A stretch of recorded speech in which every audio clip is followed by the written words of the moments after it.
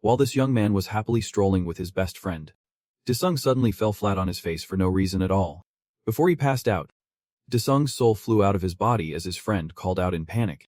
His weak soul was pulled down as if sucked into a bottomless abyss. And when he came to, what a shock, and Desung was in freaking hell. He looked at the desolate landscape, the cracked earth, and the withered skeletons scattered everywhere. Desung was horrified. Was this a dream? Or was it real? In this grotesque hell, he had to watch monsters tear each other apart. The strong violently devoured the weak. That was the law here. Hiding behind a thin rock, he witnessed two monsters locked in a fierce struggle. Wondering how he ended up in this damn place. 10 days passed. By now, his stomach was growling loudly from hunger. Here, there was no day, no night, and no sunlight. The only thing to eat was the rotten flesh left behind by monsters. He crouched down, broke off a piece of bone, and chewed the meat, forcing himself not to vomit in order to survive in this hellish place. He was so focused on eating that he did not notice a huge shadow looming behind him. Damn it all. A giant green monster swiped its claws at him. Startled, Desung fell forward. He quickly grabbed a rock the size of a bowl and threw it straight at the stinking beast. The rock hit it squarely on the head, causing it immense pain. It quickly turned tail and fled for its life. Seeing that he had just fought on his own, Desung's eyes filled with tears as an overwhelming desire to go home surged within him. On the 39th day in hell, Desung was viciously bashing a demon's teeth out with a club. He struck it repeatedly, thinking to himself that to avoid dying, he would have to send all these monsters to meet their makers first. With his fierce will to live, he was no longer human. The beast within had awakened, erasing all traces of the man he once was. Day 51 in hell. Desung was starting a fire inside a dry skeleton. He was ensuring food safety, cooking all the demon meat thoroughly. I have to eat to survive. What does being disgusted even matter at this point? As he was lost in thought, a system window suddenly appeared, announcing he had reached level 3. Desung was stunned, not understanding what was happening. But after being stuck here for so long, he was not too surprised by strange occurrences like this. Without a moment's hesitation, Desung decided to press the confirm button. Time flew. And just like that, another 7 years had passed. By now, Desung had reached level 24. Now, he could defeat ordinary monsters with just one hand, beating them into unrecognizable pulp. In his 24th year, he crafted a sword from stones he took from the night. Dongsat. In his 51st year, he beheaded a small beast from the god tribe. And on the last day of his 79th year, he finally met the one who dragged him down to this wretched place. He had finally waited for this day. The day he would meet the demon god, who turned his beautiful youth into one spent beside piles of rotting filth. The air was thick with smoke and fire.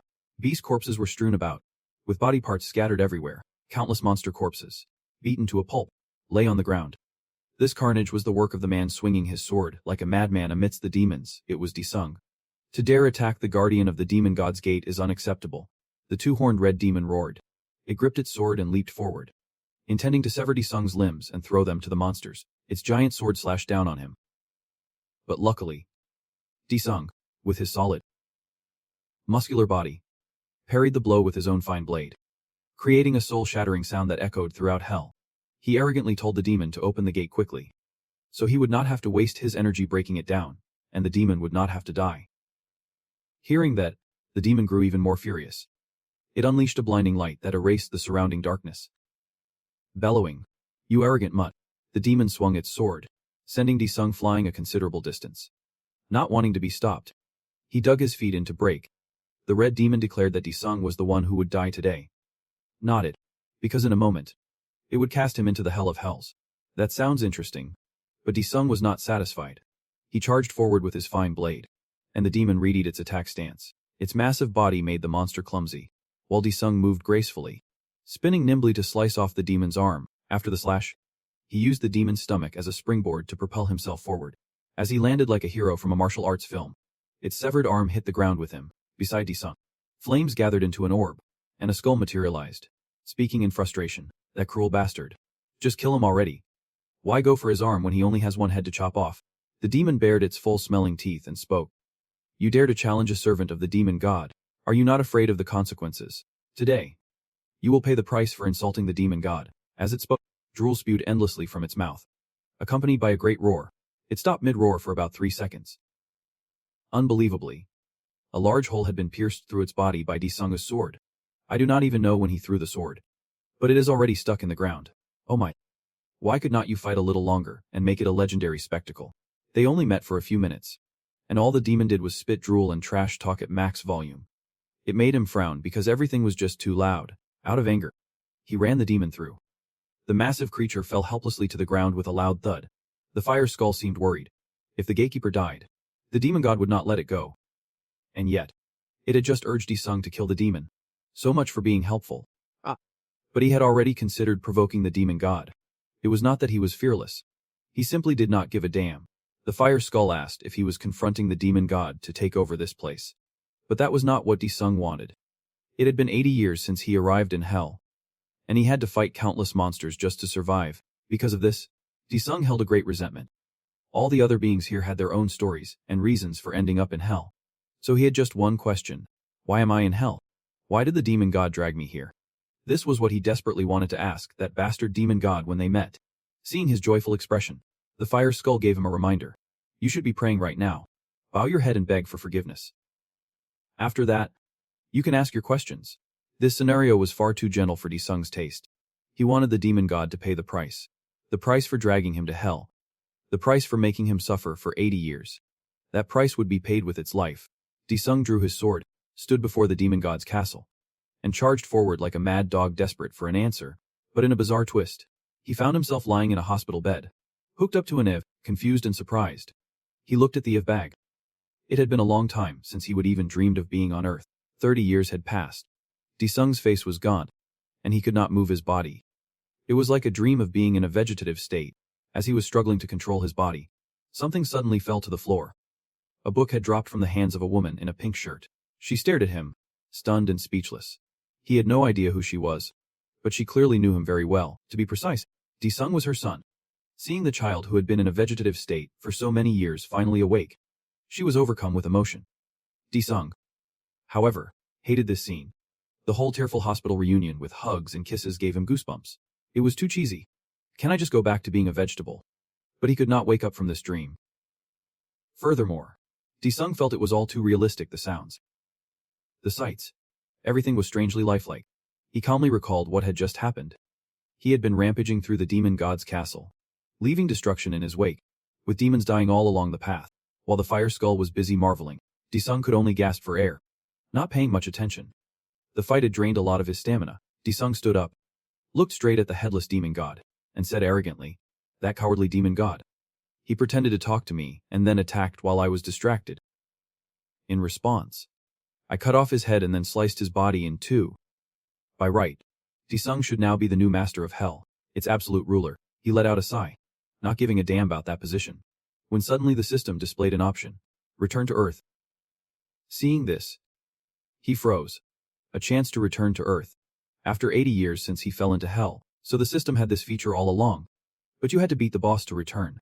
Why the hell did not it say so from the start, making me suffer for so many years? Wudu Law asked him. Earth is the place where you lived before coming to hell. Correct. He had struggled for 80 long years. And not a single day went by when he did not pray to escape hell. That was why he had no reason to hesitate in this insane place. Isung immediately agreed to return to Earth. A blinding white light appeared, shining directly into his face and enveloping him completely. Once again, he found himself in a hospital bed, a doctor examining his body. This was definitely not a dream anymore. The doctor cheerfully informed his mother that since he had been in a vegetative state for a long time, moving immediately would be quite difficult. However, you do not need to worry. With regular rehabilitation therapy, he will improve. Isung's mother immediately burst into tears of joy, grabbing the doctor's hand and thanking him profusely.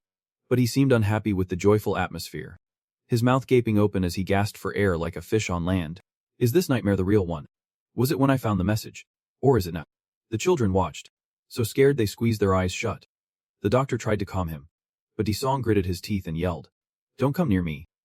Suddenly, he bit the doctor's hand, drawing blood and making the man's face flush red. He did not know if this feral behavior was a curse or some paralyzing poison. Isung told himself it was just a horrible nightmare. He let go of the doctor's hand and began to thrash wildly, as if trying to escape something. He even fell to the floor, but continued to convulse like an addict who'd overdosed. He screamed out loud, "How have I lived all this time? I fought for 80 years. And now you are telling me to just lie down and die quietly." I prayed and prayed, even as I fell onto the cold earth of hell. I absolutely refuse to die like this. Please, let me go back. Quickly, 2 strong male nurses came and hauled him to his feet.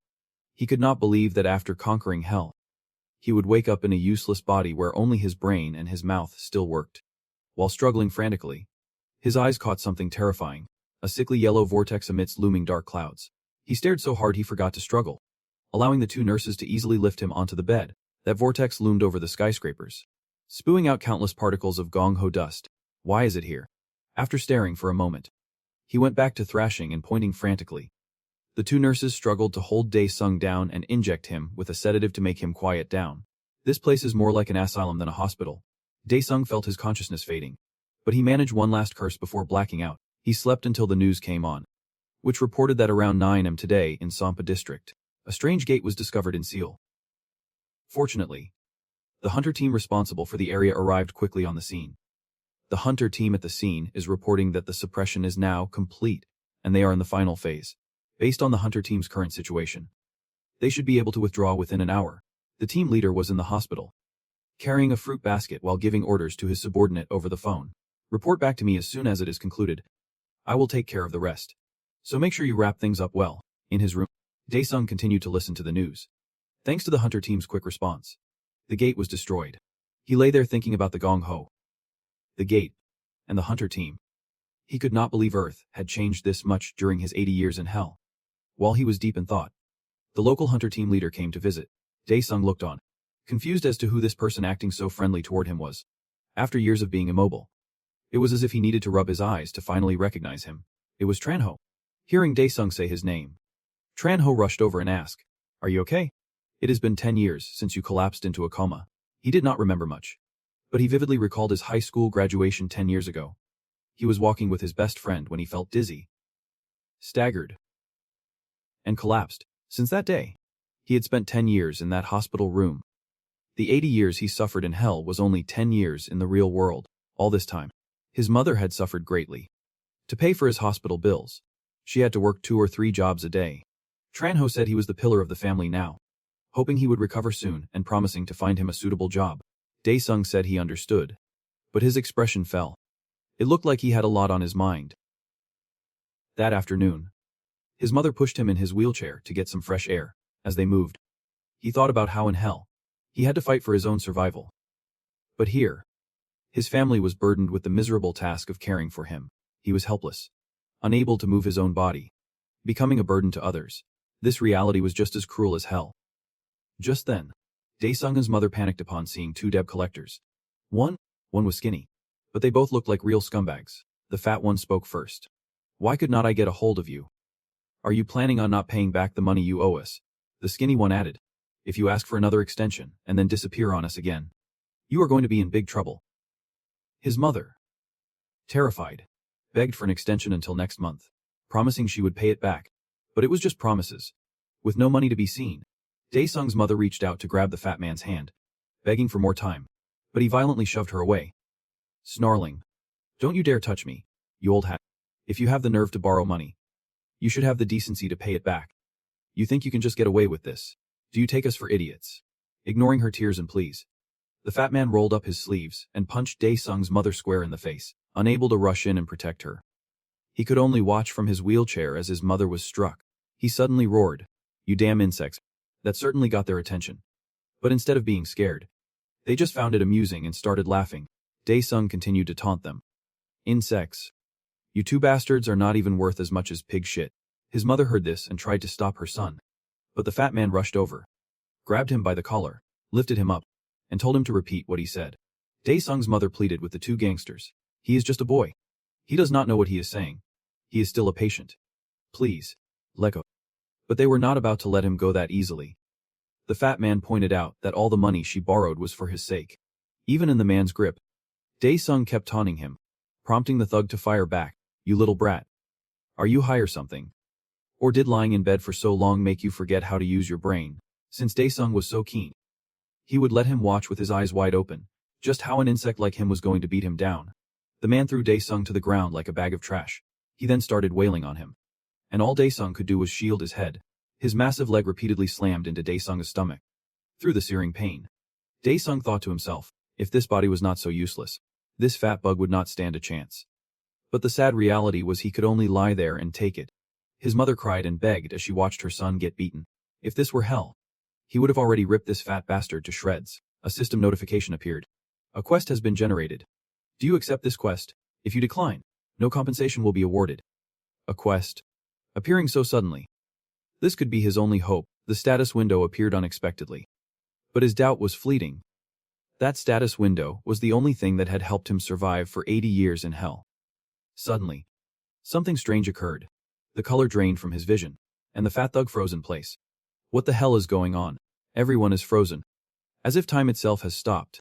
Is this happening because I accepted the quest? Suddenly, the system issued a body recovery quest of the lowest difficulty. It required him to move to the designated target point for 1 hour, with the reward being an ultimate recovery elixir that increases Jade body expression by 10%. Daesung still had no idea what a Jade body was, but this was something that could help him recover some stamina. The distance might be short, but for a cripple like him, it felt like 10,000 miles away. Wanting to recover quickly, Daesung used his hands to drag his heavy body across the ground. I was not even afraid of hell, so this is nothing. But at this snail's pace, it was hard for Daesung to reach his goal. The system showed 17 minutes and 46 seconds remaining. This clearly was not something he could overcome with willpower alone. He told himself to calm down and think. The system never gave impossible missions, and this one was no exception. He needed to carefully re-examine every word in the mission description. After a moment of thought, Daesung figured out the key to the problem. Daesung reached for the wheelchair's handles with his trembling hands. As the clock continued to tick, he mustered all his remaining strength and passive power to climb onto the wheelchair. The timer dropped from 35 to 15 seconds as he raced toward the finish line with all his might, drifting the wheelchair in the final seconds. The situation grew more desperate. 6 seconds left, then 2 seconds. He was still rolling. He used all his strength to crash straight into the red arrow, shattering it into 100 pieces. He finally completed it with just 1 second to spare. As he was panting, a red vial appeared before him. The system introduced it as an ultimate recovery elixir, meant to improve and restore his current condition. Still in the wheelchair, he downed the potion in one gulp. It took effect almost instantly. All the pain seemed to vanish. Daesung felt a surge of power coursing through his body. Was this the elixir's effect? Everything returned to normal. His disappearance had left his mother and the thugs completely stunned. The fat thug was looking around for Daesung when 2 security guards suddenly ran up, shouting, "Hey you! What are you doing over there?" His worried mother ran to him, while the thug was bewildered, wondering how he had suddenly appeared over there. The skinny thug told the fat one to let it go. Consider the mother and son lucky today. Night fell. Lying in his hospital bed, his mind was racing with countless thoughts. How did the status window appear right at that moment? I tried to summon the status window several times before, but I gave up when nothing happened. I have to get my body back to normal before those thugs return. To do that, he needed to complete missions. The problem was, he could not summon the status window. Suddenly, a voice rang out. The Pantheon awaits the Absolute. He had no idea where the voice came from. Then, his body floated up and was transported into a different, multidimensional space. The strange thing was, his supposedly crippled legs landed gently on the ground. Before he could even process it, the system informed him that he was in the Pantheon. The gods have acknowledged the Journal of the Absolute. The system asked him to complete it through materialization. In any case, this was just a dream, so he decided to just follow the system's instructions. Daesung smiled confidently and started the mission. A low difficulty recovery mission appeared. Requirement: destroy the designated target. Reward: a memory chip for the Absolute and 30% Jade body recovery. Out of nowhere, a demon head with massive fangs appeared. He took a deep breath, gathered his energy, and punched it, making it explode in an instant. Afterwards, the third body recovery mission appeared, with the lowest difficulty. Requirement: run 10 kilometers. Reward: a nutrient supplement for the Absolute and a 5% increase to his Jade body. Daesung began to run for his life, sweat pouring off him like a waterfall. The fifth mission appeared. He had to perform 1,000 push-ups, with the same reward as before. The completion rate was only halfway. Performing so many recovery missions was gradually exhausting Daesung's stamina. He had been grinding these missions for 10 days straight, but he was only at 45%, and the rewards were just supplements. At this rate, when will I ever finish? He was sick of these missions, and wished the system would give him something more challenging. As if granting his wish, the system sent a new recovery mission with a low difficulty level.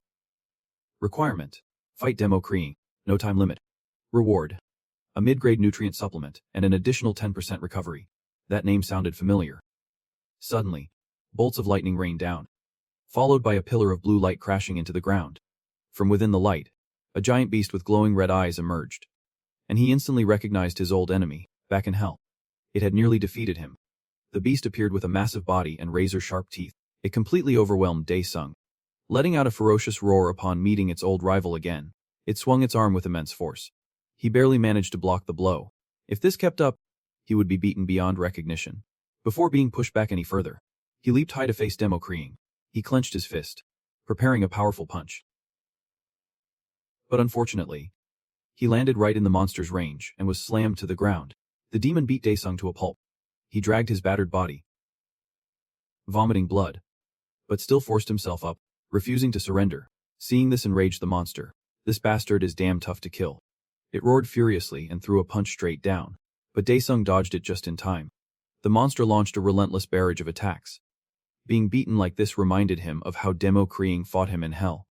And how he fought back. It grabbed him. But then, with a slicing sound, its hand was severed into pieces. Dae-sung landed safely, sword in hand. I forgot I could summon my sword. With that, they charged at each other like wild beasts. Damn it.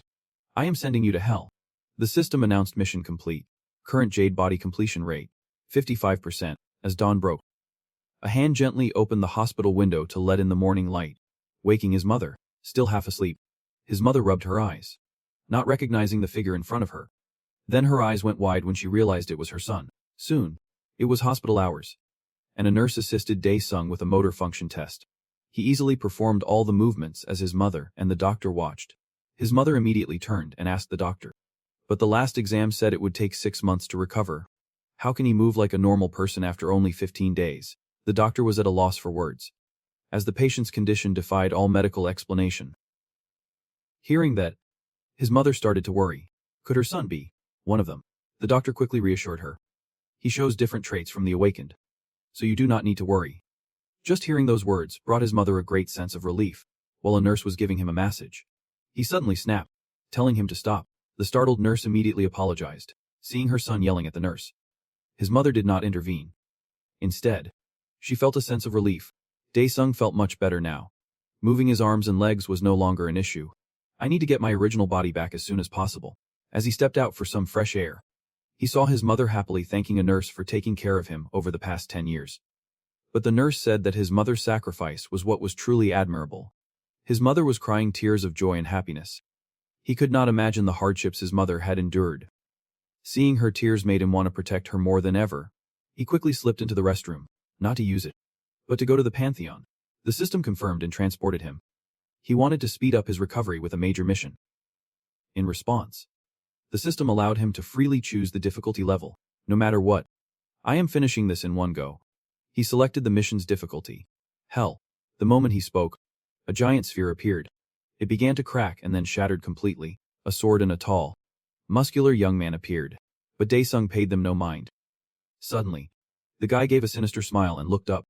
He was horrified to see that the man before him was his exact double. The system then sent a notification. Fight the doppelganger before you and claim victory. The two stared at each other in silence. Dae-sung summoned his weapon and glared at the other man with utter contempt. Without giving him a moment to breathe, the doppelganger charged forward madly, startling Dae-sung. He swung his sword, but the doppelganger leaped high to dodge. As he brought his sword down, Dae-sung quickly parried the powerful overhead strike. The immense force pushed him back, while his double landed lightly on the ground. A few seconds of carelessness, and he was almost done for. Before Dae-sung could even catch his breath, the doppelganger charged again, attacking relentlessly. The two fought in a frenzy. The doppelganger continuously slashed at Dae-sung's arms and legs. He could not withstand its power and speed anymore. The longer this went on, the greater his disadvantage. A palm slammed into his chest, sending him flying hundreds of meters back. This was the price for underestimating his enemy. He was now barely visible in a cloud of white smoke. Clutching his sword as he coughed and spoke. I guess the fake is even dumber than the real thing. I am not satisfied at all. Because no matter what, you are not getting away from me today. Dae-sung used demon blood. He transformed into a bloodthirsty demon. The doppelganger sensed something was wrong and charged first, aiming to split Dae-sung in two. But he had already appeared at its side. He slammed its head to the ground and brought his sword down. But it unexpectedly dodged the fatal blow and leaped backward, not to be outdone. It also used demon blood. The two demons clashed with equal might. Dae-sung yelled at it to just die already and save him the trouble. Suddenly, it appeared out of nowhere and drove its sword into his shoulder. It was about to follow up with a second strike to his head, but the immense pain forced him out of the virtual world. Outside, a cleaning lady was knocking frantically on the door, her voice filled with worry. Inside, he stood in a daze. The situation was overwhelming. If he lost here, all his efforts would be for nothing. He desperately tried to think of a way to defeat it. In the real world, the cleaning lady was just about to unlock the door when she was called away to the third floor. Back in the virtual world, he summoned his inventory and reached inside for something. He sent it a message. This mission is not over yet. Disung pulled out a potion. It was a reward for completing missions. An item from his inventory that he now desperately needed. The system announced. A tonic that restores 20% of health and stamina. At 20% a bottle. He would only need 5 to get back in the fight. Seeing this, it charged forward to stop him. But Disung would not let that happen. After drinking one potion, he could feel his strength returning. He reached into his inventory again and pulled out several more bottles. He was not going to waste any more time. He needed to get back to 100% as fast as possible. After 2 bottles, he dodged a kick to the face. After the third, he summoned his sword to block its attack. Then he finished the last 2. In the middle of their frantic clash, it grabbed Disung by the throat. It was about to deliver a fatal blow to his stomach. But Disung unexpectedly summoned his inventory. Its sword stabbed into empty space. While Disung's blade had already pierced its stomach, it began to fade away as the mission was completed. The system announced that his body was fully restored, and he could now use the Hell system in the real world. Disung felt incredible having his power back. The countless scars covering his body reminded him of his days in Hell. The system notified him of unread messages. When Disung opened them, dozens of messages appeared, all begging for help from the ruler of Hell. He had fought for 80 long years to survive them, all just to become their leader. Disung flipped his middle finger and cursed, ordering the system to get him out of there. Back in the hospital room, he was doing one-handed push-ups with ease, lost in thought. Just then, his mother and the doctor opened the door to this scene. They froze in place, not daring to enter. The doctor said, "It seems your son isn't awakened." The mother grew worried instantly, but he never showed any signs of being one before. He replied, "In my opinion, it is not that there were no signs of his awakening, but that we had no other way to explain it. This is as much as we can do. For everything else, you should go to the association." The mother was extremely worried, but after what the doctor said, she was at a loss for words. He and his mother were in a taxi, his mind still occupied with thoughts of the association and the awakened. He had pretended not to care because he was focused on his mission. It seemed his mother was trying to hide something for the past 10 years. What in the world has happened on Earth? Soon, the taxi brought the two of them home. His house was a small place on a hill. His mother told him to go inside while she went next door to chat. As he entered the house, he saw someone with their hand in a drawer, taking money. Disung looked at the girl before him, not recognizing her. Just then, his mother walked in and asked what he wanted her to cook for him. His mother turned to the girl with the top knot and said, "Fix you. Where have you been these past few days? You did not even answer your phone. Do you have any idea how worried I was?" She glanced at the 20,000 won in her daughter's hand. The girl said nothing, quickly hiding the money before brushing past them. Disung was completely bewildered. Even after 80 years, how could he not recognize his own little sister? With a troubled look, Jaeksu said to her brother, "You look better now. Before us, every day has been hell." With that, she left, causing her mother to call after her anxiously. Just then, the loan sharks arrived, banging loudly on the door and startling both him and his mother. It was that skinny guy from yesterday, shouting outside, "I will count to 3. If you do not open this door, we are coming in." They stood silently in the yard, hesitating to open the door. Inside, Disung was starting to see red. The skinny guy kept pounding on the door, adding a stream of curses to the noise. "Damn it. Why did not you open the door sooner? Did you think I would not find you just because you brought that brat home from the hospital?" Jizu resolutely stepped outside, prompting her worried mother to call her back. While he was banging on the door, the fat one asked, "Are you sure this is the right house? Maybe that woman has already fled." Just then, Jizu suddenly opened the door and walked out, cursing out the loan sharks. The two men just stood there, watching her walk away. The fat guy guessed she must be the daughter. He watched her leave with a lecherous grin. Now that they had been found, the mother hurriedly apologized for bringing her son home without contacting them first. "This is all I have on me right now. Please take it for now." He slapped the wallet out of her hand. Witnessing this from the side, Disung yelled out, while the lone shark insulted his mother for having no class, seeing his mother get struck across the face. He flew into a rage and punched the skinny guy so hard, he could not tell his teeth from his lips. Just then, the fat guy walked in. Seeing the scene, he rushed over to his partner in concern. Disung stepped forward and said, "I have been wanting to meet you two for a while now. And you just had to deliver yourselves to my doorstep." The fat guy stood up and asked, "Aren't you that bastard who could not even move and was stuck in a wheelchair? You should feel lucky your mom ran all over town borrowing money just for you." Disung moved closer as he spoke. "Do you have any idea what I had to go through to survive hell?" With that, he grabbed the fat guy's face and slapped him so hard he spat blood. He wanted to repay this debt 100 times over, but after just a few slaps, the man had already collapsed. The fat guy spotted a wooden chair nearby. He grabbed it and swung it at Disung, but it was useless. Disung punched straight through the chair with one hand and hit him square in the face, knocking him flat. Seeing this, the fat guy pulled a knife from his belt and brandished it, trying to act tough. Disung walked over and grabbed the wrist the man had used to strike his mother. He casually twisted it, making the skinny guy squeal like a stuck pig. The fat guy standing behind him said, "You think you can do this to us and just walk away?" Daesung ignored the threat, grabbed his chin and said, "You think you have a choice? It does not matter. I will send you off myself, after I peel the skin from your face." His mother, sitting behind him, screamed for her son to stop. At the same time, the two thugs scrambled away before they could lose any more teeth. The two of them ran to a car parked up the road. The fat one asked the skinny one about Daesung. The skinny one said his body looked a lot more built than before. They could not understand how someone who was in a vegetative state for 10 years could change so quickly. The director of the debt collection agency had ordered them to get the body forfeiture agreement. The fat one said that was not the issue. The problem now was how to take down that Daesung guy. Seeing Jizu walking outside with a dazed expression, the fat one ordered the car to stop so they could do something. Meanwhile, at Daesung's house, his mother recounted how she had sold their home and transferred the shop's ownership to pay for his hospitalization. She thought he would eventually wake up, but in the end, even their rental deposit was gone. An acquaintance introduced her to 3 loan shark organizations, but the debt became unbearable. It was not just the principal. The interest grew day by day. Daesung immediately asked his mother, "Is Jizu still a student? Why is she working so often?" His mother, with tears welling in her eyes, said, "Last year, I was injured at work. So she dropped out of school and started working part-time at a restaurant. She said she could work and help the family. Your sister has worked so hard, at the gas station during the day, and the convenience store at night." He immediately blamed his mother for not stopping her and making her go to school.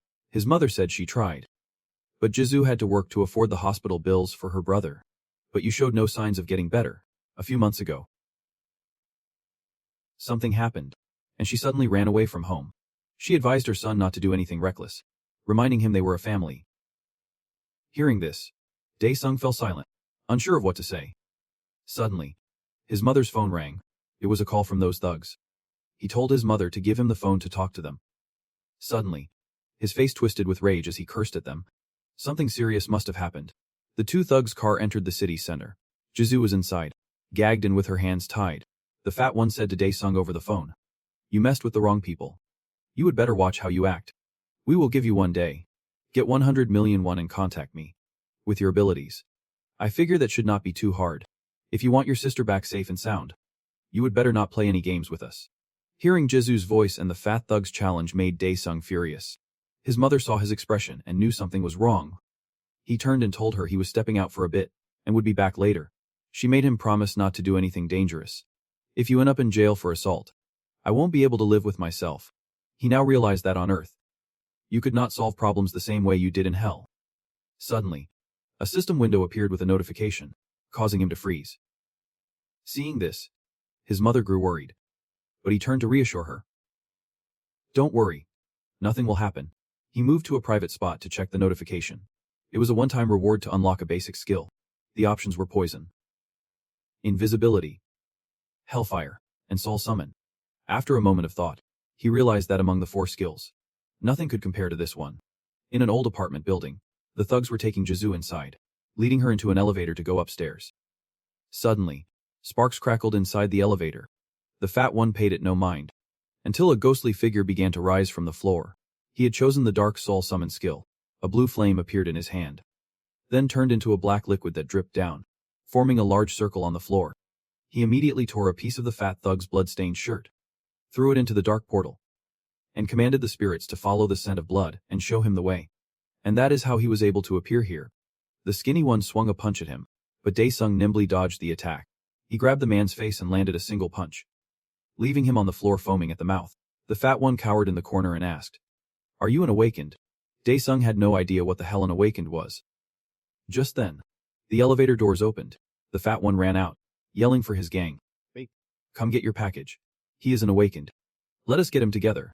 Before he could get away, Dae-sung chopped him on the back of the neck, sending the fat thug's face straight into the floor. At that moment, his underlings charged with weapons in hand, but he easily dodged every attack, countering so swiftly they had no time to react. After taking care of them, he stepped into the elevator and spoke to Jizu, who was sitting there in a daze. He gently untied her, removed her gag, and told her to go home ahead of him. She worriedly asked what her brother was going to do. Dae-sung turned back to reassure his sister. "Your brother will handle everything." It was late, but the hallway lights were still on. On the floor lay a crowd of unconscious bodies. Dae-sung silently walked up the stairs, his hands casually tucked in his pockets, seeing a few more thugs smoking. He sighed to himself that he had to take care of a few more snakes. Just one simple sentence was enough to provoke the gang. He had to resort to violence again. A window of the gang's headquarters shattered into pieces. Elsewhere, a phone rang. An arm with a koi fish tattoo picked up. After listening for a moment, he exploded in anger, cursing into the phone. "I told you not to call when I am in the sauna." His trembling underlings replied, "Boss, you need to get to the office right away." The boss flew into a rage, scaring the man next to him half to death. "What son of a bitch dares to stir up trouble in my territory?" There was only some stuttering on the other end before they quickly hung up. He angrily crushed his red iPhone, his face a mask of pure fury. Back at the headquarters, the glass doors were shattered and bodies were strewn about, blocking the entryway. In another room, he found one more thug, who was so terrified he was shaking like a leaf. Suddenly, a loud explosion erupted, followed by a thick cloud of smoke. Startled, he turned to see a huge, muscular man charging towards him. The man slammed his massive hand on his face, forcing him down to the ground. The boss looked down on him with contempt. "Are you insane? You little punk?" Thinking back, when I used my powers, neither Mom nor Jizu seemed surprised. Are they already used to the existence of people with these kinds of abilities? I was so busy grinding the stamina recovery quest that I did not have time to learn what has happened in the real world. But for me, taking down this brute is as easy as snapping my fingers. However, the boss was no pushover. He instantly realized something was wrong, jumped back, and knew that his opponent was no ordinary person. He stood up, dusted himself off, and asked the boss, "So you are one of those awakened they were talking about?" The boss laughed sinisterly. "It is too late for regrets now. I am about to send you straight to hell." Incredibly, a single punch sent him flying into the wall. He could not understand how he was defeated so easily. He just could not accept it. Dae-sung approached, stomped his foot on the man's face, and said, "While I was gone, you people continuously harassed my family." The boss finally realized he was also an awakened, but on a completely different level. Right now, all he wanted was to save his own life. The boss pleaded weakly, "Please, spare me. If you want money, I will give you all of it." At this, Dae-sung finally stopped and asked, "Where is the money?" The boss pointed towards a safe in the cabinet, while Dae-sung walked towards the safe. The boss quickly tried to sneak away. Seeing one of his men still sitting there, he shooed him away. In the parking garage, the boss sat in his car, fuming and cursing. "What the hell was that bastard? Just you wait. I will come back and wipe out your entire family." Just then, Dae-sung appeared behind him and whispered in his ear, "I just remembered I forgot one thing. The password to the safe." He grabbed the man's head with demonic hands and warned, "The important thing is that from now on, no matter where you are, I can find you at any time." Dae-sung was now on the rooftop, counting all the money from the safe. It totaled 532 million won. Seeing this much money, he immediately thought about buying a house in Seoul. With so much money and nothing to do, Dae-sung went straight to a phone store to spend some. The salesperson enthusiastically introduced, "This is the latest model, available at a special price of just 2.99 million won. Seeing him curiously eyeing a manly pink phone, the salesperson quickly said, "This one is especially popular with the ladies, so I will give you a deep discount." The mere mention of women seemed to make Dae-sung reconsider. The salesperson quoted a much lower price than before, so he quickly agreed to buy it. The salesperson managed to offload a crappy phone for an outrageous price. And yet Dae-sung paid for it handsomely with a huge wad of cash. He asked for both phones, and the guy was ecstatic, calling him a god of wealth as his thanks echoed out into the street. Back at home, He placed the bag with the phones on his sister's desk. His mother's voice called out, "Desung, come out for dinner." But when she opened the door, her son had vanished into thin air. That evening, as the city lights came on, Desung went to a pork rib and grilled pork belly restaurant. Waving to Chanho, who was already waiting, Chanho toasted him, remarking how much he would changed since the hospital. Then his close friend asked if Desung had any plans for the future. Seeing Desung looking a bit lost, Chanho said, "We are not Nave High School kids anymore." He suddenly asked his friend, "With 500 million, what kind of apartment can I buy?" He was stunned. Then went on a rant. "With 500 million won, you could maybe rent a small apartment in the suburbs. If you want to buy one, you need at least 1 or 2 billion to even consider it. The world has changed a lot since your accident." Desung quickly downed his bitter drink. Chanho had also heard from his mom about the awakened. Since waking up, all he would heard people say was that he was an awakened. Seeing this, Chanho said, "Oh my, so you really do not know." A while later, the two of them were outside the restaurant, smoking cigarettes.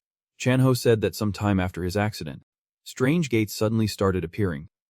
At first, bizarre phenomena occurred in a few countries, but humans managed to get it under control. But a short time later, countless monsters poured out of those gates. They were numerous and aggressive, and they began to attack people. Despite using all sorts of modern weaponry, humanity's weapons were useless against them.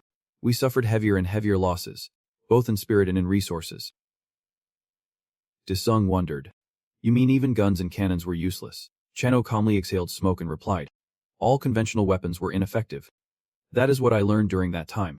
Only aura weapons made from those monsters could harm them. And the only ones who can wield aura weapons are the awakened." Chanho pointed seriously at Desung and said, "Just like you." Desung glanced at his phone, trying to look cool and show off his new gadget. Seeing it, Chanho asked about the new phone, and he enthusiastically explained that it was the hottest new model. Hearing him brag, Chanho looked at him like he was a fool who'd been scammed. "I heard they were giving these away for free recently with another phone. Don't tell me you actually paid money for that thing." Desung's head was fuming, and he just stood there in stunned silence as his friend kept mocking him. Getting back to the monster issue, besides using aura weapons, another trait of the awakened is using aura to enhance their bodies. Your body suddenly recovered so quickly. Not only that, but you also beat up that big tattooed gang leader. Desung let out a blunt statement.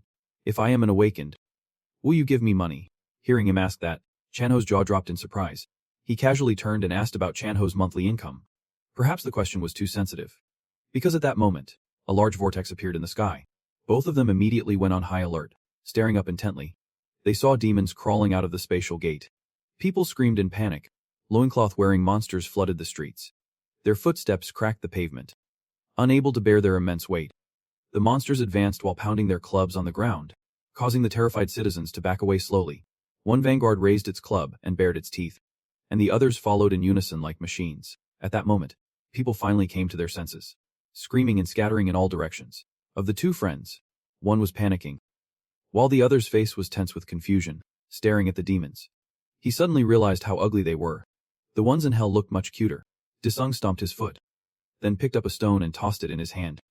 He wanted to see what these little imps were capable of. He drew his arm back for momentum, then threw the stone forward. Much to Chanho's amazement, the stone seemed to stop just before hitting the demons. It turned out they had erected a protective barrier. Sensing a gaze on it, the monster whipped its head around with an irritated look. Chanho said in alarm, "Guns and cannons do not work on them either." But he paid no attention, focusing only on what was in front of him. The monster's ugly legs quickly closed the distance to the two of them. It swung its club with a sky-shaking roar. Seeing this, Chanho squeezed his eyes shut in fear. A sudden spray of warm blood hit his face, making him peek open his eyes. He was horrified to see that the blood belonged to the monster. Desung had taken it down with a single, swift punch. A mix of fear and astonishment twisted Chanho's face. He could not believe his friend had knocked out a monster as big as an ox with his bare hands. Immediately after, the demons behind saw their comrade fall and furiously charged toward the two of them. Seeing this, Desung swiftly took the initiative, lunging forward and landing a punch right in a monster's face. A few seconds later, its head flew off its body. Chanho was even more stunned. This kind of power was only seen in B-rank awakened or higher, but he quickly returned to the main problem. The people were too scared and had huddled together. This was a bustling district, with one of the highest concentrations of shops in Seoul. The fearful chatter of the crowd created a loud noise that attracted the demon's attention. Seeing the green-skinned demons swarming toward them, the crowd panicked, terrified they were about to be slaughtered. At this rate, they would be meeting their ancestors soon. Just when all hope seemed lost, Chanho appeared like a savior to reassure everyone. I know a way to a shelter through the sewer drain here. If you want to live, follow me. But there was no escape. The green-skinned demons had already formed a wall, blocking their exit. A ferocious demon stomped forward, weapon in hand, causing the crowd to scatter in all directions. Leaving a little girl behind, crying for her mother, the demons became more aggressive and started to sprint, making the situation chaotic. The little girl stood frozen as a green-skinned demon loomed right in front of her. Seeing the demon about to bring its club down on the girl, Chanho rushed forward and pulled her away from the Grim Reaper's scythe just in time, before he could do anything else. The demon was suddenly hit by a blow that knocked out all its teeth. Desung rushed in like a savior, kneeing its head and sending it flying. He saw his friend was still the same as always meddling in other people's business. Desung told Chanho to run while he held off these stupid demons. Seeing his friend sacrifice himself for him, Chanho gave a confident smile. He immediately called for everyone to gather and move to the sewer entrance inside the barbecue restaurant. A phone on a tripod was live streaming the fight with the monsters. The comments flew by, filled with positive remarks, marveling at his incredible fighting skills. A restaurant employee yelled in panic. Behind you! Behind you! Taking advantage of their numbers, the demons launched a series of fatal blows. Giving him no time to react, Desung was sent flying into a car. The employee's jaw dropped, thinking the hero was dead. Netizens went wild in the comments as Desung remained motionless, his head down. Inside the sewer tunnel where the group was hiding, a mother cried out when she saw her little daughter. Seeing the touching reunion of mother and child, Chanho felt a warmth in his heart for having done another good deed. Suddenly, a man who came with them turned and asked Chanho, "Are you still planning to go back there?" The question brought him back to reality, remembering that his friend Desung was still out there. At that moment, the curious demons approached to see if he was dead yet. A calf as thick as a pillar moved closer to him. The demon looked down with sharp eyes and cackled like an idiot. The restaurant employee was still acting as an enthusiastic commentator, and the audience kept commenting nonstop during the live stream. Out there, the demon raised its club high, aimed straight for his neck, and swung down hard, making the person filming flinch and cover their eyes in fear. After the fierce blow, dust and smoke filled the air, but the demon suddenly stopped, sensing something was wrong. It turned out it had only hit the car. The person was gone. It turned around in surprise to see the one who should have been on the brink of death, now launching a powerful blow that sent one of its comrades' heads flying. The Hollywood-like scene got the staff member all fired up, and he commented enthusiastically. By slaughtering those monsters, he had absorbed a ton of magic power, so he no longer felt any pain. To repay the demon's hospitality, he decided to pay it back with interest. Desung lunged forward effortlessly, taking the heads of the nearby monsters. He moved so fast the live streaming phone could barely capture the crucial moments. The viewers immediately offered a hefty 5 million won if the streamer could get a clear shot of Desung. Seeing such a huge sum, the guy's eyes lit up, his mind raced, scheming for a way to get closer. Desung fought the entire demon horde with his bare hands, gradually draining his magic power. To finish them off quickly, he channeled his power into a single blow to the demon's chin, launching his entire body into the air. Catching that on camera, a user named Sin to Jiao immediately added a 5 million won bonus, promising even more for a clear shot of his face. An anonymous message popped up: "I will give you more money if you can tell me the identity of that man." The streamer was both thrilled and worried as the messages flooded in, but he was still too scared to go outside. The MX account dropped a 20 million won bonus to hype up the fans with an even more tempting offer: a clear shot of his face, plus some basic info gets you 40 million won instantly. This made the streamer's jaw drop. He stared at the phone screen, his eyes wide in disbelief. Meanwhile, at the M building, the streamer's livestream was playing on a monitor, surrounded by the murmurs of the staff. Seeing the streamer was on the move, the man smiled smugly. "Our team is also heading to the incident site so he can join us. I have been doing this for a long time, but this is the first time I have ever felt like this." Desung stood with his foot on the monster's corpse, glaring coldly at the remaining demons. Suddenly a demon's head was smashed, and the blow sent its eyes popping and blood flying. A huge muscular demon had just struck down its own kind with a massive club. The streamer was hiding behind a car filming. He could not miss this once-in-a-lifetime chance to get rich. The demons just kept coming. His magic was running out. Only a miracle could get him through this. As he was busy recording, Jin-ho appeared behind him and whispered, "What are you doing?" Scared him so much he dropped his iPhone. Jin-ho immediately started laying into him, giving the idiot an earful that left him completely speechless. The phone lay abandoned on the ground, making the viewers think the streamer had been attacked. Jinho dragged the pleading streamer towards the building ahead. The guy kept looking back at his phone, his gut twisting in agony, as he wept for the fortune he would just lost. Suddenly a foot the size of a pillar slammed down. In front of them the streamer foamed at the mouth and passed out from sheer terror. The demon raised its club to strike, but in the next instant its head was sent flying. Jinho, barely escaping death, looked over and immediately recognized his friend Daesung standing on a pile of corpses. A while later the two of them dragged the unconscious streamer into a barbecue restaurant. I have to go somewhere, it should take about 20 minutes, can you wait? To calm his friend down, Jinho told him the guild was on its way to rescue everyone. System notification: you have reached 100% of the slaughter requirement in the real world. You may now enter the divine temple with your physical body. All items from the temple are now usable in the real world. Daesung selected agree. In the blink of an eye a portal appeared, stunning Jinho. What in the world is this guy? Daesung quickly stepped through the portal to the divine temple. His body was wounded after fighting monsters all night. He immediately asked the system to check his current magic level. System notification: current magic power is below 10%. He then asked the system for the fastest way to recover his magic. The answer was instant. Systematize your journal, complete missions at designated locations within the time limit to receive suitable rewards. The journal isn't that what I wrote in every day back in Hella. It was the only thing that kept me sane. The status window appeared again. Do you wish to systematize the journal? He quickly agreed. The moment he did, a red-covered journal materialized and began the systematization process. A massive surge of energy erupted from the journal, making the air around it feel heavy and suffocating. The system announced the start of the imprinting process. Memories flooded Daesung's mind like a tidal wave. The journal suddenly burst into flame, signaling that the imprinting was complete, though his head felt like it was splitting apart. He then commanded the system to take him to the Predator's Forest from page 16, the time when he first learned to use magic. The system instantly recreated day 75 of year 5. He stepped into a thick, dense fog. Back at the barbecue joint in the real world, Jinho was frantically dragging the streamer up the stairs. As they ran he thought, I wonder if this guy knows the man who was fighting those monsters. Burning with curiosity, he wanted to squeeze more information out of him about Daesung. Jinho turned back, his face cold. You are only interested in him for the money, are not you? The streamer fell silent. Suddenly a noise from above startled them. Maybe there are survivors on the roof.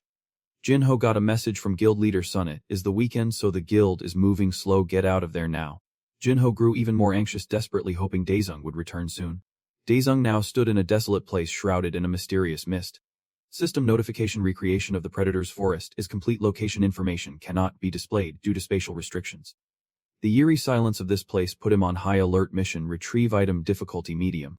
Requirement: eliminate the angels invading this area within 1 hour. Target 10 large white statues. Reward 30% magic power increase and 2,000 achievement points. As the system window faded, a grotesque figure emerged from the mist. It easily detected the intruder and activated its defense mode, firing laser beams at him. Daesung dodged every laser beam with blinding speed, stopping just short of the massive monster. It had a red cross on its face and wing-like protrusions on its head and shoulders. System notification: upright white statue detected. Type bio-robot. Hearing that, he took a closer look at the so-called angel. As he was thinking, the robot attacked. It lunged with its sharp drill-like claws, but naturally it missed. To save time, Daesung charged his fist with energy and slammed it into the robot's face. The powerful blow shattered half of its mask. Caught off guard, the monster stumbled and fell backward. He slowly approached, thinking it was over, but its fingers suddenly twitched, then shot out, extending rapidly. Daesung charged into the mass of elongated fingers, gritted his teeth, and focused all his power into a single punch. Instantly the robot exploded. Its parts rained down, kicking up a thick cloud of white dust. He quickly got clear of the dust. From within the cloud, a red orb suddenly appeared, catching Daesung's attention. Back at the barbecue restaurant, Jinho was carefully opening a door. The two of them stepped onto the rooftop to find corpses scattered everywhere. This was clearly not good. They stood frozen, staring at the bodies on the ground. A man covered in wounds was leaning against a wall. Seeing him, the two of them sprinted over. Jinho quickly asked, "Hey, are you okay?" The man just gasped weakly, trying to tell him to leave, but his words were inaudible. With his last breath he managed to make Jinho understand. Behind you. An immense killing intent. Right behind him was a massive blue demon. The streamer urged Jinho to move. Jinho glanced back and whispered, "Don't move a muscle until I say so." The streamer muttered, "What the hell are you talking about?" He turned around and his eyes widened in terror at the sight of the demon grinning right at them. The waiter's face went pale, prompting Jinho to warn him, "Snap out of it. When I give the signal, you run for the door. Get a grip if you do not want to die here." The green monster above let out a deafening roar to assert its dominance, and then leaped down. Jinho screamed, "Run. Now!" In the predator's forest, the red sphere swelled into a gigantic orb as Dae-sung watched cautiously. The sphere flew upwards and began to regenerate. Dae-sung scowled in frustration, looking like he was about to curse. Sphere regeneration progress at 10%. Target model attack analysis complete. Upgrading gaseous form feature. He shot forward like a flash, took a deep breath, and threw a punch straight into the sphere. The powerful impact caused it to arc with electricity. Dae-sung followed up with a spectacular backflip, landing gently on the sphere. Regeneration progress only dropped to 3%. Annoyed with this troublesome thing, he focused his power and punched down on the sphere. The regeneration rate then skyrocketed to 40%. The incredible destructive force shattered the sphere's surface. Progress jumped to 55% as the cracks spread wider, then to 65%. The system continuously reported errors, overloaded by the rapid increase. The regeneration rate reached 70%. He struck down with a fierce blow, and countless laser beams shot out, scorching his sleeve. A group of robots materialized in the mist. He turned his head only to find himself in their sights. A barrage of lasers suddenly shot out from the robots, weaving together to form a deadly grid. With only 5% left until the sphere's regeneration was complete, he pushed off the ground and dashed toward the robots. They sensed him and redirected their laser fire. The regeneration process hit 98%. The red sphere created an earth-shattering explosion, and the violent shockwave threw him hundreds of meters away. It will never end if this keeps up. He thought he needed to find another way and access his sealed memories. He tried to access his past memories to defeat the robots. But a sharp pain shot through his head as he tried to remember. The intense pain made it impossible for Dae-sung to focus. Suddenly, his eyes began to glow, and his power surged to a level far beyond what it was before. In the real world, Chan-ho and the waiter were running for their lives from the relentless attacks of the green-skinned demon. The demon growled in a rage, watching as another figure easily passed by, refusing to let them go. It frantically chased after Chan-ho and the waiter. Just as they pressed themselves against the door, the demon reached out its massive, muscular arm and slammed it down with a thud. The waiter frantically dove forward to dodge the attack. Both of them sat panting, completely exhausted. The demon's arm retracted, but not before scraping the floor to pieces, as if to leave its mark. Luckily, they both narrowly escaped. Chan-ho panted, "Let us hurry downstairs." Meanwhile, Dae-sung was locked in a fierce battle with the robots. They moved sluggishly, but he was incredibly fast. Nimbly running and weaving between them, he dodged all of the robots' attacks. He just needed to hold on a little longer to complete the mission. Leaping around like a squirrel, he kicked off a tree trunk to gain height, quickly scanned his surroundings, and then charged forward like a madman. The robots were right on his tail, but Dae-sung just kept running. Suddenly, he screeched to a halt, turning to face the robots who were still shuffling along like lost souls. The entire horde of robots formed a line, slowly coming into view. They locked onto their target, confirmed the range, and prepared to attack. Completely unfazed, he showed no fear, instead giving the middle finger to the fools behind him with a sinister grin. Utterly humiliated, the robots resumed their chase, completely unaware that the ground beneath them was shaking violently. Just as Dae-sung muttered about this being the predator's forest, a gigantic mouth filled with sharp teeth erupted from the ground and swallowed the robots whole. After its meal, the monster began to sink back into the ground. The eating habits of this marsh whale are still the same. He cheerfully hoped the robots would have a happy life inside the whale's stomach. Since it can digest anything, the system announced, "You have met the conditions to initiate a physical ability reset." An abundant source of energy surged, quickly enveloping Dae-sung's entire body. His mana increased dramatically. The system sent another reward. Judge's points. A short sword instantly appeared, making him gasp in awe. Item information was provided. Name: Judge's dagger. Classification: weapon. This is the sacred weapon used by judges to execute their enemies. Crafted from the hide of the monster golem, it can be controlled within a maximum radius of 100 meters. The higher the user's mana, the greater its power. Mentioning the remote control feature, he immediately threw the dagger to test it. It shot out 100 meters before abruptly changing direction and flying back into Dae-sung's hand. He was quite satisfied with his new weapon. As he lowered his hand, it vanished on its own, absorbed in the fight. He completely forgot his appointment with Chan-ho. A portal opened instantly, returning him to the real world. A live news report was being broadcast, with Anchor Nam reporting, "A crack, believed to be a celestial gate, has appeared, causing chaos in the Nanggok-dong area." A similar incident previously occurred in Daehung-dong. The anchor then asked the guest professor for his opinion. He stated that the primary responsibility lies with the Hunter Association. Who is in charge of this area? With the current manpower shortage, The association's hunters took time off for a holiday, causing a major delay in relief efforts. How can the public possibly trust them? This stagnation has been happening repeatedly, especially recently, even on weekends and holidays. The association must take full responsibility for this incident. As the program aired, a car sped down the road. The person inside, watching the news, cursed in anger. Are those two bastards insane? Do association hunters even get paid as much as the guild folks? It is not like we are prophets or scouts. How can they blame us? I am already pissed off. And this guy next to me won't stop fidgeting. The captain said irritably. Stop whining.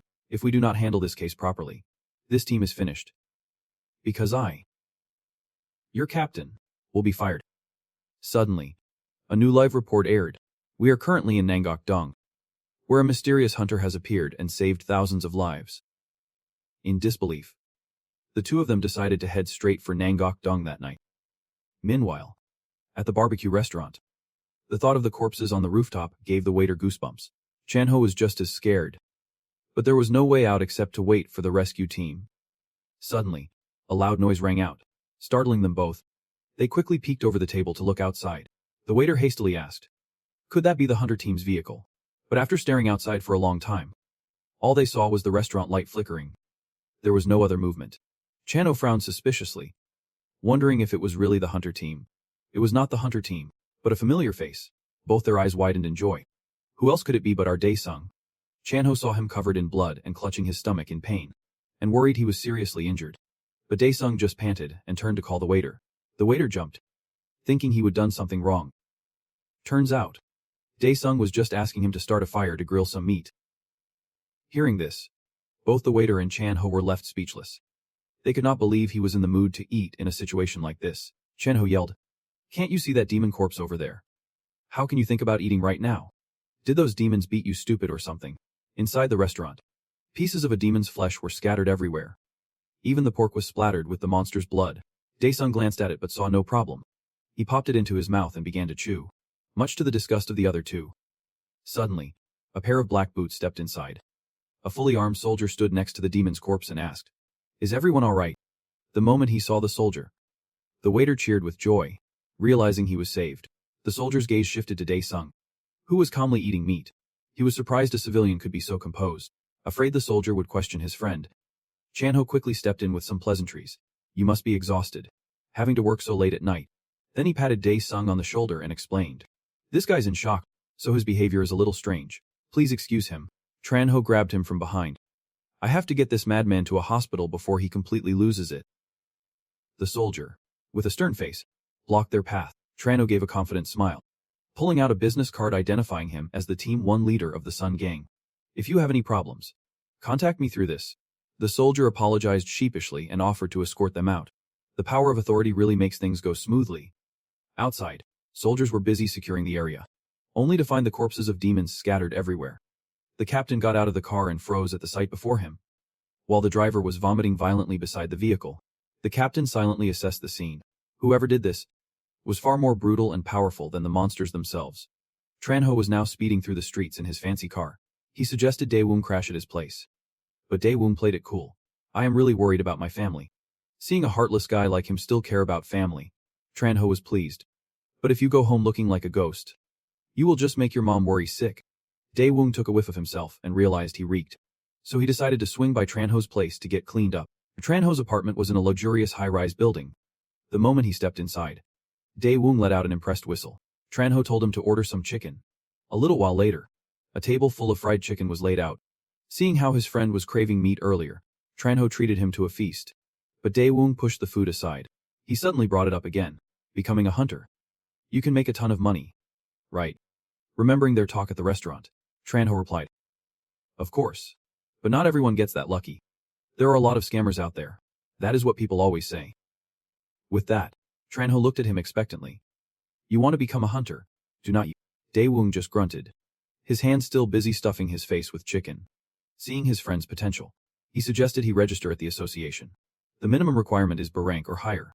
Chanho was positive that with his friend's current skills, he was definitely a rank. Hearing about B rank and a rank, Dae-woong had no idea what he was talking about. Looking completely clueless, Chanho quickly explained. Those are the hunter ability rankings. If you are a B rank hunter, You can join a major guild or become a member of the association. Either way, the monthly income is only around $3,000. But if you reach a rank, the conditions are much better. Hearing this, Daewoo licked his fingers. Isn't there anything higher than a rank? Tranho said. Well, there is. It is rank. But right now, only 5 out of 2 million awakened people have reached it. Tranho picked up a piece of chicken and scoffed. What? You planning to become the 6th rank awakened or something? Get real. Don't even dream about it. Just reaching a rank would be amazing enough, in this country. Just reaching a rank is enough to live in luxury for generations. Seeing his friend was serious about becoming a hunter, Tranho immediately gave his support.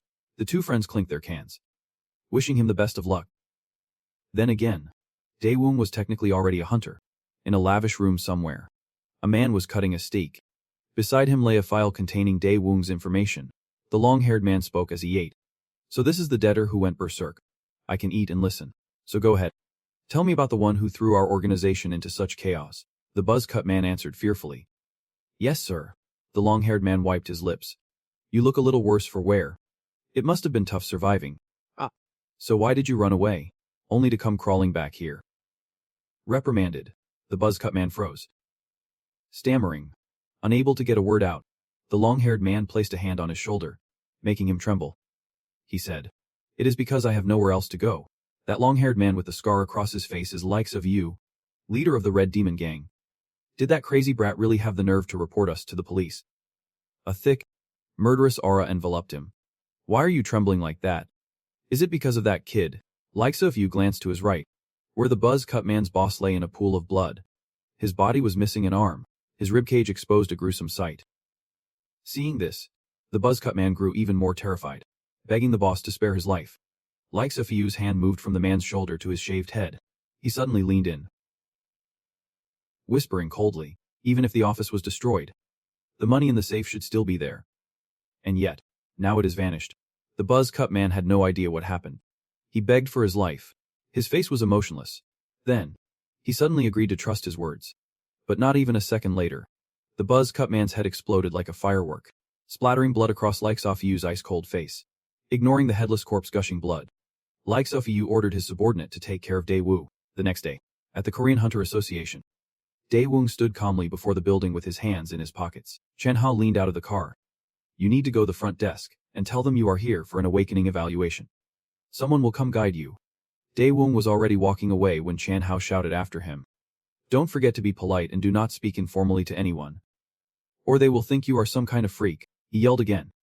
And text me the results when you are done. You jerk. Daewoo confidently walked toward the building.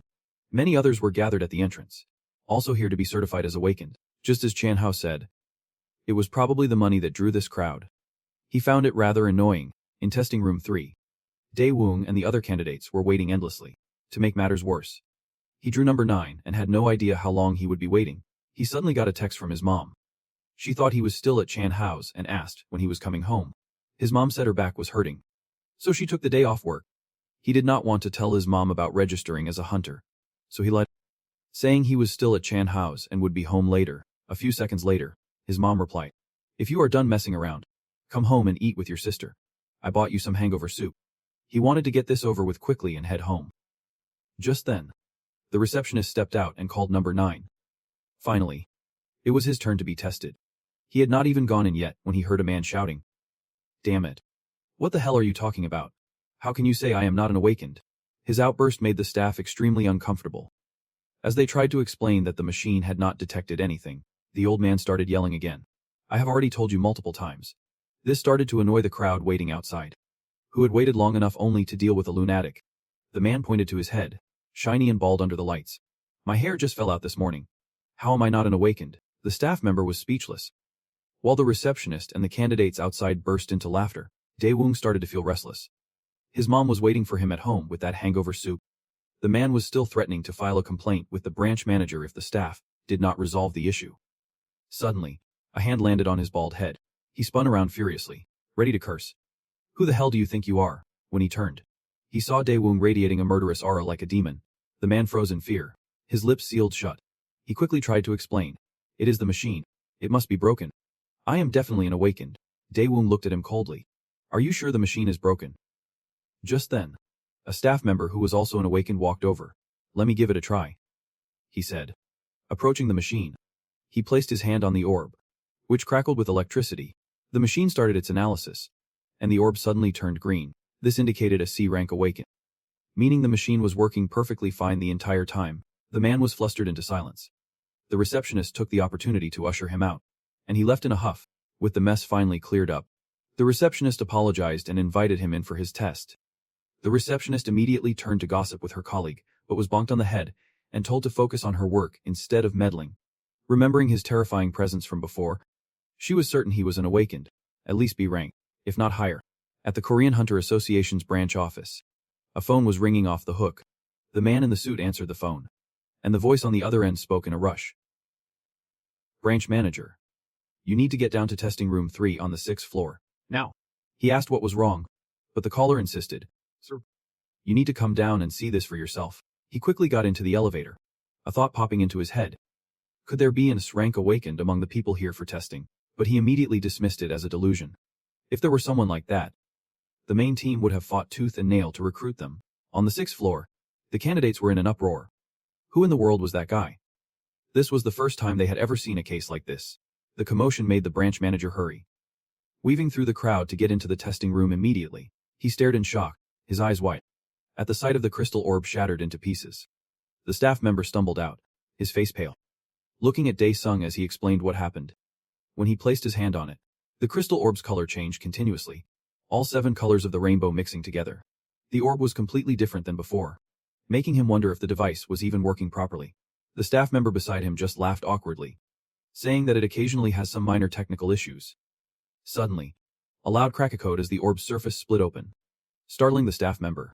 Then, an explosion rang out and smoke billowed from inside, making the candidates in the hallway jump in surprise. Inside the testing room, the smoke was so thick that the secretary coughed violently, even while covering her nose. Dae-sung stood stunned before the testing machine, while the terrified staff member had collapsed onto the floor, seeing him standing frozen like a statue. The staff member thought he was terrified and frantically asked if he was all right. After hearing what happened, the branch manager was at a loss, concluding it must have been due to a faulty machine. But all 3 crystal orbs reacted the same way. It is impossible for all 3 to malfunction coincidentally at the same time. Seeing the 2 whispering, he grew anxious. Are they going to ask me for compensation? What should I do? Do I need to take the test again? The branch manager thought to himself. If I let him keep testing and another machine breaks, I will have to pay for it out of my own pocket. After a moment of deliberation, he suddenly turned and asked, "You are Dae-sung, right? This is the first time we have had to do this, so we will likely have to make a judgment based on a supplementary test. In your case, we cannot make a judgment based on the crystal orb. It must be done through an evaluation by a different appraiser. Only then can we finally determine the result of your ranking." Dae-sung was skeptical about the test's reliability, but the C-rank staff member firmly assured him that the ranking is based on clear criteria, so he had nothing to worry about. After the group's somewhat over-the-top farewell, the branch manager waited until he was out of earshot and said, "I do not think I can handle this fate of mine anymore." The secretary immediately asked, "The crystal orb measures the reaction to the otherworldly power inside an awakened person's body, right? I am not certain, but it is possible that the otherworldly power Han Dae-sung possesses is beyond the scope of the crystal orb. That must be why it exploded." Hearing such a sharp deduction, the C-rank awakened man scoffed, but the branch manager suspected Dae-sung was in sssrank awakened. That was entirely possible. The C-rank guy thought the secretary was exaggerating. He did not believe for a second that the kid could be sssrank. Dae-sung called Chan-ho to tell him what happened in the testing room, and that he had to take a supplementary test. Chan-ho asked if the machine was broken, and Dae-sung told him that he was the one who broke it. Chan-ho yelled, "That is not something you can just go around breaking. You only got to test for 5 minutes. So how could they get a result? Now you have no other choice but to ace the supplementary test and get a high score." Chan-ho told him to go home and rest for now, saying he would send the test date and details later. Suddenly, a red light flashed from a distant construction site, making Dae-sung turn his head back warily. It was a female sniper. She thought to herself, "No matter how I look at him, he does not seem strong at all, but even if he were a powerful awakened, she would not care." Just as the sniper was about to pull the trigger, Dae-sung turned and looked directly into her scope. She was discovered. The sniper's eyes widened in shock. Did he actually see me? In my entire career, no hunter has ever spotted me. Unexpectedly, Dae-sung tapped his head, as if to say, "You will get more blood here." Then his eyes widened. challenging her. If you have got the guts, shoot me right here. Just as she was about to retreat, a command to fire echoed from somewhere. The sniper immediately raised her rifle and took aim. Bang! The bullet shot out of the barrel. Speeding straight towards him, a massive explosion erupted, sending dust and smoke everywhere. How dare you mess with me? A moment later, the smoke cleared. He was still standing in the same spot, completely unharmed. The bullet was not an ordinary one. It was an aura bullet, and now it was completely flattened. The sniper was now terrified. She scrambled out of the building, running for her life. Suddenly, Daesung's newly acquired short sword flew towards the sniper, embedding itself in her thigh. A pained cry echoed as she collapsed to the ground. Daesung appeared out of nowhere, his overwhelming killing intent terrifying the sniper. He taunted her. Too bad. You aim for the right spot. But it will take more than that to get rid of me. Sweetie. The dagger in her thigh vanished. The sniper quickly drew the gun from her hip and took an attack stance. How are you perfectly fine after taking my aura bullet? Who the hell are you? He introduced himself without hesitation. I am Daesung, a wanderer from hell. Feeling mocked, she fired a barrage of aura bullets. The booming gunshots shook the entire construction site. The sniper did not dare let her guard down. Suddenly, he appeared right behind her like a ghost. She could not believe it. She was sure she had just shot him down. But in the cloud of dust was only a soulless shadow created by Daesung. Suddenly, his eyes turned blood red. A hand shot out, grabbed her by the throat, and slammed her against the wall. She was choked to the point of suffocation. Before she could break free, a mass of pitch-black hands emerged from the wall. The sight of the slimy mass of eyes, mouths, and hands was so horrifying that she fainted. Daesung looked on in disappointment. She passed out before I could even do anything.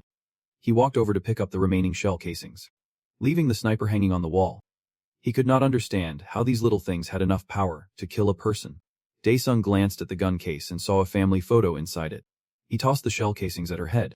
The sniper woke up and immediately started screaming like a maniac. He got straight to the point. Answer my questions. If you make a sound or say anything stupid, I will put you on an altar. He threw the family photo and her profile down in front of her. Who sent you? The terrified sniper broke out in a cold sweat. I can't reveal any information about the Hongma gang. What if I just make up a name? How would he know? She blurted out the name Kim Sung-han. He was the muscle-headed dog from the 500 million won loan shark organization that Daesung had recently destroyed. Just as she thought she would earn his trust, he shot something through her shoulder, leaving a massive hole. She screamed in agony and terror. While the demonic hands continued to hold her body tight, Daesung interrogated her coldly. A sniper this obedient is suspicious. If you spout any more nonsense, I will kill you on the spot. He gave the sniper one last chance. Who sent you?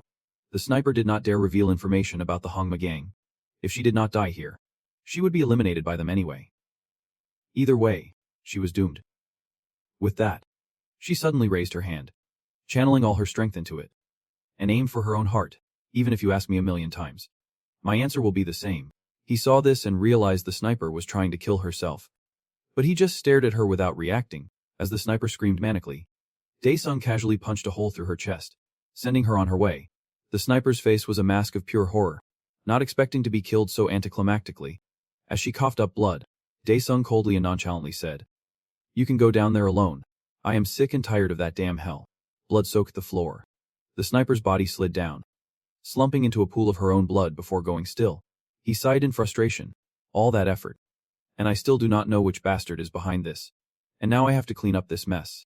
Daesung really did not want to use it, because this item always made his mood plummet uncontrollably. He summoned the journal again with the keyword memories of the deceased. A moment later, he found page 134.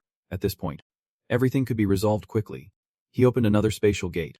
As most areas here were close to the rifts of the sky gate, he needed to find something to cover the corpse. Otherwise it would be a huge hassle if someone discovered the rotting body at a large construction site. In a secluded corner, a few blue tarps stood out, with a bloody hand sticking out from underneath. So much for hiding it. Dejung stepped through the gate, heading straight into the divine temple. The moment he appeared, the system sent a notification. The demonic beasts here welcome the return of the Absolute One. And the system asked which moment in time he wished to recreate. The Hell Diary, page 134, recorded the Soul Prison. It was the Demon King's primary weapon. One of the 15 lords who ruled hell alongside the demon god. It was an artifact that could resurrect the dead by binding them with their own blood. Those artifacts were created by ancient beings to be easily distinguished from natural objects. He remembered his first time in the Soul Prison. He thought it would be an easy fight. But the commander he summoned was so weak he could not even control it properly. While he was lost in thought, a system notification appeared. Recreating day 198 of the 67th year in the Divine Temple. This place was not like hell. It was for processing corpses from Earth. This time, I have to use it properly. Dejung made up his mind and immediately selected Activate. The system began recreating the river of corpses from page 134. Suddenly, the space around him started to warp, and a river filled with corpses slowly materialized. Beneath the deep purple water, countless skulls drifted aimlessly. On the other side of the river lay the Demon King's territory. There used to be a boat to cross this river. But now, there was nothing. He could not even swim across. Just a moment in that water, and his entire body would be devoured and decomposed by the corpses. The system displayed a quest notification to obtain an item. Difficulty: medium. Requirement: eliminate the creatures from heaven occupying the river of corpses. Objective: destroy 20 white pillars in 30 minutes. Completion will grant a reward and the protection of the evil spirit. Soul prison materialization. 50%. The moment the notification ended, Dejung was already in the sights of an unknown creature.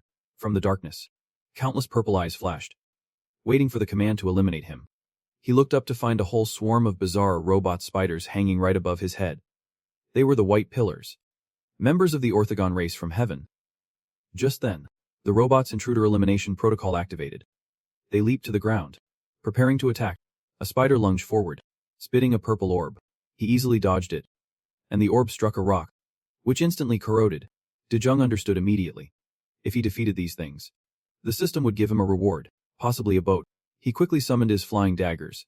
Just as a giant robot spider came crashing down on him, Dejung kicked off the ground, launching himself at the monster and sinking a dagger into its body. Quick as lightning, he slashed downwards and landed gracefully. The robot spider suddenly unleashed a barrage of purple orbs, raining them down and forcing him to activate his glowing red eyes. To him, this was nothing to be afraid of. He did not need to dodge it like the plague.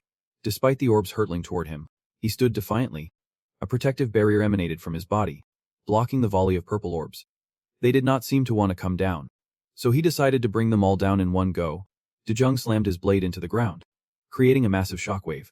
The spiders on the rocks above lost their balance, stumbled, and fell hard to the ground. Dejung shot forward like an arrow, slashing wildly at the robot spiders and leaving a trail of destruction. With his bare hand, he grabbed the core of the final spider and crushed it to pieces. Such overwhelming power. System notifications popped up. Quest complete. Soul prison materialization has reached 50%.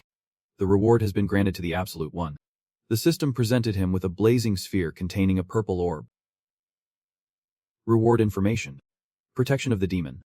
An armor of the same name, made from a white pillar, which reduces physical damage and grants immunity to the corpse miasma. He mumbled, reading the description one more time. When the system asked if he wanted to equip it now, there was a note. After equipping it twice, he could do so at will. He glanced at the river of corpses, realizing he could use this to swim across. As the river continued to rage, he slowly submerged himself in its heavy waters. His figure stepped onto the shore, and his entire body was instantly covered by the armor. A system notification appeared. The demons admire the Absolute One's outstanding swimming ability. The demons of the Divine Temple are deeply sorry for being unable to assist the Absolute One. Annoyed, he snapped at the system. If you have nothing useful to say, shut up. As Dejung walked forward, a blinding light appeared. He stepped into it and vanished. He was now in the Demon King's territory. All around him were desolate ruins. There was not a single soul in sight. Even the Demon King's ancient castle was gone. The system sent another message. The demons of the Divine Temple are deeply sorry for the disappearance of the Demon King's ancient castle. He said angrily, I am not some part-timer. But is not this how the quest in the ancient castle is supposed to proceed? He could see something happening in the distance. Suddenly, with a loud bang, a huge explosion erupted. A wall erupted from the ground right in front of him, continuously rising with no sign of stopping.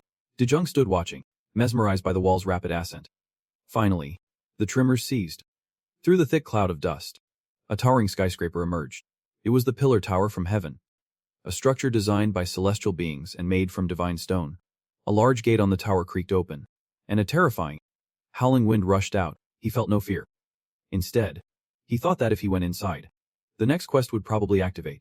Indeed, item materialization quest 2 is now active. Source: Hell Diary, page 134. The Demon King's Soul Prison. Difficulty: high. You must eliminate 1,000 creatures from heaven created by the Pillar Tower.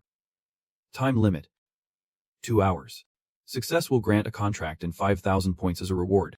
Soul prison materialization will reach 100%. Suddenly, a heavy foot slammed down. A monster in old, rusty iron armor, holding a spear, materialized before his eyes. Dejung stared, wondering what kind of monstrous creature it was. Looking closer at its form, it seemed familiar. This was a commander soldier, as long as it was a demon type. It should not harbor any hostility towards him.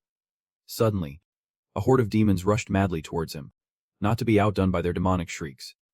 He roared with all his might. Surrender. His overwhelming killing intent made the legion of commander soldiers hesitate in fear. The demons from the divine temple sent another apology for the soldiers' rebellion. The message had barely arrived when the crazed horde began screaming again. Unfazed, he immediately unleashed his unique skills. He suddenly realized these things did not seem to have cores. He wondered if it was because of the white pillar. The army of commander soldiers grew, panting with their tongues lolling out. Seeing they felt no fear, he activated blood demonification. System warning. Activating this power source consumes a certain amount of AP. Attack power for all states and skills increases by 300% per hour. His eyes blazed. He had to break through that white pillar. Now. He launched himself forward like a bolt of lightning. Everywhere he went, he cut down demons before they could even react. The sheer ferocity of his attack pushed his speed to its absolute limit. A single punch sent a whole group flying for hundreds of kilometers. The number of creatures eliminated reached 50 out of 10,000. Then quickly rose to 130 out of 10,000. He reached the wall. A horde of demons was lurking behind the gate. It seemed he had to destroy this thing from the inside. But suddenly, a troop of commander soldiers swarmed out of the white pillar. As packed as a festival crowd, Dejung rushed forward without hesitation to seize the initiative. Slashing repeatedly before leaping up to strike the white pillar, a loud explosion rang out as the tall Chos Foster Tower collapsed, crumbling into pieces. With the white pillar destroyed, the commander soldiers also began to fade away into the thick smoke and dust. He walked powerfully across the cracked ground. Half of his armor now turned black. This transformation made him even stronger. He had completed 100% of the collection of imprisoned souls. He received the M-Rune opening reward, along with 5,000 achievement points. Suddenly, 2 enormous purple and orange orbs appeared. One was a materialized item, and the other was a bonus item. But he did not rush to take them. Wanting to check the other items first, Dejung gave the command to retrieve. The purple orb emitted a thin wisp of smoke and flew straight towards him. The reward information appeared. Its name was Prison of Confined Souls. Classified as an artwork. This is a unique treasure only possessed by the Demon King. It can absorb the souls of the dead, merge them into the owner's blood, and turn them into commander soldiers. Special skill. Imprisonment. When a target is considered dead, their soul will be imprisoned within the artifact. The second skill is resurrection. You can resurrect the souls of the dead and use them as your private soldiers. The third special skill is memory sharing. You can observe some memories of your soldiers. Current number of imprisoned souls: 0 per 20. His original purpose was to gather more spirits and secure information. But 20 is too few. Perhaps that is why he received this additional reward. Dejung again gave the retrieve command, causing the orange orb to ignite. The system asked if he wanted to inscribe the 2 M runes in the prison. Instead of choosing, he said retrieve again, causing energy to surround the 2 orbs. The system announced, current number of imprisoned souls: 0 per 100. He took the glowing purple orb and suddenly crushed it. A system notification appeared. The prison of confined souls is being absorbed. His objective was achieved and he wanted to leave. But a yellow orb suddenly appeared out of nowhere. Confusing Dejung. The system immediately displayed a warning. Monsters are shuddering from the malevolent aura pouring from the light. The temple monsters advise absolute caution. As a supreme being, he had no obligation to listen. He commanded retrieve again, and the orb began to glow. It suddenly merged into his hand, creating a strange mark. The mystical energy faded, leaving a circular mark. A notification panel immediately appeared before him while he was still stunned. The words mission complete faintly appeared with a score of 1 out of 3. He thought it was something great, but it turned out to be a pointless, time-wasting quest. Disappointed, he summoned a space-time gate to return to the real world. A few seconds later, he was back at the real-world construction site. But a new problem arose. The body hidden under the blue tarp and the pool of blood had vanished. Ignoring it for now, Dejung went home. As soon as he stepped inside, he saw his little sister peeking from the doorway. Before he could even say a word, she cut him off. Where have you been? You are so late. The food is getting cold. A shark on the streets. But a minnow at home. Hearing his sister, he felt a bit timid and quickly apologized in a small voice. She just sighed and urged him to come eat. As soon as he sat down, their mother's hot meal was already on the table. Just then, a news report on TV was covering yesterday's gate fracture, noting it was larger than the previous one. Seeing this, his mother immediately turned off the TV and told everyone to just focus on eating. Dejung said while chewing, "The world has changed so much. Even monsters are on the news now."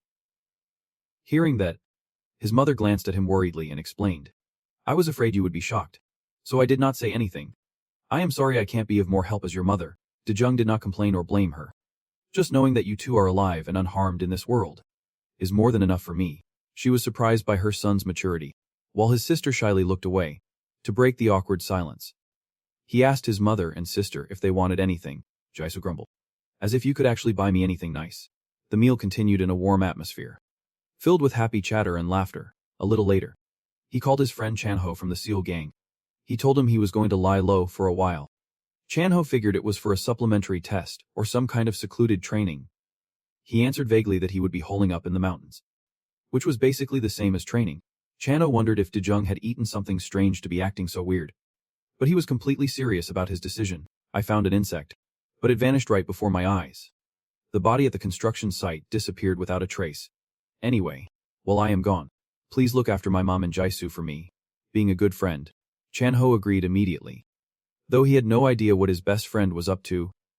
Meanwhile, Dejung stood on a rooftop, hands in his pockets, thinking of how to drag the mastermind into the light. At the Red Ghost Gang's building, a subordinate reported that the body had been taken care of, but seeing the way Dejung handled that B-rank assassin, he does not seem like an easy target.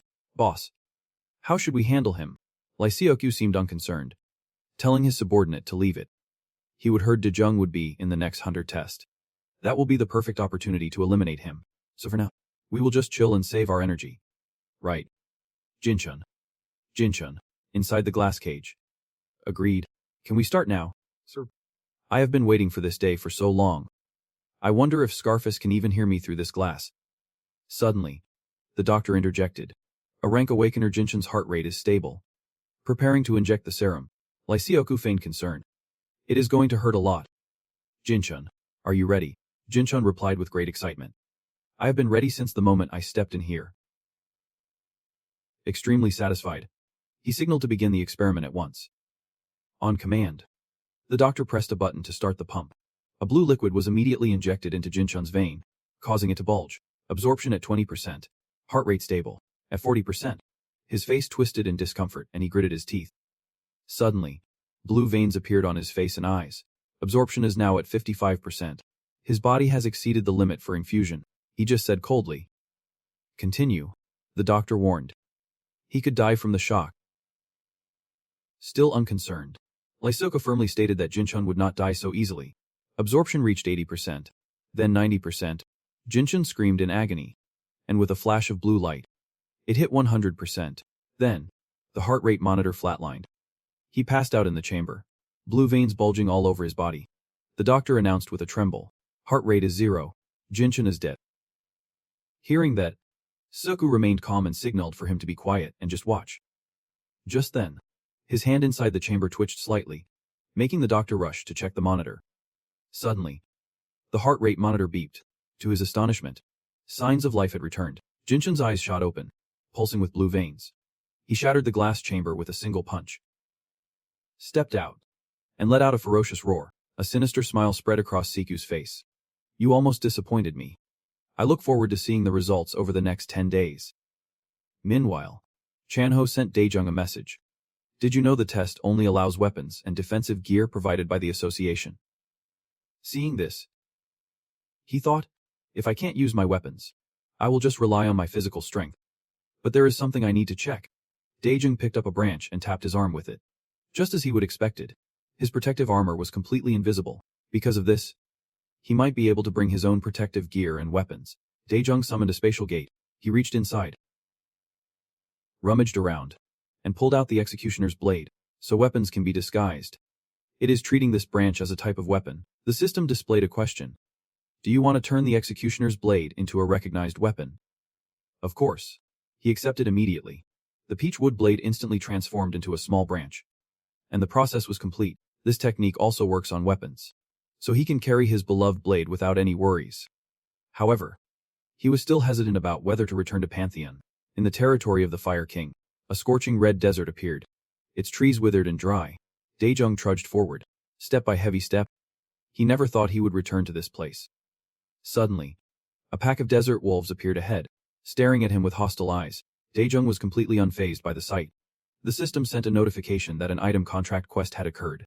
With a high difficulty of 337 fire mirror points, he needed to eliminate Orkio's minions patrolling the desert and collect soul stones. The time limit was 2 hours for a target of 1,000 soul stones, with a reward of 500 achievement points and a 50% increase in the Fire Peak mirror contract rate. Some information about the wolves appeared. They were of the beast type and were warriors trained by Orkio, the fifth apostle of heaven. He did not expect to test the sharpness of Executioner's blade so soon. He immediately cut his palm to activate Hell Prison. Just then, a desert wolf with a massive blade stood before him. Daejung just smirked and said, "What is wrong? And I too much for you to handle?" At this, the wolf became enraged. It raised its blade to strike him down. But before it could move, Daejung lunged forward, unleashing a flurry of slashes that sent it crashing headfirst to the ground. Pressing his advantage, Daejung moved to annihilate the minions. One by one, they vanished into thin air, as Daejung moved like a masterful dancer on a stage. The number of enemies was now 33 out of 100. Gripping the peach wood blade tightly, he looked coldly at the remaining ones. The moment the words left his mouth, the entire pack of desert wolves swarmed him.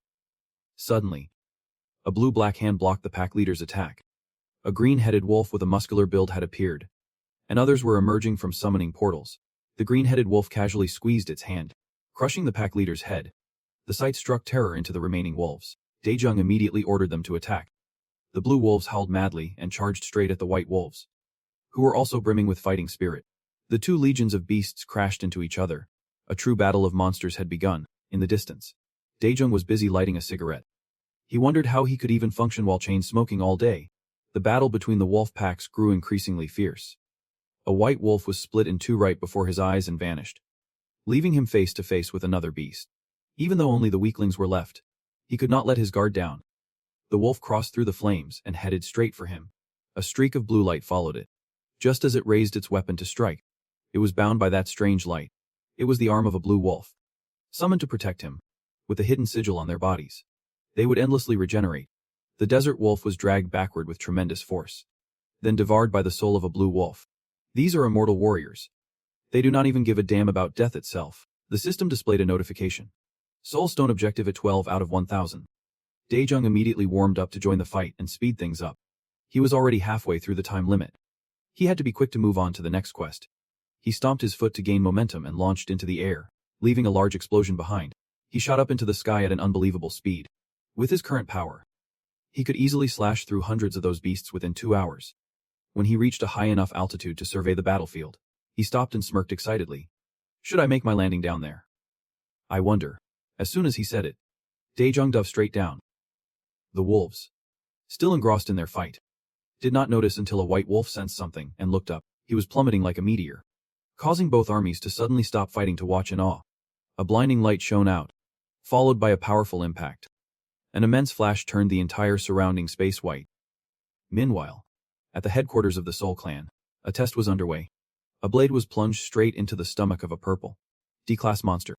A girl slashed vertically up the monster's neck, killing it instantly. The system displayed a notification. She had eliminated all pro-programmed monsters in the machine. The purple monster vanished, leaving behind the panting girl with the glowing sword. That was Sin Choi, a member of the Soul Clan. The system praised her for doing a great job and concluded the hunting simulation. The guild master of the Soul Clan, who was watching, turned to ask the leader. He said her performance was not bad, but she gets nervous and loses focus in actual combat. The guild master said not to worry. The leader demanded they intensify her training to raise her at least 2 more ranks. Only then could she beat that crazy dog from the Red Demon clan. Because of that bastard, no one could score higher than Sin Choi in the last test. But that is understandable, since she is B rank while that son of a bitch is A rank. He grumbled. You never know what those Red Demon bastards will pull. The guild master was confused. Are they really planning to test that thing? Weren't they banned from using new recruits for a year after that incident? The leader replied. I think this time they will come up with a more terrible and mysterious plan. I bet they are frantically preparing to take back what they lost that year. In the end, only Sin Choi and Yang Jin will be left in this first test. This will be their stage to shine. As long as there is no sudden interference from monsters. Messages from the monsters were sent to Daesung again. The monsters of Pandemonium greatly admire the power of the Supreme One. They fear the Supreme One but also show respect and reverence as is proper. A certain type of monster is supporting you. The system showed the Soul Stone objective was at 999 out of 1000. He held the cigarette awkwardly, not knowing how to put it out. The wolf he was sitting on started to whimper. Daesung pulled out his blade again. Annoyed. When I am smoking, shut your mouth. With that, he stabbed it. The system displayed another notification. Quest complete. The contract process is now progressing. Acquired 500 achievement points. The current contract rate for the Fire Peak mirror is 50%. The souls of the desert wolves turned into blue orbs, floating above the corpses before flying towards him. The system announced that this was a soul seed and requested that he place it on the altar. Daesung was still puffing on his cigarette, wondering where the hell he was supposed to find an altar around here. He reached for the orb, thinking, don't tell me I have to go looking for one now. The moment he grabbed the soul orb, it immediately emitted an extremely abundant source of energy. A pillar suddenly shot up from the ground, followed by a thick wall rising up with it. A table with stone pillars on both sides appeared before him. He could not help but admire the beauty of the orb and the altar. The Pandemonium monsters sent another message, saying he was wrong to be so hasty in his judgment. He tossed the half-smoked cigarette onto the pile of corpses at his feet. A new quest was announced. Second item contract quest. 337 points. Fire Peak mirror. Now press. High difficulty. You must place the soul orb on the altar and prove your worth to the Guardian. No time limit. The objective is to gain the Guardian's recognition. The first reward is 20,000 achievement points, and the second is Guardian's blood. The contract rate for the Fire Peak mirror has also reached 100%. Daejung quickly placed the orb on the altar, causing it to glow brightly.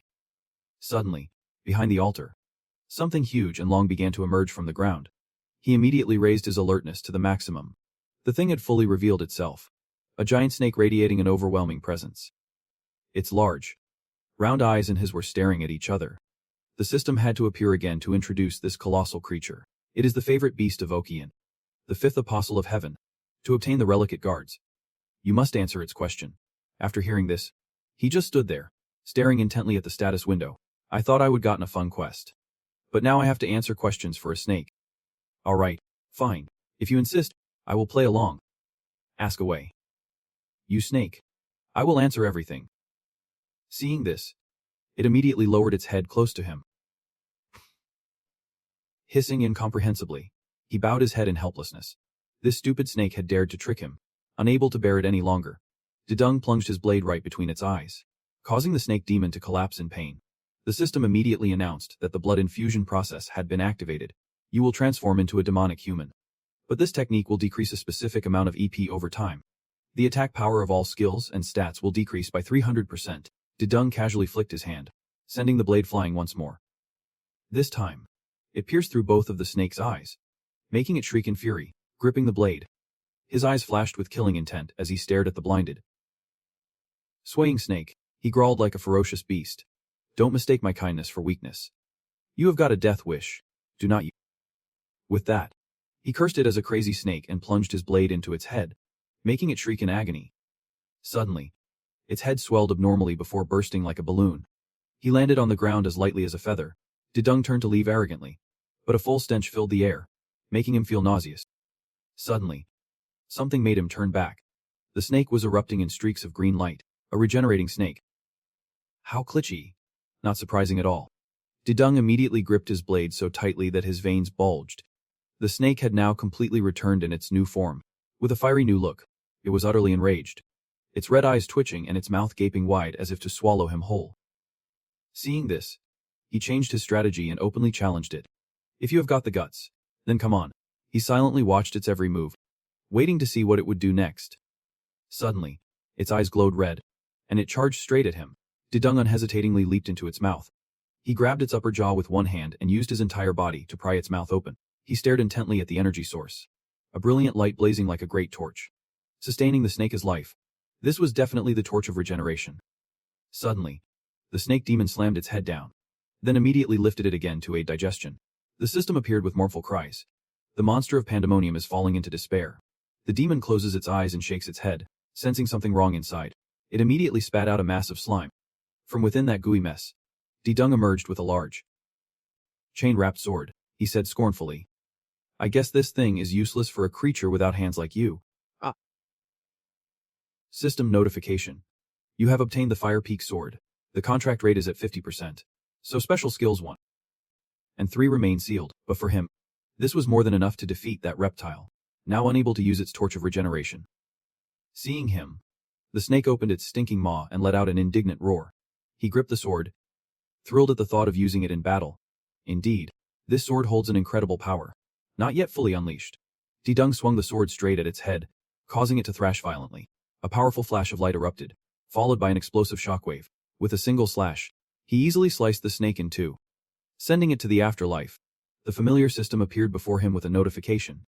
Fire Peak sword contract rate has reached 100%. The contract item is now complete. You have received the reward, Blood Guard and 20,000 achievement points. The chains binding the sword have been removed. Another system notification appeared. The Fire Peak sword has issued a trial to test your worthiness. You must endure the entire fire trial for the specified duration. This is what you must overcome to fully control the Fire Peak sword. The trial of the Fire Peak prison. The system began counting down. 239 hours, 59 minutes, 47 seconds. You must endure being burned for 240 hours, which is 10 consecutive days. Flames engulfed him and the sword, growing larger by the second. But there was no reason for him to do this bullshit trial. An authoritative voice rang out. Have you become a dog that no longer recognizes its master? Fire King. The system continued its countdown. 239 hours, 54 minutes, 18 seconds. The flames began to burn his flesh. Stop that countdown while I am still being nice, or I will chop you into 100 pieces. Suddenly, the timer instantly reset to 0. The trial has ended. He still gripped the sword's hilt tightly, even though some flesh had been burned from his hand. Suddenly, a voice spoke out. Master, please forgive me for not recognizing you sooner. Dung was not angry at all, simply saying gently, it has been a long time. Fire King. Seeing the Fire King still here, he guessed it had not been demoted to pandemonium at the bottom of hell, a place where the dead gather in an endless abyss shrouded in darkness. The system appeared again with the wails of the pandemonium demons, who were beating against a wall of darkness, begging him for release.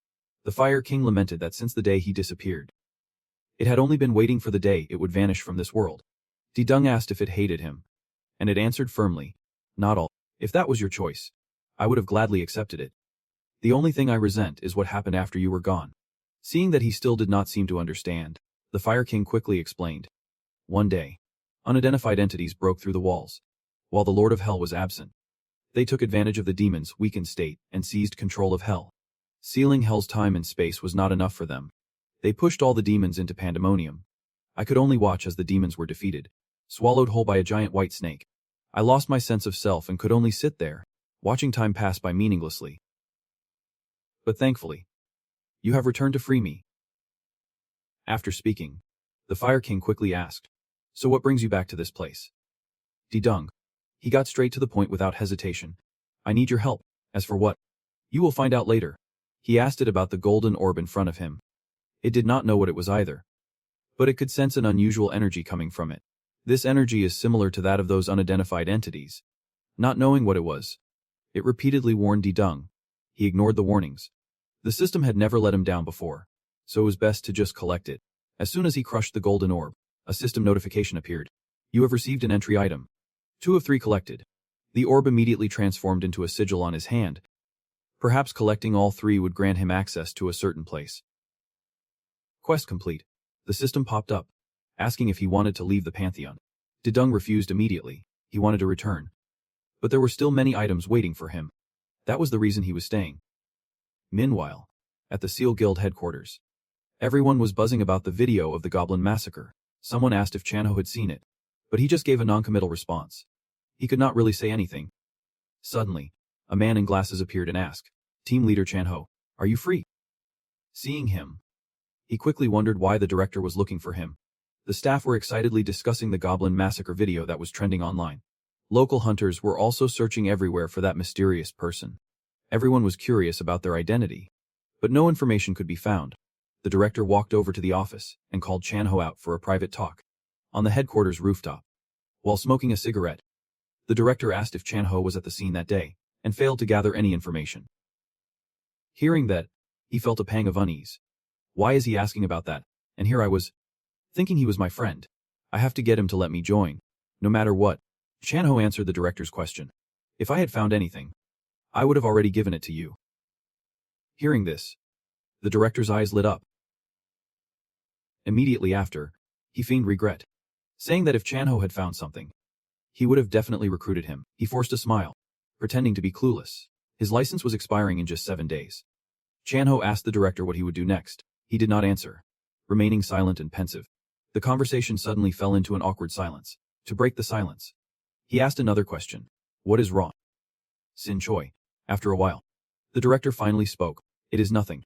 I am just worried you will overdo it. 7 days before the license test. Sin Choi was training intensely. A system notification announced the simulation program would end in 10 minutes. Suddenly, a huge boulder floated up. She immediately dashed forward and unleashed a slash that split the boulder in two. Less than 2 seconds after that slash, another boulder floated up right behind her. One side of the rock suddenly slid down, revealing a purple monster standing inside. The monster immediately shot out and dashed straight towards her. Sensing something was wrong, Choi spun around, her sword at the ready. Suddenly, another purple monster appeared behind her, catching her completely off guard. Just as she was about to end things quickly, they began to disappear within the simulated world. The system announced the end of the training program.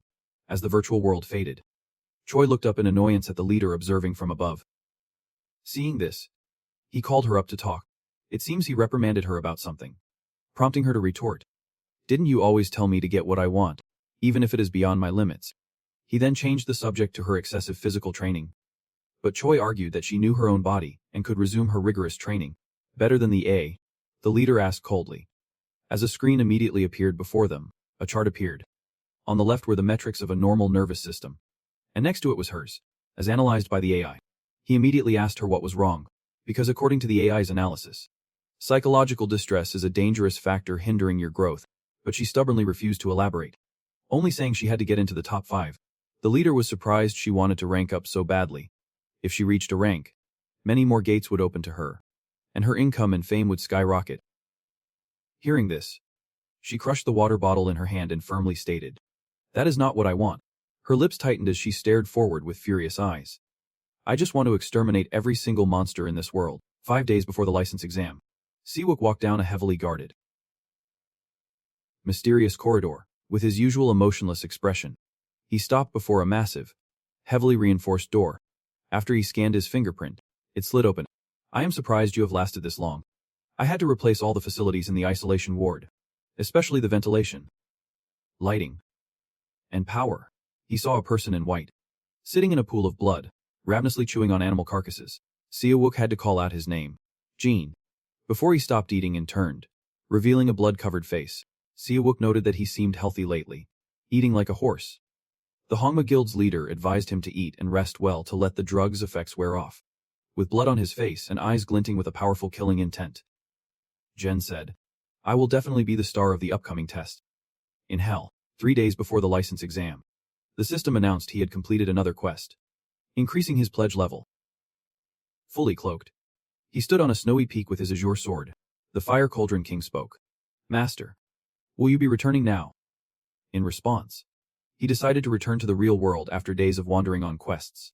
The day of the exam finally arrived. The awakening rate was up 25% from last year, with such a sharp increase in awakenings. The first half of this year's Hunter exam is predicted to be fiercely competitive. Accordingly, the association announced they would change the testing method this year to accommodate the large number of participants. A black Porsche sped down the road before screeching to a halt at the curb. Reporters swarmed them, snapping photos as the dapper Siwook and Jean stepped onto the red carpet. Welcome like A-list celebrities. A reporter from Specie immediately approached. "Is that this year's prized rookie next to you? What is your prediction for the Hongma Guild's ranking in this exam?" Another reporter interjected. "Due to the Hongma Guild's misconduct 2 years ago, you were barred from participating. What are your thoughts on your first contender in 2 years?" Siwook was clearly annoyed at being put on the spot, and simply replied, "That was an accident." The reporter would not let up and pressed on. "Isn't calling it an accident and a regret a bit of a stretch? It sounds like you are evading responsibility." He suddenly placed a hand on the reporter's shoulder and said with a smile, "We promise to play fair this year." With that, the two coolly walked away through the flashing cameras, heading to the preparation area. Jen said, You should have just ignored them. Siwook suddenly stopped. I am glad you are enjoying this. But do not get too excited. It will be a huge problem if they find out about the drugs. As they spoke, a tall, imposing man in a mask appeared behind them. I am curious, he said. What would be such a problem? Siwook glanced back and recognized him instantly. It was Director Hwang Junyi, leader of the SEAL Guild. He immediately mocked the mask, saying he looked like a gorilla. But he just smiled brightly, saying he had to wear a disguise to avoid the reporters. Unlike some people who have to act for the cameras. Hearing the jab, Siwook pretended not to care but was seething inside. Hwang Junyi adjusted his hat and looked at Jean, who was twitching like an addict. The energy radiating from him is quite stable, despite the impurities. It seems that drug has improved a lot. Seeing Hwang Junyi staring at his prized fighter, Siwook stepped between them. The test has not started yet. So why are you staring at him? He calmly replied. I am just worried our rookie might get caught up in it if you bring another addict. Just like that incident 2 years ago. I hope it does not happen again. Siwook agreed and immediately led Jean away. Only after they were some distance away did Jean dare to glance back. Jean asked irritably, who was that filthy old geezer? How dare he look at me like that? Siwook told him to control his anger and focus on the exam.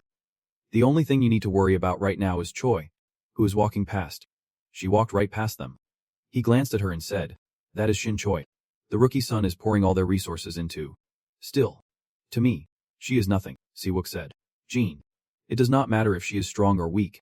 The point is, the Sun Guild and that old man are putting everything they have behind her. He was not afraid.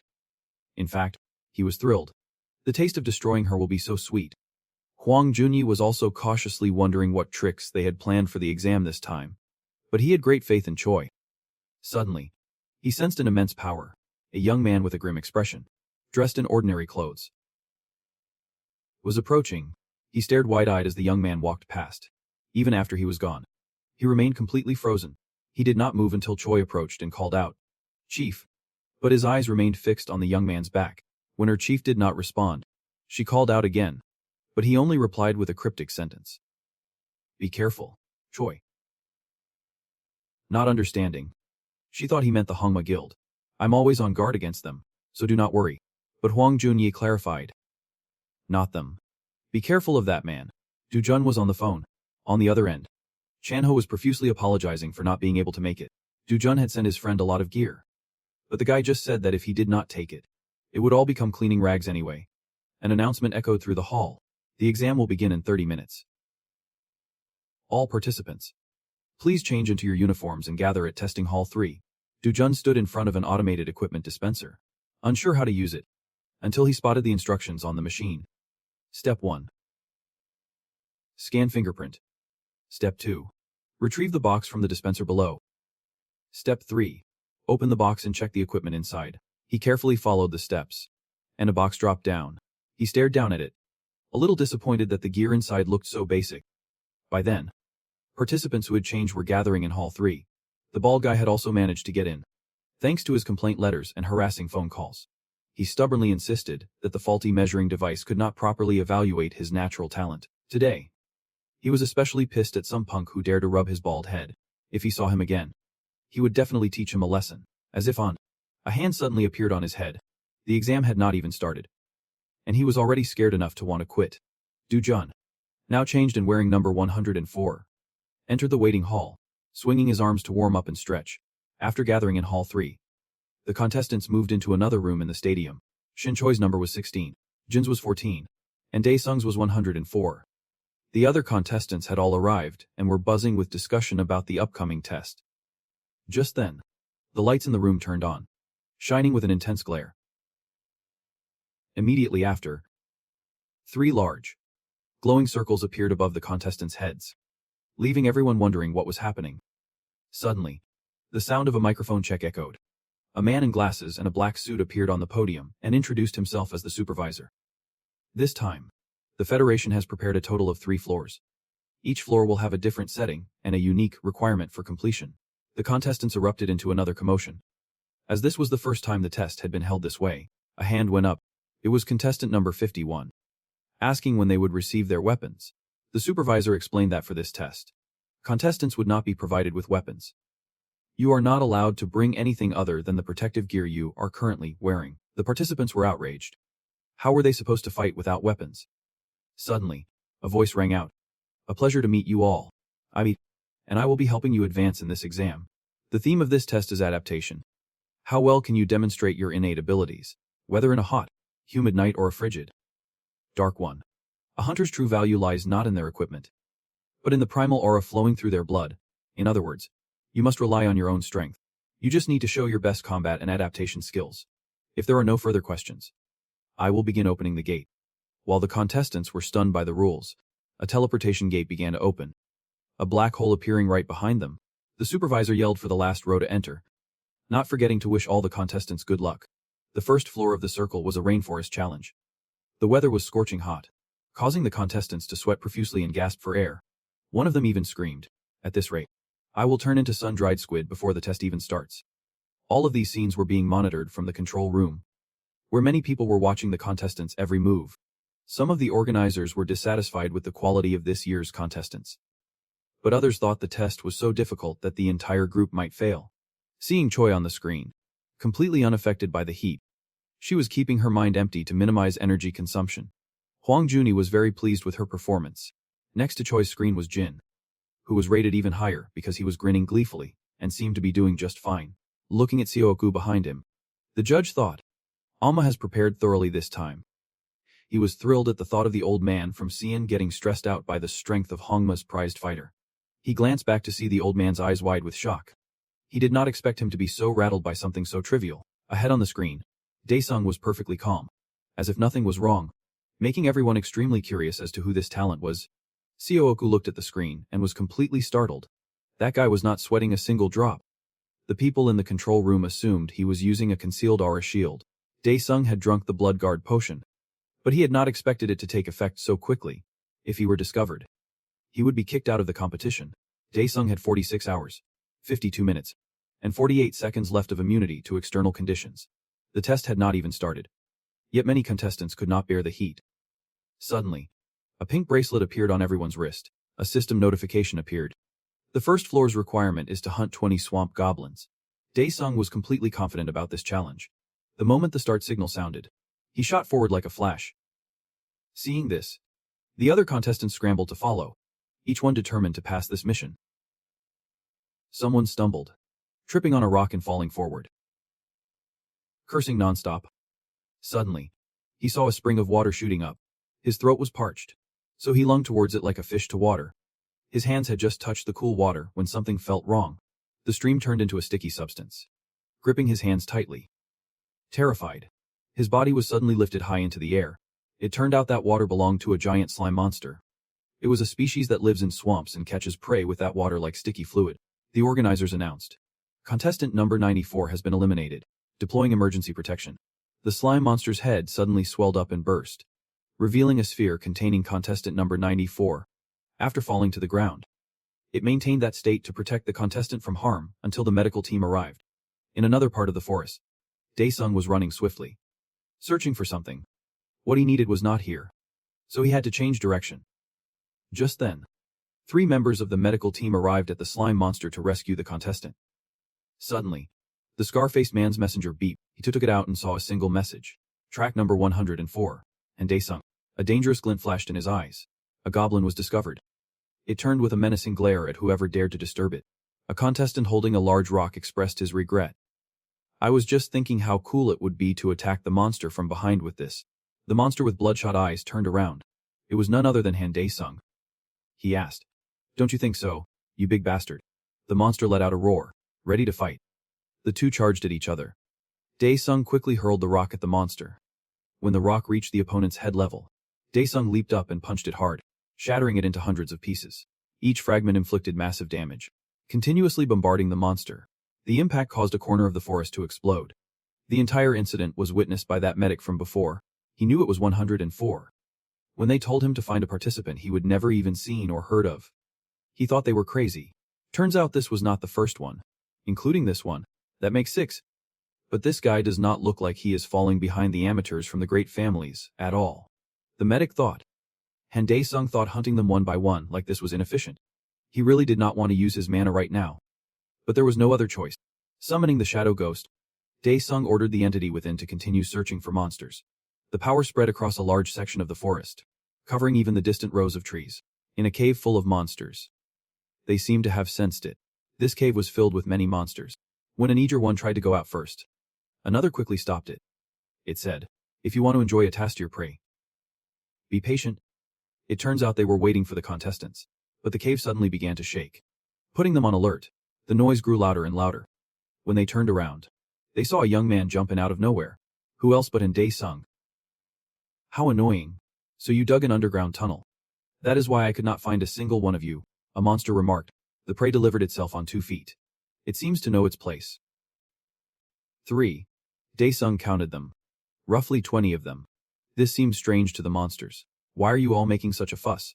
Dae-sung asked loudly. The shadow ghost reported. They seem to view you as prey. What is your command? Looking at the monsters, Dae-sung sneered. These guys are hilarious. So he ordered the shadow ghost. Burn them all. Outside, another contestant was also hard at work. That is cool. She is using aura expansion, which allows her to search a wide area. The circle grew larger and larger, expanding its coverage. Thanks to that, Choi found one. She immediately used the terrain to her advantage, jumping up and kicking off a nearby tree trunk. A monster fell from above. She immediately locked onto her prey. Choi calculated that at this rate, it would only take her an hour to complete the first floor. She quickly targeted the fleeing monster, gathered her strength, and killed the 4th one. But just as she reached the prey, someone else arrived and took the monster's head, leaving Choi no time to react. She turned to look. It was Jin Chio. As the monster fell, Choi knew at a glance that he was from Hongma. Jin Chio proudly boasted about his stolen kill, the 5th one so far. Getting angry and stealing someone else's prey. That is just like the Hong clan.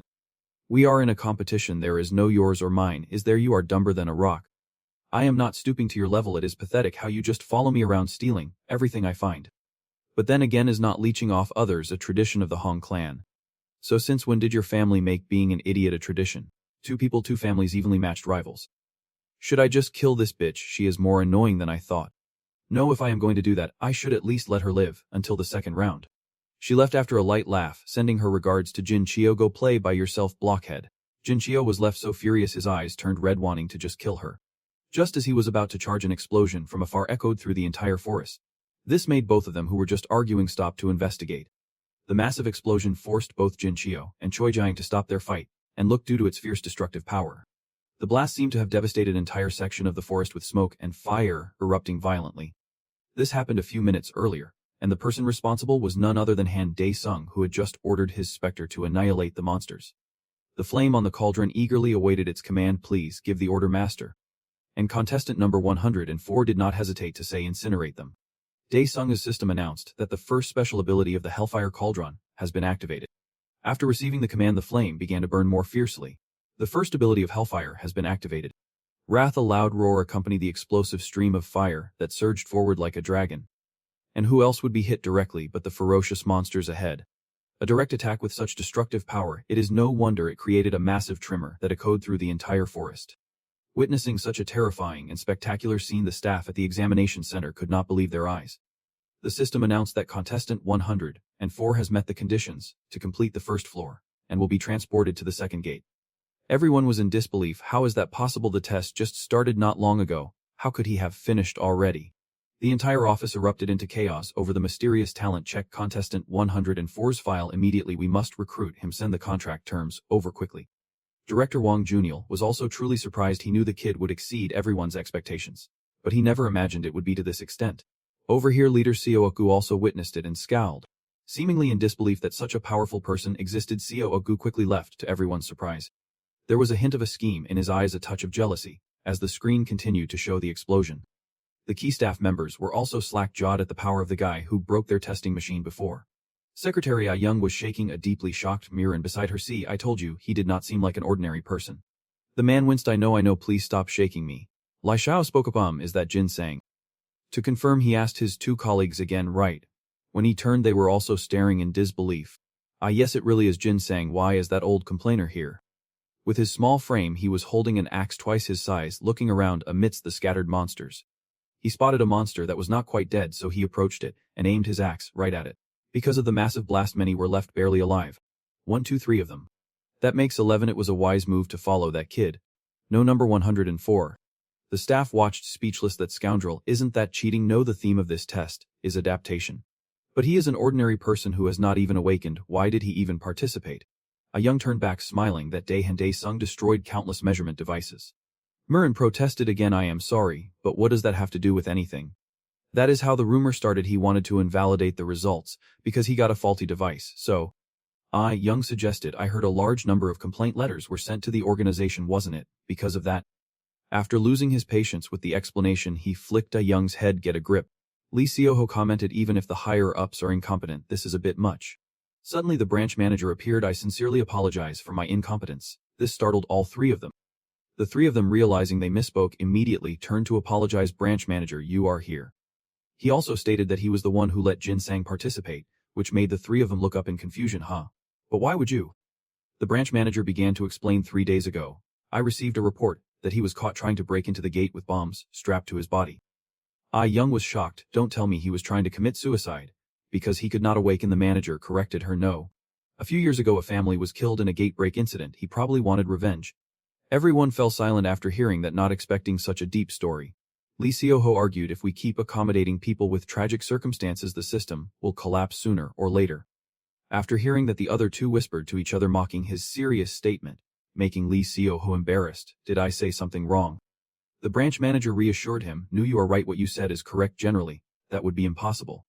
But I was the one who vouched for him. My salary will be cut for 3 months. But I am lucky I was able to find a shining gem like this. Suddenly the main screen started to blur. The system was glitching. What is wrong? The screen's malfunctioning again. Call the IT team. The image of Dae-sung was also fading. At the Hongma Guild's main headquarters, the guards were on high alert. A handheld screen was tossed directly to Seoku's assistant. He noted the control team must be in a panic right now. The assistant asked about contestant 104. Wasn't he supposed to be eliminated on the 2nd or 3rd floor? Seoku replied that was before he surpassed Jin Chio. And eliminated? That sounds a bit extreme. Seoku showed a look of contempt. He just wanted to give him a small test to see how strong he really was. The assistant thought to himself, this is a small test, a very small test indeed. Injecting mutated impulse into the monsters around the 2nd floor gate area. The undercover agent thought to himself, number 104, what a shame, he is a truly capable person. That is why you should not have interfered with the game. The Hongma Guild created a vial, was shot out. The mindless monsters were quickly hit by the mutation vials, the impacts echoing through the forest. Dae-sung quickly noticed it. It seems to be coming from the entrance to the 2nd floor gate. Seoku wore a contemptuous expression. He would be happier if the guy just died. The mutation doses were being shot one by one at the monsters, the sounds echoing throughout the forest. The monsters that were hit began to become more ferocious than ever, their roars filling the entire forest. With just a cough, rocks and earth from both sides began to rise up. They began to attach themselves to the monsters' bodies, making them even more massive. Like an extra layer of armor, they transformed into swamp golems with a smoke generation trait. After being upgraded to another level, the monster could now also spit fire. Seeing the mission was a success, the agent told himself to leave quickly and report back. He would surely be handsomely rewarded for this. But just as he turned, the agent's mission tag exploded for no reason. The monster was very sharp. It heard the sound and headed towards it. The agent knew he had been targeted. When he turned back, he knew it was over for him. The monster was right in front of his eyes. Someone's footsteps reached the area where the incident had just occurred. Dae-sung had arrived. He felt like he had just been walking in circles. His own pathfinding device had stopped working. Suddenly, he discovered a corpse. What is this? Did a massacre just happen here? Seeing that the corpse did not look like a contestant, Dae-sung thought the organization probably did not know about this. Sensing the atmosphere around him, Dae-sung realized something was holding him in place. Immediately after, hundreds of pine cones rained down from above towards where Dae-sung was standing. With his sharp reflexes, he quickly moved to defend himself, even from the smallest objects. But as he sliced through the pine cones, Dae-sung realized they were not ordinary. They suddenly burst into flames. Immediately after, a huge explosion erupted with immense destructive power. The explosion was so powerful that it caught even Dae-sung off guard. Analyzing it, it is absorbing fire, which is closer to absorbing mana. Even so, I can't use the skill I used on those brains before, because it is still on cooldown. Using it is impossible, and that thing, that aggressive monster, does not look like it is going to wait. The monster immediately unleashed another furious barrage, causing hundreds more pinecones to fall. The pinecones looked like bullets shooting towards Dae-sung. He was countering them with basic attacks. In a test of speed, Dae-sung swiftly cut down each pinecone trying to attack him. Realizing this could not go on, Dae-sung activated his leg joints. He charged forward, ignoring the rain of bullets flying at him. Waiting around is just a hassle. Dae-sung decided to punch right through it. The dense rain of pinecone bullets filled the air. But Dae-sung quickly broke through them, charging towards the creature hovering above. The monster seemed to sense its prey charging and turned to face the fight. On the other side, contestant 104 also raised his fist, his gaze cold, poised and ready for battle. It seemed like a mismatch. But a clash between these two powers could cause a terrifying tremor in the forest. But just as Han Dae-sung charged in, his face slammed right into something. His fist still in midair. In front of him was a massive tree trunk, now split in two.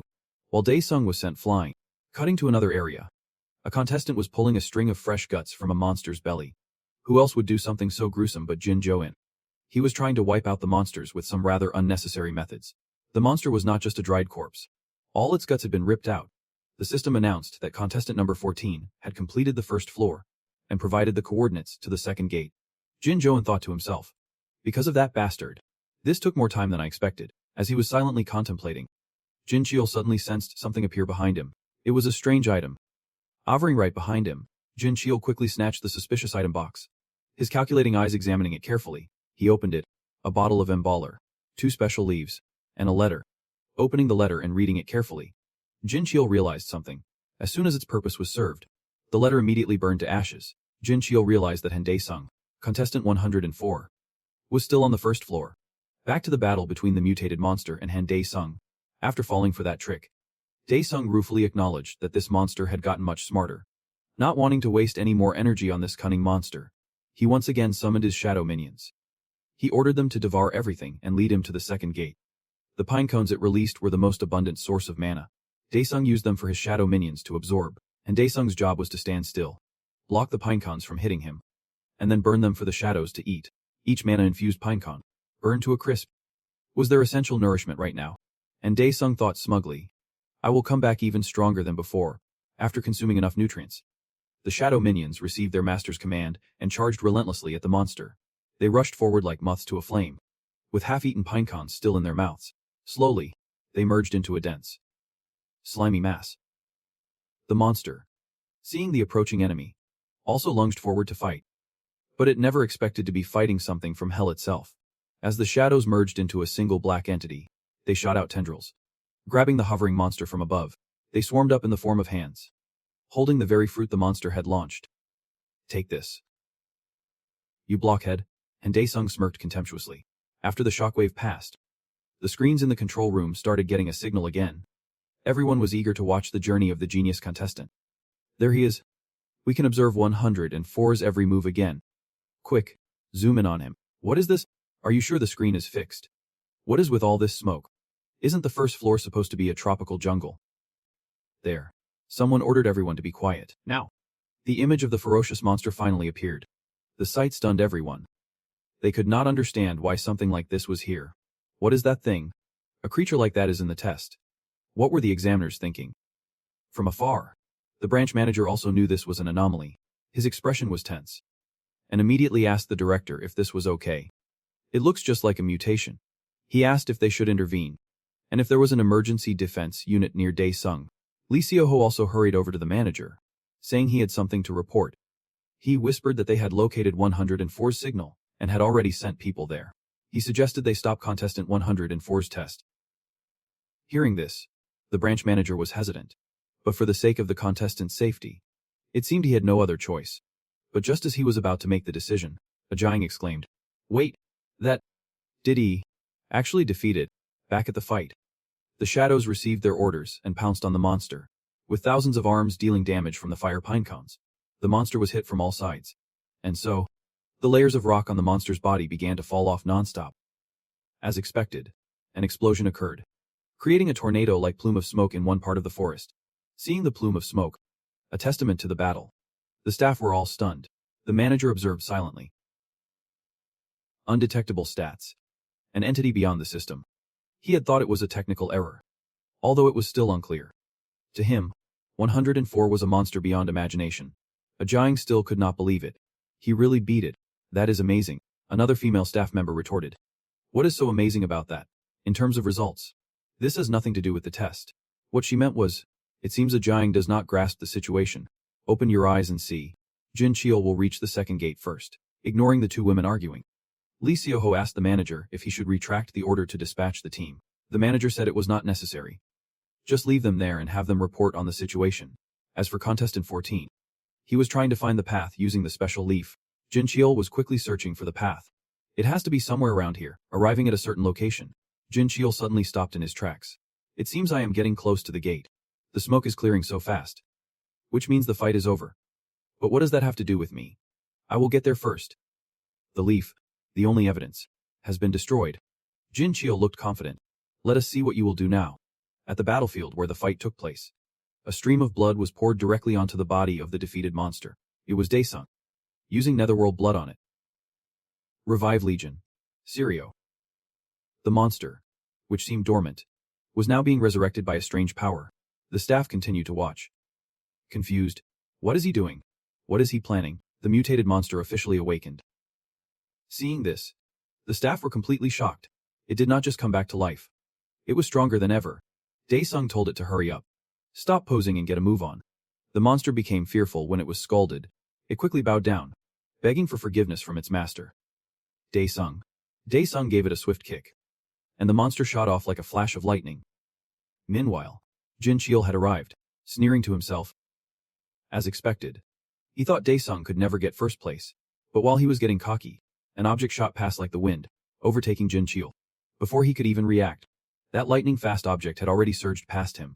Jin Cheol was a mess, not understanding what just happened.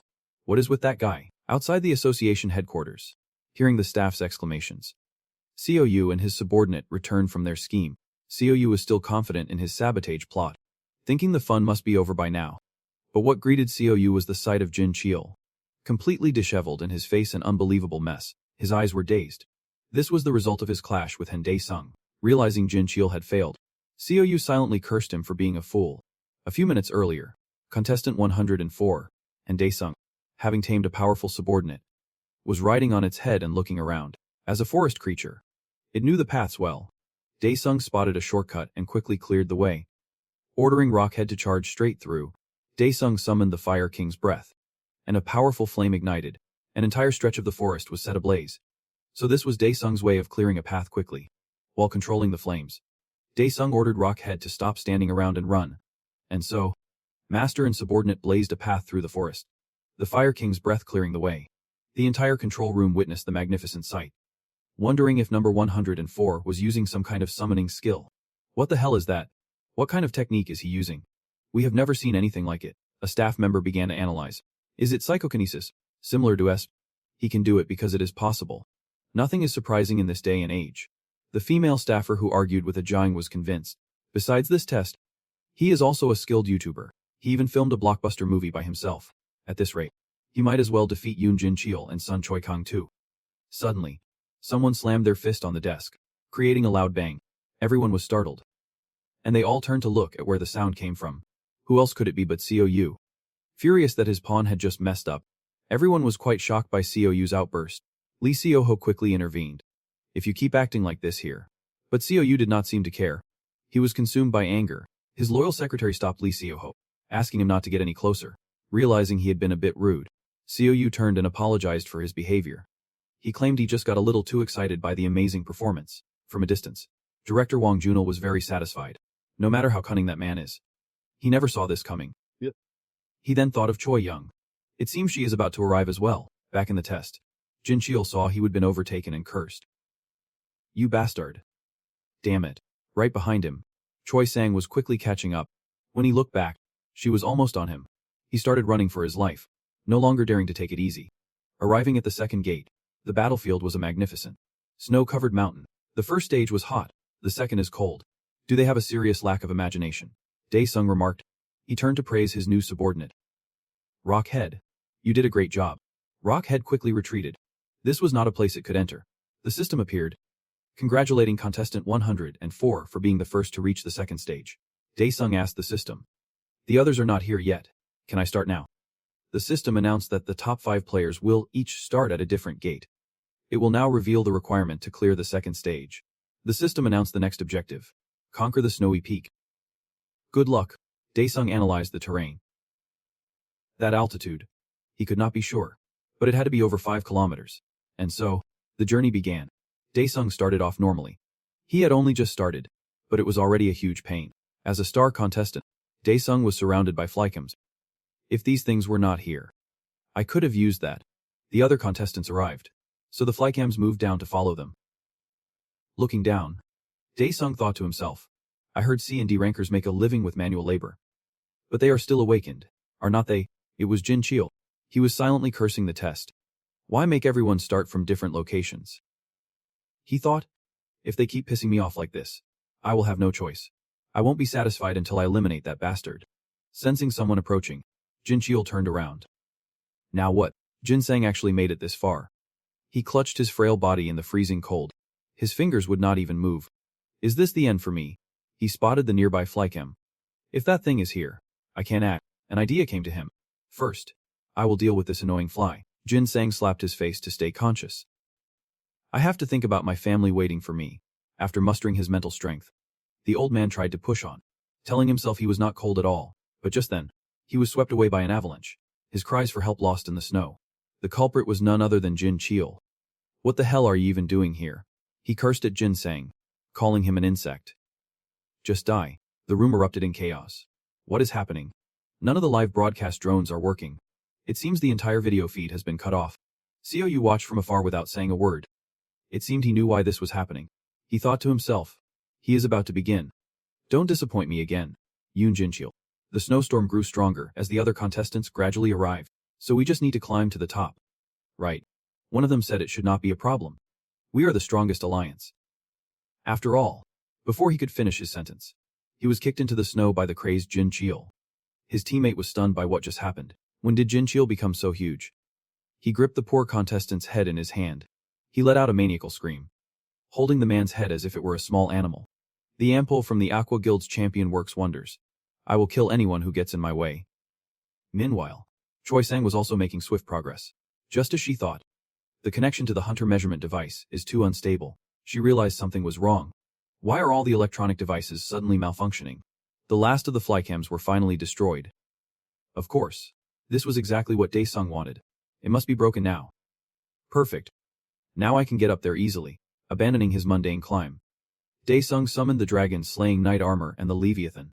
And so, Daesung let himself fall freely into the snowstorm. Nearby, Choi Sang felt a strange sensation.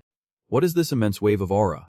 Before she could understand why, a creature with enormous wings soaring high into the sky surprised her even more. That is number 104. Is he using his aura to fly?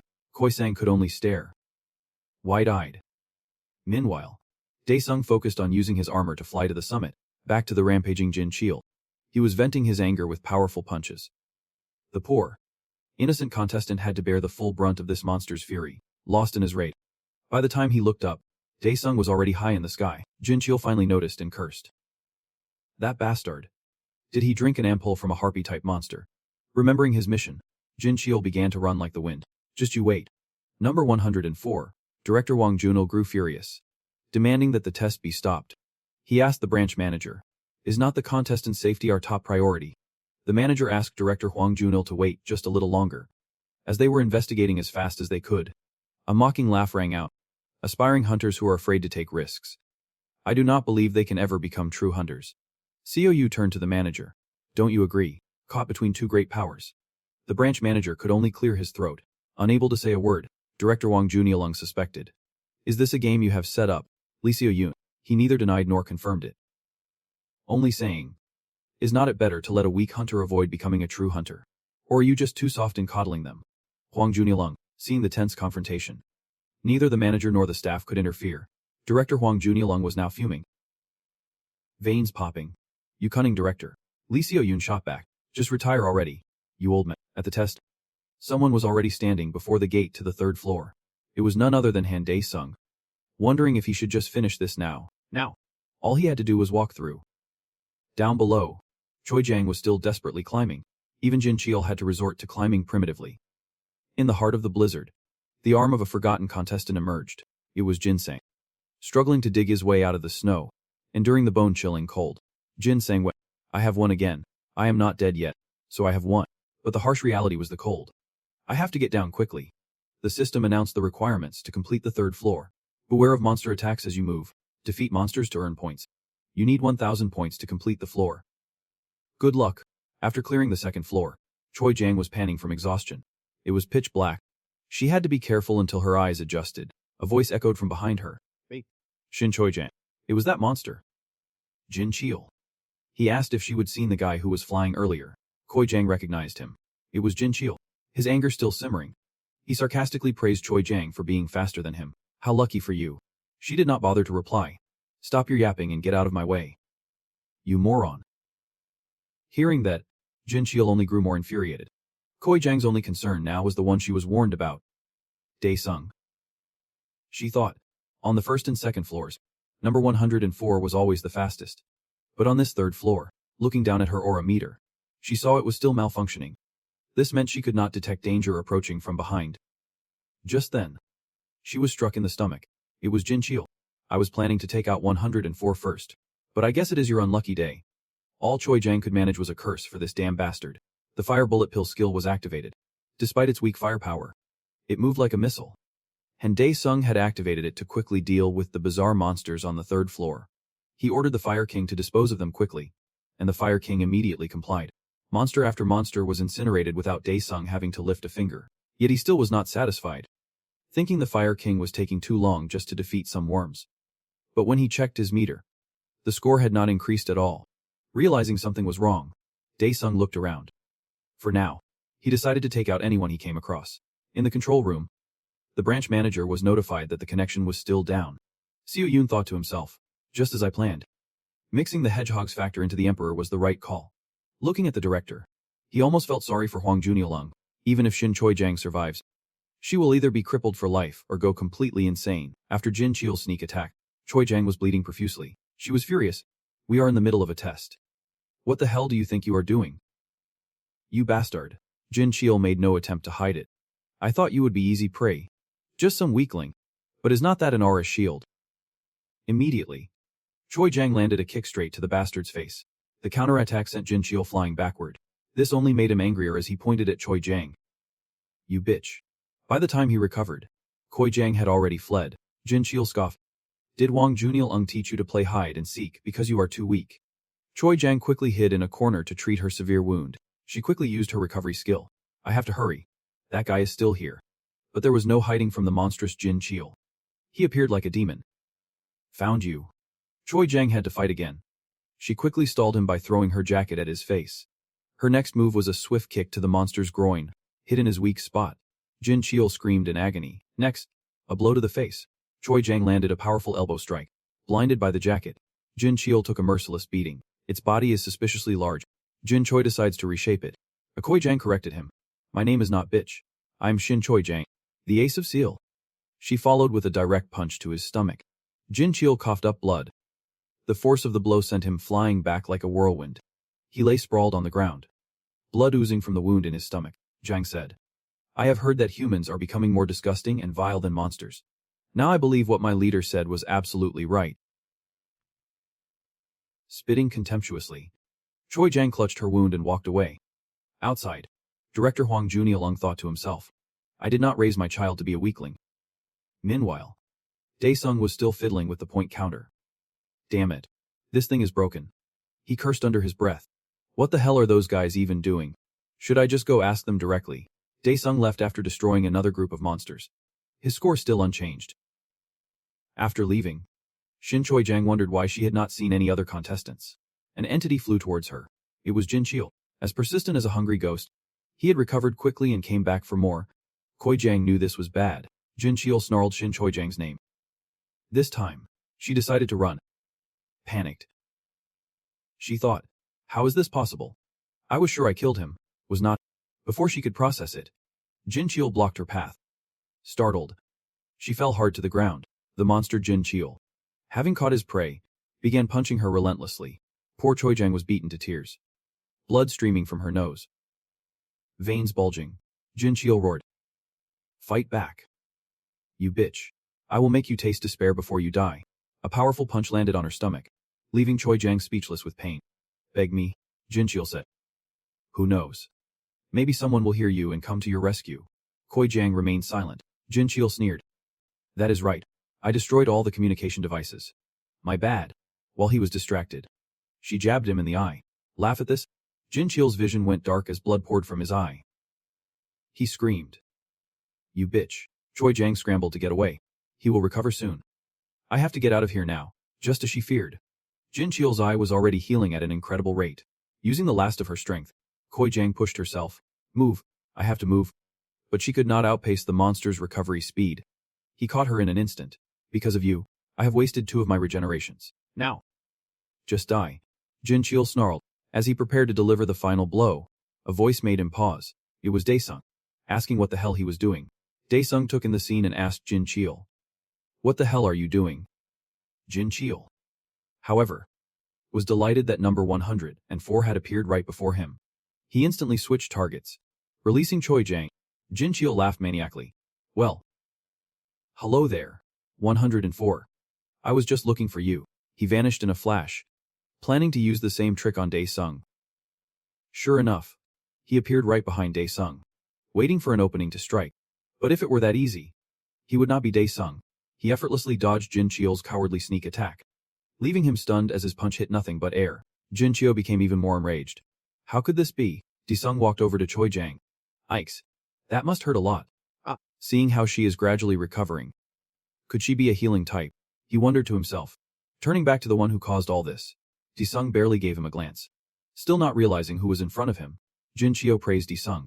You seem pretty skilled yourself. Daesung turned back and asked him. Are you the one who did this?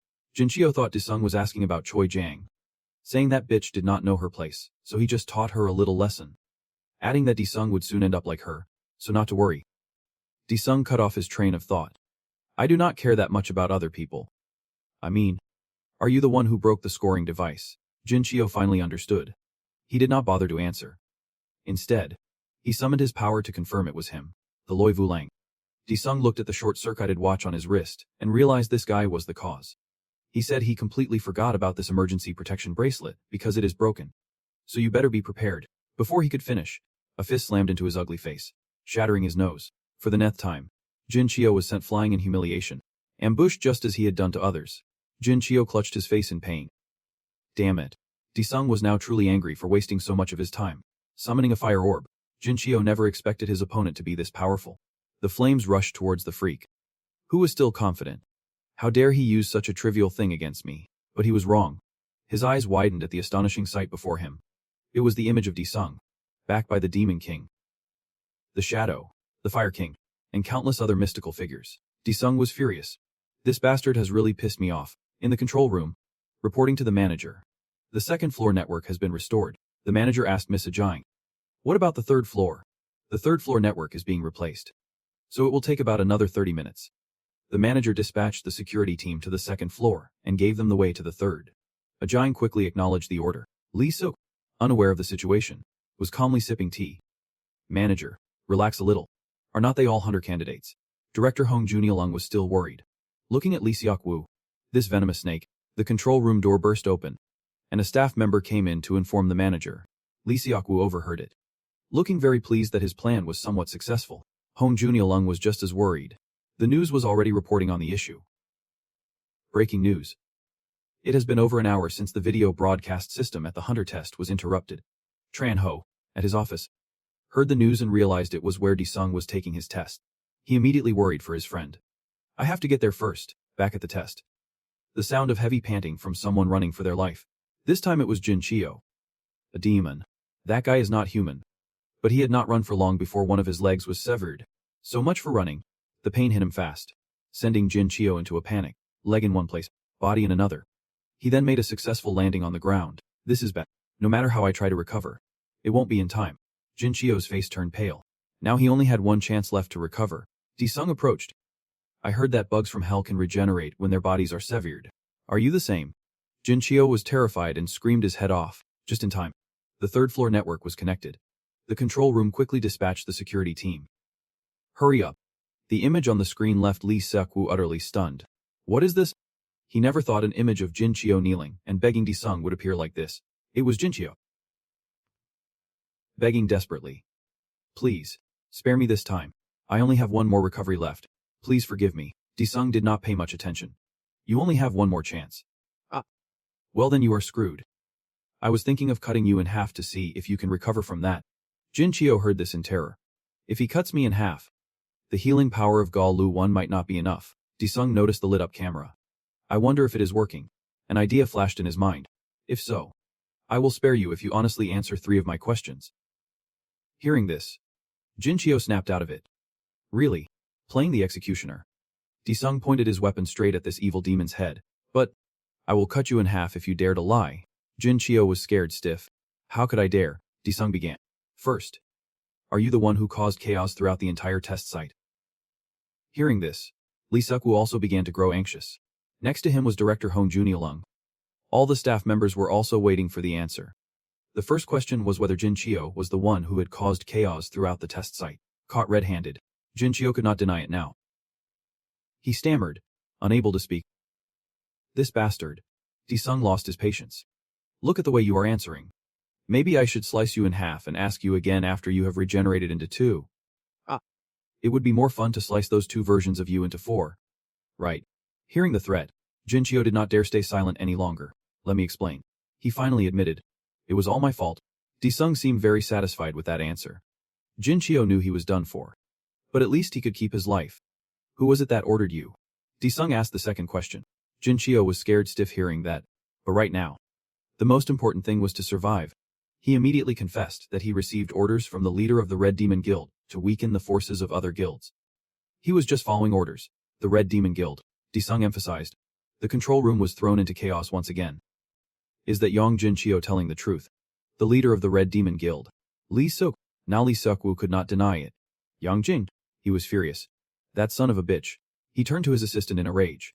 That bastard is pinning the blame on me to save his own skin. Capture him now. Lee Suk. A voice rang out, making him stop. The branch manager stated that he would hear his explanation at the Hunter investigation. Damn it. How do I fix this now?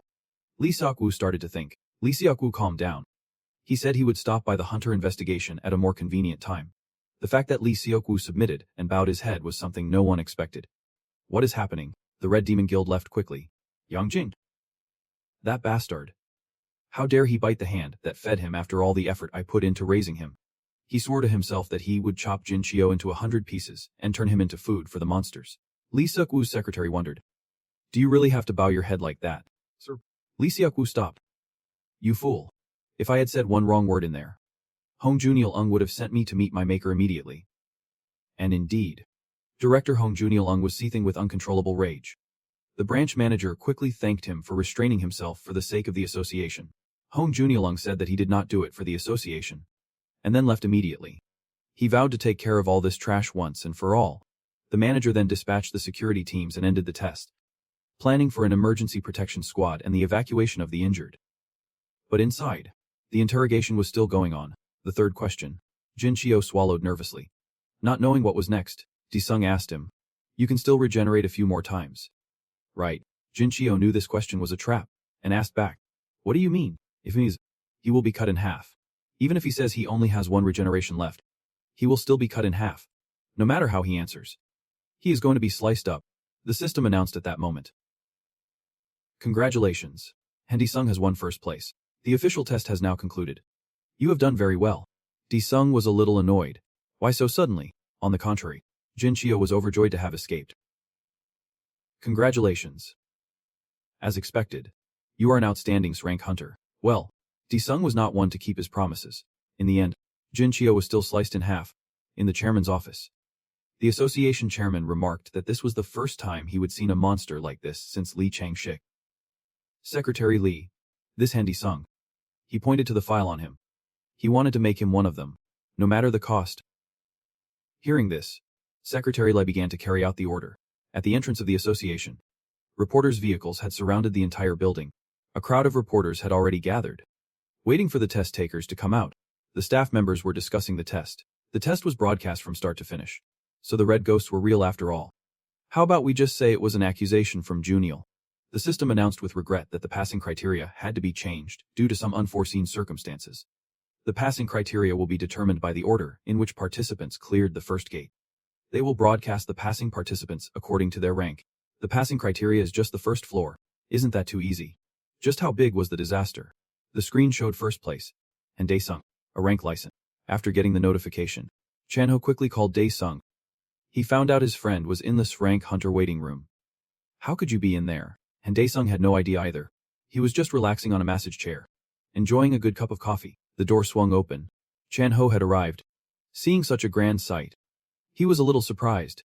Dae-sung said he did not know that the chairman's secretary told him to come here to rest.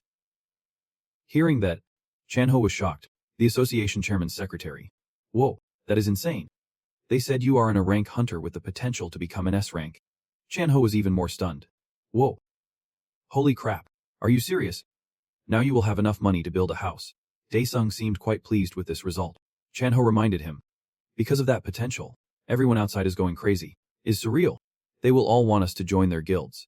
A world-class talent has appeared. They will definitely want to recruit you. Someone reached the first floor. The reporters noticed someone approaching. Who's it? Is it someone from the association? They rushed forward like a storm. And the person who appeared was instantly met with a barrage of camera flashes. It was Jinsei. He yelled out in joy. I won. I finally passed the hunter exam. Congratulations. I am reporter Lee Chun-soo from the Seong Daily. Hello. Jamsoo. What is your name? Seeing all the reporters surrounding him, Jinseng slyly gave his name as Dae-sung, the one everyone was looking for. As soon as they heard that, everyone's eyes widened. Dae-sung. And Dae-sung is here. A barrage of questions followed. Dae-sung. Can you tell us more about the disaster that happened inside? Please explain in detail about the flames you used on the first floor. More and more questions were thrown at him. And it seems someone noticed something was off. This guy is not Han Dae-sung. And he is using the name Han Dae-sung. Rank 20. The remaining participants were escorted out by security. They were in pain. Having accomplished little, they would rather just go home to raise fish and grow vegetables. Not everyone has what it takes to be a hunter. They silently cursed that bastard Jung Jin Cheol. The security team announced that they had searched all 3 floors but could not find Jung Jin Cheol's body. Receiving the order, they began to close the gate. A guard wondered, could that bastard have actually escaped alive? The news reported on the horrific disaster during the hunter exam, which featured an unprecedented level of difficulty, piling one hardship on another for most of the participants. And in Dae-sung's house, his mother was folding clothes. I should at least buy Dae-sung a new set of clothes. She thought. He wears the same thing every single day. I wonder if the morning market will have some. The news commented on the rank hunter with a unique skill. Experts believe Han Dae-sung will fill the 6th vacant rank position. After hearing the news, his mother was completely shocked. She quickly screamed for Jisoo to come and look, hearing her mother's frantic scream. And Jisoo ran out worriedly. What is wrong? Dae-sung's mother was still stunned, unable to believe her eyes. What is the news saying? She asked Jisoo. And now Jisoo could not believe it either. Oh my. Big brother isn't a rank hunter. That is amazing. After a long and tiring day of battle, Dae-sung finally returned home. He came home to be greeted by 2 stunned and bewildered faces. Not understanding what was going on, he asked them, is something wrong? At the Hongma Guild building, Captain Kim Sewong-soo of Investigation Team 2 announced that all hunting activities of the Hongma Guild were now prohibited. He stated that its hunters would be dealt with by government order and expelled from the guild. Lee Seokju remained fearless. The hunter of the 6 poisons has made a fool of himself. Did he put too much faith in me? Even I would have my doubts. But he did not realize it. Jung Jinkil. How could that bastard possibly take me down? Seokju thought. He is the only one who could have done it, Sewong-soo announced. Please come with us to the inspection bureau. Seokju gave a sinister grin, slamming the table as he stood up. When you tackle the hard jobs, things like this are bound to happen. But you only pinned it on that bastard Jung Jin Cheol. And now you want to drag me to the inspection bureau, Seokju retorted. Seeing that he could not reason with him, Sewong-soo resorted to force. Will you please come with us? But Seokju was not one to back down. He asked. Do you know how I got to where I am today? Lee Seo, second in command of the 6 poisons, rose to the top spot after the mysterious death of the former captain at a gate. There is sufficient evidence linking Seoki to his death, Seokju asked. What do you think you can do? Sending 2 rabbits into a snake's den.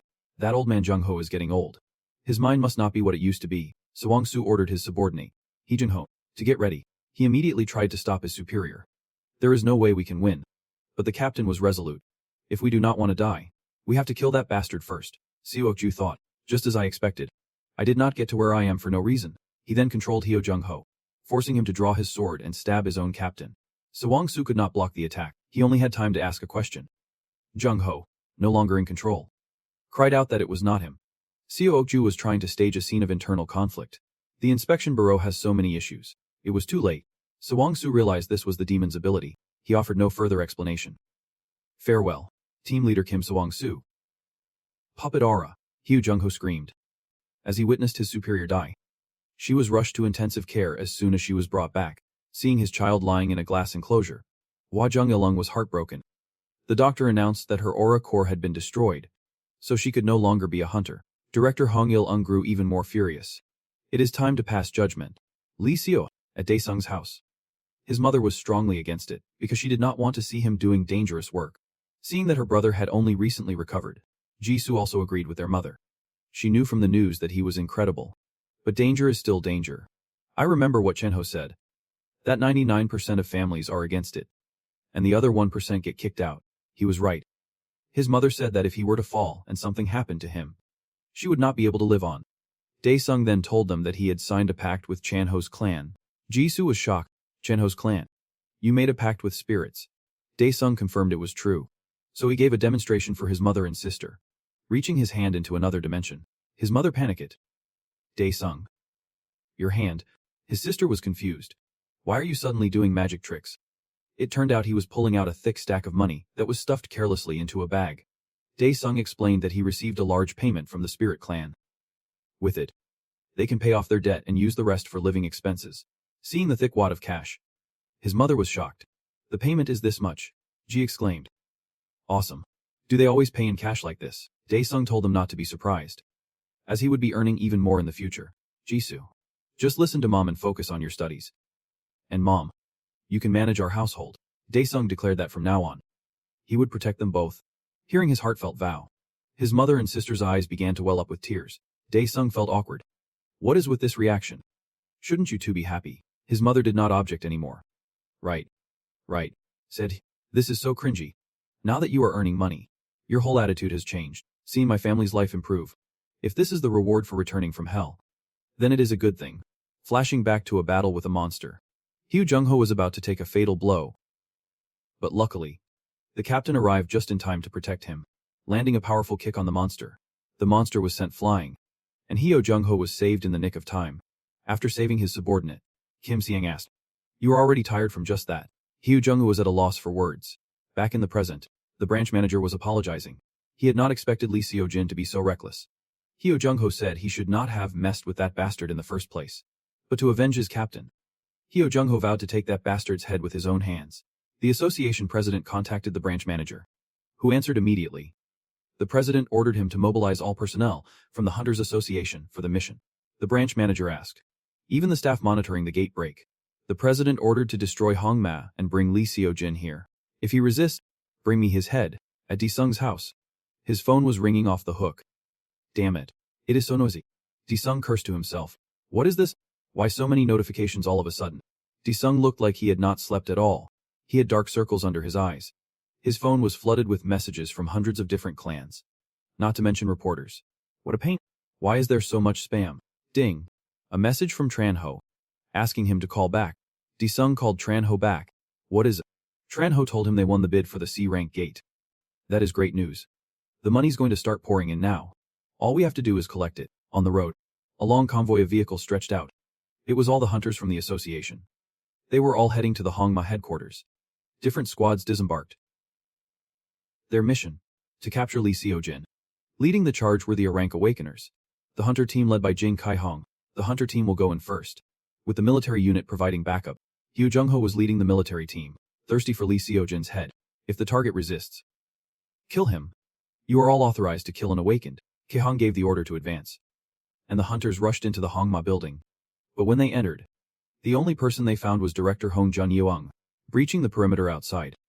The association's hunters pushed deeper into the Hongma building. The atmosphere was grim. As they advanced, an inner gate opened before them. Hyo Jung-ho rushed forward, a long blade in hand, ready to take Lee Seo-jin's head. He stormed in and yelled, That son of a bitch Lee Seo-jin. Where are you hiding? But to his shock, Lee Seo-jin's corpse was already sprawled on the floor. It was unclear what had happened. But one look at the body told them his end had been brutal. The hunter team arrived behind the military unit. Seeing the chaotic scene and Director Hong Jun-yeong sitting calmly amidst it, they could not figure out what was going on. How could he be dead? Get up. You bastard. You were supposed to die by my blade. Jung-ho roared in frustration. Kehong tried to calm his distraught comrade. It is certain. Lee Seojin is just a corpse. He did. Unable to avenge his captain with his own hands. Jung Ho was furious. Veins bulging on his forehead. Kehong finally questioned Hong Jun Yeong. Captain, even if this was personal revenge, was not this too cruel? Hong Jun Yeong admitted to causing the chaos outside, but claimed he was not the one who killed Lee Seojin. Kaihong was shocked. Then who in the world could have done this? Hot news started spreading through the city. Captain Lee Seojin of the Hongma Guild has been found dead. The prime suspect is currently Hong Jun Yeong, captain of the Sun Guild. Most of Hongma's members are presumed dead, and a large quantity of narcotics was found at the scene. Back in his office, Jin Sang was losing his mind. Damn it. Why have not I gotten a single call? He had to start a clean-up party because no guild would recruit him. At this rate, he would starve to death without ever seeing a single monster. Just as he was thinking that, his phone suddenly rang. Oh my. Jin Sang quickly picked up, wondering who could be calling. He beamed when he saw the name on the caller ID. Di-sung and Chan-ho were on their way somewhere. Chan-ho asked, "Did you really turn down all the offers from the top 10 guilds?" Di-sung did not deny it. My god. The Sun Guild said they would provide unlimited support for hunter gear. The kind others can only dream of. Di-sung smirked. As if I would ever use that junk. This guy would pass out if he saw the items I have. Di-sung then asked, "Can we actually make money from a C-rank gate?" Chan-ho yelled, "Are you insane? The clearance reward for a large-scale C-rank gate is 50 billion. Wait, after taxes and expenses, they say it is more like 30 billion won. Di-sung was shocked too. What? Damn it. A 40% tax rate. That is brutal. Chan-ho added that if he could get the course, he would make even more. I have already called for support and operations staff. But are you sure you will be fine alone? Di-sung looked confused. Alone? Obviously. Chan-ho should go with you. The moment he said it, they both fell into an awkward silence. Chan-ho asked again. What did you just say? Di-sung said he was picking Chan-ho as his operations support. Chan-ho's face contorted. Just thinking about all the tedious paperwork made his head want to explode. Chan-ho still had not recovered. This guy was going to be the death of him. At the C-rank gate, a soldier stopped them. Permit. Please, such a hassle. Chan-ho handed over the permit. The guard's eyes widened as he read it. Raid party. A rank hunt. Di-sung. Support. Chan-ho. The guard asked again. This is a large-scale gate. Are you sure you are fine with just this many people? You need at least 100 C-rank hunters for this. Chan-ho stammered. Well, this madman behind me can go in because he isn't a rank hunter. Does that sound like a reasonable association regulation to you? I am not even married yet. The guard looked helpless. It does not seem reasonable, but rules are rules. He proceeded to open the gate. The guard signaled to open the barrier. He looks crazy. Better not to mess with him, Chan-ho asked again. Di-sung. Have you really thought this through? He argued that no matter how great Di-sung's rank potential was, this was a large-scale C-rank gate. Even the top 10 guilds would be wary of the sheer number of monsters inside. Di-sung did not say a word. He just grabbed Chan-ho by the collar and dragged him in. Just trust me. Wait. Damn it. You let me. Chan-ho struggled to say one last thing. At least let me make one call to my family. If things go south, I am running first. So do not you blame me. Lee Seojin was not dead. He was kneeling, begging for forgiveness before some unknown entity. He was being punished, screaming for help in sheer terror. Lee Seojin's joints were shattering and twisting, a sight of pure agony. The entity was a massive, terrifying eye shrouded in darkness. As Lee Seojin continued to cry for help, from the eye, an arm shot out with unbelievable speed. It was ripping out Lee Seojin's heart in the most gruesome way imaginable. How could anyone survive without a heart? Lee Seojin's life ended at that very moment. The arm, meanwhile, was still crushing the heart in its grasp, and that is how Lee Seojin was killed. The footage is now being reviewed by the council, the president asked. So they can identify Lee Seojin's killer. Kaihong reported that there was only one CCTV camera, and they still have no leads. The forensics team also reported that they have examined the body, but they can't identify the owner of that specific skill aura. The president grew suspicious. Could it be the work of demons? At the sea gate, a car was approaching. Jin Sang stepped out. Good morning. I am Hende Sung, in charge of today's loot collection. Loot collection. The guard was confused. Isn't it a little early? They only went in 30 minutes ago. Today's raider is Hende Sung. Correct, Jin Sang asked, and the guard checked his records. Hende Sung. Yep. That is correct. Hearing this, he was overjoyed. That is right. You were lucky no cleanup crew responded. The raid was on the verge of failure. And then Hende Sung showed up. It was like hitting the jackpot. On the day of the test, inside the snowy mountain cave, a strange power was stirring. Jin Cheol was helpless. He wanted to live. He had to survive and get his revenge. He was so furious. Tears streamed down his face. A voice whispered in his ear, "You want revenge? Do not you? Then allow me to grant you a gift." And just like that, Jin Chil was split apart again. His soul being drawn out. Dae-sung and Chan-ho stepped into the gate. While Chan-ho was completely amazed, Dae-sung looked unfazed. "This is my first time inside a gate. I never imagined it would be like this." Chan-ho thought. Dae said, "This is definitely a large gate. The numbers are pretty impressive too." Chan-ho was startled. "Wait, where?" And the numbers were truly staggering. It looked like tens of thousands of them, like a swarm of centipedes. Chan-ho recognized them. It is a swarm of rolling centipede demons, a grade 3 hazardous species. They seemed to have noticed their arrival and charged like starving tigers. Food. Food. Dae-sung started summoning the Fire King. Since they are swarming like centipedes, this will be easy. He took a ready stance. Watch closely. Before Chan-ho could even register what was happening, Dae-sung leaped into the fray at an incredible speed. He left Chan-ho behind, still stunned by his friend's prowess. Dae-sung quickly charged into the center of the demon swarm. He swung his sword, locking onto his position. A massive explosion erupted, sending the rolling centipede demons flying. The system announced, "The third stigma of hell has been activated." Dae-sung summoned the volcano spell, plunging the Fire King into the ground. A massive flame erupted from the ground, with Dae-sung at its center. Controlling the inferno, the fire spread to the starving monsters, incinerating them one by one. They shrieked in agony as they were roasted alive. The battle did not last long.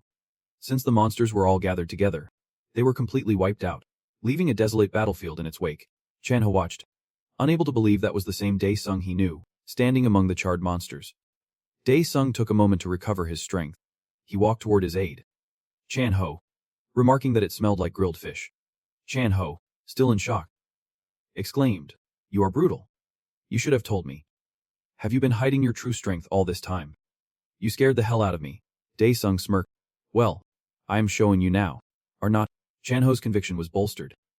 "All right, I have made up my mind. We are going to create one." Dae-sung was confused. "Create what?" "A new guild," Chan-ho said with determination. "We won't just stay in Korea. We will become the #1 guild in the world." Outside, the guards noticed the gate showing signs of collapse. "What is happening to the gate? It has not even been an hour. It is cracking. Quick, contact the comms team." Jin Sang pointed from afar. "Wait, someone's coming out." The other guards followed his gaze and saw it too. It was Dae-sung and Chan-ho, walking out completely unharmed. Their heads held high. Chan-ho announced, "The gate has been cleared. You guys can handle what is left." He could not believe it. "It is already cleared." "Impossible." "Excellent work." And Dae-sung. "I am in Dae-sung." The hunter assigned to this raid's cleanup, it was in Dae-sung. Introducing his cleanup team, he explained that he was in charge of handling the aftermath today. Dae-sung read the business card. "He has the same name as me," Chan-ho asked. Confused. "You are from a cleanup guild. But you came alone," and Dae-sung explained. "Not exactly. The rest of the guild members are on their way now." Chan-ho was intrigued by the fact that he shared Dae-sung's name. He said he would do anything to uphold the honor of that name. As they started to leave, and Dae-sung assured them that he would take care of everything. "If you ever need cleanup services, just give me a call." Dae-sung walked away, annoyed. "Great. Now I can't even change my name." In a luxurious skyscraper, a real estate agent was making his pitch. "This floor has the absolute best view. The interior, the build quality. Basically, everything in this apartment is perfect." This apartment, with its magnificent view and grand interior, was to be the new home for Dae-sung's family. Jisoo peeked out after exploring. Every room has its own bathroom. Dae-sung's mother, still a bit nervous, asked, "How much is this apartment?" He quickly replied, "The current list price is around $14 million. But the final sale price will be $15 million. Her eyes widened. "I see. $15 million. The agent added that the price is high because of its proximity to the Hunters Association.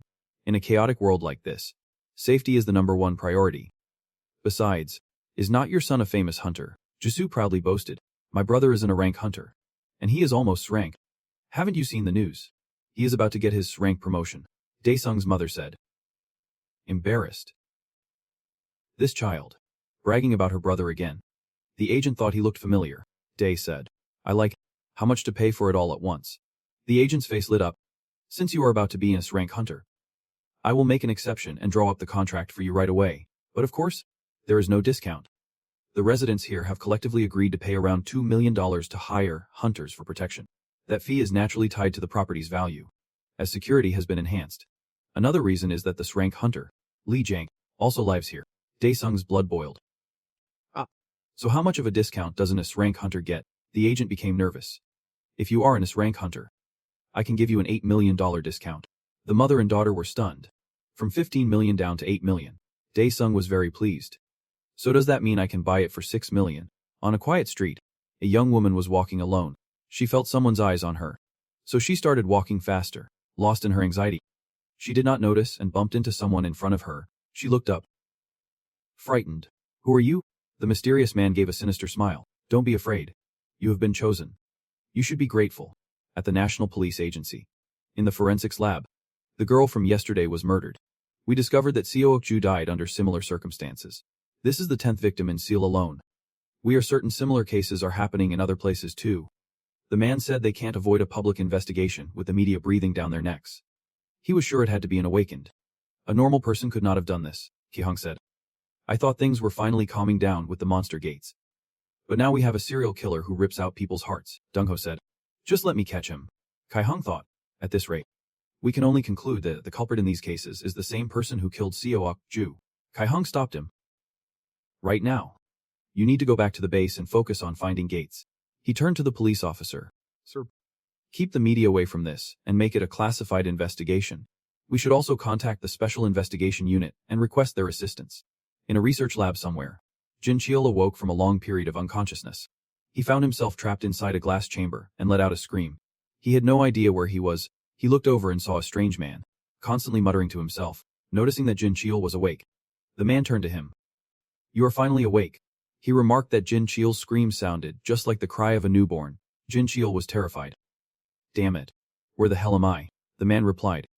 Doesn't it look just like the Red Devil's laboratory? Jin Cheol realized this was the chamber used to inject the Emperor into the awakened. The man laughed. It seems the Emperor from Lee Seok-ju still had some effect on you. I had to personally ask the head pastor to save you. He introduced himself. I'm an elder of hands. Jin Cheol looked up. Those eyes. He is still alive, Roman informed him. You have been reborn as one of hands. Jin Cheol was confused. One of hands. Roman let out a loud laugh. I will grant you an unimaginable power. Do you want to rule this world with me? At the office. Chan-ho was on the phone with Daesung. Do you really have to become an S-rank hunter? He tried to reason with Daesung. You just became an A-rank hunter. Dealing with the gate is the most important thing right now. Chan-ho was stunned by the reason. Daesung needed the promotion before buying a house. So he wanted Chan-ho to find as many gates as possible. Chan-ho was exasperated. Since when did this guy decide to buy a house? He reluctantly said he understood for now. Chan-ho said he still had work to do at the company. So Daesung should go to the Aura market to get some gear. Daesung agreed. He would completely forgotten about that. Supreme Being. Do you wish to continue the mission? Daesung was inside another gate. The system announced there were 5 available fields. And he had to choose one. Daesung chose number 5. Balak's Altar. Mission field initiated. The ruler is being brainwashed by demonic forces. Defeat the brainwashed ruler in each field. Alter causality. And remove the time-space seal. System. Download data regarding Balak's altar recorded 45 years and 78 days ago. Daesung immediately answered yes. It seems he was ready to fight. A series of images flashed by. The system was recording everything. Daesung watched, taking in the current situation. After the system processed the memories of Balak's altar, Daesung was sent into the gate. He was quickly equipped with the necessary items, including a new ring on his hand. The other was a rather ordinary-looking sword. Daesung felt helpless with this old-fashioned getup. He looked like a guardsman. Damn it, Daesung cursed. He would have been seriously debuffed. He was not happy with this look at all. Back at headquarters, the media was in a frenzy over news of a serial killer in Seoul. The supervisor ordered, send an official notice to the guilds and post it on the Hunter Bulletin. The subordinate acknowledged. Manager. The two turned around at the assistant's shout. She announced that the Ocean Guild had failed to clear the B-rank gate. The Ocean Guild. Aren't they one of the top 4 guilds in Korea? The one with Baekajin. I thought they had a lot of A-rank awakened. In a city of unbelievable ruin, there was a children's village. A stark contrast to the devastation behind it. Children were playing joyfully, their innocence shining through. In the distance, a man watched over them. 2 boys were playing. I am the strongest hunter. You evil monster. The other boy started crying, refusing to be the monster because he hated them. The man approached. What did your father say would happen if you two fought again? This man is rank hunter Seol Jongsun, 35 years old. From Korea's number 2 guild. Oh do you? Seeing the man approach, The two boys got into a defensive stance. It is a monster. Jongsun played along. That is right. You will turn into monsters. Come at me if you have got the guts. A young woman urgently called out for Jongsun. Director. Director. The man, in the middle of his fun, asked what was wrong. The young woman smiled and announced. There is an urgent message from the Hunters Association. Good grief. They can't even let me rest for a day. Jongsun grumbled, asking her to look after the kids. There was a gate he had to deal with. Good grief. I am Seal Jongsun, Korea's #1 hunter, at a C-rank gate on Jeju Island. A group of hunters and staff were waiting for someone. Someone stepped out, a mere C-rank gate. How boring. He is rank hunter Lee Changsik. 28. The nation's #1. As soon as he stepped out, he was welcomed by the waiting party. Congratulations. Young Master, the secretary announced. Young Master, the association's invitation for a joint gate raid has arrived. It is signed by Baek Ha-jin. Hearing Baek Ha-jin's name, Changsik paused. She really is a true beauty. Back with Han Dae-sung, who was conquering a castle. He would have been transported to another place. With a somewhat cheesy guardsman look, a monster slowly rose from the ground. It stood before the gate, a massive sword in its hand. System: defeat the castle's gatekeeper monster. Time limit: none. Objective: defeat the gate's long bind. Dae-sung thought that in his current body, a single flick of its finger would be enough to kill him. He currently had Priest Odd's swordbow and the ice giant's shield. Unsure of what to do, Dae-sung crouched down. How did I kill it before? I can't remember at all. Staring at the sword and shield, Dae-sung tried to recall his memories. He looked at the ice giant's shield, then up at the gatekeeper. An idea for me. Dae-sung suddenly had an idea. It seemed there was a way to solve this. At the entrance of a B-rank gate, reporters swarmed for a scoop. Security urged them not to cross the line. I am reporting live from the B-rank gate in Gangbook. It appears the Ocean Guild is preparing for a second assault after their initial failure. A security guard was confused. When did this information leak? How did the reporters find out? The other guard just shrugged. The reporters erupted into a frenzy as the Ocean Guild approached. It is Baek Ha-jin. The reporters swarmed her with questions. How will you address the problems from the failed raid? What is your ideal type? What man could resist Baek Ha-jin's divine beauty? How can someone so gorgeous exist? She is even more stunning in person. A one-of-a-kind beauty. Ha-jin approached a reporter and politely asked to borrow his microphone. Ha-jin held the microphone and announced clearly. Everyone. I will prevent this gate from breaking at all costs. To do, I have asked Korea's top 2 hunters for their assistance. Hunters ranked even higher than Baek Ha-jin. Don't tell me. The reporters started buzzing with excitement. That is right. They are Lee Changsik and Seal Jong-seon, the #1 and 2 hunters in Korea. There they are, Lee Changsik and Seal Jong-seon. When did they get to the gate? Quick, get a close-up on them. So this is how she is handling the backlash from the failed raid. As expected of my woman, Changsik said proudly, while Jong-seon sneered. Look at that attention hog. I bet she is the one who leaked the broadcast info.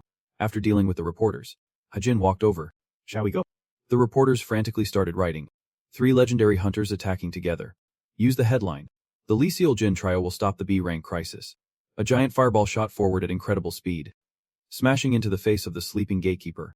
Not just one, but 2. They struck the silent demon one after another. The demon did not just take the hit. It unleashed a wave of power to counter the fireballs. Startled by the sudden attack, it let out a furious roar, and Dae-sung, however, seemed to enjoy this. You are awake. He immediately took a fighting stance. One mistake and I am dead. I have to focus. Dae-sung was on high alert. The gatekeeper demon roared. A brat like you dares. Its moment of intimidation was short-lived. The demon stepped on a puddle of slime. It lost its balance and came crashing down. With a loud crash, the monster was sprawled on the ground, its legs in the air. Seeing his chance, Dae-sung rushed forward. His target was the belly of the fallen monster, which was struggling to get up. Dae-sung raised his sword. His eyes filled with fierce determination. There it is. The seal. That is what Dae-sung was aiming for. With one clean strike, his blade plunged directly into the seal on the monster's neck. It let out a deafening roar as the altar began to open. The gatekeeper monster vanished. Dae-sung stood there, looking at his quick victory. He thought proudly. Good thing I remembered its weakness at the last second. Now, I can't use these anymore. Dae-sung quickly dropped the sword and shield. System.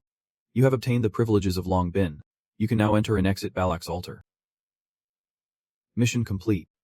You can view your progress in the Mission Completion tab. A new stage of conquering the altar begins. First, I need to find a new weapon. Entering the main castle were the desolate remnants of ancient days, with weapons embedded all over the walls. Alongside them were extremely dangerous traps. While the fires inside the castle still burned brightly. 212 Iron Castle of Valaku. Difficulty: unknown. Current objective: reach Valaku's room. Dae-sung was feeling around for something. It had to be somewhere around here. Continuing his search, Dae-sung tried to find a unique feature of the castle. Found it. A secret button on the castle wall.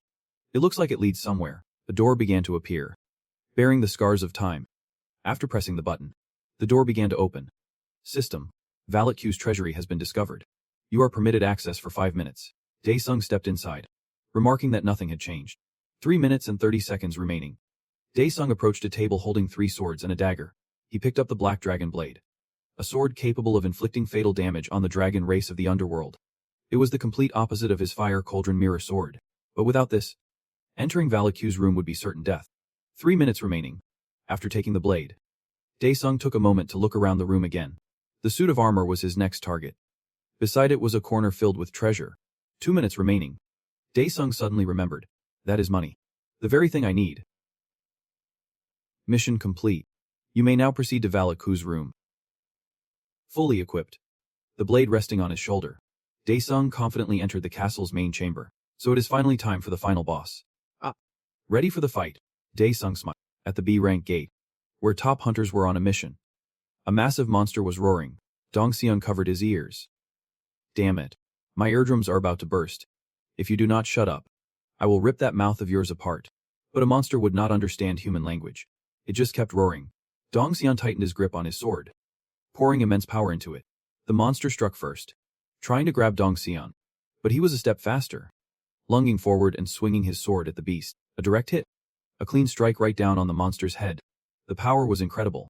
Taking a direct hit, the monster roared in agony. This was its moment of distraction. Dong-seon turned and signaled for everyone to attack at once.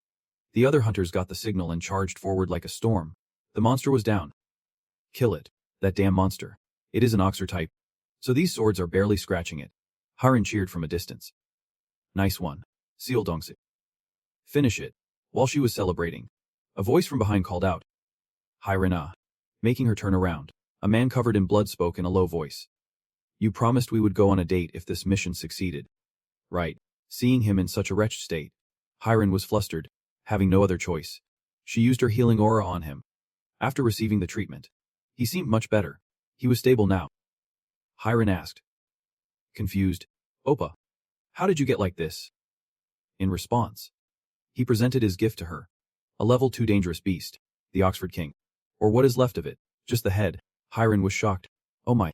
You defeated the Oxford King by yourself. I can't believe it. He took the chance to show off. Pretty cool. Harin said. Annoyed. Let go me. Another monster is coming. All injured personnel. Fall back. Dong-seon was getting angry. How is it that even my aura can't scratch its skin? Seeing the trouble, the man rushed to help, reminding Harin to keep her promise. Before he even finished speaking, he vanished at an incredible speed, leaving Harin speechless. She started to wonder. When did I ever promise that? At Valak's castle, where Dae-sung was still on his mission, so it is finally the final boss. He sighed. Standing before the gate, opening the Divine Stat Buff Elixir menu, Dae-sung used a series of buffs to prepare for the final boss. System. Current contribution points. 128,000. Do you wish to use buff items? Dae-sung confirmed to use all Divine Stat Buff Elixirs. At his command, the contents of the vials began to infuse into his body. Strength, agility, mana, defense, critical hit rate, and healing ability were all continuously buffed. Feeling ready. Alright. Dae-sung began his battle. The gate began to open, revealing an empty room before Dae-sung, and there he was, the final boss. He was huge and muscular, on a truly terrifying scale. At least 1,000 times bigger than Dae-sung. He was not afraid in the slightest. He even smiled warmly. Long time no see. Valak. Noticing the intruder, Valak's eyes lit up as he grew more cautious. A loud noise echoed as the final boss gave a signal. An incredibly ferocious dragon beast stepped out. It had the head of a dragon, but its body was humanoid, incredibly muscular and powerful. It roared, asserting its dominance. System. Resisting dragon's fear. Resisting bloodlust. Flames erupted, engulfing Dae-sung's body. Scene change. Hello. Everyone. This is your streamer. Chil Ryong, also known as Yan Chai from the Hunter Daily channel. Yan Chai is live. Alright everyone. First up, let us take a look at this week's hottest Hunter rankings. Number 1 is, as always, Unshackable, the youngest son of a famous corporation, who became a hunter out of pure passion. Mr. Trang Sich. Let me tell you, the leader of the Disung Guild is also the chairman of the Disung Corporation. Below, fan comments flooded in, the head of the Hope Welfare Foundation. This man needs no further introduction. The man who declared he would become a father to all the children orphaned by the gates. Godfather Seoryang Seon. Oh, and next up, a beautiful flower blooming in a wasteland of hunters. Baekjun. Let us see those likes. Everyone. There was a B-rank gate break this week. Was not there. But it was handled cleanly in just 6 hours thanks to the Libixel team. An Chai announced enthusiastically. And there is one more piece of news. Yan Chai paused. I have met this person before. He cleared a legendary rank gate. By himself? Disung's face was on the screen. How is that possible? Is this guy even real? At the Hunters Association, the main website was filled with notable news stories, all related to recent events. Roman was the one searching. He noticed that the number of hunters successfully clearing gates was on the rise. In his daily life, he was an employee at the Hunters Association. As he left, his colleagues called out, "Ji Seok, want to grab a drink?" He refused. "I have something at home, so I can't." His colleagues seemed concerned. "Alright then, we will go on ahead. Make sure you come next time."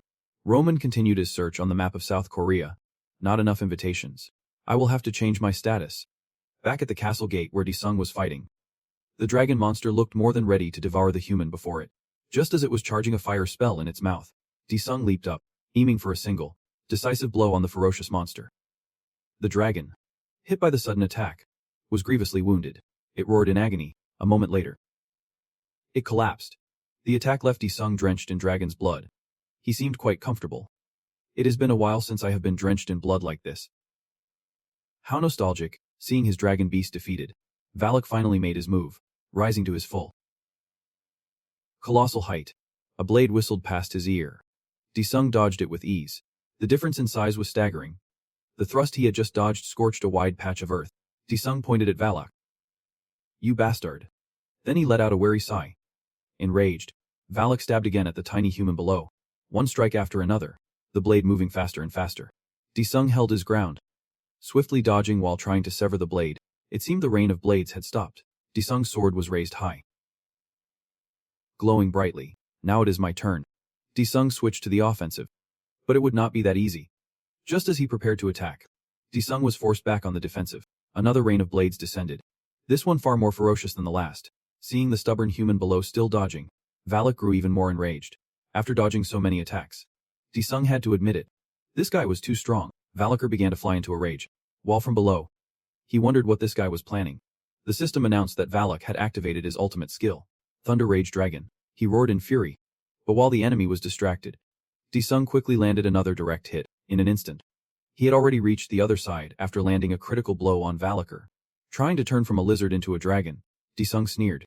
But from the fluid secreted from Valakar's body, a humanoid figure began to form. Disung had anticipated this. It was slowly taking on a human form. What now? Confused and on guard, Disung observed carefully. Who are you to disturb the slumber of a holy apostle? The strange figure suddenly spoke, questioning Disung. On the street, blood dripped at the feet of a strange man. O god of the giants, please create a corrupted vessel. The notorious killer of late was continuing his cruel deeds. After a series of hearts were taken, the resulting pool of blood was now turning into a strange object. It seems this was the villain's plan, to create a great power. At the Hunter Association, Roman was still in his office. This is the chief of the Ox division of the Gate Pursuit Guild, he said, playing his part. On the other end of the line was the villain. Pastor. I have used the hearts we have collected all this time to create an altar. Hearing this, Roman curled his lips into a satisfied smile. To keep up the deception, he replied that he would immediately inform the Hunter Association and have them send a request. Then when should we destroy it? The subordinate asked. Roman replied with a smile. Once enough high-value requests come in, you can destroy it. A message from the system. An unknown source has infiltrated the system. The immense power caused the system to lose its signal, only managing to announce it was an incarnation from paradise, based on the system's condition. This guy must be powerful, Disung deduced. The system reported that since the mission was complete, he could now use the archetype of the supreme entity. asking if he wished to do so. Sung was very interested in this. Perfect timing. He quickly used the Supreme Entity, and an aura of light began to surround Sung. The Incarnation asked him, "Do you intend to interfere with this universe's mission? Annihilation is truly what inferior beings like you deserve." Then he told Sung to be gone. An immense power pierced through the entire castle. The Incarnation declared he would use Sung as his next host to continue. But what greeted him was not a new vessel, but Sung's counterattack, as he and his blade charged straight at the Incarnation. Moving with jet-like speed, Sung, filled with rage, tried to run him through. The blade pierced him, but it seemed to have no effect. The blade passed through the entity's abdomen, but nothing happened. He sneered that an inferior being like him could never harm him.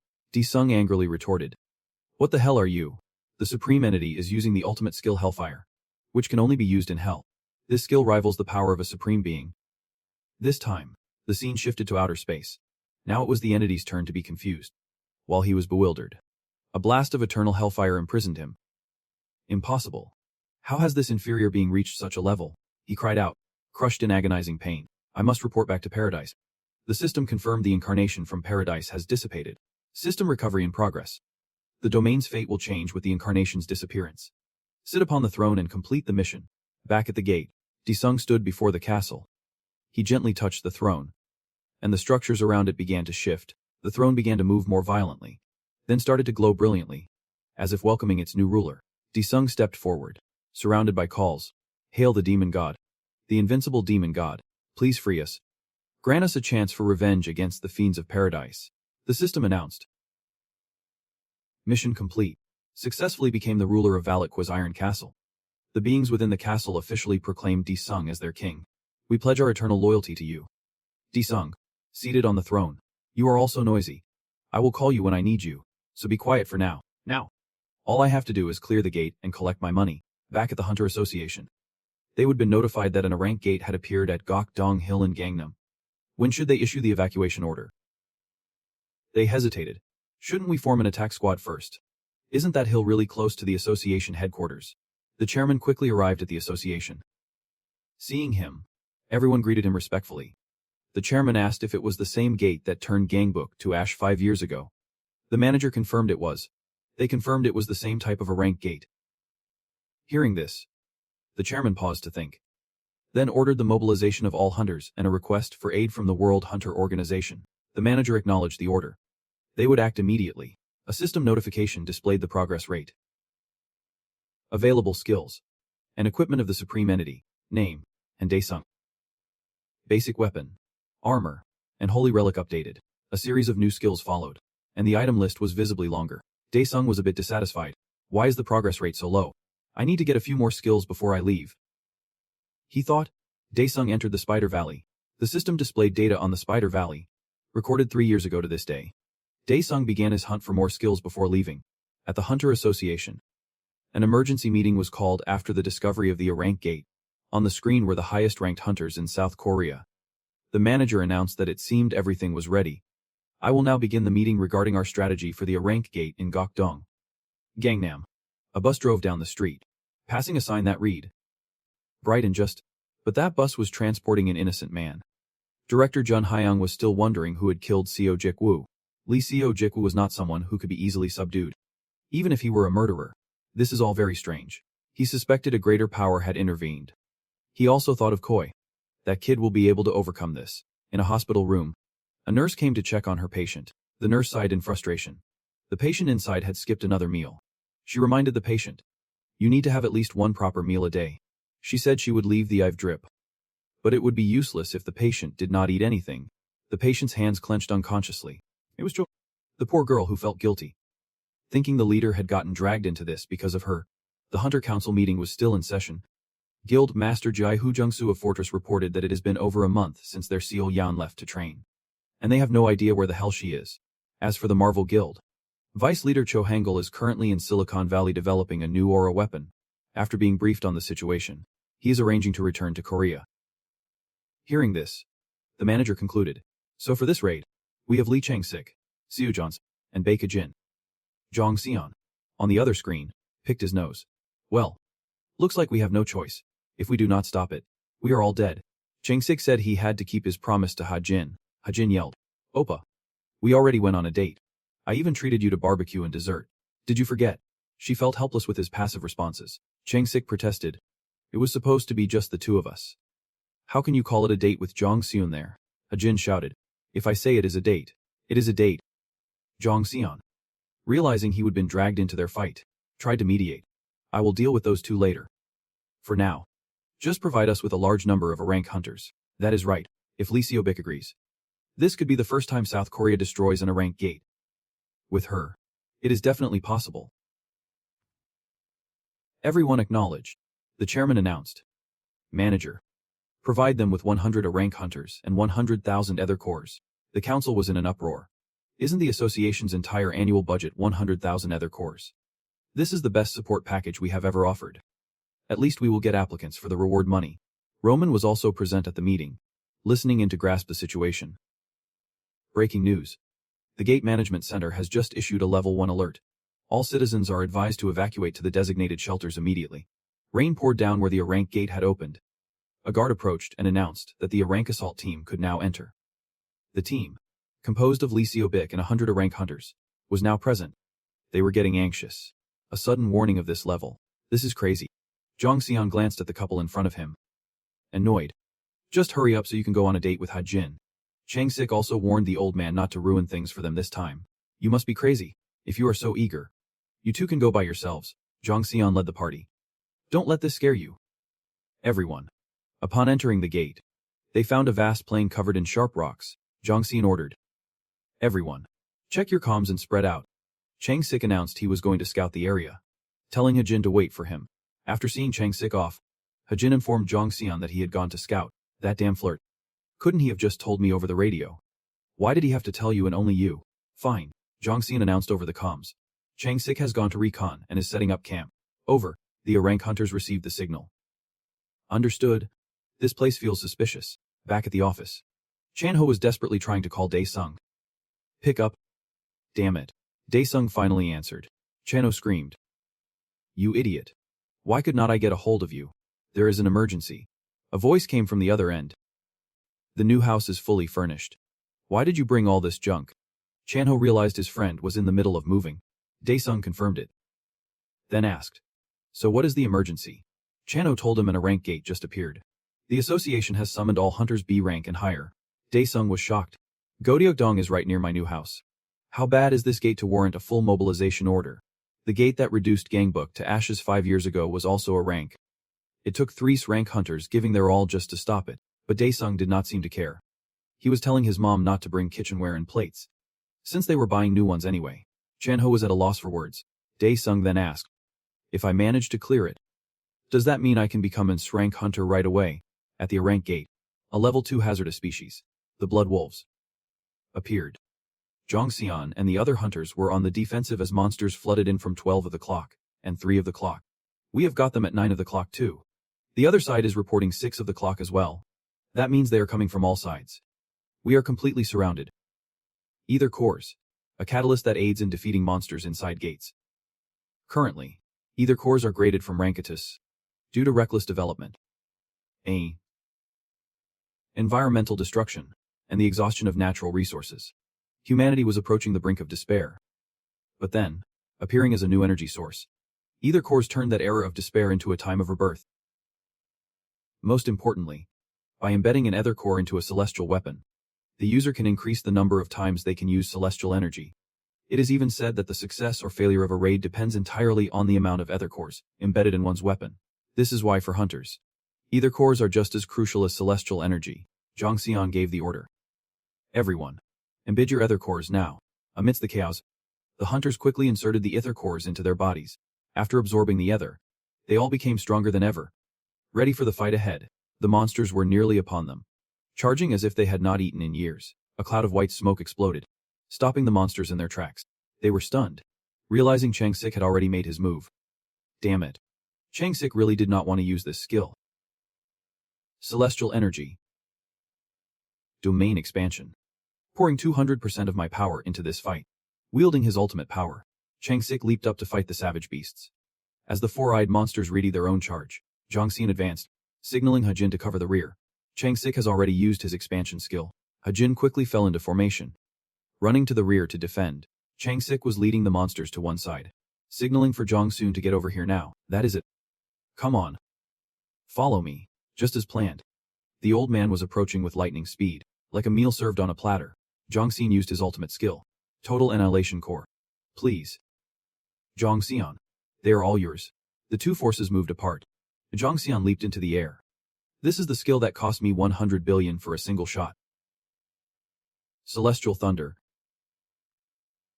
Lightning Judgment. The old man's eyes lit up as if powered by electricity. He slammed a fist into the ground, sending shockwaves for miles around.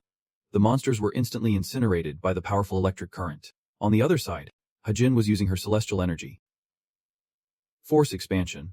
It was a wide area healing buff for the hunters. They recognized it as Baek Hajin's expansion force. This is the first time we have received her buff. An O buff. Isn't that a rank skill that consumes a whole ether core? Now that is a rich person's skill. The hunters were in awe of this miraculous power. Chang-sik quickly returned to the hunters' side. Upon seeing him, they rallied everyone to follow Lee Chang-sik and attack. Everyone was fired up. You damn monsters. Now we are the strongest ones here. In a collapsed, abandoned building, a group of people passed packets of drugs to one another, one by one. Each person had to give their share to the collector. Someone came running and yelled, "It is the night squad. Everybody run." Damn it. At those words, everyone scattered, running for their lives to avoid getting locked up. A man in a shabby suit muttered, "Damn it. How did it come to this?" While he was running, a car pulled up in front of them, its headlights shining right in their faces. "Drop your weapons and surrender. If not, you will be arrested for illegal trafficking." The man gritted his teeth. Damn this blasted night squad. But there was something strange about this car. What the? A man got out of the car. Has the High Council of the Red Demon Guild fallen so low as to become a bunch of pathetic rats? What? What did you say? Who the hell are you? You bastard. The men started shouting. I will let you witness a new world. Jin had returned, as members of the Red Demon Guild. Of course they knew he was. They were all stunned to see him alive. Jin enticed them to follow him. Meanwhile, at the gate, monster heads were rolling. It is so amazing. That was brilliant. Is this the first time a rank gate has been cleared without a single death? Well, they did have 3 srank hunters. It would be weirder if they failed. For now, let us treat the injured. Jong-seon praised her admiringly. Just as expected. Hajin's skill is really something else. That skill is incredibly effective for clearing gates. Is not. I am so jealous it is killing me. Hajin became irritated. Hey now. Did not I tell you before? My skill is a monster that just devours money. Everyone is envious of how much hunters earn. But B-rank equipment and other things require a lot of ether cores. A few more uses and we will be operating at a huge loss. A huge loss. I used it so many times today. We are lucky the association sponsored us with 100,000 cores. But they were all C rank. You know how much it takes to make one a rank core. Right. Both you and I used our rank skills twice. That is 20,000 cores right there. And the hunter team must have used around 20,000 cores too. After all the deductions. We have got nothing left. Are you even listening? Didn't you say you borrowed money from Chang-sik? And you borrowed from the association too. You just love being buried in debt. Do not you? After that long rant, Jong-seon's ears felt like they were bleeding. Here we go again. Baek Hajin's nagging. Her nagging skill is definitely srank. Chang-sik, still dazed, complimented her. She is chirping like a little canary. So cute. The hunters were also searching for cores. Over there, a Barank ether core. But in the next moment, a powerful force killed the hunter instantly. Everyone screamed in terror. It is not over yet. There is still a boss here. A heavy atmosphere enveloped the gate in Godeok-dong. The military was ordered to set up a 3 kilometers perimeter around the gate in case of an emergency. Hunters from all across the country started showing up one by one. Currently, we know that Lee Seobik's party is still inside the gate. The last time, during the raid on the B-rank gate, they broke the previous record for the fastest clear time. The reporter on the scene is also broadcasting live. That is right. They set a new record time of 6 hours and 21 minutes. The current raid has already been going on for over 10 hours. The association aimed to conquer the gate in the shortest time possible by deploying a large number of A-rank hunters. A-rank hunters from the nation's 9 largest guilds were recruited, and A-rank hunters from smaller guilds were on standby for reinforcements. In the Hunter Association's control room, all information is being monitored. The manager asks Ajang when the International Hunter Association will send their people. And she replies that she has not heard back from them yet. There is no way to know the situation inside the gate unless they enter, which is a major inconvenience. Ajang believes that almost all military and reinforcement personnel are present and expects leader Johanan to arrive within the next 8 hours. She believes that for now, the best course of action is to trust and wait for the Lee Selbek team. The manager agreed, ordering them to continue contacting the International Association to prepare for the worst. He then reassured them not to dwell on that scenario. They must succeed. Inside, the Lee Selbek team is in chaos. It is the boss. Everyone. Attack now. The hunters are desperately trying to hold their ground, but it seems to have no effect. On the contrary, it just seems to have pissed it off more. The boss quickly leaps towards the hunters. In an instant, it was upon them. Seeing the danger, Trangsich immediately attacked. A direct hit. But the boss did not back down and retaliated. Trangsich uses his sky speed sword skill, trying to land another blow on the wolf boss. But unexpectedly, it blocked the attack. He could not believe it. Not only that, but a single flick of its claws forced Trangsich to back away. Now it was its turn to attack. With its overwhelming size, the boss charged like a storm, one blow after another. Trangsich was forced to defend continuously. However, no matter how strong he was reaching his limit. It looks like Trangsich has been wounded. Blood trickles from his mouth as he overexerts himself. It went for a fatal blow, striking down hard. But luckily, Jongxian arrived, the way it attacked Trangsich. This monster is going to be a real pain. Ajin was constantly providing healing support from the rear. But Trangsich was seriously injured. The womanizer still turned to thank Ajin. I will treat you to a meal later. Hajin was exasperated. You do not have to. Just do not lose. I have already cast all my buffs on you. The playboy smiled. Understood.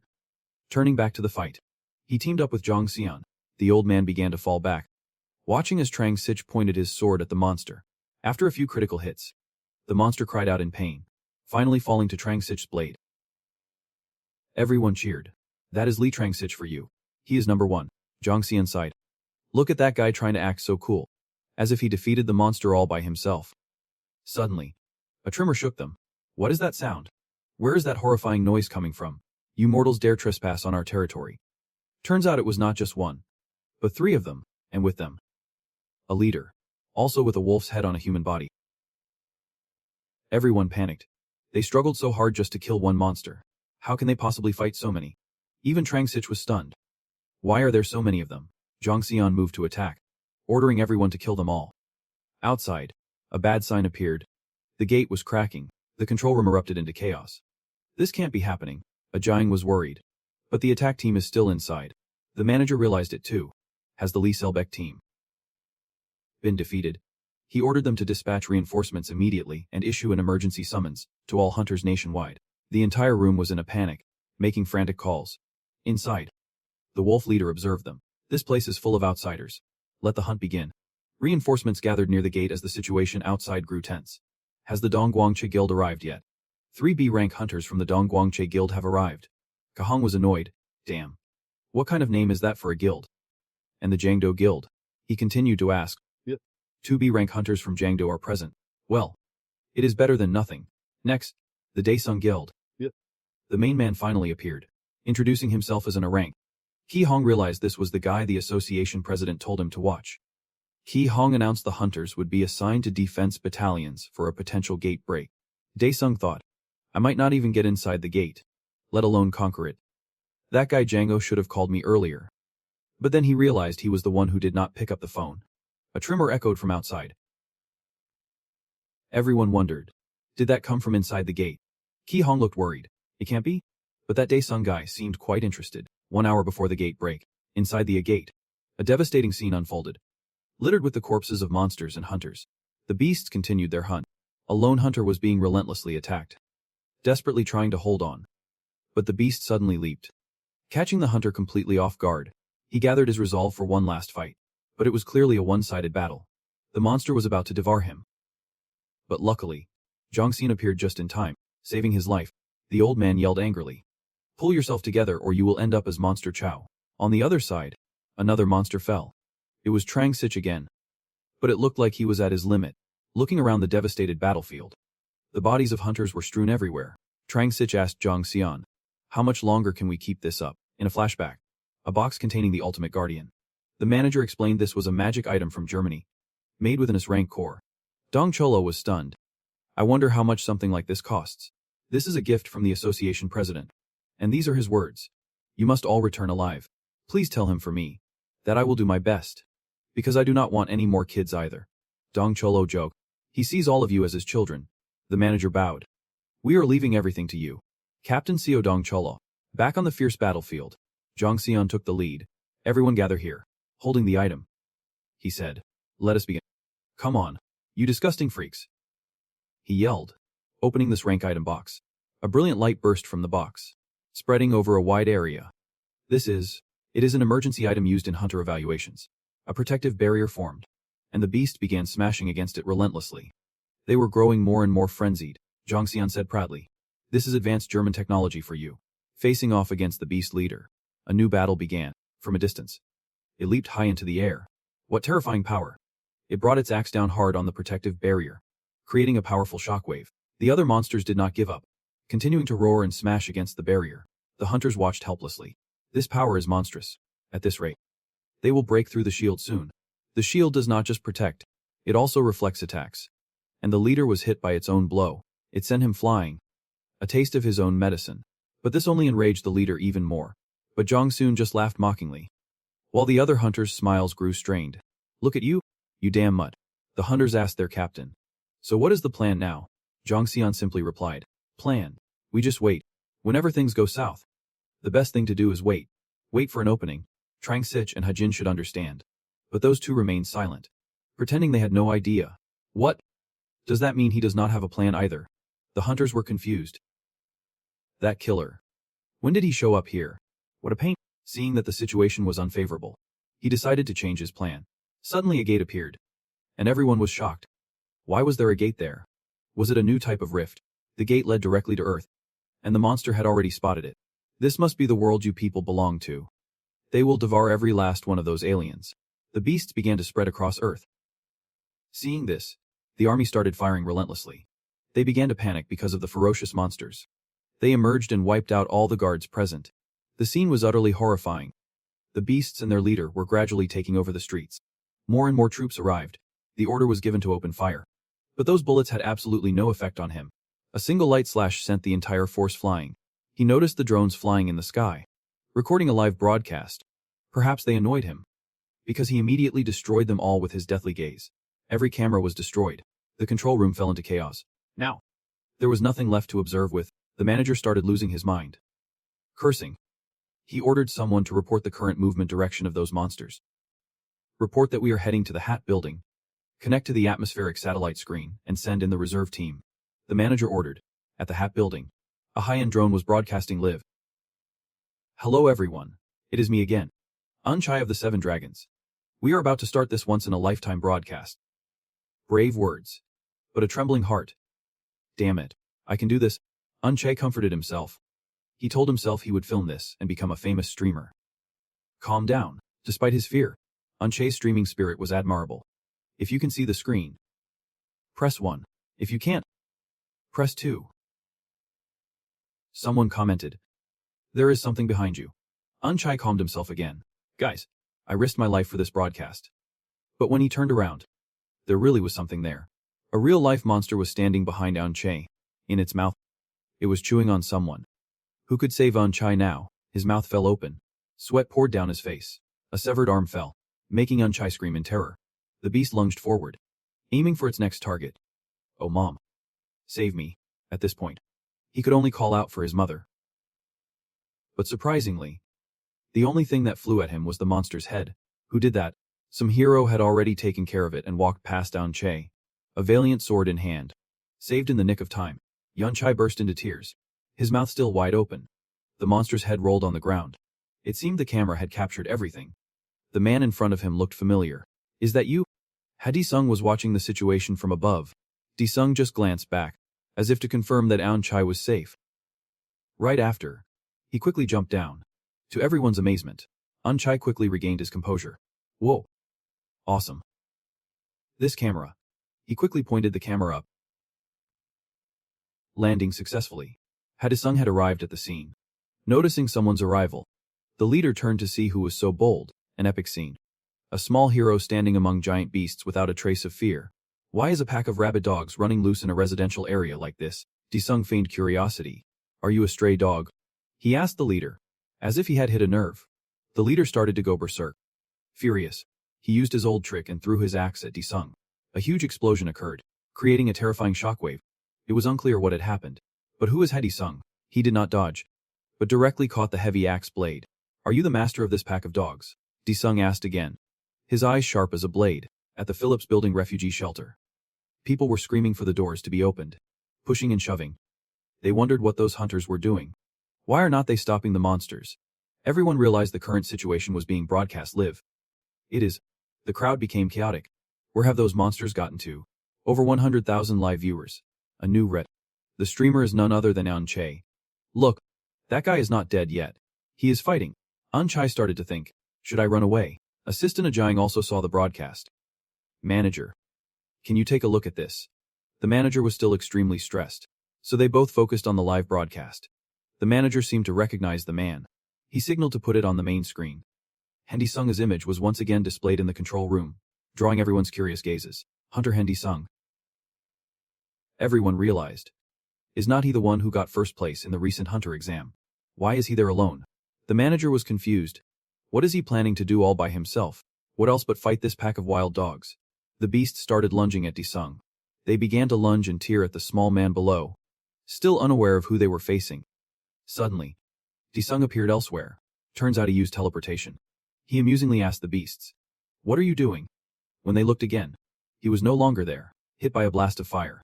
The beast became more ferocious than ever, quickly changing direction and lunging towards where Disung was standing. He plunged the Fire King into the ground with a mighty roar. Immediately after, he drew the sword, and flames began to rise with it. The giant wolves caught in the flames began to burn, screaming in agony. There was once one that writhed in agony after being tricked and roasted alive. Seeing this, the leader started to worry. His beasts were almost completely wiped out. As for the remaining ones, he reassured them, "I will handle Disung. Go and devour the rest of them. That is a bit funny. You are going to stop me. Good luck with that." Ignoring the beasts, Disung stood still, gathering his power. A strange energy began to flow. What is this energy source? The leader began to feel anxious. From high in the sky, the monsters from Lode that he had just subdued had a chance to perform. Their master was calling. An Che's jaw dropped at the magnificent sight. It is that dragon. The gatekeeper has also appeared. In the control room, everyone's jaws were on the floor. Completely stunned, a strange phenomenon occurred in the sky. Oh my, what is that? An absolutely spectacular image. All the figures from Lode had appeared at their master Disung's call. The beasts were officially intimidated. I will teach that little dog a lesson. Go and devour the rest of them. Disung smirked. Soldiers began to rush over to witness the once-in-a-lifetime scene. The image of a real dragon appeared, battling the stubborn beasts. One went on the chopping block. It was too easy. The size difference was too great. The dragon could quickly finish one off. The next one died right after. Terrified, they wondered, what on earth is happening here? Is that dragon on our side? Another one took a direct hit and was flattened. And Liko also began to act, one by one. The beasts fell continuously. A chaotic battle broke out. The remaining ones tried to escape. But how could they escape a monster many times their size? You dare to defy the will of the Supreme Being, all of you. Only a few beasts were left. They were gradually retreating, falling back into a defensive posture, in the shelter. Everyone was still watching the live battle. Those monsters are on our side. They are defeating the other monsters. This is insane. What is going on? Chanho arrived at the control room. He had been summoned. I am Sung Chanho, of the Handy Sung Guild. The manager thanked him for coming despite the urgent summons. He said, as you are aware of the current situation, I would like to ask a favor of you, Guildmaster Sung Chanho. Could you tell me everything related to Handi Sung? You who kills without mercy are not from this lowly planet. Who are you? The wolf leader raged. Disung said smugly, even if I told you, a creature like you would not understand. He began to move closer to the wild wolf. He introduced himself. I am the White Wolf King. The leader also lunged into the fight. Blade palace speed. He swung an axe towards Disung. Its power caused the very ground to crack. Disung remained unfazed, easily countering this wolf. Home. Using the same trick over and over is getting old. Are you done yet? Hearing that, the wild wolf broke into a cold sweat. This time, no one could save it. Disung launched his counterattack. He seemed to multiply, relentlessly slashing at the beast. The wolf could not withstand the powerful and numerous slashes and sent out an SOS signal. Disung was a bit disappointed. Is this little pup really in a rank boss? A fatal blow. Disung went in for another strike. But this guy was quite nimble. It quickly dodged, rolling back to defend itself. Sung asked why it was being so flashy. The monster's body emitted a wave of energy, as if trying to protect itself. Alright. Alright. At least do something. He urged the creature to attack. Running away was its best plan. Sung was exasperated. It is just going to flee like that. The creature ran as fast as it could. It had to get back now. This one was different from the other aliens. He might be a supernatural being from. Before it could finish the thought, Sung had already caught up. Why is a dog running on 2 legs? The creature could cry its eyes out. This chase was a bit ridiculous. The wolf was literally running for its life. If you are a dog, you should act like one. Sung scoffed. Run on all fours. It was scared out of its wits and actually started running on all fours. Just wanting to get back as quickly as possible. Sung smirked. Who gave you permission to crawl back into your kennel? The dragon guarding from above began to roar. Seeing this, the wolf's fear intensified. Now it was the dragon's turn to deal with it for Sung. Stomping on it with 1 foot, the wolf was beaten senseless. And it was not over. It then took a direct hit from a bolt of fire. The beast officially had nowhere to run. It was roasted instantly. Sung looked on with disdain. Now, give me your core. Inside the gate, Dongshan asked if everyone except the injured was out. Everyone had stepped out of the gate. The scene before them was terrifying. The International Hunter Association had not arrived yet. Dongshan felt helpless. Hajin offered to help heal the survivors. You two should go take care of the boss. Chang sick. But he stopped him. Dongshan. Even if we are late, we should have at least prepared some mana cores. Whatever. The old man was angry. I will go even if I have to fight with my bare hands. If you want, you can take my share too. Dongshan started to move forward. Where did all these monsters go? Back with the Jin. She was trying to heal all the survivors she could. While healing, she saw something rushing towards her. It was a monster. Charging straight at her. Just as she thought she was about to be devoured, someone sliced its head clean off right in front of Hajin. She could not believe her eyes. It was Sung. After dealing with the leader, it seemed he was near the gate. Hajin was still in shock, staring blankly at the person before her. Are you a hunter too? Sung asked her. No way.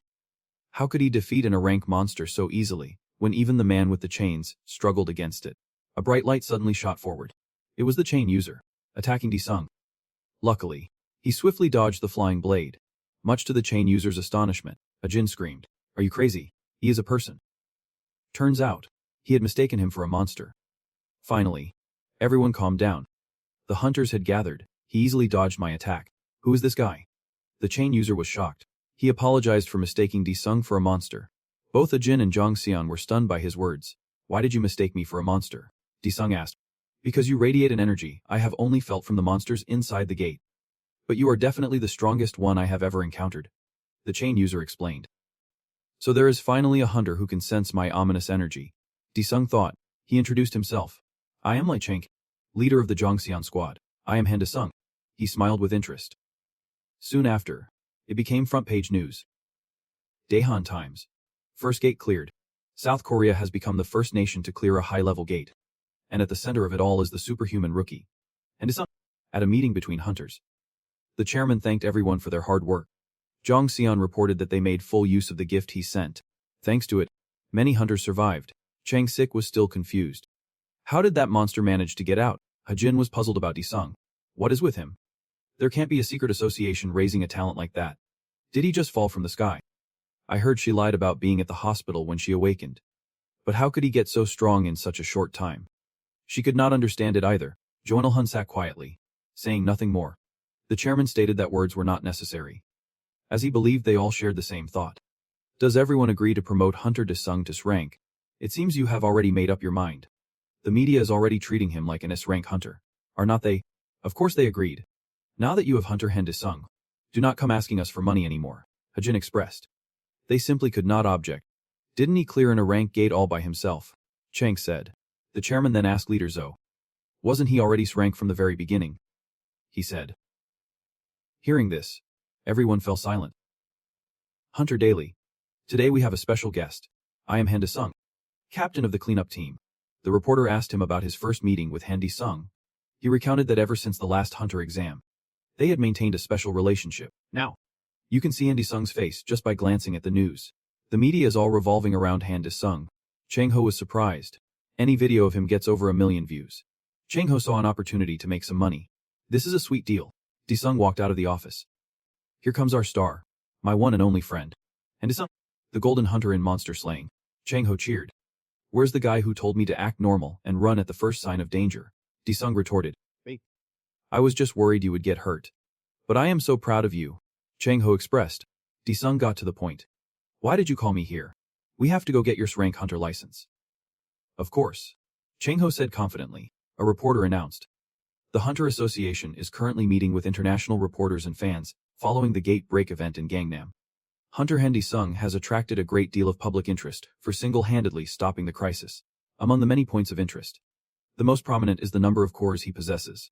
The red carpet was ready, packed with reporters. A luxurious black car pulled up. It was Han Di-sung. He was dressed impeccably today, truly looking like an srank, stepping out into the flashing lights. They both felt a little proud. Han Di-sung. Hunter Di-sung is the best. Oppa, look at me. I love you. The two of them walked forward amidst the cheers of the crowd. Di-sung was still overwhelmed. Chang-ho really was not kidding. Unlike him, Chang-ho was very confident, telling Di-sung to at least wave. He reluctantly complied, not afraid of monsters, but terrified of screaming fans. Oppa, let us register our marriage. Di-sung is so cool. I want to marry him. The chairman met him personally. And Di-sung, on behalf of the association. He sincerely thanked him for stopping the rank gate break. Thanks to you, we avoided many unnecessary losses. Chang-ho spoke on their behalf. We were just doing what had to be done. The chairman signaled for Secretary Du to bring it over. It was this rank badge. Whoa. This is something an ordinary person could never even dream of touching once in their life. The highest honor. The S-rank license. The chairman offered his congratulations. Congratulations on becoming the 6th rank hunter of the Republic of Korea. Not only that, we are prepared to grant any wish of yours within our power. Do you have any requests? Anything, Di-sung asked.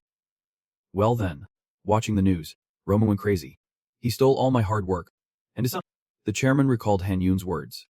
He would have to inquire more about him. But the boy was on another level now. The association could not refuse any of his requests. Di-sung was still thinking about what he wanted. Permission for his summoned beast to attack the gate. The chairman's jaw dropped when he heard it. Permission for a summoned beast in a luxurious house, one that felt empty with so few people. A girl was in a room filled with gaming consoles. She seemed to be searching for some news. Right now, the internet was flooded with articles about Di-sung. And Di-sung. She smirked, as if she was plotting something. The only one who could help her solve her problem. She was Yu Seo-yeon, the witch of the Pekesi clan. She decided to get up and leave, striding through the enormous house. Dad. She yelled, arriving at a room. Her father, the clan's chairman, was surprised that his daughter had come to see him. You just came out of your room, he asked. Surprised. Are you all right? You have been cooped up in there for nearly half a year with your social anxiety. The mischievous girl told her father she had a small favor to ask, for his daughter, who had been silent for so long, to suddenly have a small request. It made him a little worried. Isn't this going a bit too far? Han Di-sung has taken almost every gate he has attacked. At this rate, we will starve. The leader of the Yonggakma clan, Hyoksu, spoke up. The other guild members immediately chimed in. That is right. He has no business ethics. He is monopolizing all the gates. The branch manager was helpless. In the end, his worst fears had come true. Who would have thought he would conquer all those gates so quickly with just his summoned beast? Hyoksu grew more irate.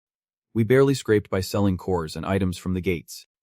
But now we can't even afford to pay our own guild members. Why does he have the right to raid gates all by himself?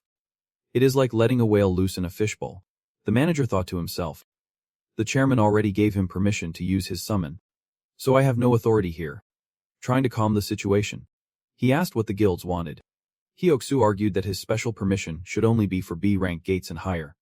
If he attacks in a rank gate, other guilds must be allowed to join. That is the rule for all Korean hunters. The manager had a real headache. He understood, and said he would do his best to get it approved by his superiors. Meanwhile, at a newly purchased luxury apartment, a defeat screen glowed on a monitor. It was Di-sung, killing time by playing a game. He cursed. What is with all these noobs on my team? We were about to win and they still threw the game. Jinho called.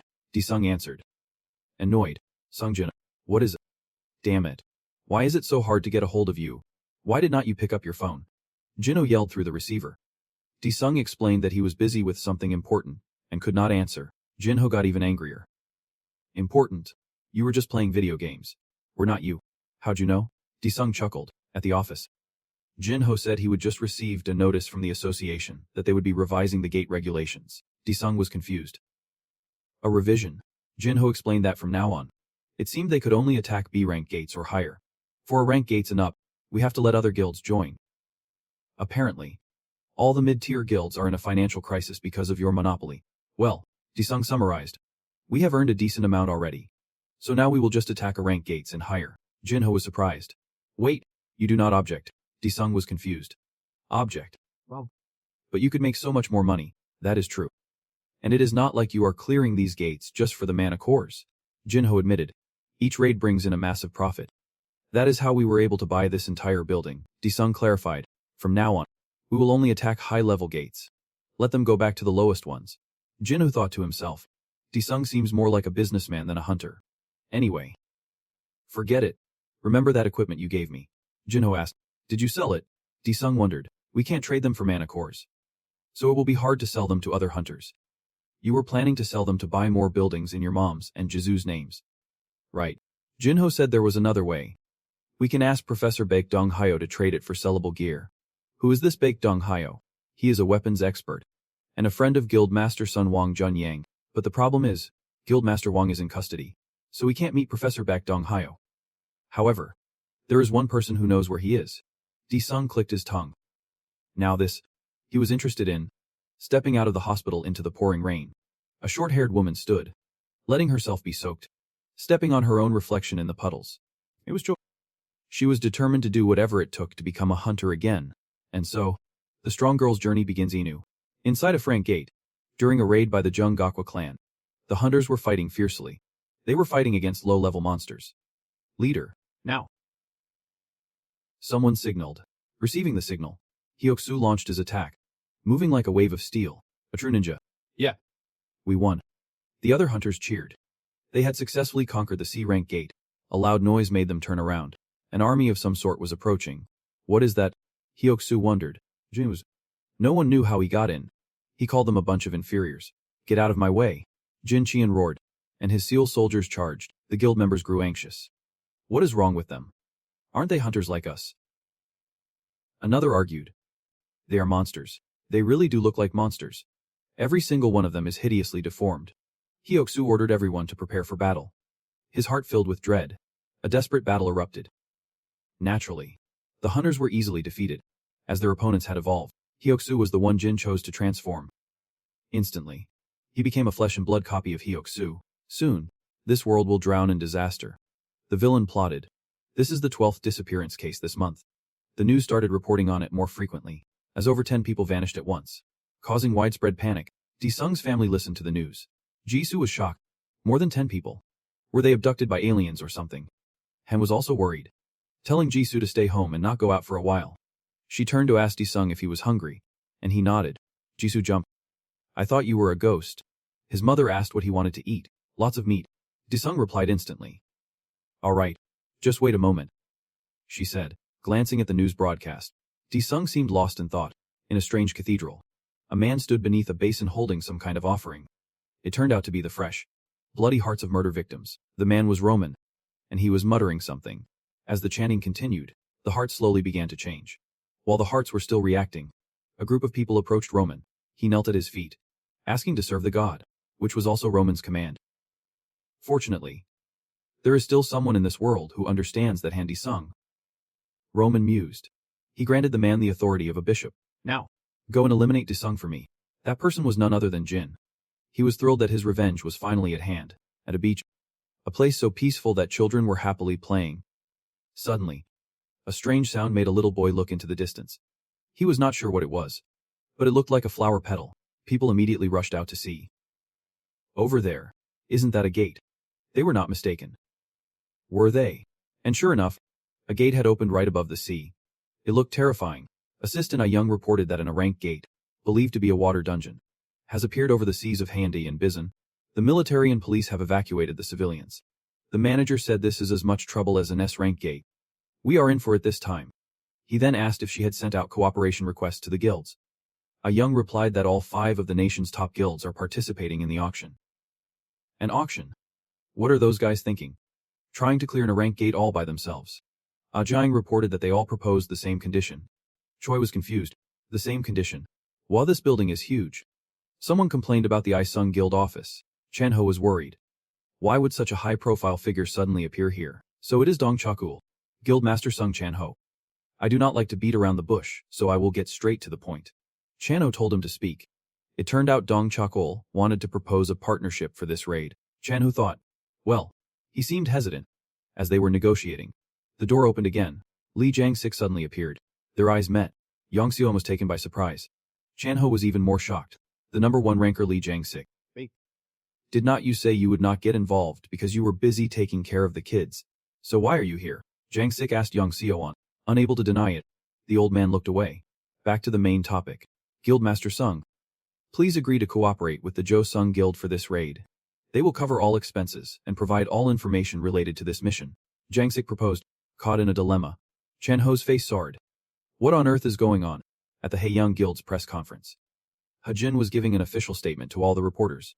She announced that they would give their full support to Hunter Han Dae-sung for this raid. The room erupted. This was breaking news. She said Han Dae-sung had saved her during the last incident. The combination of Baek Ha-jin and Han Dae-sung. The media rushed to publish news about the Han Baek duo. Do Hyung-guk complained to his younger brother, as you wished. I told them that our guild would provide Han Dae-sung's guild with the most advanced weapons.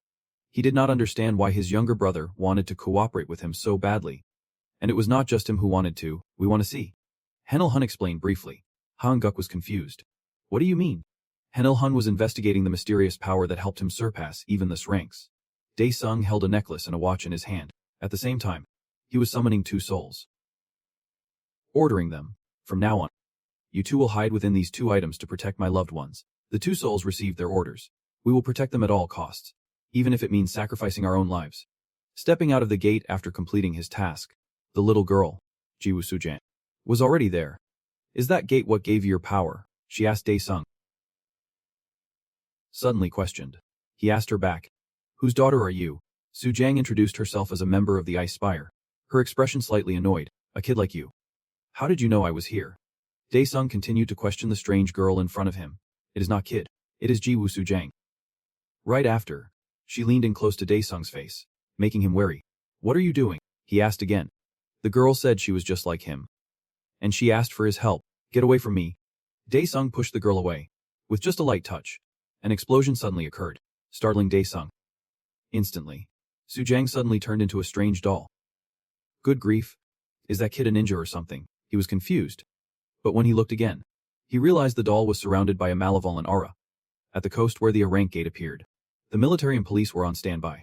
Hunters from various guilds had also gathered here. A strange phenomenon suddenly occurred in the sky. What is that? It is a dragon. It was Dae-sung's soul beast, and on its back was its master. He jumped to the ground, closed his eyes, and let out a long sigh. The crowd saw him and started murmuring. It is Dae-sung. Even his posture is cool. He ignored their words. Feeling uncomfortable after that dragon flight was awful. To the side, something caught Dae-sung's attention. He glanced over. Seo-eun was sitting there, biting her nails, looking a little worried. Arguing voices from somewhere were echoing in her head, making her extremely uncomfortable. Dae-sung approached, and Seo-eun let out a small cry. She suddenly realized the voices in her head had stopped. Everything had gone quiet. Dae-sung stood beside her and asked, Hey kid, did you crawl out of hell too? Seo-eun got a little excited. Hell? Is that what the place is called? Yep. That is it. It is. Dae-sung smirked, thinking, this kid's a total nutcase. The kid excitedly came closer and added, everything is going to change again. Since you arrived, those voices have disappeared. Forget about that gate. Ha-jin walked up, brushing her hair back and cutting in. Which Ji-woo? Can you be a little less noisy? Seo-eun crossed her arms, potting slightly as she replied. Another attention seeker.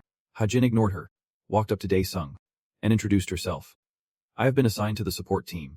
Behind her was Jin Cheon's group. He was disguised as Hyuk-soo. Dae-sung looked at the crowd and thought to himself, what a pain. The number of participants just keeps increasing. Seo-eun, equally displeased, cursed under her breath. They are all a bunch of useless fools. Especially her. That Baek, whatever her name is. She is useless too. Ha-jin got face to face with the kid and raised her voice. You think I will be scared if you glare at me like that? Look who it was that healed the hunters injured by your cursed talent. The one who caused the problem should not be complaining. You should know when to be grateful. Dae-sung flashed between them, creating a gentle breeze that stopped the 2 girls' argument. He turned and warned them. Are you 2 going to stop or not? Ha-jin wondered. He can't see. So how did he know? Meanwhile, Seo-eun concluded. He is on my side. Then, they all boarded the ships in canoes. Heading out to sea toward the gate, it was a rather impressive formation. 4 boats with the combined manpower of 2 guilds were on the move. Dae-sung looked down and complained to himself. Why do I have to go with this kid? So annoying. Beside him, Sion sat smiling contentedly. My headaches are gone when I am near him. On the boat right behind him was Jin Chae-yun. He was staring at him. Thinking. Dae-sung, today is your turn. A while later, everyone arrived at the Red Gate in the middle of the sea. In an instant, all 4 boats had entered inside. The sea surface became calm again. Inside the dungeon, the sky was somewhat dark, and the waves were choppy. Hajin warned everyone. With limited visibility like this, we could easily be ambushed. As she spoke, she created a brilliant orb of light in her hand. It is called Artificial Sun, a spell that emits light in place of the sun. Then, she pushed the orb into the sky. An artificial sun was created, illuminating the gloomy sea. The others could not help but exclaim. It is brighter now. That is Hajin for you. She is perfect, a goddess to all us hunters. Despite the lavish praise, Hajin's gaze was completely focused on what was ahead. Purple light seeped through the dark clouds. The hunters on the boats did not dare to let their guard down. While maintaining the artificial sun, Hajin warned everyone. Something's coming. Everybody. Get ready. The other hunters told each other. Prepare to load the energy cores. You damn monsters. Something appeared on the surface of the sea, slightly startling the hunter party. Before them were small, glowing monsters that looked harmless. The group laughed out loud. We were worried for nothing. How can we kill something so cute? But suddenly, the sea surface churned. A huge wave. Something massive was rising from the ocean floor, tossing a boat into the air and throwing everyone into the sea. A massive monster called Queen Jiger. It is one of the most dangerous species in these waters. Hajin's eyes widened in shock as she asked, "What is that thing?" The light from the monster cast a purple glow over the area. Other hunters stared wide-eyed, asking, "That monster is huge. How are we supposed to catch it?" It rose higher above the water. The small, glowing monsters that seemed harmless before were now connected to it by tendrils. Queen Jiger controlled the small monsters, shooting them at the hunters on the boats, accompanied by a bit of electricity. Caught by the surprise attack, most of the Fee-rank hunters could not react in time and took heavy damage. Some were lifted into the air, but from a distance, Dae-sung's dagger flew in, slicing through those dangerous tentacles one by one. Like a boomerang, the dagger flipped and returned to his hand, with one hand in his pocket and the other holding the dagger. Dae-sung smiled. Sweet, at this rate. This will be over soon. Attacked. The monster dove back into the sea as if to escape.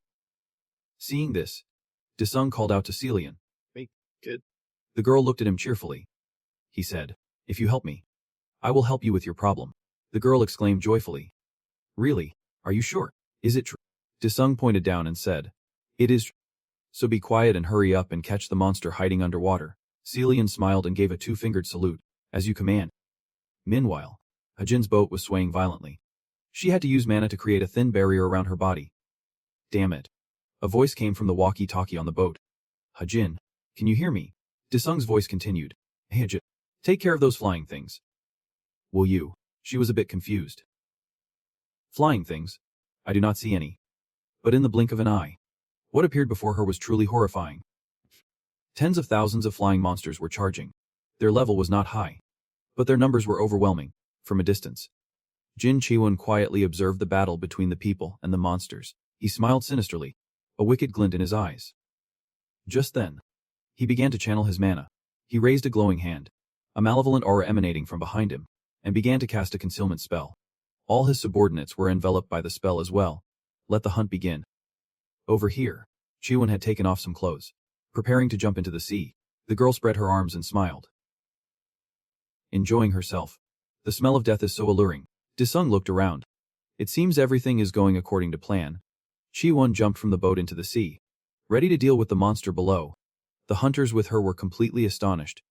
Water splashed everywhere as Chiwon's figure vanished from sight, back on the mainland, at a bright and modern cafe. Quiet footsteps ascended the stairs to the second floor.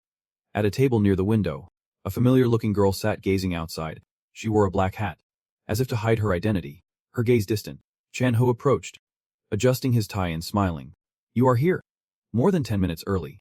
The girl sitting there was Choi. She adjusted her hat and replied softly, "Not all. I just arrived myself." It seemed to be their first meeting. He introduced himself. "I am Shin, leader of the Bisung gang."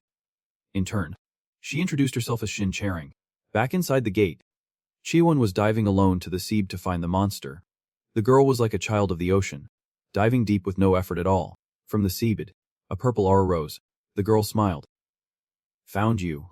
The monster Queen Jiger appeared. Its body was hundreds of times larger than a human, and Chiwon was floating right above it. With a roar, the monster burst out of the water, its colossal body on full display. A flash of worry crossed Hajin's face as she ordered, "Everyone, focus on the fight." Her party struggled against the swarm of flying monsters. Their sheer numbers made defending difficult. Daesung looked at the monster and said, "Looks like the thing it ate was a cursed effigy." "Good job." Good. He rested his sword on his shoulder, smiling with a commanding aura. "Shall we begin?" The moment he spoke, he kicked off from the boat, soaring into the air with wings of shadow, heading straight for the distant monster. In the blink of an eye, he left the boat far behind. His speed was astonishing. The monster immediately launched tentacles with smaller monsters at their tips, but Daesung handled them easily, spinning with his sword and cutting them all down. Just then, the monster opened its enormous and disgusting mouth. A system window appeared. Special skill adjusted. Ultimate Fire King's aura. Fire clouds can now automatically multiply. If the target cannot suppress the flames, they will double, continuing until the target is completely incinerated. He smiled confidently at the monster and unleashed the Ultimate Fire King's aura. The sword in his hand burst into flames. Then, Daesung swung down, and a fireball shot from his sword, aiming straight for the monster below. The fireball flew straight into its wide-open mouth, and immediately snapped its mouth shut, likely trying to use the water in its body to douse the flames. Daesung gave it a malevolent look. "Must be hot in there. Let me blow on it for you." The moment he spoke, the flames of the Fire King's aura spread throughout its body, creating fiery bubbles all over its skin. Then, with a deafening boom, the monster's entire body was blown to pieces. Seal Yan surfaced just in time to witness the spectacle. She looked at him with pure admiration. As expected, Daesung is on a whole other level. Seal Yan was overjoyed. "I am finally free from those annoying sounds." The girl waved her hands and shouted, "Daesung, please set me free." He looked down and replied impassively, "It is not time yet. Just wait." Looking over, she saw the other party was struggling with the flying monsters. Seal Yan muttered, "That attention seeker. That witch is probably still fighting. These numerous and aggressive winged beasts are a real pain. They just keep coming." Hajin struggled to defend, using her skills to support her teammates. Her teammates were covered in a faint blue layer of mana, with weapons in hand. They were trying to take down as many monsters as possible. While casting buffs, Hajin reminded everyone, "Please focus." Behind her, another boat was slowly approaching. A man on the boat shouted, "Leader, we want to help. We have finished up on our side." Hajin turned and replied, "All right. Go help the support team at 11 of the clock." They exchanged cunning glances. Jin Chao was also concealed among them. He and his underlings prepared to board Hajin's boat. He gave the order, "Everyone get ready. I will capture and kill that srank prize Hajin first." As he spoke, he stepped onto her boat, right behind her. Of course, thanks to his concealment spell, he went undetected. Jin Chao stood behind her, slowly closing the distance. Suddenly, he froze, a worried look on his face. Jin Chao turned, wondering to himself, "What is this unsettling feeling?" He was horrified, gritting his teeth as cold sweat formed on his brow. Behind him, Daesung was hovering in the air, sword in hand. He said to Hajin, "Still not done. You are as slow as a turtle." She turned and retorted, "We are doing our best." Daesung landed on Hajin's boat. He walked toward her, passing right in front of Jin Chao, grumbling, "Your best. Just get out of the way." Jin Chao thought to himself, "Is this my chance? A chance to kill that bastard Daesung?" Skill activated. Eyes of can identify all targets within a 1-kilometer radius. Daesung cast a skill, Ultimate Heavenly Fire Bullet Rain. A massive, blazing fireball appeared, hovering in the sky. It captured the attention of every hunter present. From the large sphere, thousands of smaller fireballs shot out, aimed directly at the flying monsters. With incredible speed and power, they caused the monsters to explode on impact. Some fireballs flew straight towards the hunters from Jinshin's party on the nearby boat. Watching them explode, the members of Ajin's team were confused. What is happening? They are on our side. The entire boat exploded. To the astonishment of everyone else, Ajin shouted, "Stop. Why are you attacking our allies?" The attack forced Jinshin out of his concealment. The others on the boat wondered, "Who are you? Who is this guy?" He was furious, gritting his teeth and cursing Daesung. "You bastard." The other hunters looked at Jinshin in surprise. Where the hell did this guy come from? Daesung looked at him, surprised. "You are still alive. You are as persistent as a leech." Jinshin pulled a vial with a sharp, dark purple needle from his coat. gritting his teeth. He snarled. Desung. He injected the substance into his body. His face contorted and his eyes bulged. He growled at him. I will shut that damn mouth of yours for good. Hem was now enveloped in a purple-pink light, spitting out a black fluid as he slowly backed away. To everyone's confusion, Jinxian fell into the sea. Desung seemed indifferent, not caring much about Han. Someone in the team shouted, I remember now. Han is Jinxian from the Hama Guild. The person next to him added, that is right. He is the guy who died during that test. Looking down from above, the entire ship was inside a black circle, surrounded by purple. Everyone began to wonder what that black smoke was. As it obscured their vision, from outside the smoke, purple tentacles with sharp tips lunged towards them. Some people were pierced through and killed, and a shout rang out, Jinxian is attacking. Hajin stood there as a sharp tentacle lunged towards her. She quickly raised her hand, using her shield skill. It seemed to break through her defense. But luckily, a hand caught it. Desung stood in front of Hajin, gripping the tentacle tightly. He had just saved her life. He looked ahead and cursed. This persistent bastard, a huge monster emerged from the sea, with Jinxian's head and a large, tentacled body, capsizing the ship. Everyone fell into the water, screaming in terror. Jinxian's host body was sssrank Giger King, one of the most dangerous types of monsters. Jinxian laughed sinisterly. The time for revenge has come. Jinxian lunged forward, aiming straight for Desung and roaring. A barrage of sharp tentacles aimed right at him. But with his sword in hand, Desung remained calm, his expression unwavering. He continued to channel his mana, ready to counterattack. Back at the cave, Chano said to Choi, if you help us, we will do everything we can to save Leader Hong. She looked at the business card in her hand. Chan Ho, Desung's guild, she asked him. So what do I have to do now? Chano said bluntly. I want to know the current location of Drur, Park Jong-hyu. Choi looked out the window again, thinking for a moment. She replied, his whereabouts are completely confidential. So I think you should discuss this with the leader. Inside the gate at sea, the ship was capsized, and everyone was floating in the water, with the monster Jinxian behind them. They looked up at the sky, where Desung was being assaulted by a swarm of tentacles. He thought to himself, if I use this, will everyone die? What a pain. He was knocked into the water, with numerous tentacles reaching for him, in the distance. The dark, eerie figure of the parasitic monster loomed, its mouth filled with grotesque teeth. After being knocked back a great distance across the water, Desung still calmly faced it. The parasitic Jinxian's tentacles reached out and wrapped around his body. Covered in a sticky slime, Jinxian rushed forward, yelling, I will tear you to pieces. His entire body was restrained, with sharp tentacles poised to pierce him. The water where Desung was violently splashed from the attack. The others asked Jin anxiously. Leader, what do we do now? A flicker of worry crossed her face, as she considered the possibility that Desung had been defeated. But suddenly, a familiar voice rang out from behind her. You found the perfect place to die. You are amazing. You leech? It was Desung, sword in hand. Somehow he had appeared there. Even Jin did not know when he arrived. He looked down at everyone and said, get back if you do not want to die. Another ship arrived to rescue them, with a crew member shouting, Leader, over here. Somewhat relieved, he glared towards the monster. Then, gripping his sword tightly, he rushed towards it. Skill window, Fury. Unleashes magical flames that incinerate everything they touch. As Desung flew forward shouting, Fury. Jinxian stood there wondering. Desung, where did you run off to? A blue orb surrounded by massive spikes appeared above his head, and it was falling. Jinxian looked up and screamed. Why is he the only one who is strong? The orb crashed down on the parasitic monster Jinxian's head, creating a blinding pillar of light and a deafening sound. His body faded and disintegrated, but he managed to cry out, even in hell, I won't forgive you. Desung, he stood there, watching the body disintegrate before him, paying no mind to those foolish last words. Everyone was stunned by what they had just witnessed. Xiu Yan looked at him with admiration and said, Desung is truly on another level. The existence of hands, the power of the space stealer, flows through the body of the absolute ruler. You have obtained the power of stealth and transformation. His entire body glowed with myriad colors as he received his new powers. Notification. You can now use Aura. Desung thought about the existence of hands, wondering what it could be. The flag of the Waskek Guild fluttered in the sky. They were entering the gate for cleanup duty after the hunters had cleared out the monsters. Jin Sang stood at the ship's bow, smiling proudly. The strongest cleanup crew is here. Next to Yan Chil laughed loudly, holding his phone to his audience. Hello everyone. It is your view-hungry YouTuber. He stood next to Jin Sang, grinning as he told his viewers. This is the gate cleanup experience. We will be starting with the help of the Weeskek Guild's leader, Yan Chili exclaimed. Oh my. Thank you for the 100,001 donation.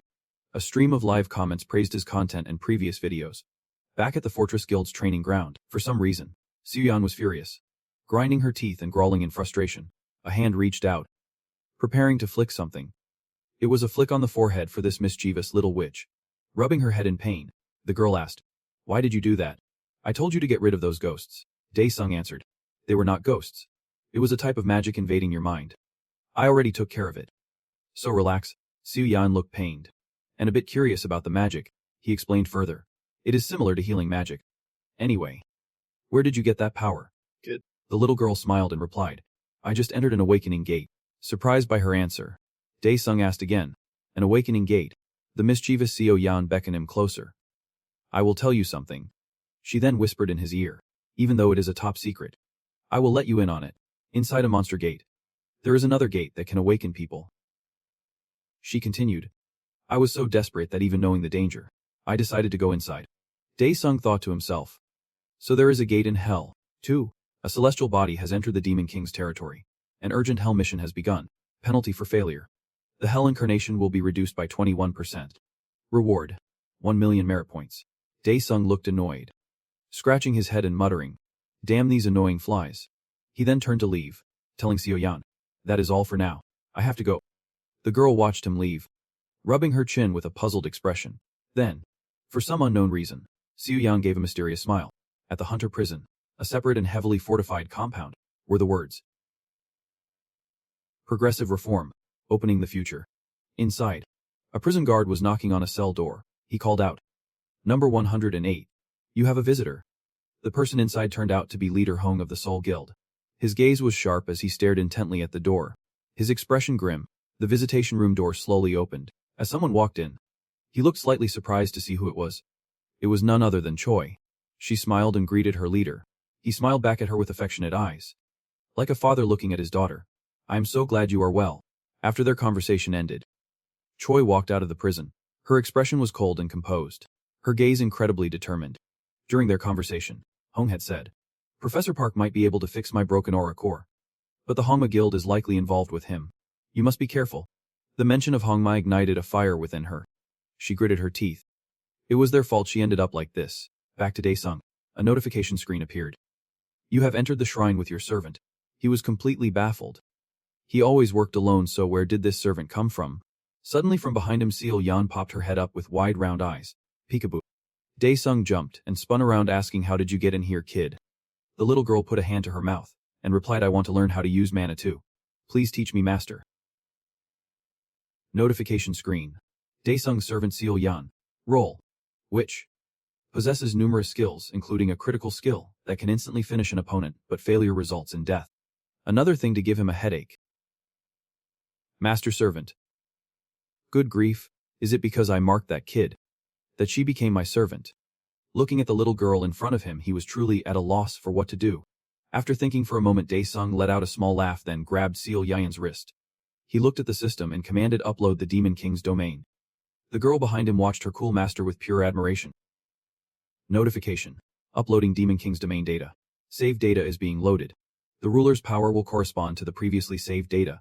A stream of data rained down in front of them. Seo Yan, standing behind, asked, "What is that, master?" As soon as she finished speaking, they were both enveloped in a thin layer of mana. The ground beneath their feet also glowed brightly before fading. When Dae-sung opened his eyes, he had been teleported by the system to a place within the Demon King's domain. His hands were shackled and he was kneeling in a dungeon. Quest: Demon King's domain. Difficulty: Undetermined. Trapped in a dungeon with magic sealed. Objective: Kill the guard. Reward: 100,000 contribution points, 1 servant skill point. Demon King's domain progress 0%. Looking at the shackles on his hands, powerless to escape, Dae-sung muttered, "What is this? I am back to being a complete weakling again." Just as he was lost in thought, Seo Yan appeared with a cute expression, calling out, "Master, master," startling him. On a table, numerous torture instruments were laid out. The little girl looked at them in amazement and exclaimed, "Wow, there are so many cool things here." Sensing trouble, he called out to Seo Yan, "Hey you." The girl snapped out of it and turned, answering with a loud yes. He rattled his hands and asked, "Can you unlock these shackles?" The girl replied, of course, but why do not you use your powers to break them, master? Dae-sung gave a bitter smile. These things have sealed my magic. The girl put 2 fingers to her forehead, smiled, and said, let me try. 1 month later, a clattering sound came from the dungeon. The shackles had been removed and were now hanging in the air. He rubbed his wrists and asked the girl, how did you do that? Seol-yeon smiled. I guess this place suits me. Look, master. She formed mana between her 2 fingers into the shape of a key. Truly amazing. Dae-sung thought to himself, it seems her skills are significantly boosted in here. From outside the dungeon door, the sound of footsteps echoed, growing closer and closer. Dae-sung gestured shut. It is the guard. The bunch of keys hanging from the monster's hip jingled. A monster with 2 glowing eyes, something like a container on its back, and a large, serrated blade in its hand. It was called the Soul Collector. Raising a handful of magic, Seol-yeon took the initiative. Let me take care of it quietly. Dae-sung did not seem convinced, looking at her with doubtful eyes. Meanwhile, in the parking area of the Jiangrong traditional market, a car descended into the basement and stopped in a parking spot. Chanho stepped out of the car. Across from him, a person in another car was waving. He seemed quite calm. This was a pre-arranged meeting. From inside the car, Choi said, get in. I will take you to Professor Bak's laboratory. The engine roared to life and the car started to move. They sped out of the market's parking garage. Inside a laboratory, there were large, incredibly sturdy metal pods. Roman, holding a document, said, so the most promising one died just like that. He turned to look at the tubes behind him and smiled. It does not matter. I still have plenty of specimens. Inside a large test tube, something that looked like a seahorse was curled up. As he was calculating, a repeating announcement rang out. Test subject has arrived at the entrance. He looked at the computer screen and said, oh my, look at that. How could I forget a test subject was on their way? Inside the car were Choi and Chanho heading into the laboratory area. Roman watched with a sinister smile. A useless rank hunter and the leader of Dae-sung's gang. Both of you will be very useful to me. Back in the dungeon where Dae-sung was shackled for the system quest, a doll had been created by Seol-yeon. The girl crossed her hands, sharp materialized mana held between her fingers. Then she threw them forward, shouting, weaken. Stunned. The sharp projectiles lodged into the doll's back. At the same time, the Soul Collector froze motionless, as if it did not understand what was happening. Next, the remaining projectiles embedded themselves all over its body. Drain. Exhaust. Hypnotize. Like a voodoo doll spell, whatever was inflicted on the doll had a similar effect on the Soul Collector, causing it to collapse to its knees, coughing up blood. An attack from behind shattered the container on its back, and a magic-infused blade pierced through its chest. Dae-sung delivered the finishing blow and pulled out the blade. The Soul Collector died face down at his feet. System notification. You have defeated the guard. Progress. 33%. Numerous rewards listed with a note that you can choose to upgrade your servant skills. Seol-yeon came out laughing loudly. Just as I thought, my powers are much stronger here, master. Dae-sung turned back with a slight frown and warned, it is going to get more dangerous from now on, so you would better hide those dolls somewhere around here. Seol-yeon looked surprised and asked, how did you know about my ability? Dae-sung explained, I can see it in your status window. With that, he walked off quickly. The girl ran after him, calling, master, wait for me. After leaving the dungeon, they came to a garden full of trees and plants. Second quest. Labyrinth Garden. Difficulty. Unknown. Objective. Escape the labyrinth. Reward. 100,000 contribution points. Demon King's domain progress. 33%. The garden's aura drains vitality. Kill gravekeepers to recover. The 2 of them, one master and one servant, suddenly became unusually serious. Dae-sung put a hand to his chin, thinking, I have been here before, so escaping the labyrinth won't be a problem. But there is a catch. He turned back to Seol-yeon and said, hey kid, give me one of your dolls. She asked, a doll? What for? Taking the doll from the girl's hands, Dae-sung instructed, I will go in first. Come in only when you hear me call. Seol-yeon said admiringly, you mean you are going in alone, because it is so dangerous? You are so amazing, master. Dae-sung broke into a sweat, thinking, I can't stand here and listen to this kid's flattery for another minute. He thought about the quest. In reality, the gravekeepers restoring vitality is a trap. On the contrary, they only slow you down and make your vitality drain even faster. With that thought, he stood there, took a deep breath, and then cast magic around himself. Then he pushed off, darting forward and rushing straight into the labyrinth garden. He shot straight through the hedge in front of him, leaving only a long streak of light. Dae-sung appeared inside the labyrinth and showed no signs of stopping. He rushed on as sharp, thorny vines reached for him, stabbing down from above, but they all missed. From experience, Dae-sung knew that if he touched those thorny bushes, he would be slowed down, and the aging process would accelerate faster than he expected. His face already looked older. In front of him was a gravekeeper. It had spotted him charging forward. It immediately turned its scythe in hand, preparing to intercept him. Daesung was visibly aging, his energy rapidly depleting, but he could not stop. The Gravekeeper raised its scythe, swinging it from back to front in a horizontal slash at his waist. Daesung quickly dropped to his knees, leaning back and sliding a long way to dodge the dangerous blow. Momentum carried him a bit further, leaving the Gravekeeper behind. Right in front of him now was a door. It was the exit. Daesung immediately dashed forward, but an explosion erupted from the side wall. From it emerged another Gravekeeper, raising its weapon to strike. He quickly brings his knife up to block the strike. He struggled to block it, cursing inwardly. Damn it, of all time. From behind, a swarm of thorny vines caught up, ready to attack Daesung. Worry spread across his face. This is bad. I am going to die at this rate. But the thorny vines had already seized him, wrapping him into a cocoon. At Professor Park's lab, the Choi's car pulled to a stop as a camera panned to follow them. Chanho looked around in awe. This place is impossible to find. Koi added, I have only been here once myself. With that said, she strode forward. They stopped in front of an elevator door. Chanho wondered, why is this elevator so big? Choi replied, that is strange. It was not here before. The elevator door began to move, slowly rising to reveal a figure standing behind it. Roman stepped forward to introduce himself. Hello everyone. I am Professor Park's assistant. My name is Namji. He smiled, using a fake name to deceive them. Meanwhile, as Daesung was on the verge of death, Seol-yeon was outside the labyrinth garden, happily playing with her magic. Suddenly, his urgent voice echoed in her head. Hey, kid. Startling her, Daesung's voice continued. I have called you 100 times. Why did not you answer? Get into the puppet. Now. Seol-yeon raised her hand. Yep, sir. She held out her hands, muttering an incantation as magic enveloped her, and with a poof, she appeared inside. Seol-yeon stood there, looking left and right, but could not make anything out. Suddenly, a chill ran down her spine. Behind her stood a Gravekeeper, radiating a murderous aura. The girl quickly took out her puppet, preparing to cast a spell. The monster spoke. Calm down. Seol-yeon was startled. Master, why are you in that form? He crouched, placing a hand on the ground. I will explain later. For now, follow me.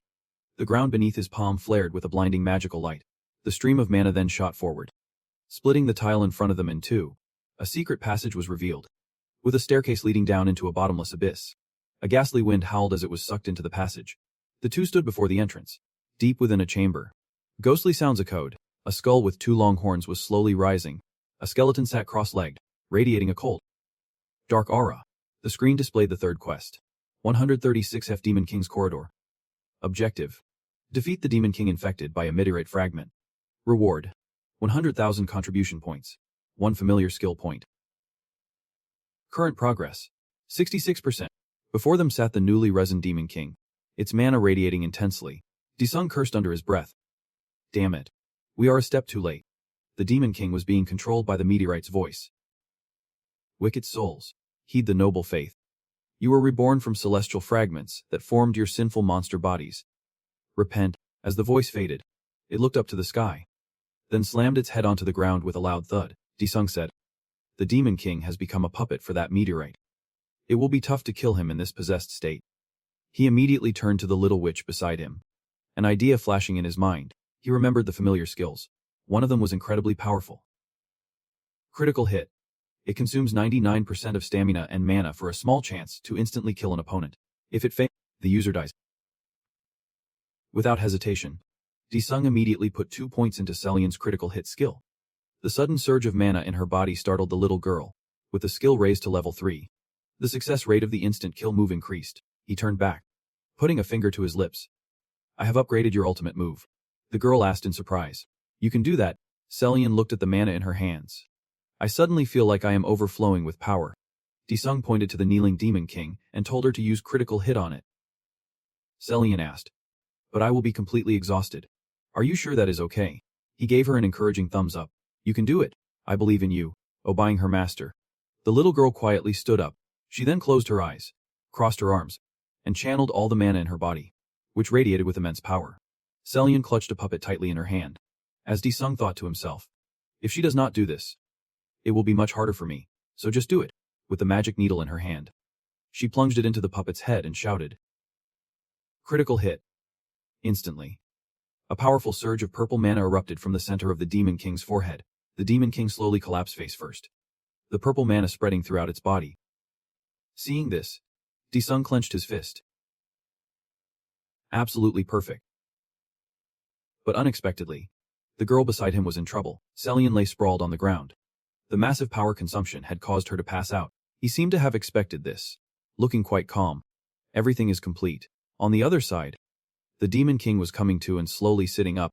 Disung stepped forward, blade in hand, and commanded a full stat boost. The mana enveloping his blade gradually turned orange and red.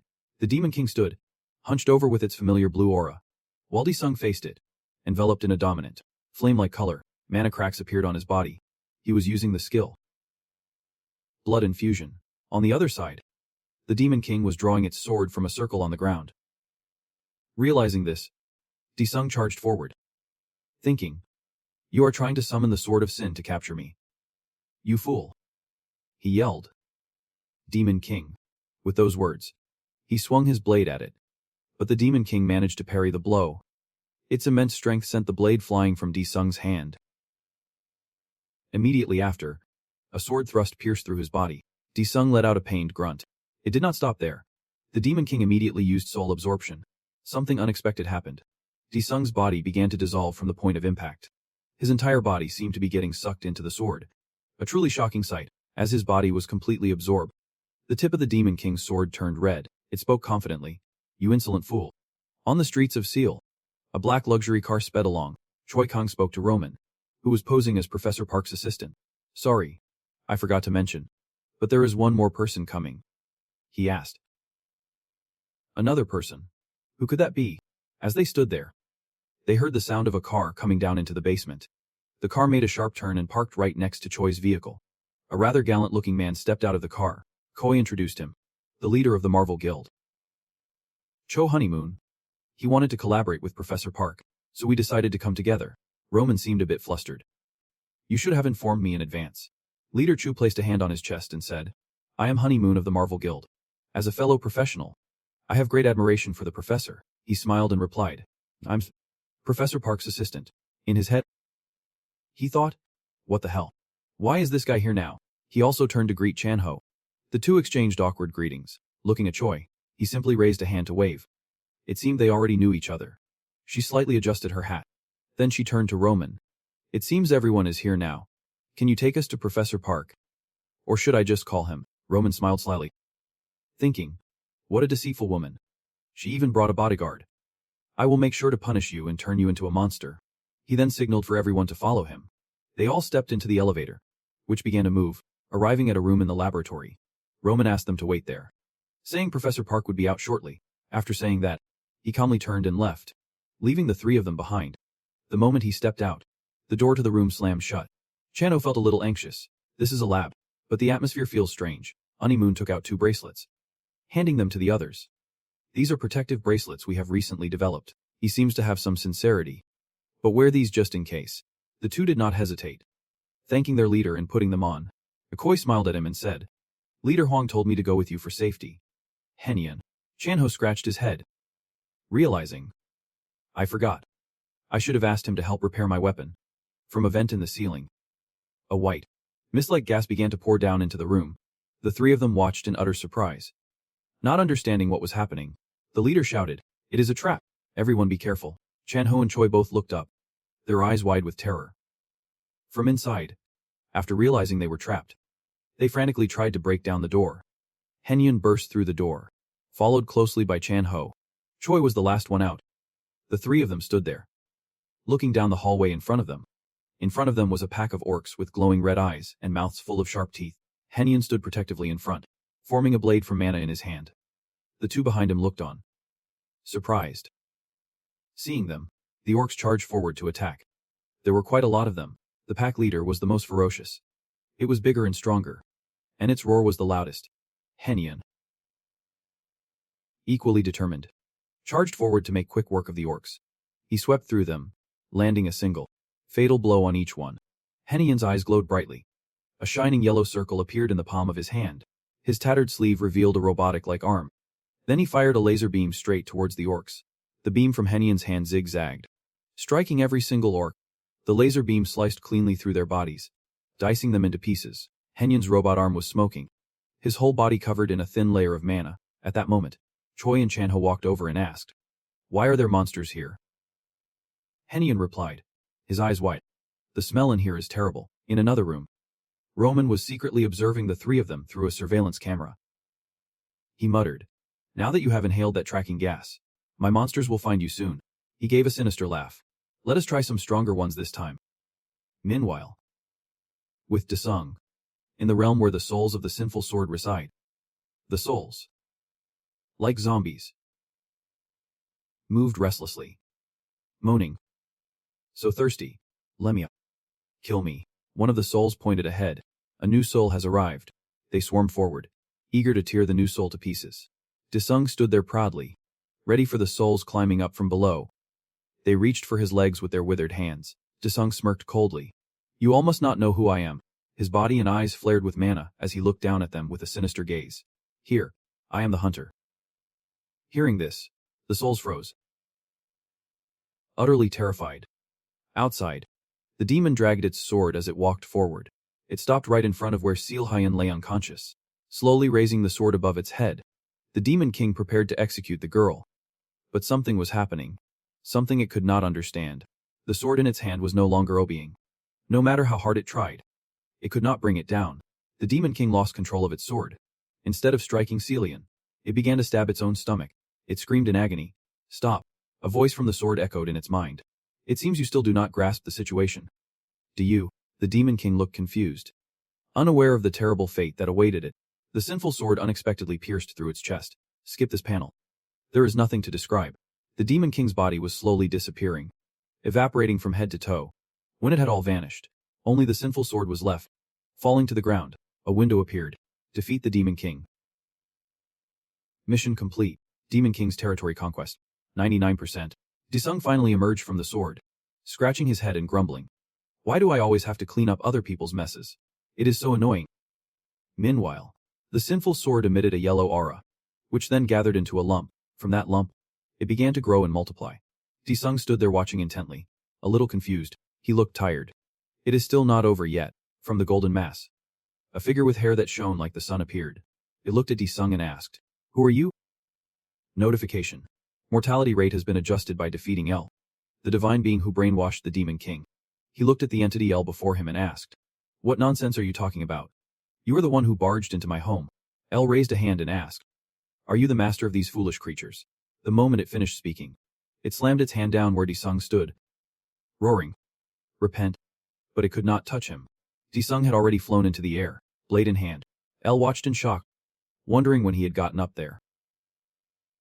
Immediately after, a blue slash cut across the divine being's arm. The severed arm began to disintegrate before L's astonished eyes. From the abyss, the souls cried out in his head, "My lord, please destroy them. Avenge our humiliation. Give them the cruelest punishment." Desung, his head throbbing slightly, said, "There they go again. I will take care of this. So all of you shut up." L was slowly starting to realize. That is right. How can you, who are not the Supreme One, converse with the specters of the abyss? Desung said, slightly surprised. The Supreme One. Suddenly, golden chains shot out from nowhere. They bound L's arms and neck. Was too surprised to resist. 3 figures appeared behind it, each holding a chain. L screamed, "Disciples of the Heavenly Gate, I repent for my sins. Please spare me." But its desperate cries were met with silence from the disciples of the Heavenly Gate. Desung, still floating in the air, watched on, wondering what they were doing. One of the 3 figures standing behind spoke. "You have broken the law. The penalty is death." Desung grew angry. How dare they ignore me? Then, without hesitation, he charged straight at them. The high priests only had time to look up. A flash of purple light streaked past them before they could react. Skip this panel. I do not get what the hell they drew. L sat there, stunned, watching as the 3 disciples of the Heavenly Gate were sliced in 2. Their bodies evaporated as Desung stood behind them, blade in hand. It asked him in disbelief, "How could you defeat the disciples of the Heavenly Gate so easily?" In an instant, their bodies had almost completely vanished into nothingness.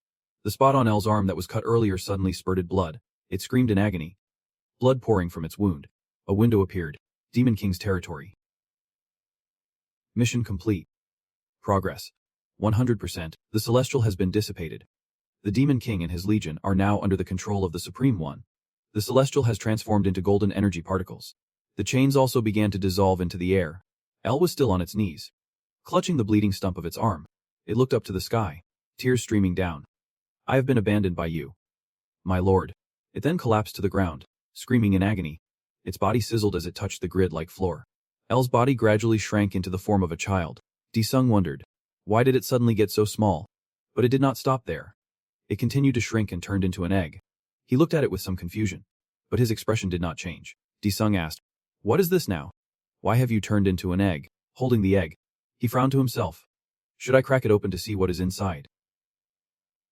System notification. You have obtained a celestial egg. You can turn it into a beast to serve the Supreme One. The egg began to glow, and Disung grew curious. I wonder what kind of beast it will become. He channeled energy into it, causing the egg to glow brightly. A countdown timer appeared before him. 1 hour remaining. Disung thought, if it becomes a beast, perhaps I can get more information out of it. Back in the laboratory, a sign marks a restricted area with a nuclear symbol. The door there slid open slowly.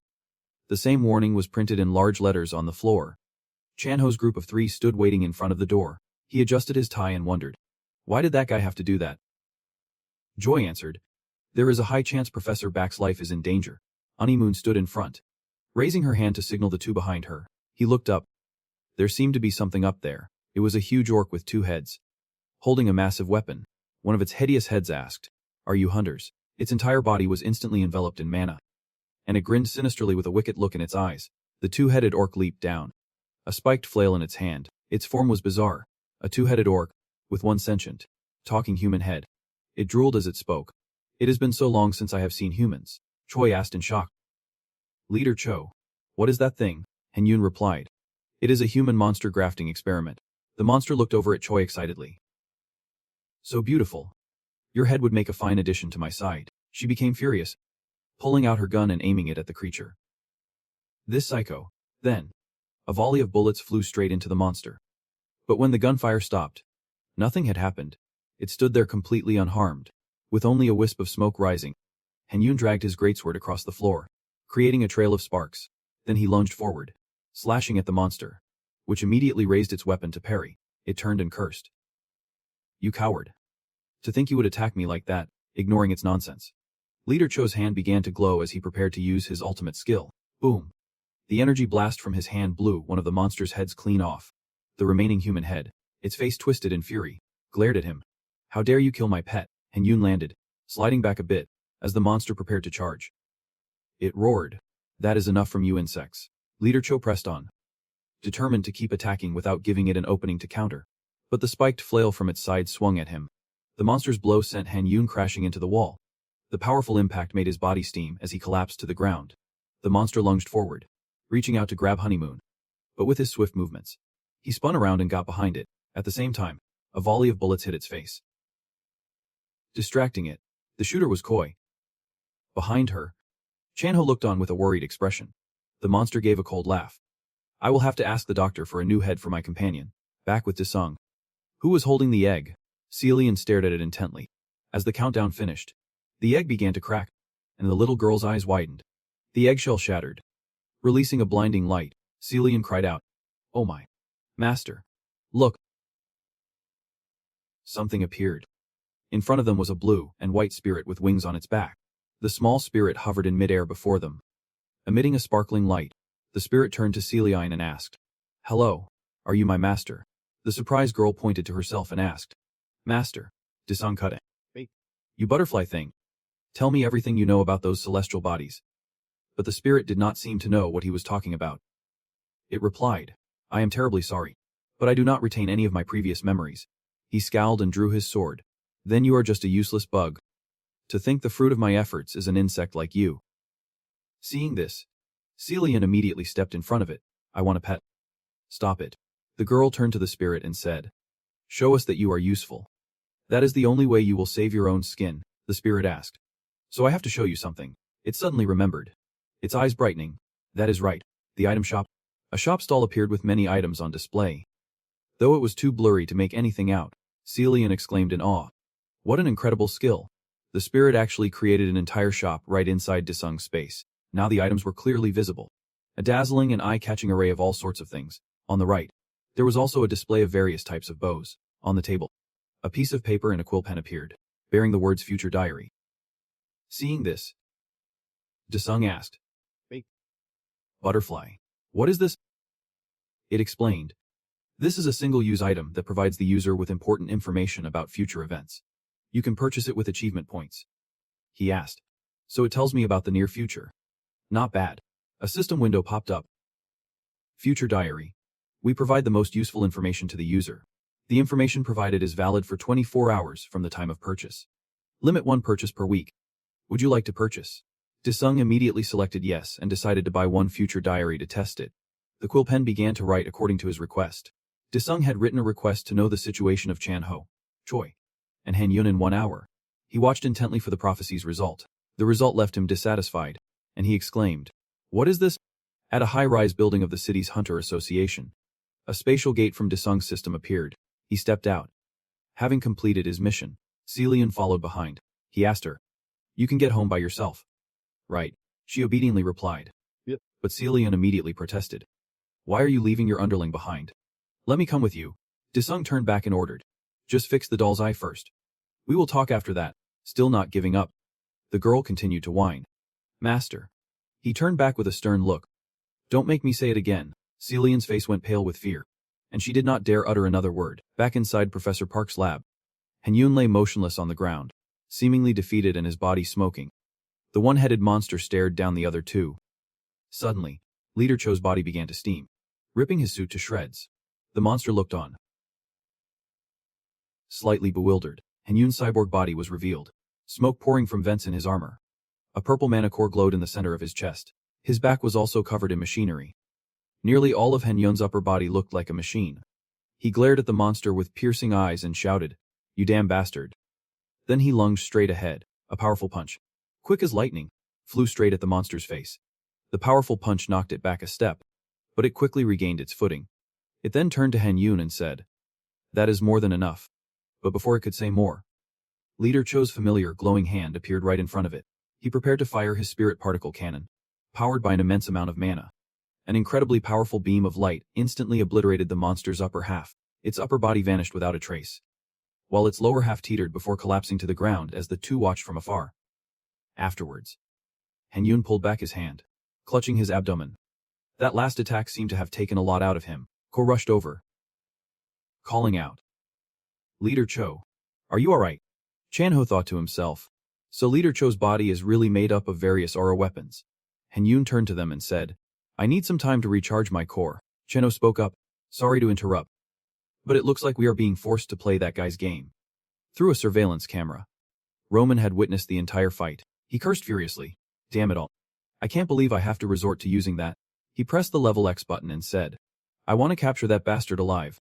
Han-yun sat cross-legged and began to recharge the energy core within his body. Chan-ho watched and wondered. He is an F-rank hunter. Does he really think he can take down Leader Cho that easily? A shutter door slowly rolled up, revealing a pair of animalistic legs. Both Chan-ho and Choi looked on in astonishment.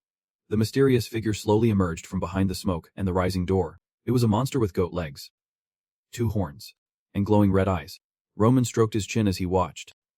"I still need a few of their parts before they are torn to pieces." Before them stood an incredibly fearsome goat monster, holding a large sword. Choi drew her dagger. "Damn it. Another beast-type monster." Han-yun looked at it, then warned them. "This one is probably sssrank." Their eyes widened, their faces drained of color. Both were terrified to hear this was an sssrank monster.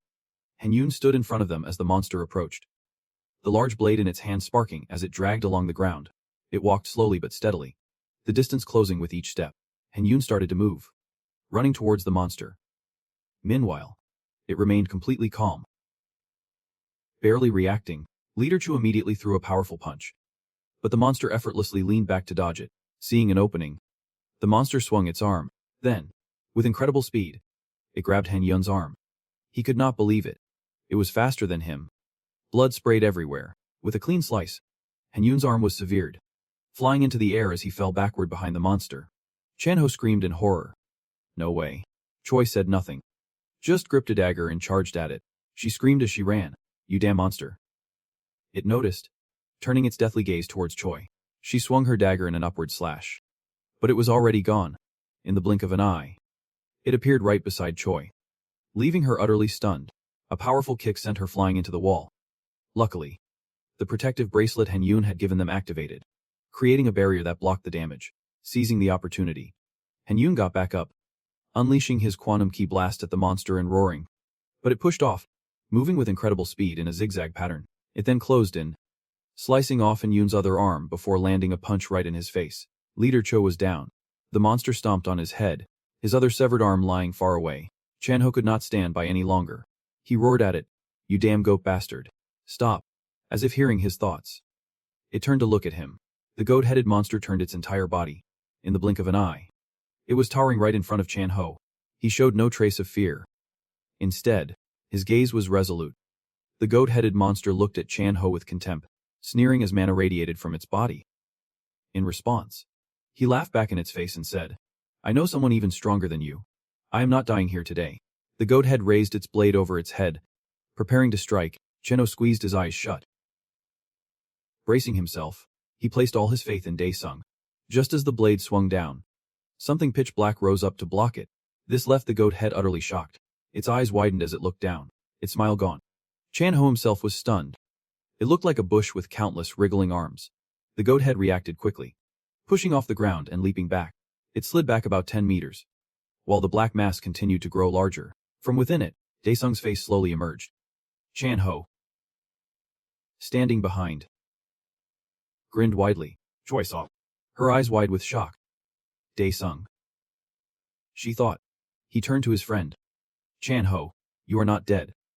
Are you? He smiled at Daesung and said, "You crazy bastard. I would not die that easily. My survival skills are srank." You know, seeing this opponent was tough. The goat head changed its target to the girl sitting nearby. Chanho yelled anxiously, "Choi." Almost instantly, Daesung teleported again as a black pillar, blocking the goat head's fatal blow for her. Choi stared at the pitch black, mana-radiating object before her, which looked like a block of ebony. Her eyes wide with amazement. Blocked twice in a row. The goat head's confidence began to fade. Replaced by a hint of anxiety, it turned back towards Chanho, only to see Daesung still standing there. He smiled at it and used the art of invisibility.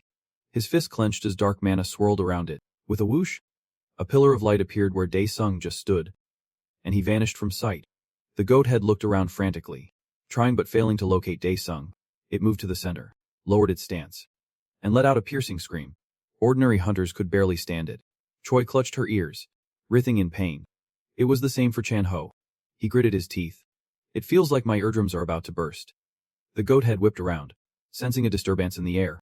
It immediately swung its blade in a horizontal slash to its left, the impact creating a flash of light. Daesung blocked the attack with his own blade. He smiled. "So this goat locates me with sound waves. How interesting." Inside the observation room, Roman sat glued to the monitor. He muttered, "I heard this Daesung is the biggest threat from the Eastern Branch." He reached for a red, skull-shaped button on the control panel. "I did not want to use the chimeras, but I have no choice." As he spoke, he slammed the deadly red button. An announcement immediately blared. Chimera poison gas unlocked. 30 minutes until self-destruct sequence activation.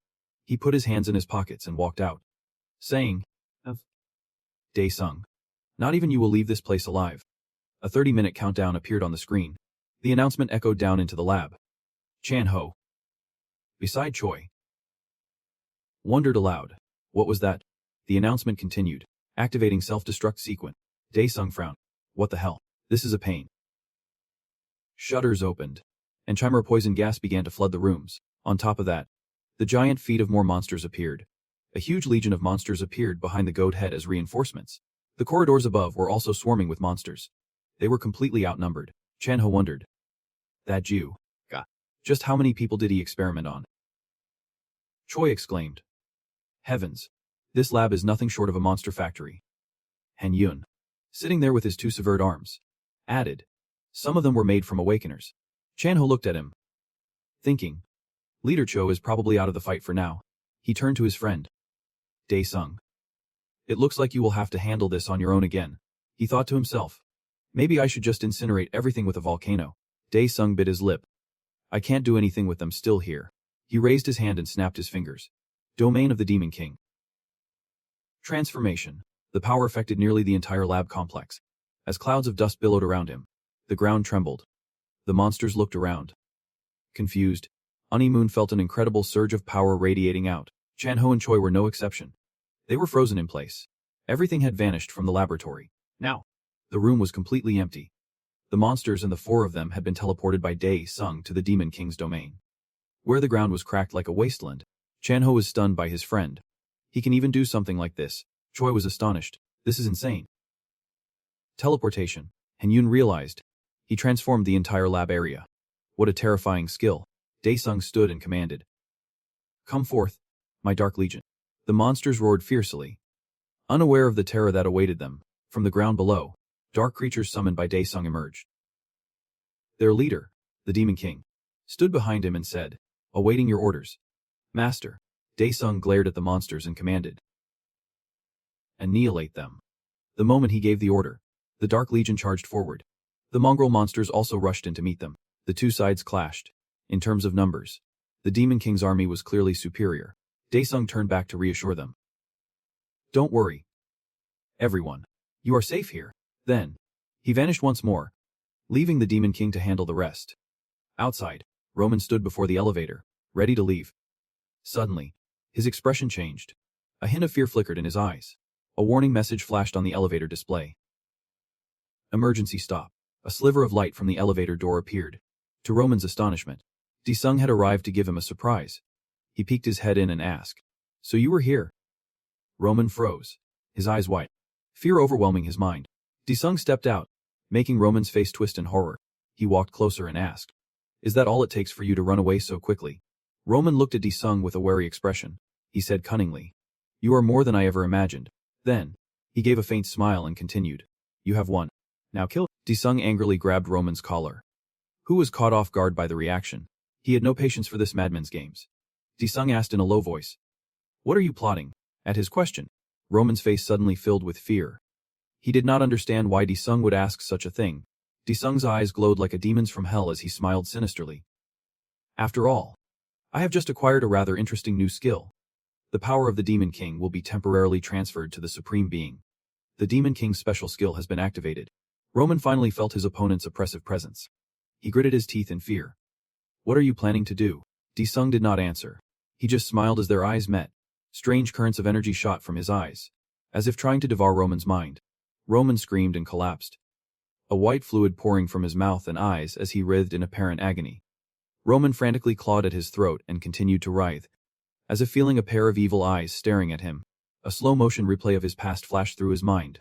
Of him in the lab creating a drug and forcing countless people to be his test subjects. He turned them all into monsters, ignoring their agonized screams. In his laboratory, all the victims slowly transformed.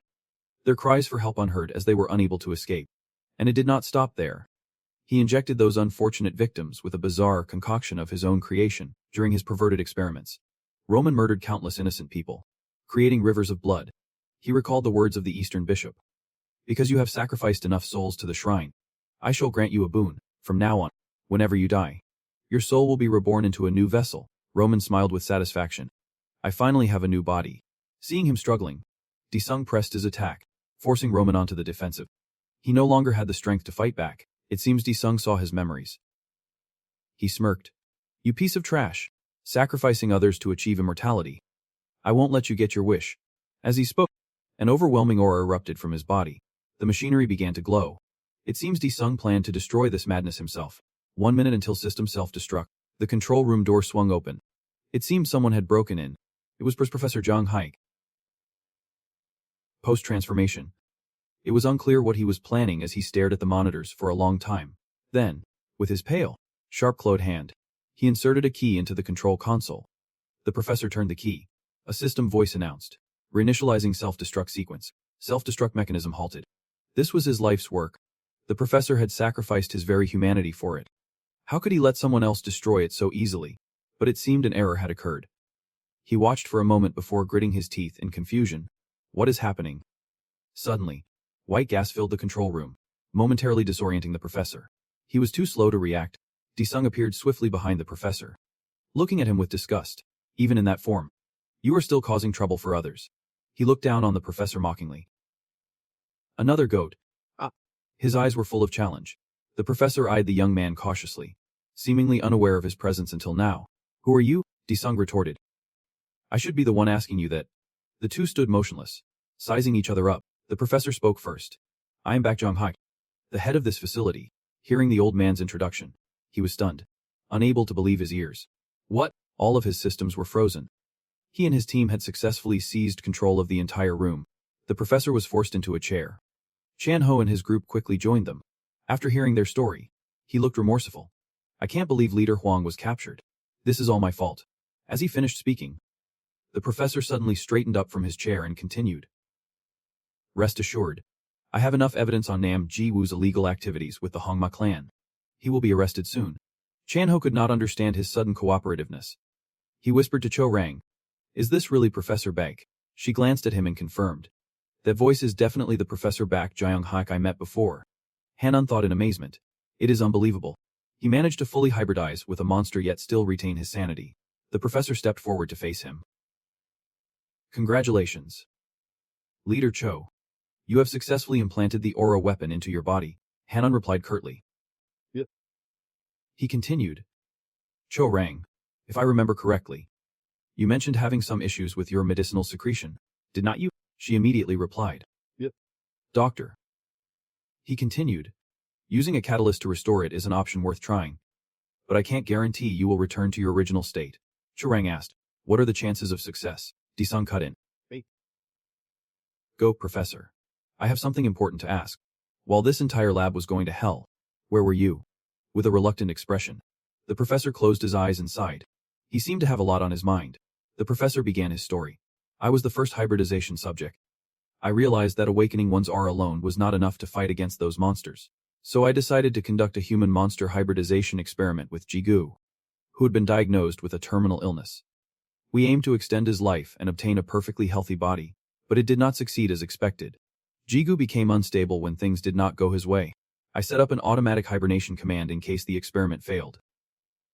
Hearing this, Disung had a question. Wait, did not the experiment succeed? From the way you tell it, it sounds like a failure. The professor mused.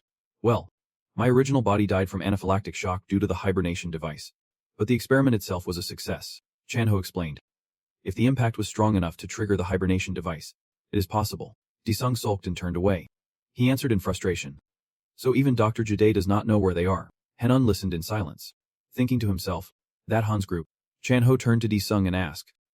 Who are these people you are talking about? Disung, still annoyed, replied.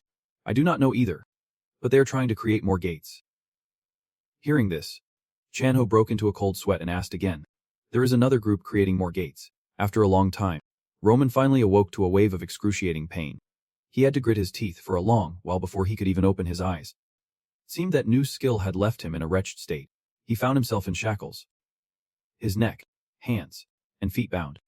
Just like the innocent people he once used for his experiments. Unable to stand it, Roman screamed in despair. And Disung, what are you going to do to me? Just kill me already. The enemy, who knows how long it had been waiting, heard Roman scream and began grinding two sharp knives together. He had always been the one turning others into test subjects. This was the first time he was on the receiving end. And he was sweating with fear. The red collector's eyes glowed blood red with malice. Looking more like a grim reaper than ever, Roman stared at it. Trembling uncontrollably, so good at killing. Yet when facing death yourself, you tremble like everyone else. Who are you? What are you planning to do? The Soul Eater answered in a ghastly voice. What am I planning? It would be wonderful to carve up a piece of trash like you for all eternity. It seemed Roman was scared out of his wits. He stared blankly at the Soul Hunter and asked again. On another planet, a gathering place for the Horns. A place seemingly outside of Earth's domain. The four of them were sitting in discussion. The surrounding atmosphere was incredibly still and tense. It was unclear what they were scheming. Alum spoke first, stating that an unexpected incident had occurred in the east. It seems they were holding a meeting here. Oh. Hearing this, quickly followed up. An incident? What do you mean? Elam, Karina, who had been silent until now, also spoke up. I heard that Japanese hunters recently attacked the highest grade gate. Perhaps the Fatazar was the most useless one here. While the other three were discussing, he impatiently yelled, hurry up and talk. I am starving. Ilum cut in. It was in South Korea. I lost 2 of my subordinate space controllers. The other 3 reacted in turn. Karina asked. 2 of them in South Korea. Vok was surprised. There is someone that's skilled in South Korea. Hearing this, Azar thought it sounded delicious. Ilum said he had sent a high-level space controller to deal with the one who ruined their plan. Azar, smelling a delicious opportunity, stood up eagerly. Let me handle it myself. In contrast to his comrade's eagerness, Ilum was very calm, pressing his fingertips together. Azar, why do you think I have not gone myself? This fatso is always blinded by his appetite, and it was true. The fatso was the dumbest of them all. He looked at Ilum with a pitifully slow expression, waiting for the answer. Then, seeming to understand, Azar let out a mocking laugh. Impossible. You think I would lose to an Aura user? Ilum remained calm at his ally's words. More accurately, he was deep in thought before refuting Azar's claim. He is not an Aura user. Hearing this, the other three were astonished. If he is not an Aura user, then what is making Ilum so wary? The scene shifts to a luxurious room, where the association chairman is sitting with a woman. It seems Chairman Dung Ho had heard something from the person beside him. As he appeared deep in thought, he then spoke up. So you are saying that group, the Horns, is kidnapping people and creating gates? The branch manager said seriously. That is what Hunter Dungo reported. Dung Ho closed his eyes warily.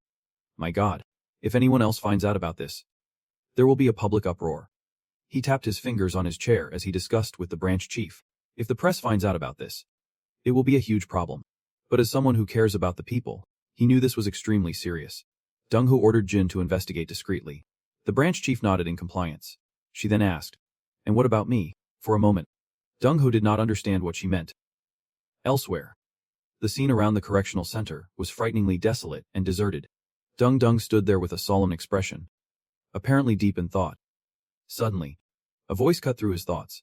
Dung glanced over with a bored expression. It was Cho Rang.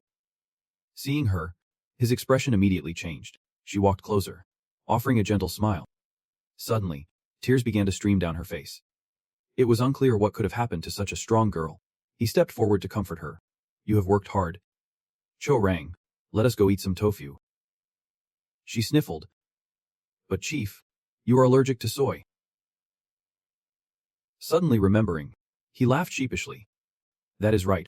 She scratched her head shyly. There is someone I want you to meet. Chief, he was curious about who this person could be.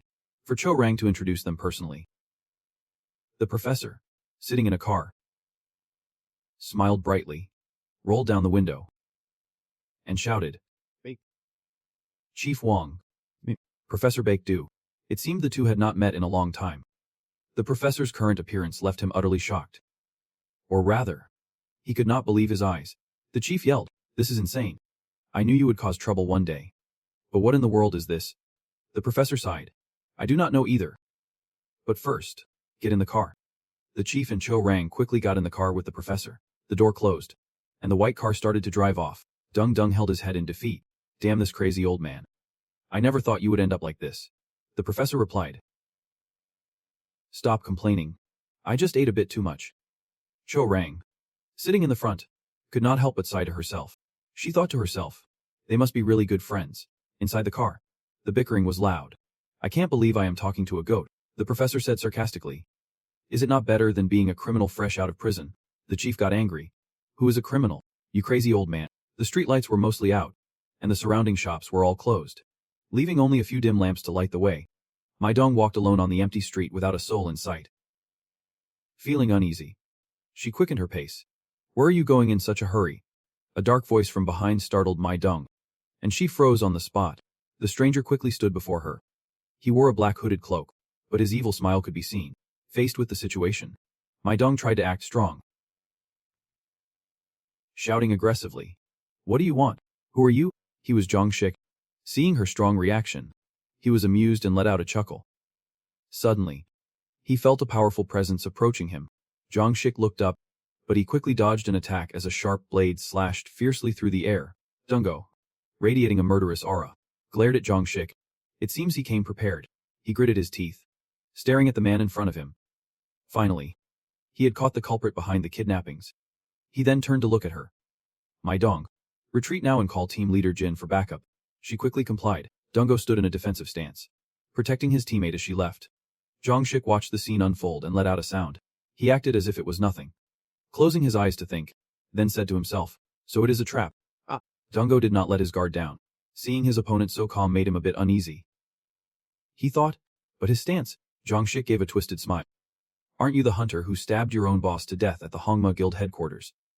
Thanks a lot for that. Dungo broke into a sweat as he thought. So he is on the same side as Lee Seo-guk. The thought barely finished before he shot towards Zhang Shik like an arrow. Leaving only a cloud of dust behind, he continued nonchalantly. Seo-guk was supposed to be my kill. Dungo was now furious. Dungo's relentless attacks were all dodged one by one. His opponent's speed was truly terrifying. He then looked down on him with a mocking voice. With skills like that, there is no way you could have killed Lee Seo-guk. Enraged by his taunts, Dungo charged forward, screaming wildly. Then I will just kill you. But as his sword came down, the man stopped it with his bare hand. Effortlessly, this horrified Dungo. He had seemingly poured all his strength into this one attack. Yet his opponent had not even started to get serious. Zhang Shik looked at him seriously, as if he was about to get started. Your mouth really runs wild. While Dungo stood frozen holding his sword, the man shot past him at a terrifying speed. No one could see his attack, but it seemed he used his bare hands. Dungo thought in despair, I can't die here. Zhang Shik gave a cunning smile. At the same time, Dungo's head fell to the ground, and fresh blood sprayed out, staining a patch of earth red.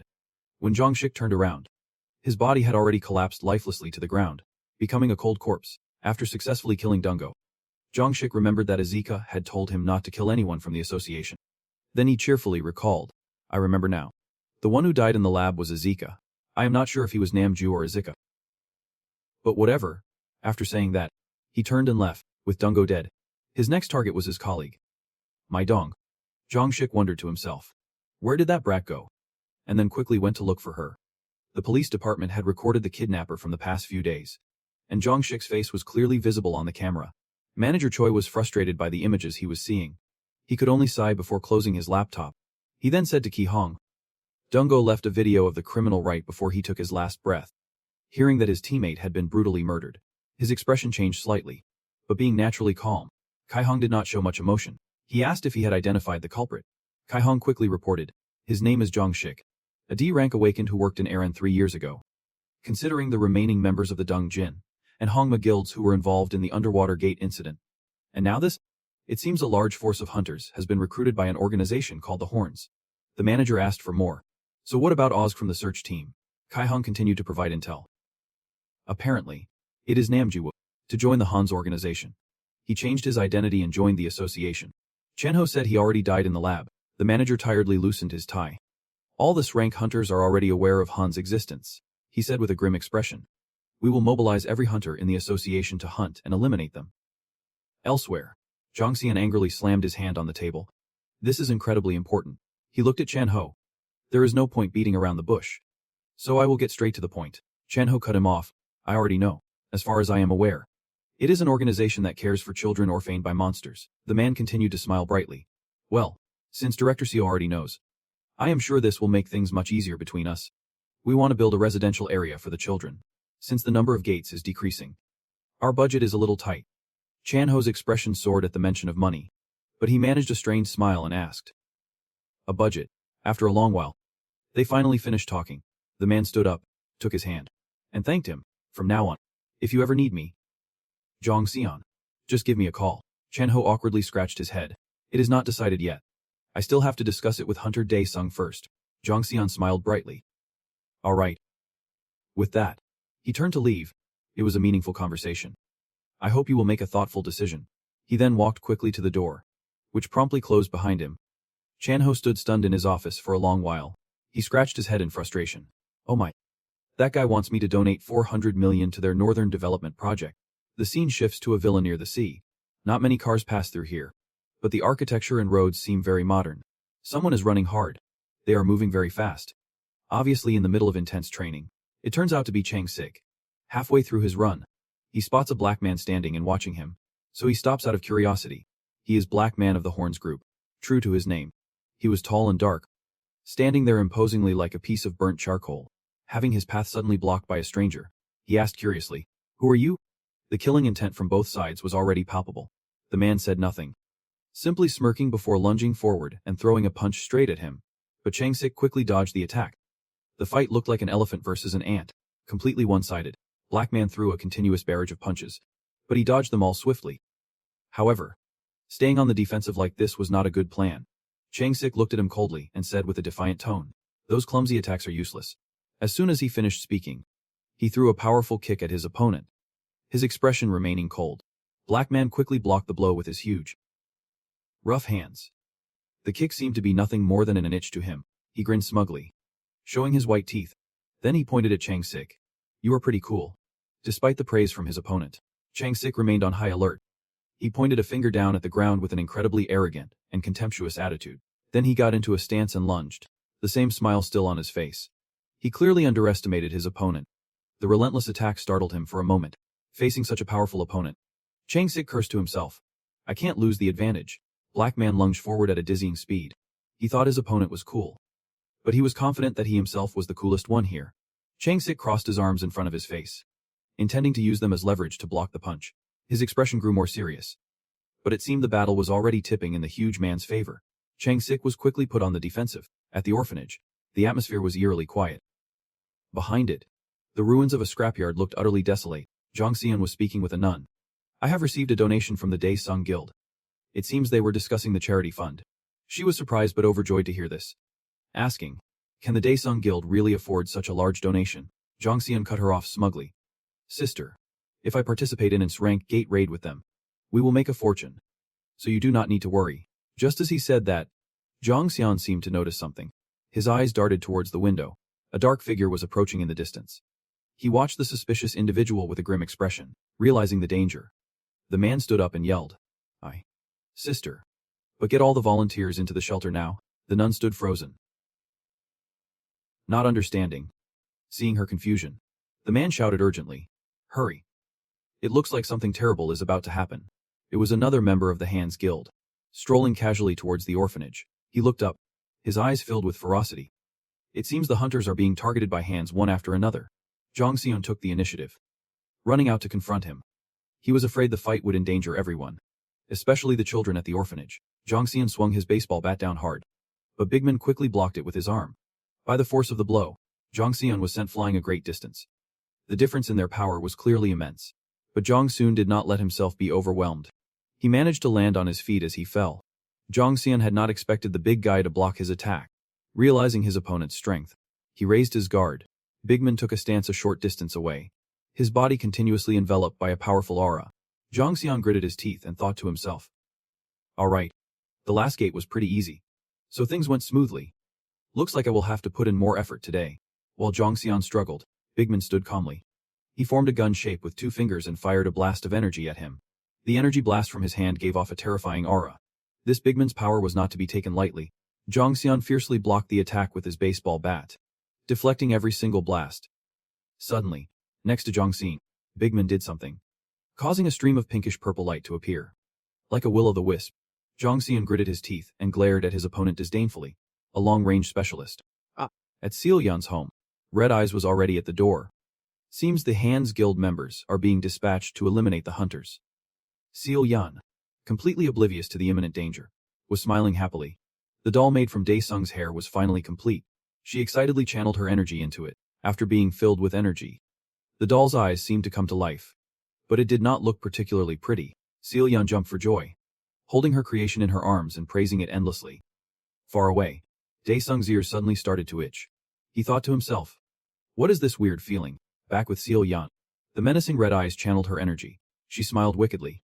Let us get this over with quickly. In a residential area, black wisps of energy suddenly surrounded the front door for some unknown reason. Seal Yan suddenly felt sleepy. She yawned a few times and mumbled to herself, why am I so sleepy all of a sudden? No sooner had she said it than she fell back. As if she would been drugged, Seal Yan slowly drifted off to sleep. She lay on the living room sofa, still clutching the doll. Once Seal Yan was completely unconscious, the doll's face suddenly changed, and a dark aura began to radiate from it. For some reason, the keypad on her automatic door began to enter the password on its own and slowly opened. The door slowly creaked open. A pair of evil yellow eyes appeared, and a gloomy aura enveloped the house. Red Eyes had finally managed to get inside. She stood proudly, ready to make her move. Then, Red Eyes summoned her scepter, preparing to act. It turned out the woman's goal was to take over the girl's home. She said to herself, from now on, this place will be a sanctuary for the underworld. Holding her scepter, Red Eyes quickly moved inside to scout. She wanted to find her target, kill them, and take over this place.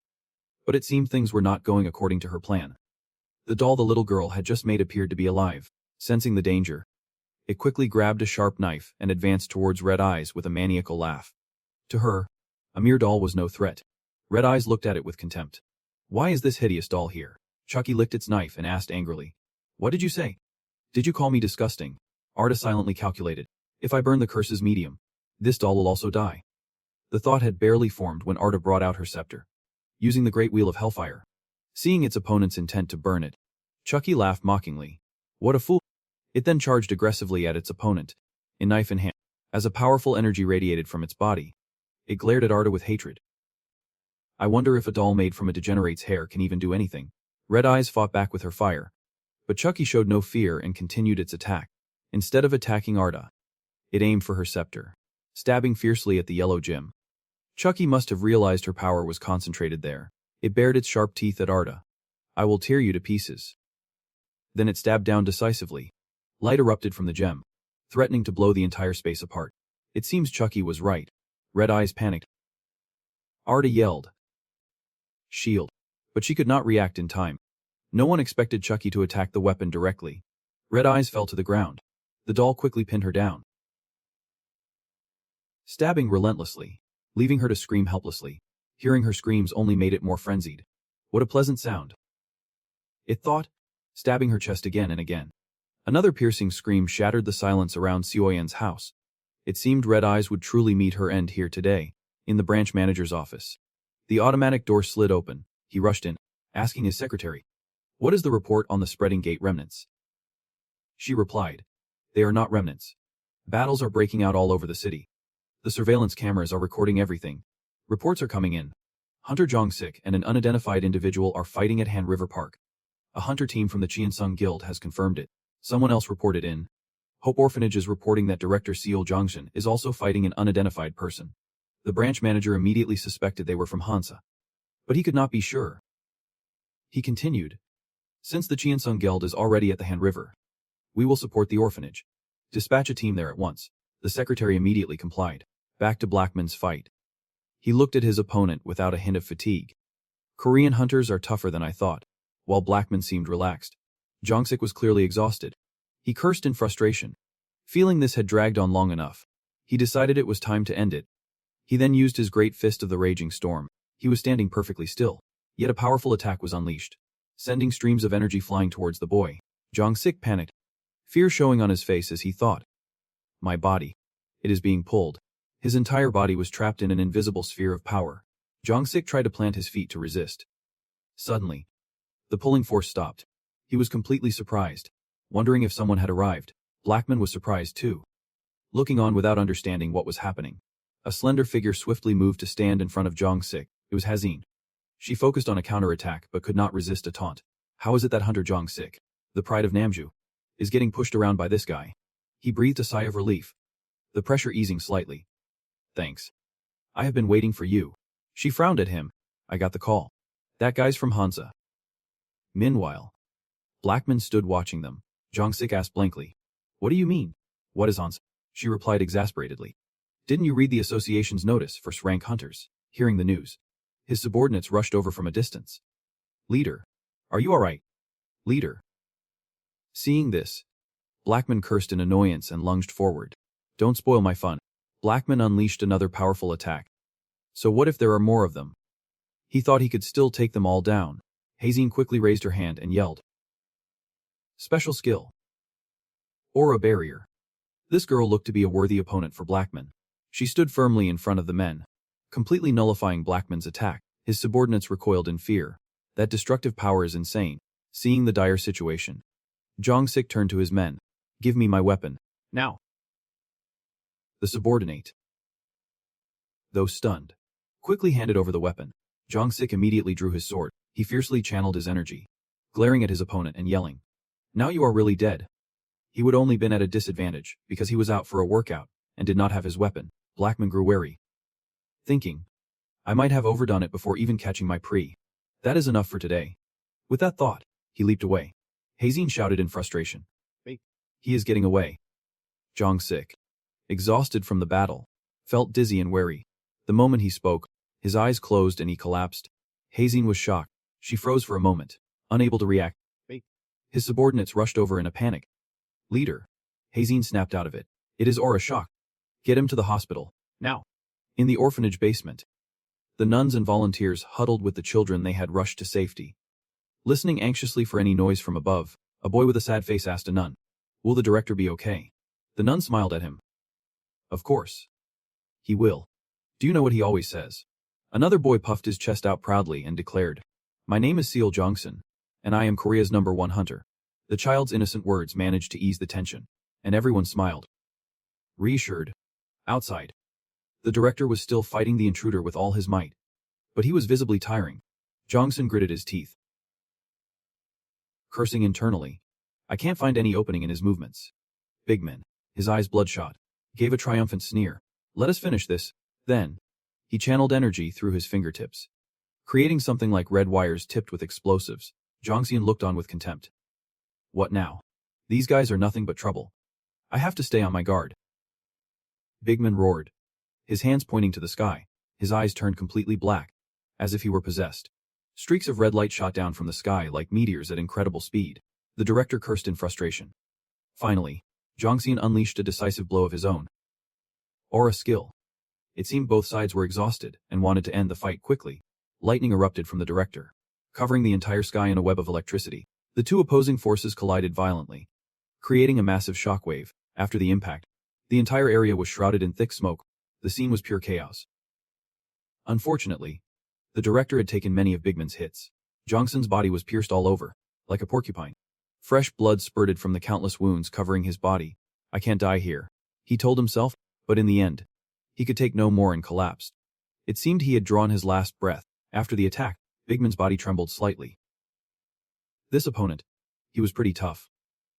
He thought, to defeat Jongson, he had to use his blood-drained fist. What a waste. I just needed a little more. Before he could leave, he sensed movement to his side and turned to see who it was. A figure emerged from an empty plot of land, radiating a multicolored aura. The wind howled at this person's arrival. A dark voice spoke, body concealed in blood. A familiar hand reached out. Blood energy. It was unclear when Celion had woken up, but she came to shortly after the doll defeated its opponent. The gloomy girl placed her doll on the pool of blood and channeled her energy. Rise. My beloved Chucky. The one who saved me. Celion. She looks like she is smiling, but also angry. I can't read her at all. Meanwhile, news breaks of an explosion at Han River Park. While it is suspected to be a breach from a cleared gate, the exact location of the incident remains classified. Additionally, several witnesses at the scene saw someone attacking Hunter Lee Changzik. The information and details were provided by the Hope Orphanage, which is under the management of Director Celion. We will continue to bring you the latest updates. The news spread quickly across TV, newspapers, and the media. Disung's mother sat anxiously in front of the large screen, watching the situation unfold. She wondered to herself why her son had not come home in days. Then mess. And looked for her phone to call Disung, but she could not find it anywhere. Wondering where did I put my phone, Jisoo, seeing the light still on, came downstairs to check. Why are you still awake? Chan-ho told me not to worry about my older brother, and asked in surprise. Chan-ho. She then asked worriedly, when did he call you? What has your brother been doing these past few days? Jisoo rubbed her eyes nonchalantly and replied, I do not know. Why should I care? Seeing her daughter's indifference, and got angry and yelled, you little brat. After everything your brother has done for you, you dare speak like that? The girl cried out, ouch. Stop hitting me. On the highest point. More accurately on the roof. A dark figure had been standing for a long time.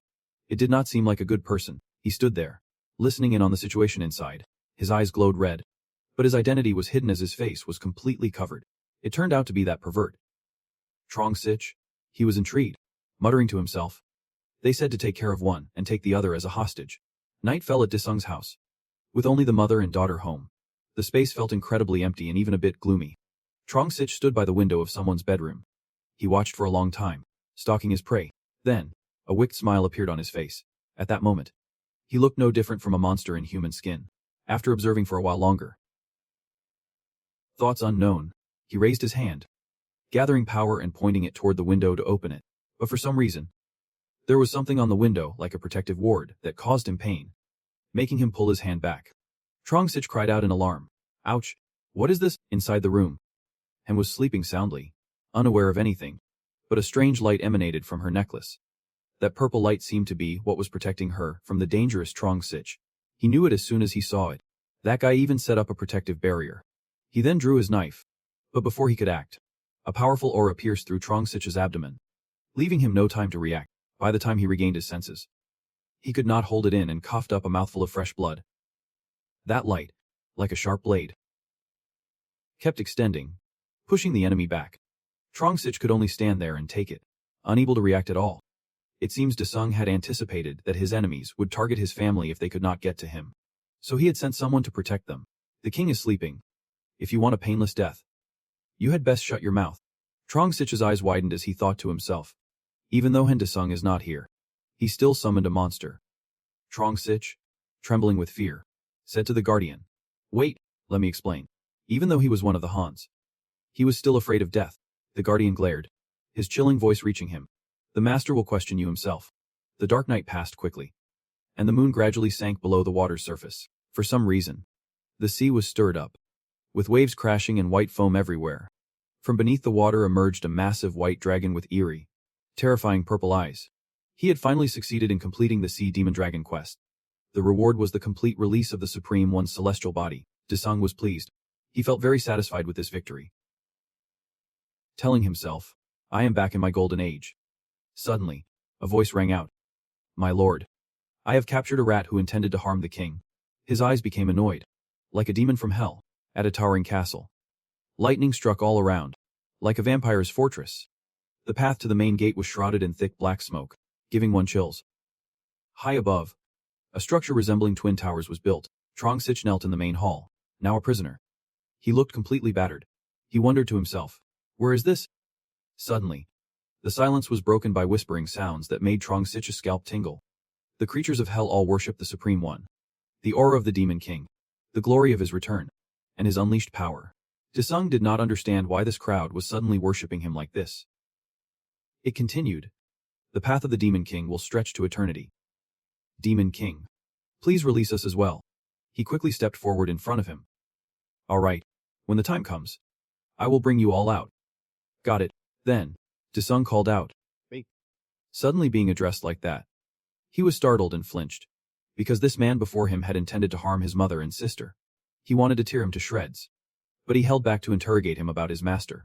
At the Temple of Hands in the north, Aleem sat in the highest seat, looking down at his subordinates. He had sent out many, but only Bickman and Bragman had returned. But he still held out hope, asking them both, "What about the target?" He did not seem to care about the others, only whether the target was eliminated. Bickman replied, "This rank number 2, Seo Jongzun, has been eliminated." Bragman added, "I almost finished off my target as well." Aleem turned to ask, "What do you mean?" "Almost," Bragman said irritably. "If someone had not interfered, that number 1 ranker would have been killed by me." Aleem spoke up, "Guzman is dead, and Trong Sich is missing. Seems almost everyone sent out on this mission has perished." Bickman wondered. That devil Guzman. Bragman was also curious. How could that be? He was assigned the weakest target. Aleem seemed to be getting angry. He slammed his hand down and a giant head appeared. This was the true form of the Eastern Bishop. He said to the two before him, "I will grant you the power of an apostle. Go and take Hen Desung's life for me immediately." His eyes were bloodshot, furious that the one who constantly thwarted him had yet to be killed. At the hospital, the atmosphere was solemn and quiet, suitable for patients to rest. Inside, 2 guards stood watch in front of a patient's room. It seemed someone important was inside. It was Changzik. After using too much aura fighting Bragman and collapsing, he was quickly brought to the hospital. Seeing him show signs of waking up, a guard hurriedly told a subordinate, "He is awake." A murmur went through the crowd. "Quick, call a doctor and inform the chairman immediately. The leader is awake." One of them quickly acknowledged and ran off. Changzik struggled to open his eyes, feeling some pain after waking from the coma. "Where is this?" She was on the phone. The person on the other end asked urgently, "How is the leader?" He went into shock from aura depletion. Changzik struggled to push himself up. A guard rushed to help. "Sir, you should not move yet." He felt humiliated for going into aura shock. As soon as he was stable, Changzik asked about Hazen. Another subordinate replied, "Hazen has gone to Mar." Jongsun sighed. The other person glared at him irritably. "Why did you let that slip?" "I do not know why, Ms. I wanted to hide this from him." "What are you guys talking about?" What happened to Jongsun? Being a perceptive person, he immediately understood the situation. The two subordinates knew they had misspoken and mumbled, afraid to say more. They all lowered their heads, not knowing what to do. Finally, one of them spoke up. Director Sia was also attacked by a fully armed assailant. I heard his condition is critical. Bitch rushed over there. Hearing that his brother was in danger, Changsik's body froze. He stared blankly for a long moment. Then, Changsik anxiously tried to get out of bed. Where is he? The woman beside him stopped him. Leader. You cannot. You have not fully recovered yet. Changsik had nearly lost his mind. He roared in anger. Where? His face looked terrifying at that moment. In another hospital room, someone inside was continuously using their power to regenerate wounds. An impatient man spoke up. I think you can stop now. The external wounds have all healed. But Hazen did not listen. She anxiously gripped the man's hand. Jongsin, please wake up. You cannot die. Please wake up. The hospital room door was suddenly thrown open. As if someone was barging in. It was Changsik. He had just arrived to this heartbreaking scene. Hazen was still desperately calling out Jongsin's name, seeing Zongzin lying still on the hospital bed. Barely breathing. Everyone here was filled with anxiety. He is in a coma. The readings all indicate he is brain dead. Jangsik was seething with rage. Dying. Who the hell are those horns? It seems you truly know nothing about them. While Ki-hong remained cold and distant. The association was doing everything it could to track them down. Just then, a phone rang from inside Kai-hong's pocket, shattering the tense atmosphere. Yep. Director. sssrank gate. His face turned pale. What could he have heard? Jangsik and Harin only caught a few words. But their expressions turned grim. A long moment passed. And Ki-hong was still on the call. The two of them were getting restless. Desperate to know what was going on, a massive black hole materialized in the sky, surrounded by an eerie crimson glow. City cameras captured the event. Everyone who saw it was frozen in shock. The entire group stood there, jaws slack. For the moment, they had no way to deal with this crisis. The branch manager silently calculated. Jangsik was in aura shock. Jio-sun was in a coma. Honeymoon was repairing the aura machine. And Harin and Selian were just support hunters. The thought filled him with dread. He roared. Declare a code red immediately. Mobilize every hunter in the association. All of them are to be deployed. In the security monitoring room, the emergency order sent everyone into a frenzy. The branch manager kept his eyes on the massive sssrank gate, his body growing tense. A great, dark tower, surrounded by crackling lightning and shrouded in gloomy smoke. Like the realm of a death god, Jangsik was there, looking like a soulless husk. His energy completely drained. Drool trickled endlessly from his mouth. Dae-sung was manipulating him, preparing to interrogate this man. Show me all of your memories. As if hypnotized, Jangsik's memories began to surface. Fragmented, disjointed scenes playing out like a slow-motion film. He was a dazed puppet, completely under Dae-sung's control. His eyes were a vacant white, his entire body trembling uncontrollably. He glared fiercely at the image of the culprit. That one, with the large eyes. Is he the final boss? The scene shifts to the city, bustling with heavy traffic. We have an update on the current situation at the toll gate on the city's outskirts. Residents are evacuating the city center, heading for the suburbs to escape the newly appeared gate. The line of evacuating vehicles now stretches as far as the eye can see. In contrast, a large convoy of hunter vehicles is heading toward the toll gate. Meanwhile, unconfirmed reports claim that the number 1 hunter, Li Jiang, and the number 2 hunter, Xiu Johns, are unable to participate in this battle due to prior injuries. The Hunters Association has yet to release an official statement. At a high-rise in the city, it appears to be one of the most luxurious apartment buildings in the area. A suitcase is quickly wheeled in. It is unclear who is evacuating here. It is Dae-sung's mother and younger sister. And sees her daughter struggling and asks, Jisoo, what is with that bag? She answers seriously. We have to evacuate. It is chaos out there. Han says, annoyed, your brother is not even home yet. And you are planning on going somewhere, she says in a panic. You do not need to worry. Didn't you see him take down all those monsters? Just as she finished her sentence, a strange noise at the front door made them both jump. Han is surprised to see her son. Dae-sung. Your hair. Jisoo. Oppa. Did you dye your hair? Dae-sung looks at his mother and sister. Confused. Dye what? Where are you two going? Jisoo was. We are getting ready to evacuate because of that sssrank gate. I am almost done packing. If things get worse, we will escape together. Dae-sung chuckles as if he heard a joke. Jisoo. After a few words with his sister, he turns to his mother and asks gently, what is it, dear? He continues, just stay inside with Jisoo. This is the safest place in the country. I just came by to tell you that, Dae-sung adds confidently. And like Jisoo said, I will handle those monsters and be right back. Hem was worried. But she trusted her son's strength and agreed with a smile. Jisoo was at a loss for words. After saying his goodbyes, Daesung turns to leave, his expression hardening into a grim resolve. Time to move out. Tanks were quickly deployed, rolling through the streets. It seems they are being dispatched to the sssrank gate, a matter of national concern for all of South Korea. The streets are eerily empty. Tanks and soldiers fill the roads, as if it were wartime again. Soon, everyone had assembled before the dangerous gate. For now, all was quiet. Atop one of the skyscrapers, a lone figure stood like a bird of prey. A closer look revealed a familiar silhouette. A powerful aura radiated from him. It was Daesung. He had chosen the highest point in the city to observe everything. He stood like a warrior about to enter battle, proud and imposing. He did not know how many powerful enemies lay ahead, but he felt no fear. Daesung stared at the sssrank gate, thinking to himself, so they are trying to lure me in. Meanwhile, the city's surveillance cameras were running at full capacity. Everyone focused on monitoring the horn's situation. The branch manager slammed his fist on the table in frustration, helpless as he watched the images on the screen. He thought, those damn horns. They can actually create an sssrank gate. Jiang looked up from her device in alarm. She stammered. Director, the Daesung Guild is requesting sole authority to enter the sssrank gate. Hearing this, the branch manager lit up with joy. All right. His sudden excitement surprised everyone in the room, realizing his outburst. The director straightened his tie and cleared his throat. It seems I got a little overexcited. His expression turned serious. The assault team for the sssrank gate has been decided. All other forces will remain on standby for backup. He then turned to his secretary. Relay the orders to the other forces immediately.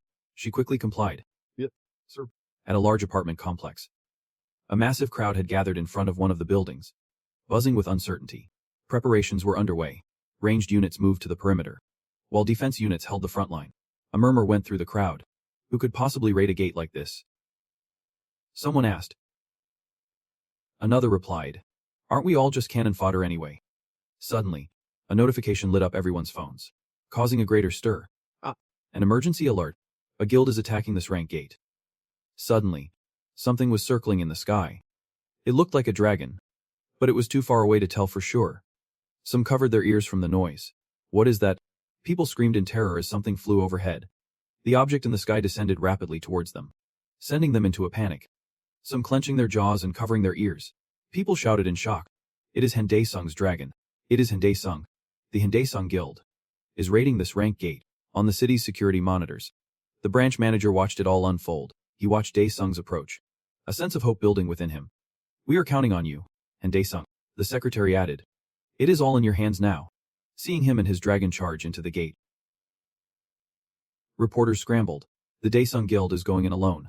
This is breaking news. Get the story out now. Like a valiant general atop his dragon, Daesung charged alone into the perilous gate without a single look back. His expression was unchanged, but his aura had grown far more grim than before. It is freezing in here. Daesung felt like it was 70 degrees below zero. Everything was covered in a thick blanket of snow. A black man quickly moved to engage them, unleashing a storm of attacks toward Daesung and his dragon. To Daesung, this black man was nothing more than a weakling. He struggled just to land an attack. Daesung stood upon the dragon, poised like a god of death, looking at him as if he were already a corpse. His voice was grim, radiating killing intent. Upon its master's command, his dragon unleashed a stream of sea blue fire towards Black Man. He looked minuscule against the attack from above. The outcome was clear, but he refused to give up, swinging his fist to block the attack and cursing. Damn it. Black Man gritted his teeth. It seemed this was truly too difficult for him. Daesung was indeed a formidable opponent. Realizing he was no match for the man before him, Black Man resorted to his old trick. He was going to run. But how could Daesung let him escape so easily? Looking down on his enemy, he said, trying to run. Quickly, Daesung's mount spread its wings wide as he personally descended towards Black Man. Amidst the red attacks, he dove like a hawk, flying straight towards his target without a hint of fear. Those sharp projectiles launched continuously like thousands of arrows, dazzling against the white snow. Daesung would not back down either. He quickly drew his weapon. The great blade and its master looked truly majestic. He used the Fire King's aura, then unleashed a powerful strike towards Black Man. Facing such a powerful opponent so suddenly, he could not block the attack.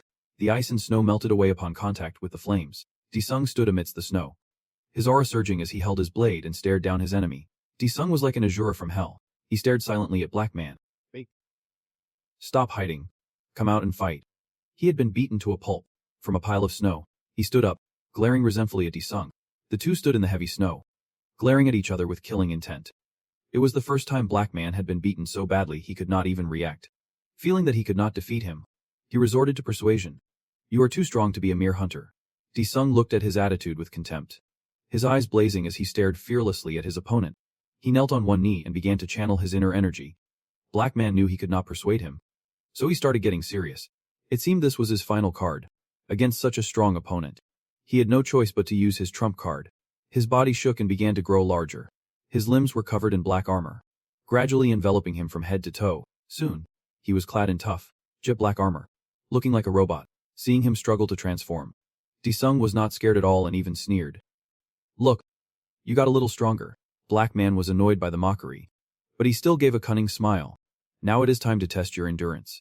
Then, with a powerful punch, it seemed he had used all his strength to launch an attack towards him. So this madman was using his power to summon a massive meteor. Watching him struggle to prepare the attack, Disung smiled wryly. Right. This is more like it. Then, Disung's eyes lit up. He looked at him as if he were a walking corpse. An aura was quickly summoned by him. It was unclear what kind of technique this was, but Disung stood menacingly in the snow, his furious energy threatening to sweep through the area.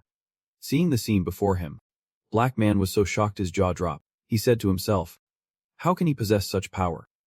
Suddenly, from behind Disung, a black shadow appeared out of nowhere. Intending to launch a sneak attack, was Big Man. He laughed wickedly. Area of effect skills always have a weak spot. He focused his power. Pleased with his own thoughts, he thought he had not been noticed. But surprisingly, Disung turned and looked at him lazily. A dead man like you. What is the rush? Big Man broke out in a cold sweat, thinking to himself, he knew I was here from the start. In front, Black Man's meter grew even larger. He had poured almost all of his power into this attack. Facing such a powerful enemy, Disung remained calm and smiled. He raised his sword gently, as if practicing a dance. Then, having gathered enough energy, Disung fiercely swung down. The furious aura from his long blade swept towards Black Man like a flood. Amidst the white snow, his power was like a majestic ocean wave, carving a path forward. Black Man only had time to utter a curse before he was split in two. As for the massive meteor, it was also effortlessly split in two, as if slicing an apple. Disung stood there majestically, unfazed by the resounding echoes around him. Seeing this, Big Man trembled in fear and said to himself, what the hell? Not even Elam possesses this kind of power. Before he could recover from the shock, a hand fiercely grabbed him. Disung spoke menacingly. You always leave an opening when you use your skills. The powerful grip prevented Big Man from speaking. Without finishing, he fiercely asked, where is that eye? Disung was utterly ruthless towards his enemies. Quickly, a giant eye appeared, looking towards them, not just one, but many eyes opened wide. Staring intently at Disung, he gave a wicked, joyful smile. There you are. These eyes. This is what Disung was after. They continued to stare at him. Disung seemed to have no intention of releasing his grip on Big Man's neck. Suddenly, he squeezed harder. His head lolled about like a puppet being toyed with. The last one had finally lost. Disung casually tossed him aside like a piece of trash. The eyes surrounding him finally spoke. So your power is different from the other hunters. I shall verify this myself. As soon as it finished speaking, one of them used a petrification skill on Disung, trying to turn him into a lifeless stone. He did not flinch, standing among the eyes. Disung calmly observed to see what trick they were pulling. Big Man screamed in horror as his hand slowly turned to stone. They were truly ruthless, not even sparing one of their own. Soon, only a final scream remained. Big Man had been completely turned into a lifeless stone by his own comrades. Disung watched the scene and then smirked. Now it is my turn. Right. As he spoke, he raised his weapon. A massive fireball shot fiercely towards the large eye. The searing sphere of fire flew forward quickly. His eyes turned pure white like a furious beast.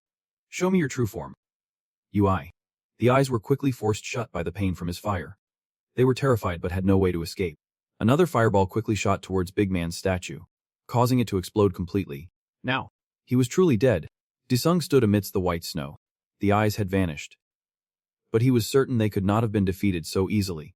Disung's face darkened as he shouted, I know that was not enough to kill you. Come out. The eye laughed loudly. Your power does not belong to this world. Where are you from? He did not answer its question. If you answer me, I will answer you. It found the man before it somewhat interesting. You want to make a deal with me? Disung replied without hesitation. So what if I do? The eye showed a hint of amusement. I like that. This might be the first time someone has dared to demand a deal with me. But then it spoke wickedly. But if you let your guard down, I will just pry the information from you. Disung ignored its threat, remaining calm. Then let me ask you. He closed his eyes and then quickly opened them. A red light shone from Disung's eyes. It stared back with its large eye and asked fiercely, "What are you trying to do?" "That trick won't work on me." Disung laughed wickedly. "I never believe the words of creatures like you. Now, hand over all of your memories to me." It seemed the eye had been hypnotized. Its memories began to appear clearly, one by one. "The descendants of Hokkaido are all dead, and we are the only survivors." He observed for a long time and then decided, "Let us place the gates on that planet. If we transfer the entity to that planet, our plan will succeed." And so, they appeared everywhere across the land, spreading like a virus. The Galaxy Council, where the world's most powerful people gather, negotiating with aliens. Will we really gain immortality? With this giant energy sphere they sent, with this energy, I can rule the world. While the madmen obsessed with immortality were discussing among themselves, he stepped forward. "A pleasure to meet you, rulers of Earth. I have come to grant you eternal life." Elsewhere, Alum tore out one of his own eyes. He seethed. "This mana. I finally know its source." He spoke through gritted teeth. "The dregs of the universe. The beast nebula. To think I have had that thing attached to my body for this long." Elham wondered. Could he be the ruler of that place? He thought in agony. Clutching his bleeding eye, Daesung said to himself, "He has memories spanning 1,000 years. In a moment of carelessness, I let him get away. That last one. Was he the final boss? Resurrecting the giant? So that is their true purpose. This is too much information to take in." He sighed and turned away. Even though this is sssrank gate, there are no monsters here at all. Beneath the thick snow, something was steaming, startling Daesung. Suddenly, two beams of light shot up from the ground towards the sky. They looked like souls departing forever. Outside the city, everything remained peaceful. The crowd below was buzzing, wondering if Daesung would be able to defeat them. The branch manager walked over, smiling at Hazen. "Thank you for commanding the support team. I heard the leader can't use both hands." "What happened?" Henyu replied, "I am using equipment to compensate. It is restrictive, but I can manage." Hazen asked worriedly, "How long has Hunter Daesung been in there?" The branch manager replied, "I believe it has been 3 hours." He spoke grimly. "There is a high chance of a second raid, so even if he fails, I just hope he returns safely." "Don't you dare talk about my master that way." A voice from afar made everyone turn their heads. Cian, worried about her master, had come to check on the situation. She approached coldly, turning her face away as she repeated herself, "Don't talk about my master that way." Hazen sighed in annoyance, looking at the pestering girl. "What is she doing here?" Cian explained calmly. "They came to my location as well, the Windhans." Hearing her say that, both Hazen and Henyan gasped in unison. The branch manager asked worriedly, "What happened?" "After all, Cian is the weakest among them," the girl stated calmly. "My booby killed that one." Henyan thought, "Is she talking about that cursed booby she always carries?" Cian said with regret. "This booby was stronger than before, but it lost its power after killing that guy." Then she added cheerfully, "And to revive it, I need to help Daesung become even stronger." Just as she finished, the crowd erupted. "He did it. It is changing color. The gate has been cleared." Hearing the crowd's cheers, Hazen's group turned in surprise to look at the gate. After defeating the two Hans, Daesung obtained 2 blue ice meteorites. System notification. You have acquired the power of the great meteorite. You have obtained an EG that can create an sssrank awakened being. He held the 2 coveted ice blocks. Examining them, "I wonder how much these would sell for. Maybe I should give it a try."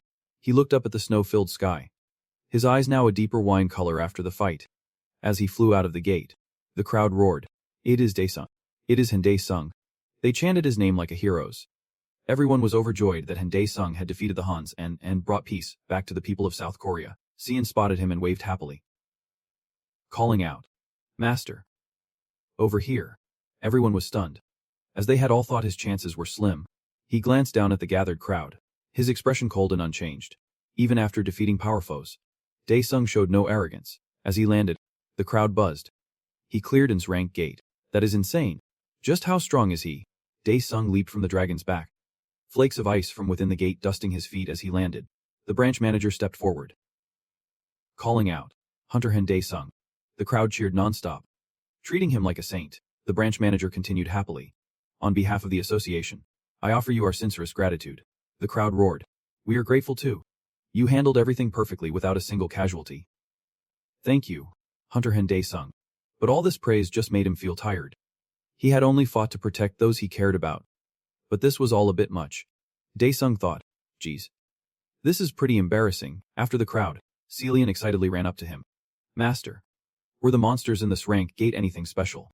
Hajin and Henyan were also eager to hear about his experience, hoping to learn something from it, but contrary to her expectations, he just glanced tiredly at the gate. There were not any. The smile on Celian's face froze. The branch manager found that odd as well. Are you saying there were no monsters in this rank gate? How can that be? Dae-sung explained. But there were 3 people inside. One with blue eyes, one with black eyes, and one with white eyes. Hajin realized immediately. The black-eyed one must be the one who attacked Chang-sik, and the white-eyed one attacked Jong-seon. She deduced. The branch manager also wondered how its rank gate could be completely devoid of monsters. He stepped forward and said, I understand for now. The association will investigate this personally later. Henyan realized it too. Those were the ones who attacked Lee Chang-sik and Seal Jong-seon. Who was the blue-eyed one? Hajin did not dwell on it and asked directly. What happened to them? Dae-sung's face darkened. I killed all of them. Except for the blue-eyed one. He got away. The branch manager stepped forward to ask. So was the blue-eyed one the same as the others? Dae-sung replied. Compared to the others, he was more like a puppet. I think someone else is pulling the strings. I need time to organize my thoughts. Seal Yan came forward, chirping happily. Master. Master. Did you get anything from this rank gate? At her question, the branch manager's ears perked up. Loot from an rank gate. If so, it would be extremely valuable. Dae-sung looked wary and feigned dizziness. I am feeling faint. I think I have used up all my strength. If you need anything, contact Seal Chan-ho. My work here is done. The moment he finished speaking, Dae-sung vanished. Seal Yan yelled. Master. Wait. I have something to ask. But he was already gone. After he left, everyone was lost in their thoughts. Hajin felt a sense of relief. Now all that was left was for Seal Yan to recover. Henyan, however, was thinking, that blue-eyed one, a new M. Korea's first hunter to single-handedly clear an S-rank gate has been revealed. His name is Han Dae-sung, who has now been promoted to S-rank for this achievement. South Korea has not only risen as a hunter powerhouse, but has also completely shaken up the global rankings. His name was plastered across all Korean media. Jong Chi screamed with excitement. So damn cool. The world's strongest hunter has appeared. Han Dae-sung. The comment section exploded. And who I? None other than Jong Chai, the president of the Han Dae-sung fan club, who has been a fan since the Gangnam incident. Let us look at the global records to see just how significant this event truly is. How many countries have ever cleared its rank gate? The United States, China, Russia, Japan, India, the U, and now, finally, South Korea. People, Jongchi continued. So what is the most important part? This is the first time in history a single person has cleared its rank gate. It is unprecedented. That is why I think after this, Han Dae-sung should be ranked number 1 globally. If you agree, smash that like button. The comments section filled with people disagreeing with him. Jongchi's face darkened in frustration. These damn bastards. He jumped up angrily and yelled at the screen. All you punks talking trash about Han Hyung. Who do you think you are talking to? You looking for a fight? Fine. I will ask him myself. He then picked up his phone. Hello. Hyung. Have you finished clearing this rank gate in Bizen? Something on the other end of the line left Jong Chai stunned for a long while. He held the phone in his hand, panicking and shouting. What? It must have been something shocking. At another headquarters, everyone was in an uproar. Yep. Ken Korea Brand. I have got it. Yep. Myuri Daily. Noted, Cho Rang was constantly taking calls. Yep. This is Secretary Cho Rang. Yep. The Beatty. Yep. I have got it. After hanging up, she warily held her forehead. The guild master told me to stay here and handle a few things for him. What is with all these calls?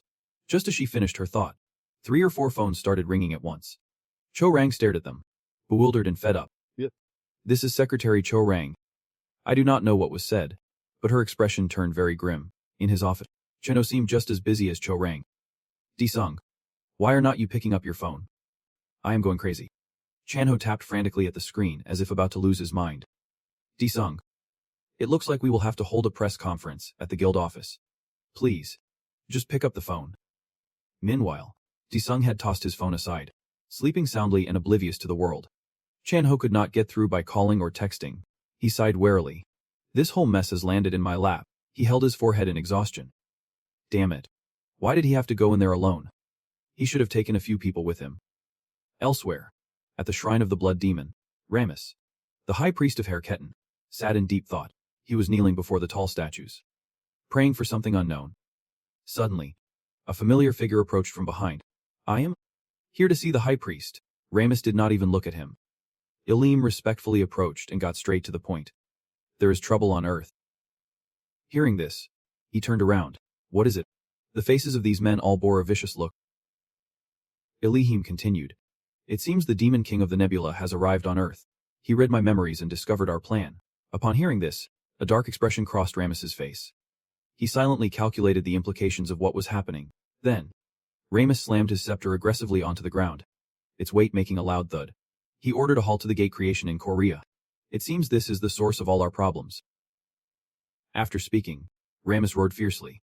Prepare thoroughly for the war with the world. It seemed a great battle was about to erupt. Seeing his fury, Elohim bowed his head respectfully, not daring to say more. Understood, at the World Hunter Association. A magnificent golden castle stood tall and imposing. On the conference table, every newspaper article was about Desung. It seemed he had become a sensational phenomenon. Inside the conference room, the atmosphere was extremely tense and solemn. It appeared they were holding a meeting about Desung. A hand reached out and tapped the microphone lightly to test the sound. Then prepared to speak, Darren spoke seriously. We will now begin the discussion regarding this rank gate incident in South Korea. First, I invite everyone to look at the screen. On it is a portrait of Desung, and that's rank gate. He continued. The person you are looking at is the Korean hunter who single-handedly cleared its rank gate in South Korea.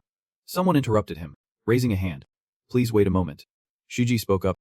Our country ranks gates based on the level of the monsters inside, not their aura. His face darkened as he continued. According to the report, there were no monsters inside that gate at all. Therefore, we cannot consider it its rank gate. Including Japan. Only 6 nations have ever cleared its rank gate. Jin Song also chimed in.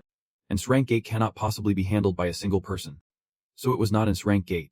We can only classify it as one of the hunter evaluation sites. Wang Wei interjected. Why is everyone so hasty? Please refrain from making assumptions, while the president of the Korean Hunter Association is still sitting right here. Baek Yoon-ho thought to himself. So they want to make this difficult. Do they? Fine. I will play along. Darren spoke up. That is right. The association will be sending an investigation team to confirm whether it was truly an rank gate. Today's meeting was not convened for that purpose. First, let us hear from President Baek Yoon-ho of the Korean Hunter Association.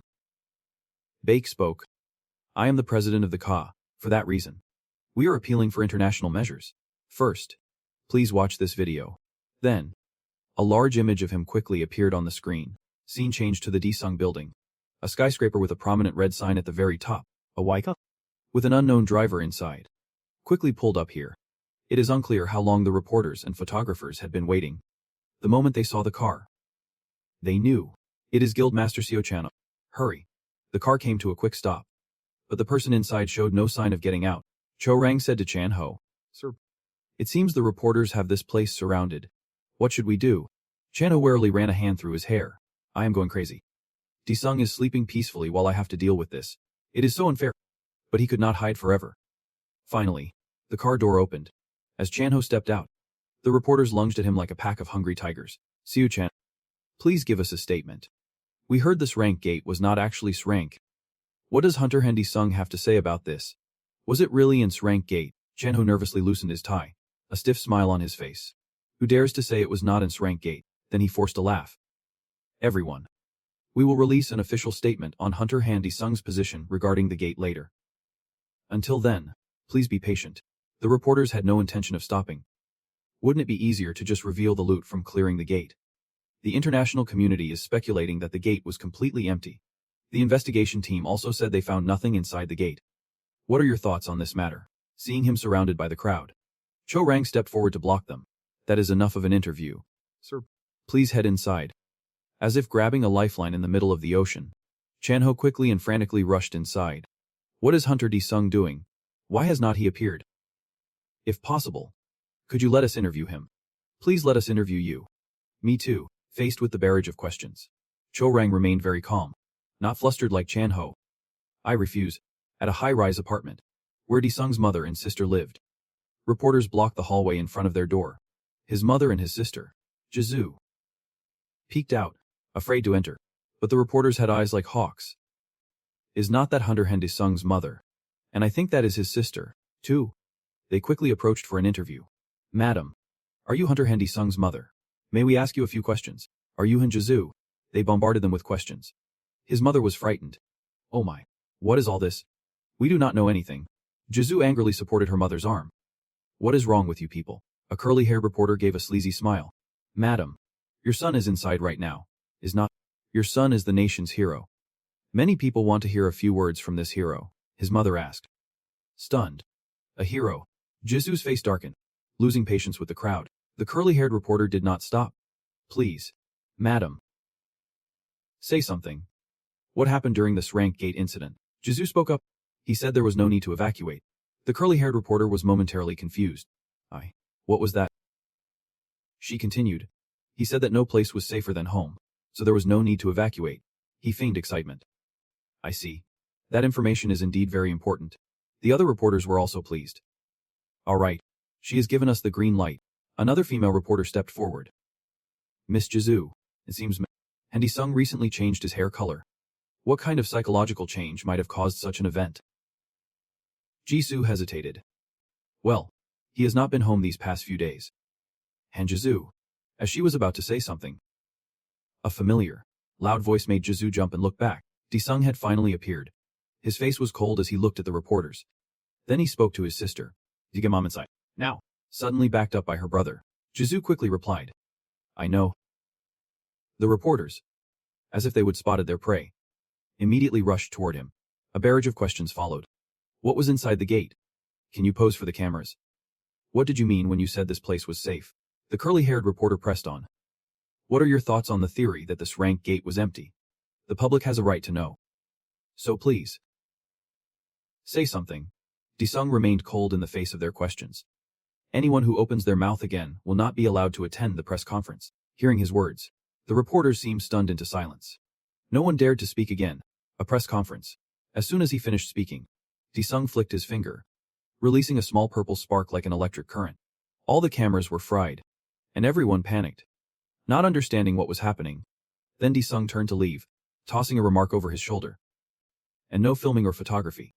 He then turned back and added, I will reveal everything at the press conference in a week, so please leave for now.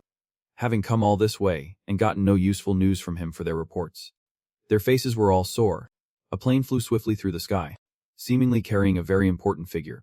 It was Dong Ho, sitting with his eyes closed but not asleep. His mind occupied with thoughts of the recent meeting. He recalled Jin Long's words. The gate is a threat to the people, but it is also a vital resource. Perhaps we will have to capture the horns who created it. Clearing its rank gate alone. I am his rank hunter myself. I will be the judge of his abilities. Jin Long continued. For that reason, we should summon Hunter Hendy Sung to hear his report on the matter. He thought to himself. I must confirm whether South Korea truly has such an exceptional hunter. Shinichi spoke up. Chairman Park Jung-ho. We need more concrete proof. We want to summon Hunter Hendy Sung and hear the full account from him directly. He also thought. If that hand's abilities are as powerful as they say, we must build a strong cooperative relationship with South Korea. Another person added. I agree. If we had complete control over gates like that, it would be a great benefit to mankind. Please summon Hunter Han here so we can get more information. Jun-ho replied. Annoyed. That is impossible. Hunter Hendy Sung is currently our nation's greatest asset. Ren interrupted. The International Association will dispatch 5 rank hunters to guard the gate. He continued. Or how about we call Hunter Han here, and see what he thinks of the association's policy. Jung-ho thought with an annoyed frown. Look at them. It is obvious they do not care about the horns. They are only targeting Han De-sung. Seeing his attitude, Ren grew annoyed as well. His fierce eyes glaring at Jung-ho as if he wanted to eat him alive. But as the chairman of the Hunters Association, he just shook his head warily. Do what you want. I won't agree to it. On the plane, Jun-ho still felt a surge of indignation. I won't let you people get your way. At Han De-sung's office building, he asked Chu Jiang. You want to work here? Chu Jiang bowed her head. You saved my life twice. And I never had the chance to thank you properly. Thank you so much. De-sung hesitated. Is your body all right now? She said. Because my aura core was destroyed. I can't continue working as a hunter for now, but my daily life is unaffected. I want to work here and assist you until I can be a hunter again. At her decision, Sung looked unhappy. So you still can't do any hunter work, Cho Jiang said sadly. Those monsters took my parents. I have to recover quickly and get my revenge on the ones who created the gate. Hearing this, Sung was at a loss for words. He wanted to comfort her but was afraid of making her feel worse. Just then, Chanho burst in, his voice preceding him. This is so frustrating. I told them I was on my way but it is still not here. He cheered up as soon as he saw Sung. Hey Sung, look. It is an invitation from the International Hunter Association. After Chanho's assistant finished reading it, she held up the letter for everyone to see and said flatly, that is what is written in the letter. Chanho laughed sarcastically. Our Sung is going abroad, and the world's top hunters will be there. Maybe I should tag along. Sung was cold and uninterested. Stating bluntly, I am not going, Chanho asked in surprise. You are not going? You won't even think about it, Sung answered casually. Those guys are stronger than you think. If they attack while I am away, you will all be dead. Hearing that, Chanho calculated in his head, he is right, even if the association sends 5 sssrank hunters. They are no match for Sung. Then he continued. All right. We will tell them you can't make it. What is the plan for the press conference? The press conference? If Chanho had not brought it up, Sung might have truly forgotten about it. He then turned to Cho Jiang with a sly look. I have a plan. His words made her break out in a cold sweat. The press conference began shortly after. Down below, reporters and paparazzi were in position and ready to go. Cho Jiang spoke first. We will now begin the press conference concerning this rank gate. First, Guildmaster Chanho will provide some basic information. Following her statement, Chanho quickly stood up and spoke. I am Seo Chan, leader of the Sung Guild. The room was ablaze with lights from every direction, all focused on the stage. Cho Jiang continued. If you have any questions now, please raise your hand. We will answer them one by one. After she spoke, a sea of hands rose from below. It looked like everyone had many questions to ask. Cho Jiang pointed to someone at the front. The reporter in the first row. You have the floor. The female reporter stood up and got straight to the point. Yep. Hello. I am reporter Li Jimin from the Hunter Daily News. I have a question for Hunter Hen Sung. Chanho and Cho Jiang listened in silent agreement. Sung was also prepared. She continued. I heard that your family did not evacuate when the gate appeared. Did you have some prior information about the gate? I am curious as to why you told them to stay. He quickly moved to the podium. I did not know anything about the gate, but, Sung continued proudly. I know that right now. There is not a gate in this world that I can't clear. That is why I told them they did not have to go anywhere. After his answer, the crowd below began to stir. Chanho groaned inwardly. Sung, please control your mouth. Another person raised their hand, and Cho Jiang immediately looked over. The gentleman on the right. Please. The curly-haired reporter had a menacing look. I heard there were no monsters in the gate this time. I wonder what kind of enemy Hunter Hen Sung fought. The moment he finished speaking, Sung replied, a very powerful eye. The answer was short, but it hit the mark. The reporter asked again. Surprised. A very powerful eye. I have never heard of anything like that before, he calmly recounted. I fought the enemy's eye on a snowy mountain. He thought to himself. I almost said it was a giant pig's eye, fearing he would slip up again. Chanho quickly interjected. The investigation team has confirmed that while Hunter Hen Sung was fighting in the gate, the temperature was -90 degrees Celsius. The identity of the enemy is classified. So please wait for an official announcement from the association. The reporter pressed on. Do you have any proof? Like some loot? For example, that could prove the gate was not empty. As the curly-haired reporter finished, Sung reached his hand into a swirling vortex. To the astonishment of everyone below, his face darkened. Then let me show you all. Sung was as good as his word. From the vortex, he pulled out something resembling a fractured block of ice and continued. The loot from defeating the enemy inside the gate. This is sssrank awakening core. The reporters below scrambled to their feet to see. The crowd erupted in a commotion. An awakening core. It is the first and only one in the world. Quick. Get this on the front page. Seal Yun, watching the live broadcast, broke out in a nervous sweat. She cried out, oh my, huge. Heron's group at the hospital was also watching the broadcast. Seeing what he pulled out, everyone was stunned. Jiang Sik was frozen in shock. An awakening core. Heron spoke up. This is the first time I have ever seen one. Elsewhere, Donghu and the branch manager were wide-eyed with astonishment. What? Just as he said. Is that really sssrank awakening core? The news seemed to have spread throughout the city. Yanwu was thrilled. Yep. Whoever said that gate was empty can eat their words now. At the press conference, the object he presented gave off a light so brilliant that everyone had to squint. The cameras flashed relentlessly, working at maximum capacity.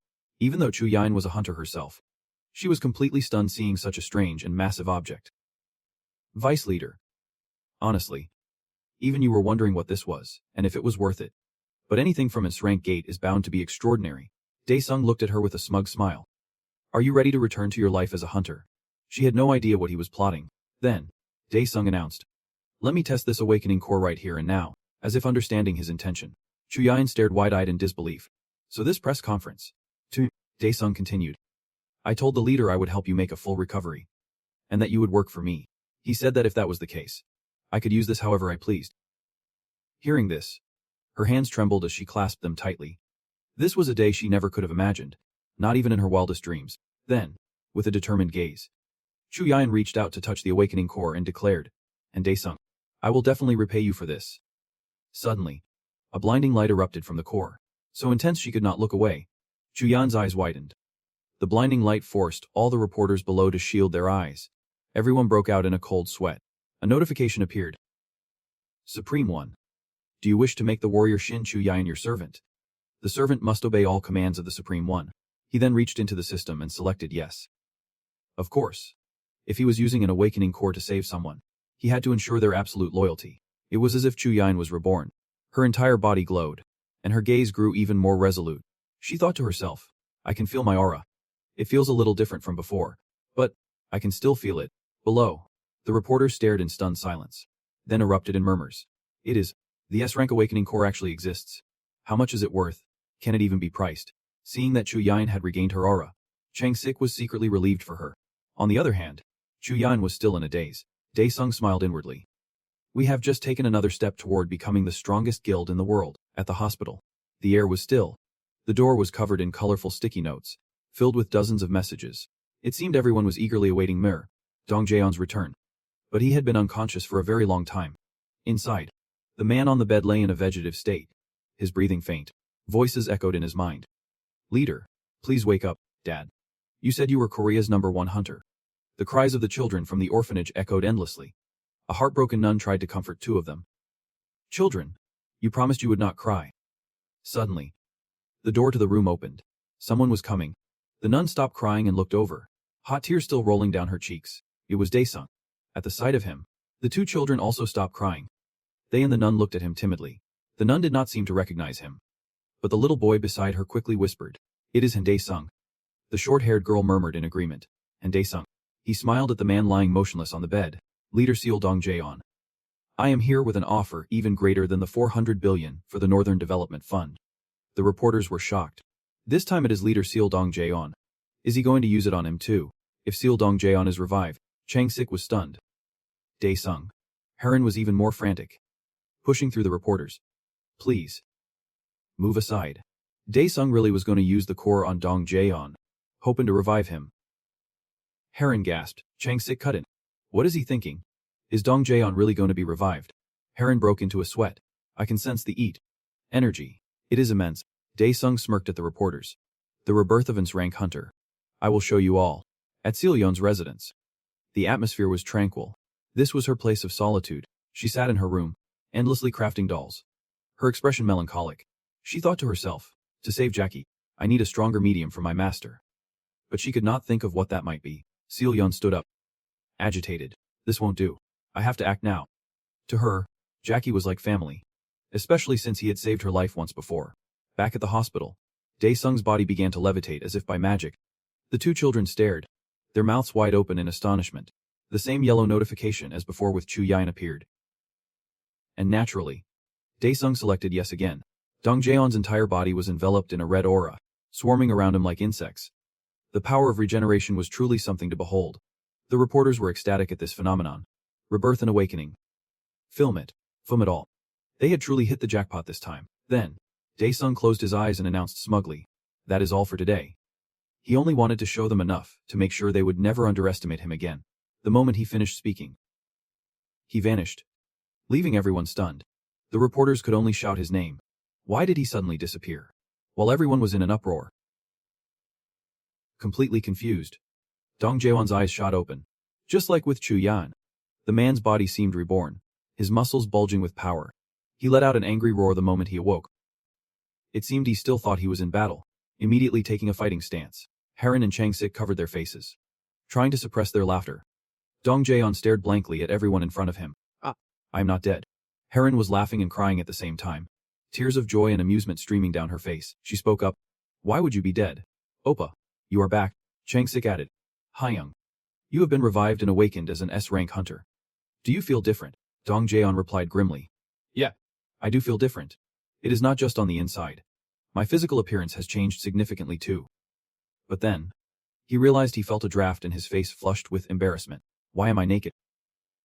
Everyone froze, at a loss for words, at Daesung's home, and asked the visitor in surprise. And you are? Soyeon covered her mouth shyly. Hello, I suppose Master Daesung is not home. She was carrying numerous designer shopping bags, and looked at the girl, flustered, and replied, that is right, he is at work. Suddenly, his little sister Jisoo spotted the bags in Soyeon's hands and gasped. Those are all designer bags and shoes. Han's eyes widened in embarrassment. Soyeon, this is far too much. Soyeon smiled charmingly. Godmother, you think this is a lot. Master Daesung cured my illness, so this is just a small token of my gratitude, and was taken aback by how Soyeon addressed her. Godmother, this girl is certainly forward. Jisoo excitedly picked up a pair of shoes with a gasp. These are limited edition Balenciagas. The shoes in her hands practically glowed. Soyeon was a master of flattery. Jisoo, do you like them? The younger girl's demeanor changed instantly as she beamed. I love them. Honey. Having won over the two people closest to him, Soyeon smiled slyly and got to the point. Jisoo, could I ask you for a little favor? Jisoo's smile faded. A favor? She asked, wondering what this mischievous girl was up to now. After they spoke privately for a moment, Jisoo gasped in shock. What? Soyeon whispered. That is not what I meant. She continued. I just need one of Master Daesung's belongings. Something that holds a great deal of his magical power. Then, she leaned in and whispered slyly into Jisoo's ear. You will only find something like that in a man's room. The teenager stood up, blushing. Honey, what are you saying? Ask me for anything else. Soyeon quickly stood up. Wait. She held out a piece of paper with both hands and said coaxingly. Just take a look at this before you decide. Jisoo's eyes lit up when she saw it. It was a ticket to a BITS fan meeting. Something she could not get even for hundreds of millions of dollars. It was clear Soyeon had thoroughly researched the younger sister's hobbies. Faced with this temptation, Jisoo began to sweat nervously. She continued. BITS is a famous idol group made up of hunters. Did you know your favorite member is from the Fortress Guild? Jisoo looked like she could not take the pressure. She reluctantly asked Soyeon. You really need that? Dirty medium, do not you? In the end, Jisoo agreed. Soyeon said with satisfaction. Succeed. And this ticket is yours. Jisoo, she continued cheerfully. Thank you. You have no idea how happy my Chucky is right now. It was as if Soyeon could see Chucky before her, asking with teary eyes. Can I really live again? She thought happily. Just wait a little longer. My Chucky. At Daesung's office, gunshots rang out one after another, ripping through the air. It was impossible to tell who was firing. One shot. Two shots. Then a barrage of bullets relentlessly struck the target. As if venting days of pent-up frustration, it was Dongxian. Daesung let out a loud laugh. The lone surviving hunter has finally recovered. His body moved like the wind, overflowing with vitality. It is clear the regeneration core is working wonders. So Dongxian was training. Those bullets were not aimed at a target but at him. Yet Dongxian successfully dodged them all. He was now faster than a speeding bullet. Dongxian just kept running, never slowing down.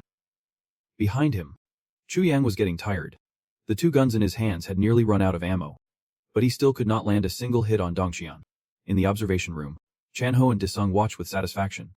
The results are astounding. Are there any awakening cores left? I want one too. Daesung replied. If you are on the front lines, who is going to handle the paperwork? You do not need to awaken. Chanho added cheerfully. You two are now members of the Daesung crew, the #1 crew in all of Korea. But Daesung was not getting arrogant. He said. This still is not enough to fight the horns. Chanho scratched his nose and sighed. There have not been any gates recently, so even if I awakened, I would not get to show off my skills. Daesung propped up his chin with a sly grin. Should I level up first? I wonder. At Daesung's high-rise apartment, Jisoo cheered happily. Welcome home. Her actions took him by surprise. Jisoo said slyly. What? I am just greeting my dear brother. Daesung replied. But that look in your eyes is exactly like the monsters from the gates. Startled, she stormed off in a huff. What are you talking about? Who is a monster? She is a terrible liar. Her face screamed that something was up. After all, Desung had seen it all. He had dealt with countless monsters and cunning individuals. One look was all it took to know she was up to something. After talking with his sister, Desung quickly went to his room to wash up. The long day had left his entire body feeling weary. After showering, Desung stepped out of the bathroom, towel drying his hair. At some point, Jisoo had snuck in. She crept behind him like a thief. Looking flustered. She was even wearing gloves, afraid she would leave a trace. Looking like a professional burglar, she was nervous. Having never done anything illegal like this before, Jisoo kept looking around, making it obvious she was scheming. After successfully getting the item, Jisoo quickly slipped out, thinking to herself, I wonder if Ranker would notice. Now, probably not. Out of nowhere, Desung was standing right behind her like a gloomy specter. What is this? As expected of someone with a guilty conscience, Jisoo jumped and screamed, You scared me. With a dark expression, he interrogated his sister. Your room has a bathroom, so why come to mine? Jisoo feigned innocence, covering her mouth. Mom told me to clean up. I am just tidying the house, Desung asked back. Tidying up, she ran off scared, yelling, I told you, I am doing chores. Desung scratched his head, puzzled. Since when does she know how to do chores? Like a criminal who had just done something shady. Jisoo slammed the door shut and panted heavily. She was afraid her brother would find out she sold him out for that ticket. Jisoo bit her lip. Frustrated. I cannot believe I had to do this to Oppa. Just for... Suddenly, in this tight spot, an idea came to her. I know, you can do this. And Jisoo, in a quaint, old-fashioned cave, the surroundings were deserted, creating a tranquil atmosphere. Soyeon respectfully offered a teacup with both hands to the person across from her. Did you bring the item? Like someone making an illegal deal. Jisoo pushed an envelope towards Soyeon. See if this is what you wanted. Seeing the object before her radiate a powerful aura, she beamed with anticipation. Jisoo added, I got everything from the bathroom, so this should be enough to act as a catalyst. Now, can you give me that? Soyeon happily picked it up. Admiring it, she thought to herself, with this, Chucky can be resurrected, and he will be stronger than ever. Getting the concert ticket, Jisoo was ecstatic. Now I can finally see Jika. With both of them having gotten what they wanted, they laughed and chatted happily in a corner of the cafe. Soyeon could not wait any longer. After finishing her deal with Jisoo, she hurried home to resurrect her Chucky. She placed Chucky in the center of a protective barrier and began pouring energy into him. Will she be able to resurrect her beloved doll? A powerful surge of life force flowed into the doll lying motionless on the ground. Soyeon chanted, Demon King, please bless this child of mine. Far away, as Desung was having coffee with Chanho, a sudden chill ran down his spine, causing him to shudder, noticing his expression. Chanho asked, What is wrong? Back at Soyeon's house, the Chucky doll seemed to be reborn. Its hair grew longer, and its face gained a soul. At last, it was resurrected. Chucky's eyes flew open. All of Soyeon's efforts had not been in vain. Seeing him alive again, she cried tears of joy. I finally succeeded. My beloved child. Chucky. A joyful Soyeon rushed toward the doll to hug it. But for some reason, Chucky slapped her hard, leaving her completely stunned. It snapped viciously. You idiot. If you had taken any longer, I would not have been resurrected. How dare a lowly human like you call me your child? From this moment on, this world will drown in a sea of blood. Soyeon did not understand why Chucky was being so violent. She wondered helplessly to herself, what in the world is wrong with him? Moments later, a loud crash came from inside Soyeon's house, followed by a terrible scream. Chucky was now slumped on the floor, looking pathetic. How could he hit the very person who created him? As much as she loved him, Soyeon was now annoyed. Children need to be disciplined properly. It seems I forgot to educate you. Just as she finished cleaning up the mess, Soyeon's phone rang. It was Desung. Soyeon quickly tossed Chucky aside and answered. Overjoyed. Master. The entire road was shrouded in a dense fog of dust and smoke. It was not clear what it was, but it did not seem like ordinary dust. Dongxian asked in bewilderment. The Desung crew has something like this. Chu Yang thought to himself. Where are we? Soyeon laughed loudly. What kind of terrible place have we ended up in this time? Desung stood before them, his face serious. You three are too weak. He was clearly planning to train them further, having their weakness pointed out so bluntly. Chu Yang and Dongxian awkwardly averted their gazes. Desung continued. So this time, you all need to show better results. Soyeon interrupted. Wait, Master. Soyeon stepped forward cheerfully. I have something I want to show you. Desung asked curiously. What is it? Without another word, Soyeon tossed Chucky onto the ground. Chucky. Disung knew instantly that anything she wanted to show off could not be good. After being suddenly thrown to the ground, Chucky rubbed its belly and struck a lounging pose. Why did you call for me? Soyeon said excitedly to Disung. Look, master, it is our child. Dongqian asked. Dumbfounded. For real? Chu Yang repeated in a daze. Your child. Disung stared in horror at the Chucky doll before him, with sparkling eyes. It called out to him, Papa, then it reacted more intensely, wailing as it ran towards him for a hug. Crying out, Daddy, confronted with this bizarre thing. A horrified Disung threw a hard punch that sent Chucky flying. Disgusted. He yelled. Crying. Soyeon picked up the doll. Chucky. Wake up. My child. Disung clutched his forehead. A headache coming on. I knew this girl was into weird stuff, but this is just too horrifying. Dongqian and Choyoung witnessed the whole thing, momentarily unsure of how to react. Disung continued. Anyway, now is the time to strengthen the Disung crew. He led them to a dark, deserted bamboo forest. The air was chilling, and fog covered everything. Dongqian looked around, terrified, as he asked, Where are we? Choyoung was also on guard. I can smell blood everywhere. System notification. Hellel has been activated. Command. Check status window. Choyoung quickly selected the view button to get the next instructions. The system displayed another notification. Disung's retainers. Soyeon. Class. Witch. Dongqian. Class. Hunter. Choyoung. Class. Marksman. Dongqian was helpless. That is not Hunter Disung. Is this an illusion he created? How did I even get here? Is he some kind of teleporting ghost? Soyeon turned back with a loud laugh. A newbie. This is the Hell Training Center. If you want to keep up, you would better brace yourself. Hearing Soyeon, Chuyoung immediately became vigilant. Training. In front of them, giant spiders with blood-red eyes were slowly approaching. Disung continued. The training is to survive until the time limit is up. Dongqian laughed. I have been itching for a fight. So this training is perfect. Time for a warm-up. Harin and Soyeon also quickly channeled their inner energy, each with a different expression. Seeing everyone ready, Disung smiled in satisfaction. Then let us begin, soon. The giant spiders scurried towards them on their sharp legs. A terrifying black aura emanated from their bodies. Scene change. On social media, news about Disung's regeneration core was all over the front pages. It was all anyone was talking about. On the death, a phone rang. The person on the other end said, The branch manager wishes to see you. Chairman. The man replied flatly. Lena. The door opened quickly, and the person outside entered. It was the branch manager. He bowed respectfully as soon as he entered. Dong-ho adjusted his collar and sat up straight, looking at him with a serious expression. What is it? The branch manager reported. There is an urgent notice from the VK. It seems something important has happened. He continued. The Hunter Federation meeting will be held in Korea. They said they wish to invite Hunter Han Disung. Hearing this, Dong-ho seemed displeased. For a moment, he paused, not knowing how to respond. Then, Dong-ho spoke. The Hunter Federation meeting is being held in Korea. Who will be there? The branch manager quickly presented a black notebook, pushing it in front of him. This is the attendance list.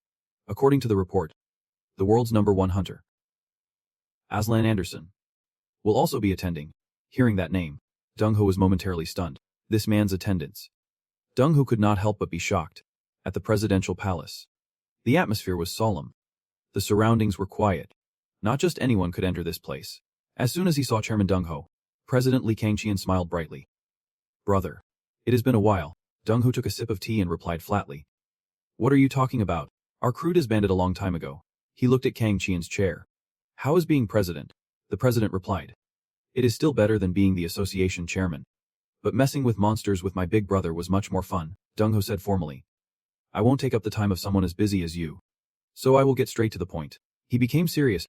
I received a notice that the Hunter Federation meeting will be held in Korea. The president was surprised. An event is going to be held in Korea. It seemed he knew nothing about it. Dong-ho continued. For now, we should not mention the Hunskir. This surprised the president even more. Dong-ho closed his eyes warily. You know that the gates are gold mines for every nation. Right. The president pondered. You are right. We must deal with them immediately to protect our people. But in the current economic climate, this is a truly sensitive topic. If the source of Ida disappears, our energy supply will be depleted. This made Dong-ho even more frustrated. Anderson did not even bother to answer when I asked if he would take responsibility for handling the Hanskir if they leave the gate. What is there to worry about when his younger brother is Aslan? The president considered it. The Minister of Foreign Affairs also informed me that the US will be monitoring the current situation. Dong-hu became agitated. We have to ensure the growth of our economy and the safety of our people. Right. He had posed a difficult question. The president finally spoke. But how are we supposed to do that? Dong-hu spoke up. Prepare a first-class order of merit. It seemed he wanted to reward Desung and get his team to work for the president. As soon as he heard this, the president understood. The solution was Handy Sung. Dong-hu patiently explained. With Handy Sung, we won't need to fear not having nuclear weapons. The president was delighted. That is right. If America has Aslan, we have Desung. And Handy Sung must attend this meeting as Korea's representative. Seeing the president so excited, Dong-hu calmly told him, leave it to me. In a high-rise apartment. Desung's private residence. Sunlight streamed through the window frames. Desung was sitting at home, enjoying his favorite cold beer, downing it in one go. Desung turned to Chan-ho and said, a medal. It seemed Chan-ho had already told him about this. Chan-ho explained. They call it the First-Class National Order of Merit. It is probably the highest-ranking medal there is. Desung did not seem happy at all. On the contrary, he was annoyed. But is not that just a dog leash? If so, I am not going. Chan-ho took a sip and replied, a dog. But they promised to grant you the highest privileges, like tax reductions and a pension. Hearing his friend say that, Desung turned in surprise and asked, a pension and tax cuts? Chan-ho continued, a 30% income tax reduction. Hearing that, Desung immediately changed his mind. Well then. Of course I have to go. Anything involving money is in my interest. Chan-ho continued. And we are also the first to know that the Federation meeting will be held in Korea. Desung chewed on a piece of dried squid. Asking boredly, what is the Federation meeting? Chan-ho explained happily. It is an event to announce the hunter rankings. You will be representing Korea. Desung felt it was a hassle. Can't you go alone? Chan-ho replied. But they said the medal ceremony will also be held at that meeting. Desung, who had always preferred quiet, asked Chan. Can't you go by yourself? I have to attend that meeting just to get a medal. Chan-ho did not answer his question and changed the subject. Where are the other hunters? Desung glanced over and smirked. They are trying to level up right now. In the bamboo forest where I just took them for a test. The killing intent is thick. The spiders relentlessly attacked the three of them. Soyeon used all her abilities to fight them. She looked at the giant spider and used area-wide slow. I wonder if it has any effect on them. They charged at them like a crazed horde. Their two red eyes constantly scanning their surroundings. Chucky the doll also helped its master. It held a knife and charged at full speed towards those large, sharp things. Chucky quickly jumped to the back of a giant spider in front of it, despite its small size. Its speed was overwhelming. Before striking, it yelled, a low-class monster like you deserves to die. How dare you show your face before me? Then, as soon as it finished speaking, it mercilessly plunged its knife into the spider's back.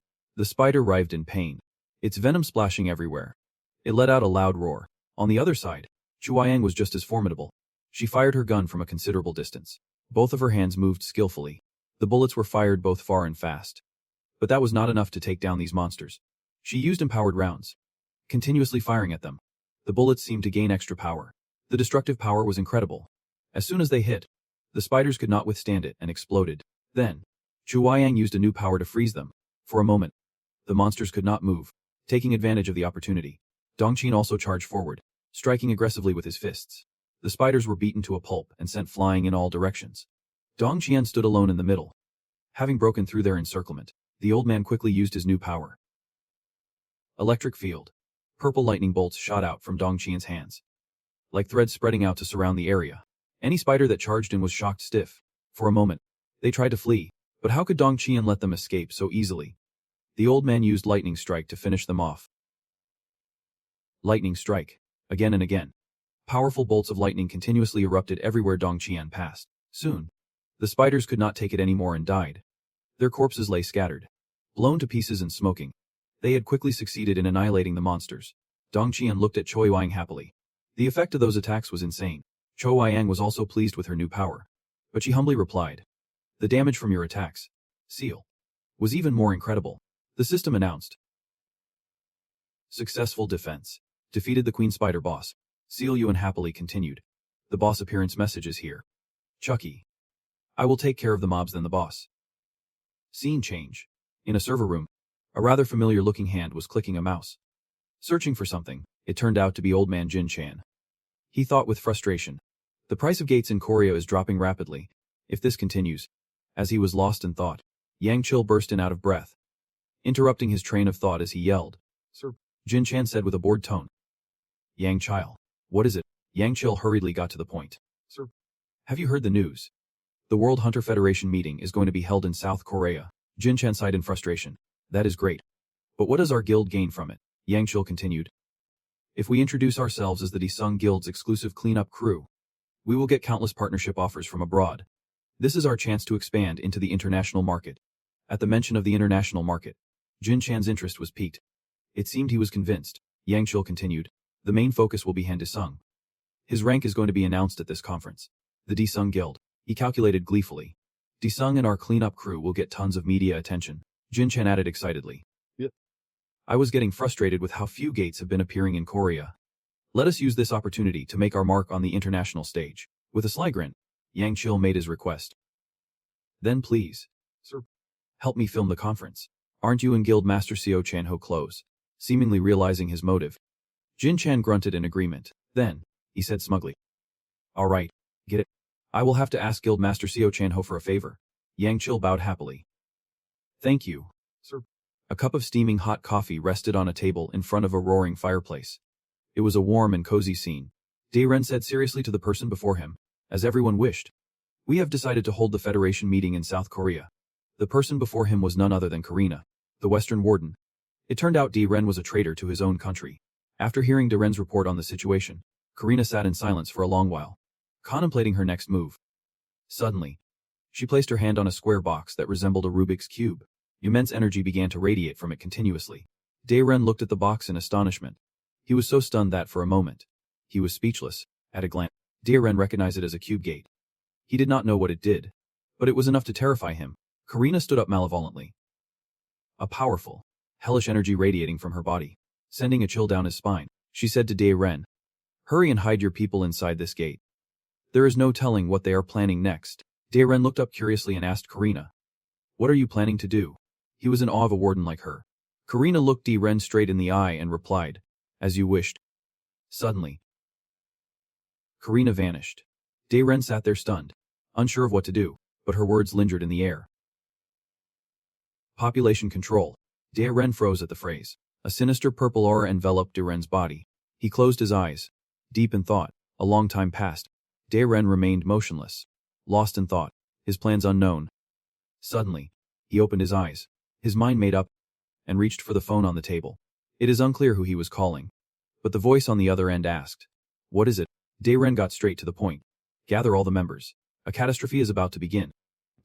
A helicopter flew low to the ground. Its passenger a mystery. The helicopter quickly descended onto the runway, its blade spinning as it landed safely at the arrivals gate of Incheon International Airport.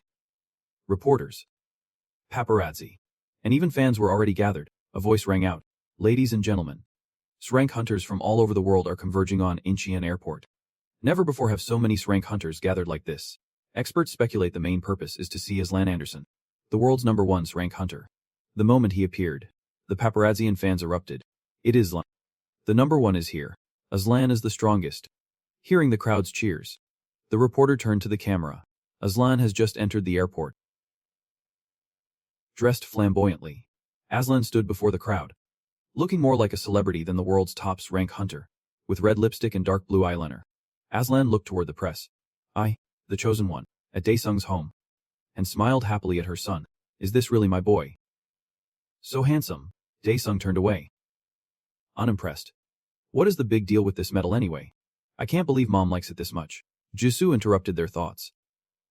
I can't find the dress Soyeon gave me. Han replied. I put it in the closet. I was afraid it would get ruined. Just a moment. At that same time, Daesung's phone rang. It was Chanho. He said cheerfully. Daesung, the car's here. You and your mom should come on down. Daesung quickly agreed. Pictures of the srank hunters were plastered all over the city streets. Yang Chil said cheerfully. Hey everyone. Can you see this? I am live from Hunter Boulevard, where the Federation Conference is taking place. The atmosphere here is electric. A gathering of the world's top hunters. He continued. Yang Chil. Promise to bring you all the highest quality stream I can. So please. Everyone. Leave a like and a comment. It seems he is taking full advantage of the Hunters of Fame. Inside the conference hall, the atmosphere was buzzing, almost like a banquet. Chan-ho and Disung's family were seated together at the same table. In contrast to everyone else's excitement, Disung felt irritated. Having to dress up like this and sit among strangers. An annoyed Japanese hunter glanced at Disung. So that is the one they call Han Disung, they began. It is a pleasure to welcome you all.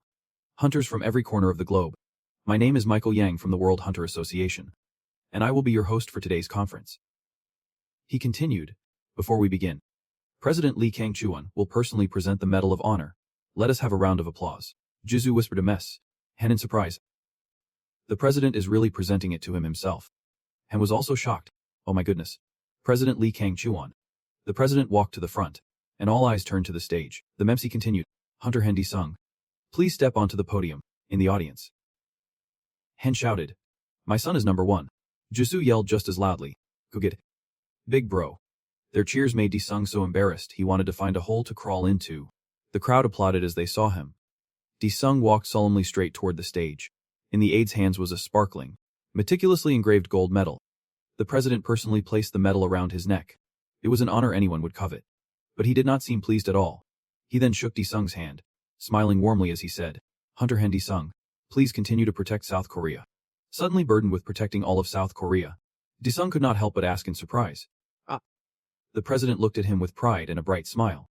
Just continue your great work. Then, he grabbed Disung's hand and raised it high for all to see. Like a victorious fighter after a match, Disung's face was stone still as he thought to himself. No matter how you look at it, this thing really resembles a dog collar. He thought with resignation. All right. I will just think about the pension and tax benefits. Down below, tears welled up a mess. Han's eyes. His father would be so proud. Our Disung got a medal. Jizu clapped excitedly. Big bro, from now on, I officially acknowledge you. For some reason, Yang Chil was also in tears. Sir. Han Disung got the medal. Your time has finally come. After receiving the medal, Disung walked majestically back to his table. Next, sssrank hunter Aslan walked up as the crowd cheered. It is Lan, the number one ranked hunter. He approached Disung and applauded. Congratulations. Disung looked at the flashy man before him and asked flatly, Who are you? He proudly introduced himself. I, the chosen one. As soon as he finished, he thought smugly, You must be stunned. Right. But Disung, uninterested, turned to leave. Aslan thought. I never imagined being congratulated by the number one hunter would be like this. Something is wrong. I have to act. Suddenly, the watch on Aslan's wrist flashed red. The Japanese hunter shot to his feet in alarm. Wait. Something big is happening. An sssrank dungeon just appeared in Tokyo. Suddenly, everyone was in an uproar, jumping to their feet. Some were checking their phones for information. An sssrank dungeon in Shanghai. An sssrank dungeon in Berlin. The mepsa on the stage was momentarily confused, staring blankly at the chaotic scene below, when someone came up to inform him. Michael. Sssrank gates are suddenly appearing all over the world. The MC let out a cry of alarm. The man continued with a grim expression. I think we have to suspend the conference for now. While everyone was in a panic, only Sung remained seated calmly, but in his mind. He thought. So they have finally made their move. Heaven then appeared, smiling and saying, Greetings to you. Supreme Being. He looked at her. Annoyed. You butterfly. Open the shop now. Immediately after, a booming sound echoed, and a shop filled with countless treasures appeared before Han Disung. He did not beat around the bush. I want to buy the Heavenly Mandate record. Instantly, a piece of paper appeared, along with a floating feather. He looked at the paper floating before him and began to read.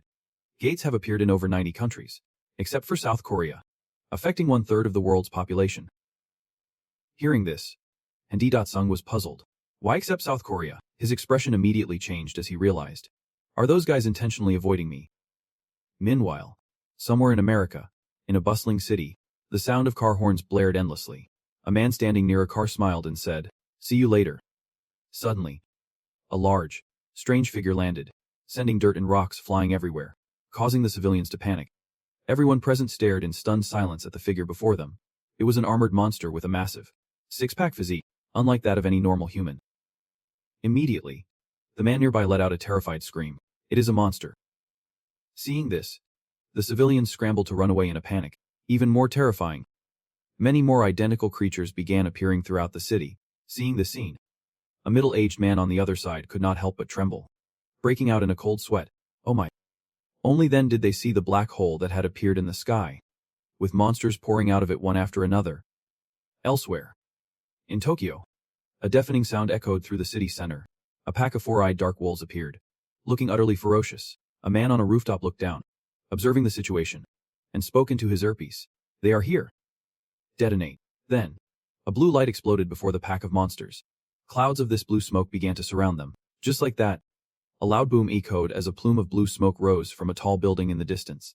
The monsters became even more ferocious, roaring and growling. Seeing this, the man above grew tense and shouted, "Begin!" Immediately, others appeared, weapons in hand, getting into a combat stance. They were all gathered on the rooftops of two buildings, looking down at the other side. Right after, the monsters suddenly leaped up, appearing with their massive mouths wide open. Their eyes flashed red as they looked up at the roof. They launched themselves off the ground at an unbelievable speed.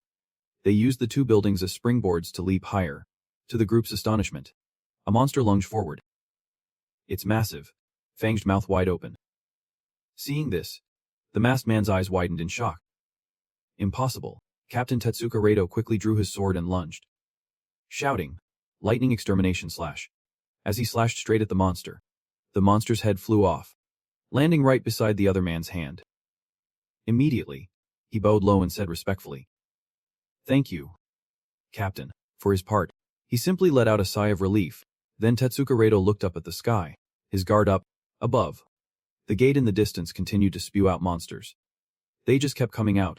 At this rate, Tokyo is finished. In America, Washington, D.C., the city was covered in rubble. The monster's massive foot lifted up, and then it stomped directly on a person lying on the ground, causing a terrifying splash of blood. The monster roared in triumph. But suddenly, a flash of light appeared, slicing it vertically down the middle. The monster was split in two. Another group had appeared, the one who dealt the blow being a man in green. He spoke to those around him, annoyed. "Damn it. Why did a gate have to open right when Aslan is not here?" The woman behind him reminded him, "We should retreat for now. We must regroup with Aslan before we can launch a counterattack." Hearing that, he shouted, "Let us fall back to Philadelphia for now." Meanwhile, elsewhere, a group of people was observing the battle on a monitor. He thought with growing tension.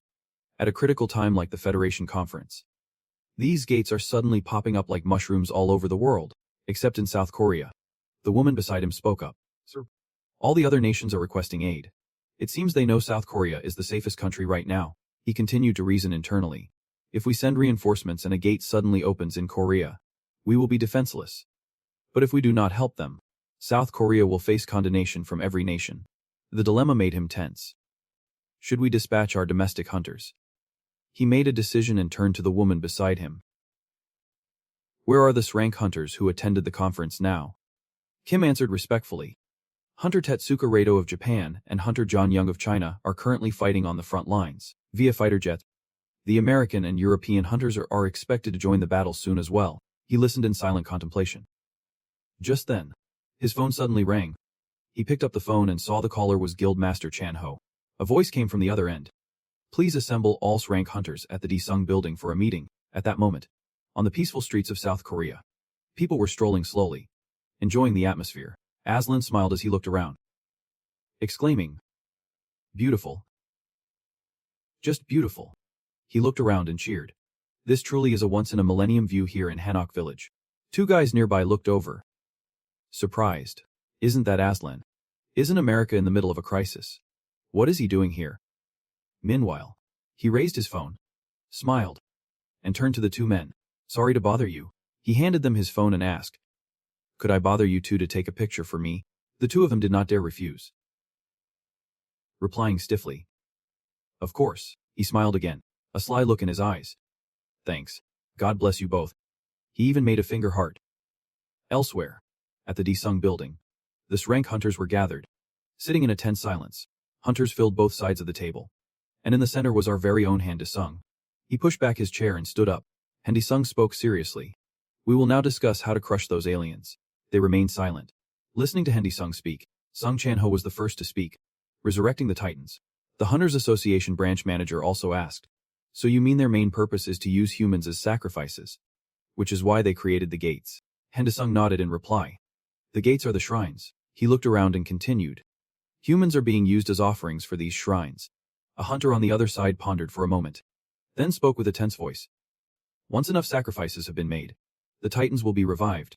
Hunter Ajin also spoke up. "Even if we want to stop this, we can only support one country at most. We have to account for travel time and distance." Suddenly, a cube-shaped box was placed on the table. Hanayan looked at it and spoke. "This is called a gate cube." Dong Cheon heard this and was surprised. "A gate cube? It looks just like the Supreme Protector." Hanayan explained. "This is the key to the shrines. Hunter Gai-sung gave it to me. Park Dong-huk and I have been researching how to use it, and we have succeeded in turning it into a portal for instantaneous travel. Guildmaster Huang Junjiang has already tested it and traveled to several predetermined locations." The woman beside him also spoke up, recalling that leader Huang Junjiang said he recently had to visit several countries for important business. Hearing that, Dong Cheon clenched her fist. "We can't just sit back and do nothing. Shouldn't we be taking action?" The hunter covered his mouth in thought, and Dae-sung, "Just how far ahead are you looking?" Harim chimed in. "What if we gather some of the top-ranked hunters from the other guilds?" Hearing that, Hanayon reminded them, "I am afraid we can't. This gate can't transport a large number of people yet. The maximum is 7, the manager said. Then that won't be very helpful. Will it? Especially if all the S-rank hunters are present." At this, he was taken aback. Could it be? And Dae-sung smiled and said, "All of us here, including me, will go." He slammed the table and immediately objected. "Absolutely not. If you all go, South Korea will be vulnerable to attack." And Dae-sung looked at the data screen before him. The information read, "Silver Soul Swap, swaps the user's and target's soul positions. However, the greater the distance, the higher the mana cost and cooldown." Sung Chan-ho raised a finger with a smile. Come to think of it, he suddenly developed a strange ability last time at the research center, and Dae-sung smiled confidently at them. "If we send Director Sung Chan-ho to the disaster area, I can instantly bring him back with this skill." Hearing this, everyone present was stunned. He has an ability that broken. As expected, he is on a completely different level. The girl was also stunned, and Dae-sung's power, it truly knows no bounds. The manager closed his eyes, thinking, according to Hunter Han, this would guarantee both international aid and national security. He is killing 2 birds with 1 stone. He then said, "Let us proceed." And Dae-sung clapped his hands with a smile. "All right, our discussion is over. Let us move out." But then, the witch Ji Woo Seal Yaon suddenly raised her hand and said, "Master."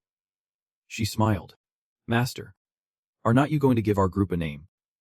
You know, like the Avengers." Hajin just smiled. "Ji Woo, is that seriously all you were thinking about this entire meeting?" Seal Yan gritted her teeth. "Why you, vague." Watching the two of them, and Dae-sung rubbed his forehead in exasperation. "We do need a name. So if anyone has an idea, speak up." Seal Yan quickly spoke up. "Since K is trending these days, instead of Hunter Ka, how about we call ourselves Mioka?" The other girl blushed slightly, thinking to herself, that name is actually pretty cute. However, the rest of the room fell into a stunned silence, and Dae-sung quickly tried to smooth things over. "It is not that important. So whatever. Let us hurry up and go." Seal Yan took that as an unspoken agreement and chirped happily. "So our team name is Miao." Elsewhere, in Shandong Province, China, a red object stood in the middle of a barren land. The entire city was now swarming with giant monsters, their eyes flashing red. The Chinese mages and hunters took their attack stances, shouting as their leader gave the command. The horde of monsters roared as one and charged forward. Jin Long stared tensely at the scene before him. Unbelievable. The brutal battle raged on endlessly before their very eyes. He bit his lip, his expression tense. Are the people of China going to be wiped out, just like this? Suddenly, his secretary approached and called to him. He asked, "What is it?" She replied, "The Korean Association says they will send 7th rank hunters, with a few conditions." He was stunned. Even the World Hunter Association could not send reinforcements in this situation, let alone South Korea. Just then, a message from them appeared. Given the current emergency, South Korea can dispatch 6 rank hunters, including Hunter Han, on the condition that our hunters receive full ownership of all items and style vials from the monsters they defeat. If you agree, we guarantee to send reinforcements immediately via South Korea's instant teleportation technology. Back in South Korea, An observer announced. The Chinese Association has agreed. The Japanese Association has agreed. The Indian Association has also agreed. The manager put his hands in his pockets and said, "Inform the Huntercast." The secretary replied cheerfully, "Yep, sir." He thought to himself, "My God, that Miyoka name is absolutely ridiculous." Meanwhile, the Chinese city lay in ruins from the attack. Bodies scattered everywhere, in the distance. A lone girl remained standing, leaning on her spear, refusing to collapse. She screamed, "Hey, I am over here. I am Zhang Yangwen, a hunter from China." The monster roared upon hearing her. She held her spear firmly, standing defiantly before it, just as the monster lunged forward. A flash of light slashed through it. The girl's eyes widened in disbelief. The monster was sliced in two. Hendy Sung's group had appeared. Seal Yan crossed her arms, smiling as she announced, "Miyoka has arrived." Hendy Sung smirked as he scanned the area. "Look at all this beef." Just then, a strange green light and smoke appeared in the air. "It is rapid heal formation." A shout rang out. Healing aura. A stream of green energy flowed from Yanan, and her wounds began to heal. Hendy Sung shot forward, attacking the monster head-on. The girl's eyes widened as she turned. So fast. Hajin suddenly appeared by her side. Hajin smiled gently. "You should rest. Leave the rest to us." Seal Yan raised her hand, activating Primal Soul Expansion. A torrent of purple energy immediately swirled around the monsters. Swamp. Another member moved forward, firing her gun at the monsters. Grand Demon Annihilation shot. The monsters immediately roared in pain. Another hunter shot forward like an arrow. He extended his sharp claws and yelled, "Razor Claws." Seal Yan also charged forward with her fists raised. He slammed a fist straight down onto the monster. Thunderous Dance. The sounds of thunderous impacts echoed without stopping as the monsters were relentlessly pummeled. After that, they were smashed to pieces. A moment later, as the dust settled, their corpses lay scattered across the ground. Suddenly, something began crawling over their bodies. The thing plunged its proboscis into the body to extract something. While controlling them and monitoring the data, the swarm of small robots relentlessly collected. He watched, thinking, "Our goal is to solve this resource problem by collecting a steady supply." Suddenly, an explosion from the other side forced him to turn around. Just then, the sssrank monster, Minotaur King at Nuth, appeared before them in all its massive, terrifying glory. Seeing this, their expressions changed instantly. "What is that massive flame? That thing is truly enormous and terrifying." It immediately swung its weapon down, and a massive explosion echoed across the entire area. The two of them quickly shouted, "Be careful." They quickly dodged away, while the monster continued to strike the ground relentlessly, raising a thick cloud of dust. The girls on the other side quickly activated a shield. "What in the world is going on?"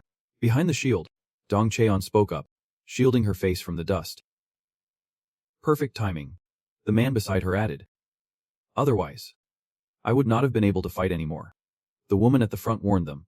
"First, prepare for its attack." Yunwon suddenly approached and said, "Get back." Our whole team was annihilated by that monster. However, as the dust slowly cleared, she was stunned. Hendy Sung appeared with his long blade, smiling confidently. "So these cows can breathe fire." Ah. Seeing him, the woman was stunned.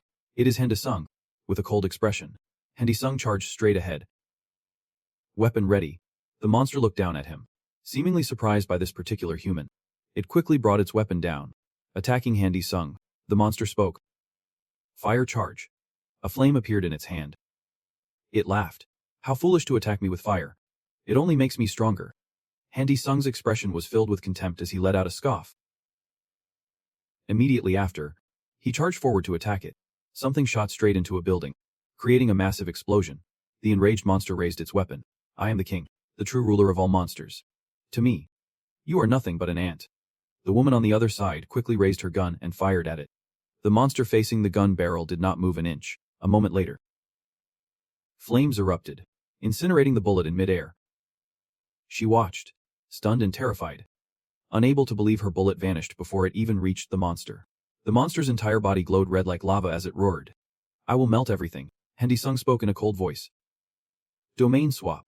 In the next instant, his figure appeared in the middle of a wasteland. Seeing this, the other man was dumbfounded. Seal Yan smiled confidently. "That kid took it away again." Meanwhile, on the other side, the monster suddenly let out a roar. It looked around at its surroundings. A barren desert. "Where is this?" it asked. The system displayed a notification. "Mana unleashed. You have now released the full mana of the Supreme One. He smiled, his body brimming with energy as he drew his blade. This piece of trash will die in a single strike, yet it dares to speak so loudly. Instantly, he raised his blade and swung down, a massive energy shooting towards the sky. Wrath of the Fire King. Black flame. The surging energy created a powerful gale, sending rocks and debris flying everywhere. The monster was instantly obliterated, wondering as it died.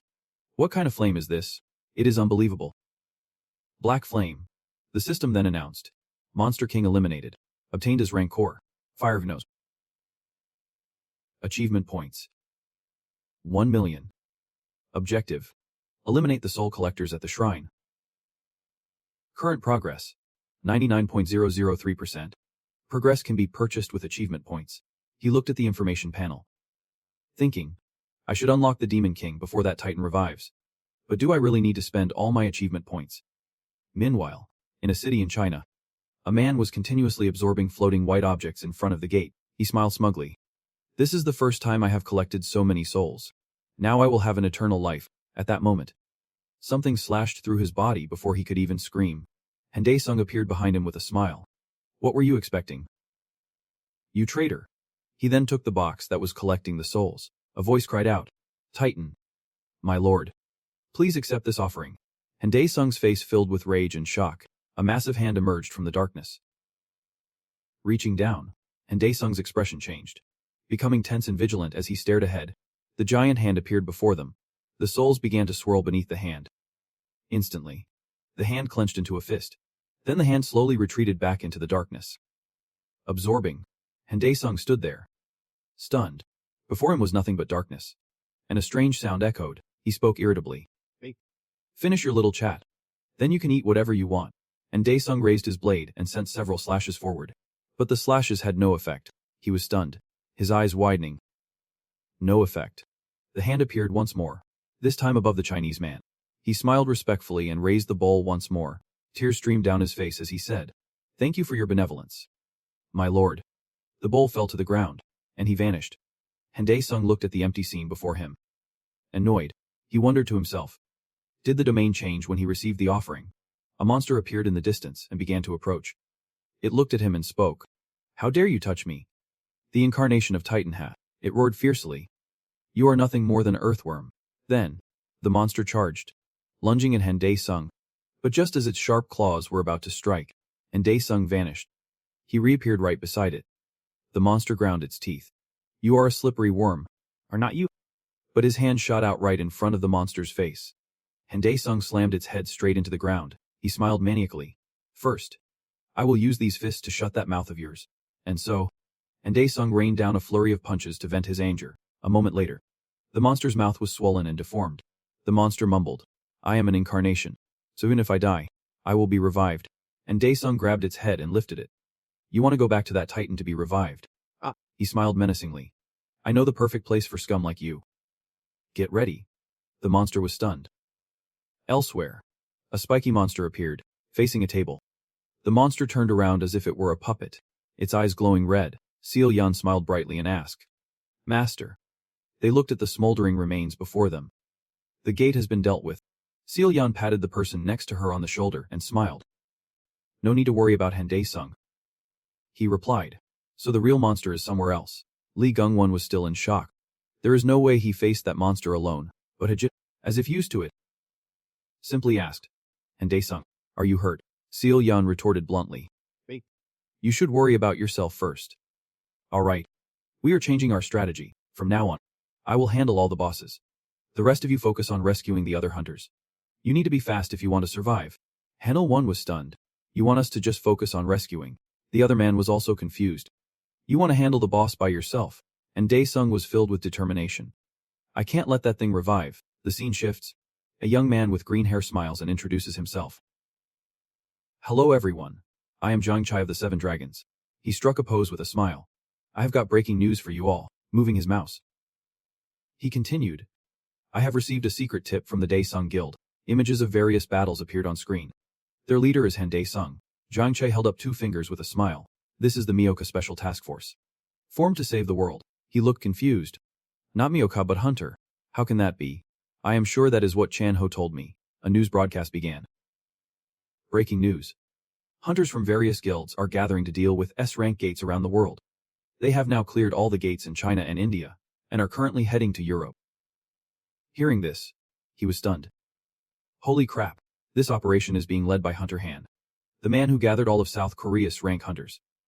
Meanwhile, inside a gate, a hidden residential area comes into view. The figures here move constantly, making hand signals.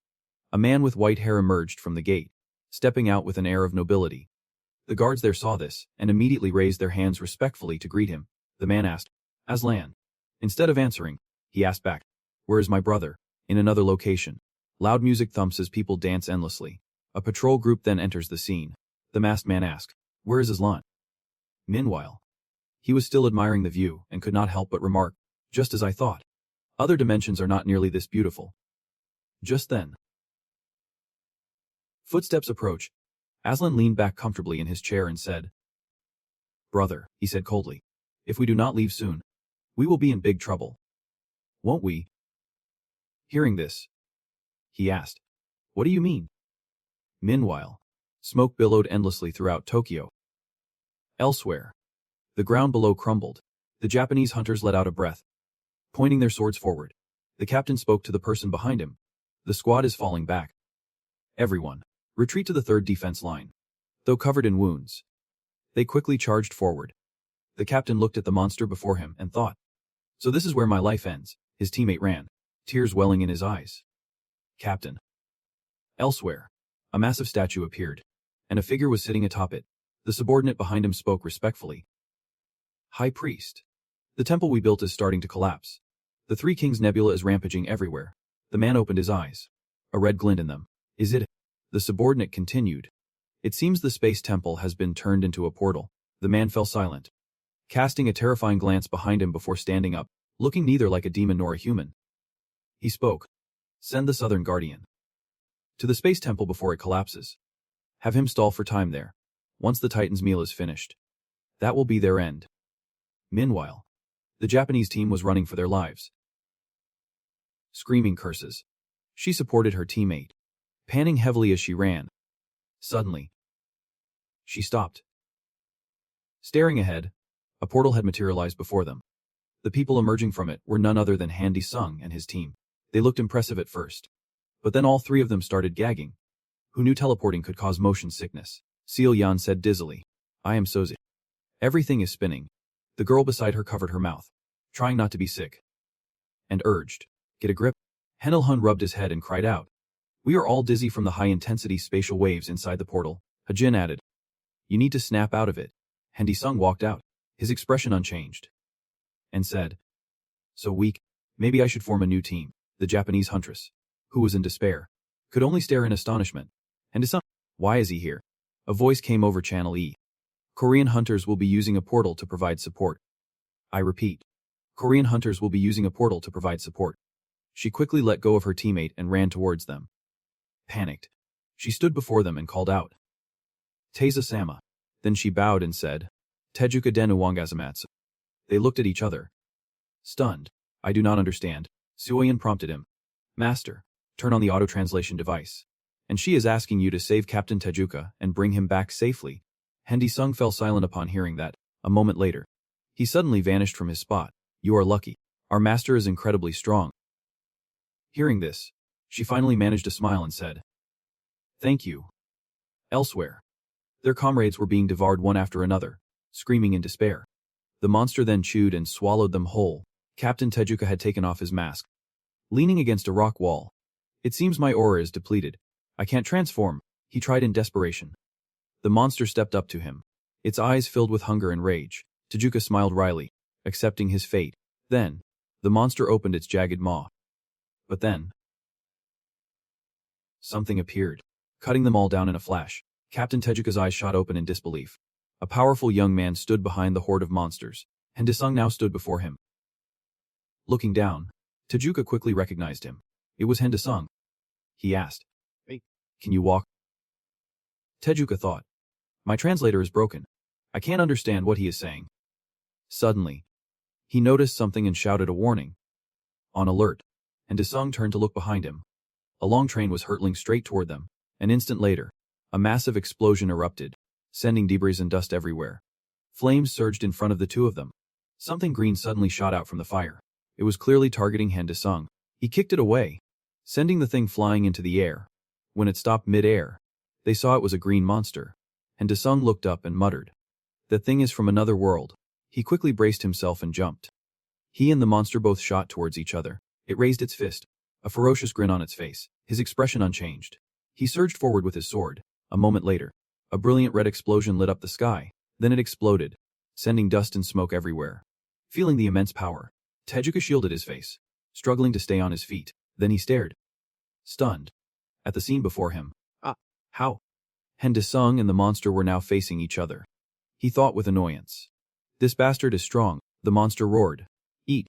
Then, it opened its massive mouth and roared. "Drink," Han De-sung muttered to himself. Is this magic or crystallization? A system window appeared. Exchange failed. Target's weight exceeds the limit for exchange. Upon reading this, his expression changed drastically. "What?"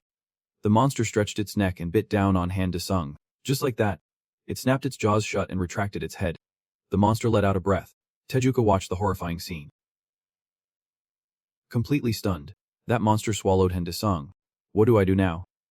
But then, veins began to pop all over the monster's body as it writhed in agony. A shout echoed. "You bastard." The monster opened its mouth and a beam of energy shot out, creating a massive blast. A distant building was obliterated. The monster looked on, stunned. An attack. From inside its stomach, Misaki ran over anxiously.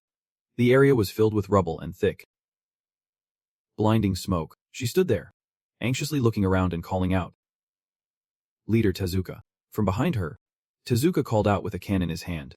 "Misaki, I am over here." He casually took a drink and said, "Was thirsty. And yes, I paid for it." Back with the Melka squad. Suoyan's eyes were wide with utter shock. Tezuka stood before the group, explaining De-sung's situation. "I do not know if I should say he is dead, or that he was eaten." Han Il-hun asked, "So you are saying that thing ate De-sung and then vanished?" So Tezuka nodded. "Yep. Eaten and vanished is exactly right." Chang-sik asked, "Should we split up to find that monster?" Hajin, more cautious, replied, "It would be too dangerous to go alone, unlike the others." After her initial shock, Suoyan was now perfectly calm as she addressed the group. "There is no need to worry." Meanwhile, in a dimly lit room, red wine was poured into a glass. Darren was there, swirling the wine in his glass before bringing it to his nose. The two Anderson brothers sat facing each other in the room. Aslan asked his brother, "Aren't you surprised about this?" Darren replied calmly, his eyes closed. "Did you expect me to be surprised? Even by the appearance of sssrank core?" Setting down his empty glass, he added, "You have no idea how powerful they truly are." Aslan sat there, a huge question mark hanging over his head. Darren wiped his mouth, his eyes filled with confidence. No matter how strong De-sung is, he can't stop them. Aslan stood up, hands in his pockets, and scoffed. "Well, I warned you." As he turned to leave, his brother reassured him from his seat. "Don't you worry." Watching Aslan's back as he left, he added, "Everything is going according to plan." Back on the streets of Japan, after hearing Seal Yan tell him not to worry, Ajin asked, "What do you mean?" Holding Chucky in her hand, the little witch let out a sinister smile. Then she threw the doll to the ground, and with a poof, Chucky appeared in a provocative pose, asking, "You summoned me again. What is it?" Seal Yan sat down and announced, "Chucky, the master has disappeared." The doll asked, "Master? You mean my father?" Jang Sik and Jong Xian looked at the doll in front of them, a little creeped out. They thought to themselves, "This doll is really asking for a punch. What a pervert." Seal Yan nodded. "That is right. Your father was kidnapped by a monster." Chucky sat up and replied, "Who would be crazy enough to kidnap the Demon King?" Suddenly, it froze. Something made Chucky shout in alarm. "Wait a minute." It stood up and walked, telling everyone, "I can feel father's rage." Seal Yan asked, "Where?" The two of them looked in the direction behind the doll. Chucky pointed and said, "I can feel father's energy coming from that direction." Han Yun turned to Tezuka and asked, "What is over there?" He was silent for a moment. Then he hesitated and said, "Over there, in the distance. A world-famous mountain. An ancient symbol of Japan. Mount Fuji." On the stone steps leading to the summit, a traditional gate stood majestically. The summit is a large crater that has been inactive for hundreds of years, now covered in a thick layer of snow. Looking down from above, there was a seemingly bottomless pit, with the wind howling incessantly. The members of Melka's group and Chucky had reached the edge of the crater. Everyone looked down, trying to get a sense of Disung's situation. Chucky's terrifying, massive face appeared again. It told everyone that it could feel Disung's presence coming from inside this hole. Without a moment's hesitation, Chucky immediately jumped down. To the astonishment of the srank hunters, Zhang Xian asked, "What is this gigantic hole?" Zhang Sik grimaced. "You obviously can't see the bottom." Tezuka wondered. Something's not right. Why would a volcanic crater on Mount Fuji be open like this? From behind, Ikoi stepped forward with a gun and said, "Let me fire a signal flare first." A signal flare shot straight up into the sky above Mount Fuji. The group following behind looked up to confirm their direction. They had reached the gate. Inside Bishop Oz's stomach, Disung was trying to use Pantheon and Soul Swap, but to no avail. He stood in the middle of a purple circle and said, "Has everything been sealed?" He stood there and clicked his tongue. Again. He did not look happy at all. He powered up, releasing his mana. His whole body glowed brightly, and his blade flashed with a blue light. Then, Disung swung his sword straight at the green fluids, blowing them away. Outside, Aza was meditating. His entire body was enveloped in a lemon-yellow aura as he muttered strange sounds. Chucky had arrived. It smiled sinisterly, holding a knife as it looked at Aza and said, "You plastic pig, I have found you." Following behind it were two srank hunters. Seeing its expression and hearing its voice, the two of them just froze. Zhang Sik turned and asked, "Do you want to go first, or should I?" Zhang Xian cracked his knuckles and boldly replied, "You go first." But ignoring the two hesitant men behind it, Chucky charged forward on its small legs. Mana radiated from its eyes. As it rushed forward, it roared aggressively, "Give me back my father." The two srank hunters' eyes widened at how battle-hungry this doll was. Aza noticed the arrival of new guests. He glanced over with his fiery red eyes. Chucky leaped up to head level, stabbing down repeatedly. But its knife was deflected. Aza's body was almost unharmed. He stared wide-eyed. "So it is a doll." Before he could react, another figure dashed past his back, slashing at his head, then quickly grabbed Chucky and pulled it back to a safe distance. Zhang Sik also took the opportunity to slash at Aza's back, but it had no effect. Zhang Xian, holding Chucky, said, "That pig's body is as hard as a rock." Zhang Sik warned, "Be careful. I used my full strength and it only left a scratch." Chucky, however, was still aggressive. "You let me. I will turn that pig into pork." Aza stood up. He glared at the three with a deadly gaze and said, "What a bunch of annoying, weak mice. I wonder where the rest are." Suddenly, his stomach swelled up, and he let out a burp. Then he opened his mouth, and a series of fireballs shot out. Zhang Sik yelled, "Zhang Xian, get out of the way." But Zhang soon realized this was Disung's skill. The fireballs shot past them and hit the cliff wall, creating a huge explosion. Zhang Sik leaped up, swinging his sword down. Aura skill. Tiger's Claw. But at the same time, Aza opened his mouth again. His throat glowed with red embers, like a cannon being loaded, ready to fire. Faced with the unexpected attack, Zhang Sik was terrified. Bishop Aza's mouth opened wide, revealing sharp, shark-like teeth. It looked as if he was about to swallow the hunter. Zhang Sik, who was swinging his sword. Fortunately, just as he got close, Tezuka appeared in time, grabbing Zhang Sik and dodging to the side, escaping the shark-like jaws. Both of them fell to the ground. The massive Aza turned and looked down at them. Choi had also just arrived, with a gun in each hand. She used magic bullets to fire continuously at him. She focused her attack on Aza's heel, but it seemed ineffective. He looked completely unharmed, giving him no time to rest. Zhang San rushed forward, raising a lightning-charged fist. He used a full-power thunder punch, striking Aza directly in the back. Now, he knew what pain felt like. He looked up in agony and spat out a mouthful of blood. He powered up, and green energy shot out from his body. At that moment, Hen Yuan and Hajin's group also arrived, witnessing this scene. The three of them were utterly astonished. As soon as the energy touched the ground, it sizzled and smoked, like a form of diluted acid. Realizing the danger, Hajin immediately used his defensive skill, Light Shield, to protect everyone. On the other side, Choi also put up a shield. Zhang Xian stood behind her as a foot slid in from the right. It was Seal Yan. She was channeling her mana, her face full of determination as she said, "Take this, you plastic pig." Hajin asked worriedly, "What are you doing?" Which? Hen Yuan also called for her to come back quickly. Ignoring everyone, Seal Yan held a doll in her hand and brought a needle to the top of her own head. Then she plunged it into the doll's head, using a critical skill. The status screen showed that a critical skill had been used. As expected, if the target's soul is too powerful, critical hit will be changed to unconsciousness. As soon as she finished using the skill, a pillar of energy from above struck Bishop Aza directly. He did not understand what was happening. The light was blinding. He only had time to let out a single roar. After that, his entire massive body collapsed to the ground with a thud. Jang Sik asked in astonishment. That monster was defeated in a single blow. Hajin and Hennywen were no exception. Everyone's eyes were wide with shock. Chucky scratched its butt and praised her. You are pretty good, but still not as good as me. Even Seol-yeon herself could not believe what she had just done. She exclaimed, it actually worked. On the streets of Kensington, Philadelphia, everything seemed quite peaceful. But there was something strange. The people on the street looked completely lifeless. No different from zombies. Monsters moved freely on the streets without any obstacles. An orc soldier asked, should we just kill all of them and get it over with? The leader replied, the Titan prefers the pure souls of warriors over this trash. In the air, several thin silk threads floated down from above. Those threads connected to the tops of the people's heads on the street. As soon as they touched, their eyes began to glow brightly, as if agitated. All of their eyes turned fiery red, and they looked up and screamed. Then, the crowd ran together in one direction. They all rose up like the living dead. Charging straight at the orcs in front of them without a hint of fear, the large monsters swung their axes, sending human body parts flying. But their numbers kept growing. As one person was thrown aside, another would take their place. The scene was utterly chaotic. The soldier clicked his tongue. It is ridiculous that a bunch of fools who can't even control their own will would suddenly turn and attack us. But even more surprising, the arms of those people suddenly glowed red like fire as they grabbed onto the orcs. Feeling the heat from below, the orc soldier froze for a moment. The people's entire bodies burst into flames as they screamed in pain. It is so hot.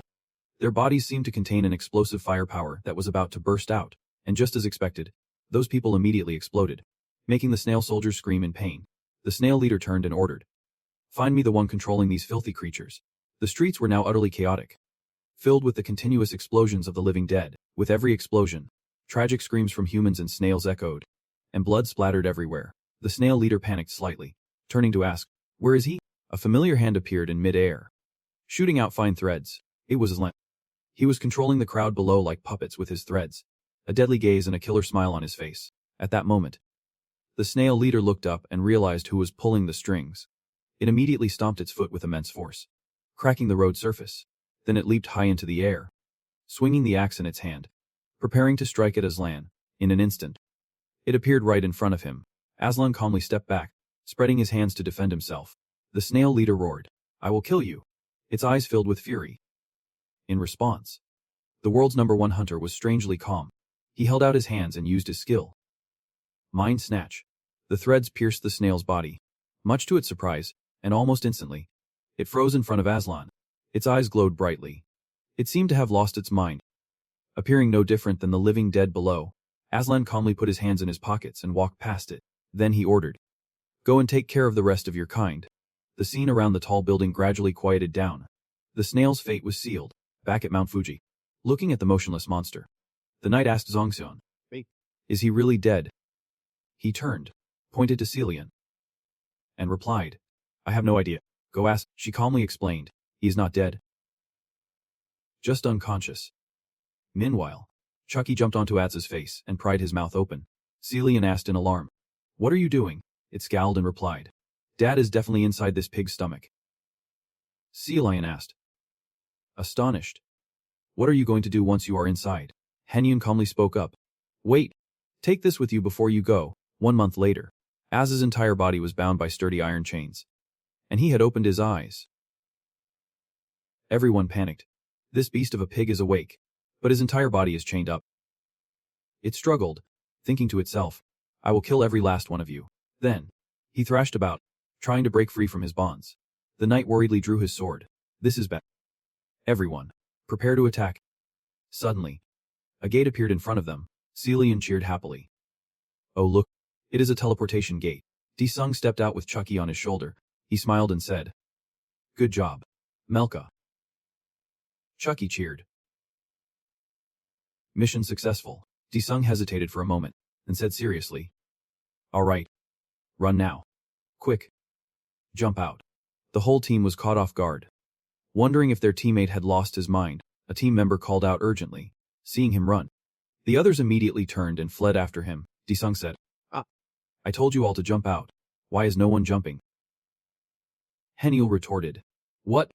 Why have not you jumped yet? The chains around the thing suddenly showed signs of breaking. And just like that, moments later they shattered into pieces. Disung yelled. Hey kid. Hurry and hold him back. Seal Yun immediately stopped and began to attack the green giant once more. She took out her treasure and said, Sand prison. Open. A circle formed around his body, gradually sinking him into the mountain of sand. He instantly went berserk, his blazing red eyes glaring at them. You won't escape. Tezuka ran faster to catch up with Disung. Why did you suddenly run instead of facing him head-on? He was silent for a moment, then replied, If I did that, this place would have become your grave. As for the green sumo giant, the sand was now about to swallow his entire body.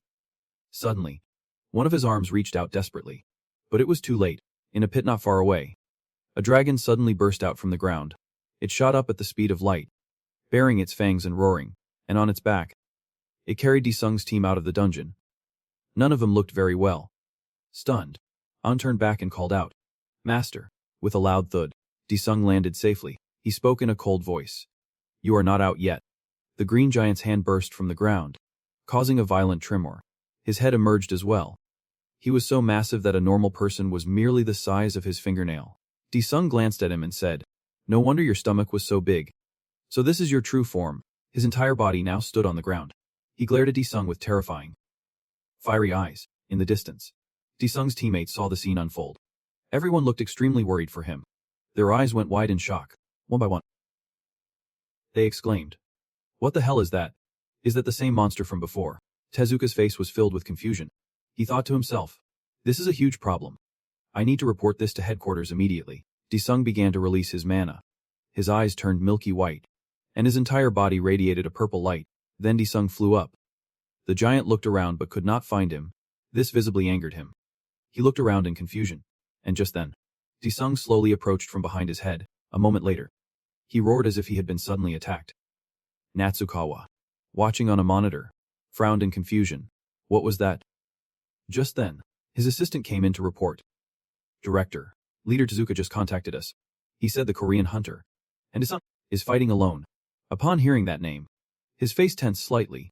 Back with Disung, he drew his sword and said, I am going to give you a taste of real pain. Immediately, he unleashed Fire King's wrath, a slash of immense destructive power, not one to be outdone. He yelled, Ice Crystal Fist. He opened his mouth wide to receive the attack. To Disung's surprise, he actually consumed it all. He then noticed the dragon flying above his head. Disung glared and said, Now, beast, try eating this. The dragon began to form a blue orb. Suian's jaw dropped. What is that dragon spitting out? Disung yelled. Everyone, hold on tight. Mana cannon is coming. Boom. The beam of light from the dragon's mouth pierced through every part of the green giant's body. He screamed silently in agony. The power was so immense that even the people on the dragon's back were heavily affected. The green giant's body gradually disintegrated, turning into rings before vanishing into thin air. A system notification appeared. You have defeated Aza, the southern guardian of the ice crystal. You have acquired Ice Crystal Fist and Digestion. Ineffective aura skill has been replaced. Various other benefits have also been updated. Disung slowly looked at its corpse and remarked, Maybe because this pig was so fat. I got quite a lot of loot. Disung smiled and said, Pantheon. Change scene to Ramus. He was staring at something and muttering. Finally, Titan, a giant fetus, grew larger before his eyes, its strange red color looking terrifying. Looking at the growing body, he smiled with delight. Does a Titan's heart beat this fast? Just then, a golden light suddenly appeared, slowly approaching the fetus. His demeanor instantly changed as he said. A moment later, thousands of rays of light seeped into the giant fetus. Finally, the baby opened its eyes, and the sky gradually cleared. Tezuka and Suian exclaimed in surprise. Is it really over? Our master is so strong. Hajin then asked. Miss Ziyu, where is Han Disung? The girl panicked.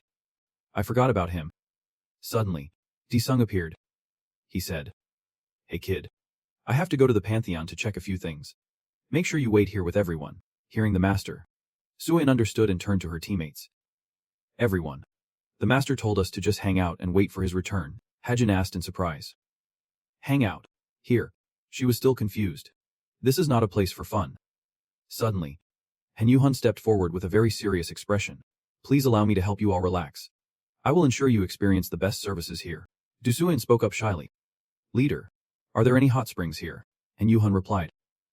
Hot springs. At that moment, Disung had arrived at the Pantheon. He immediately commanded. Pantheon, sell all unused medical items in my inventory. The system immediately processed the command.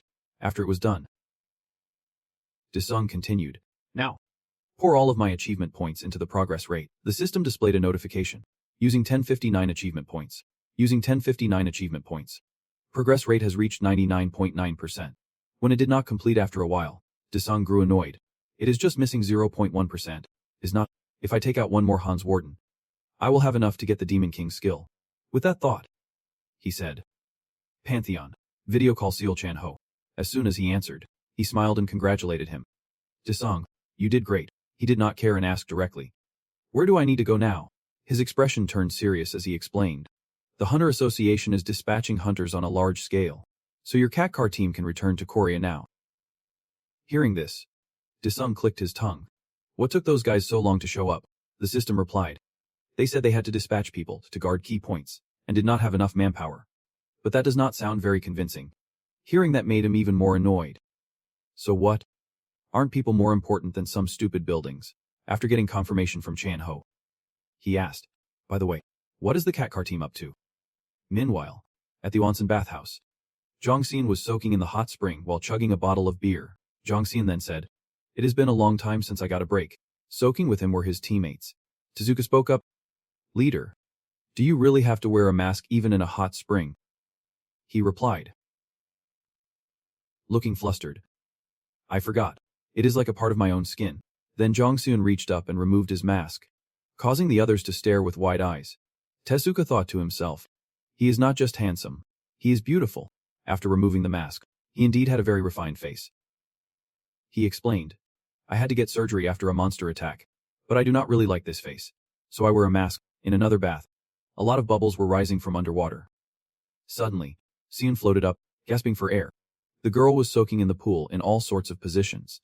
Soon was clearly very relaxed. As for Chorang, she was more composed. She suddenly spoke up. What do you think Desung is doing in the Pantheon? Hajin replied with a clueless look. What is the Pantheon? With a splash, Seon stood up completely bare. She answered, it is like Desung's secret base. Hajin asked again with a surprised expression. A secret base. Chorang then began to explain. It is a training center in Desung's subspace. Hearing this, Hajin was impressed. So that is how you got strong so quickly. Soon suddenly pointed at Hajin's face and said, Miss Becca, you are no longer a match for me. I awakened my finishing move in the last battle.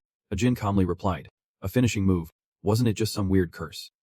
At this, Chorang spoke up. Wait, would not it be dangerous to use a skill in here? Soon smiled confidently and said, don't worry. It is not that dangerous. So there is nothing to worry about.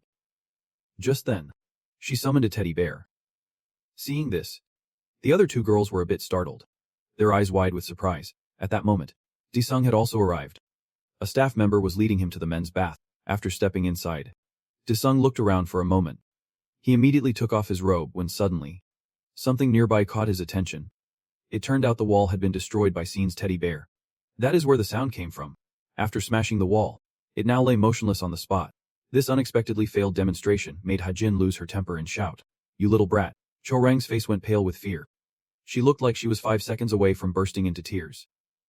Seeing this, its owner, Seal Yan, was naturally the most scared. Her face tensed up as she said, this is a bathhouse. The three girls were nearly frozen in shock.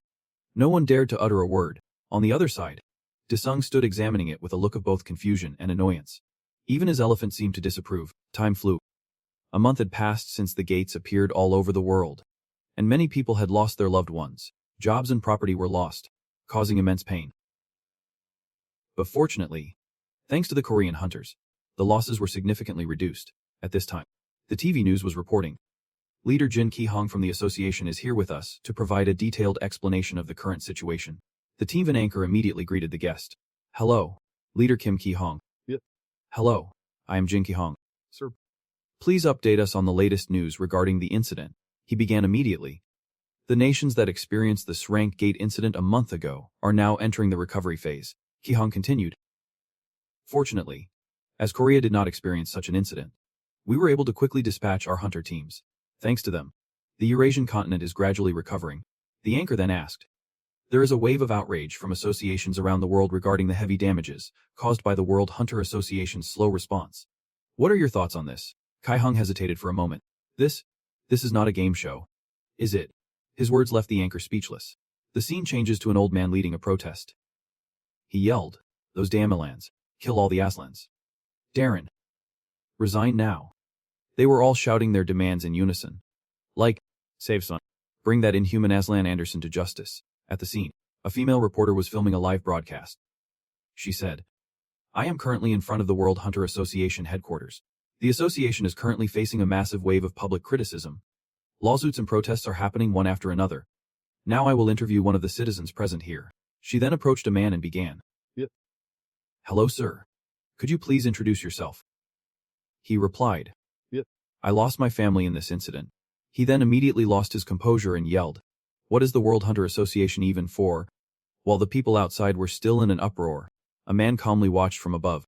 He said with a sad expression, "I did as you said, but all I have received in return is criticism." At that moment, another person replied, "We will keep our promise." Many items suddenly appeared on the table, causing him to ask in surprise, "What is all this?" That person calmly answered, "This is tight. If you eat it, you will become immortal." He approached the table and looked closely.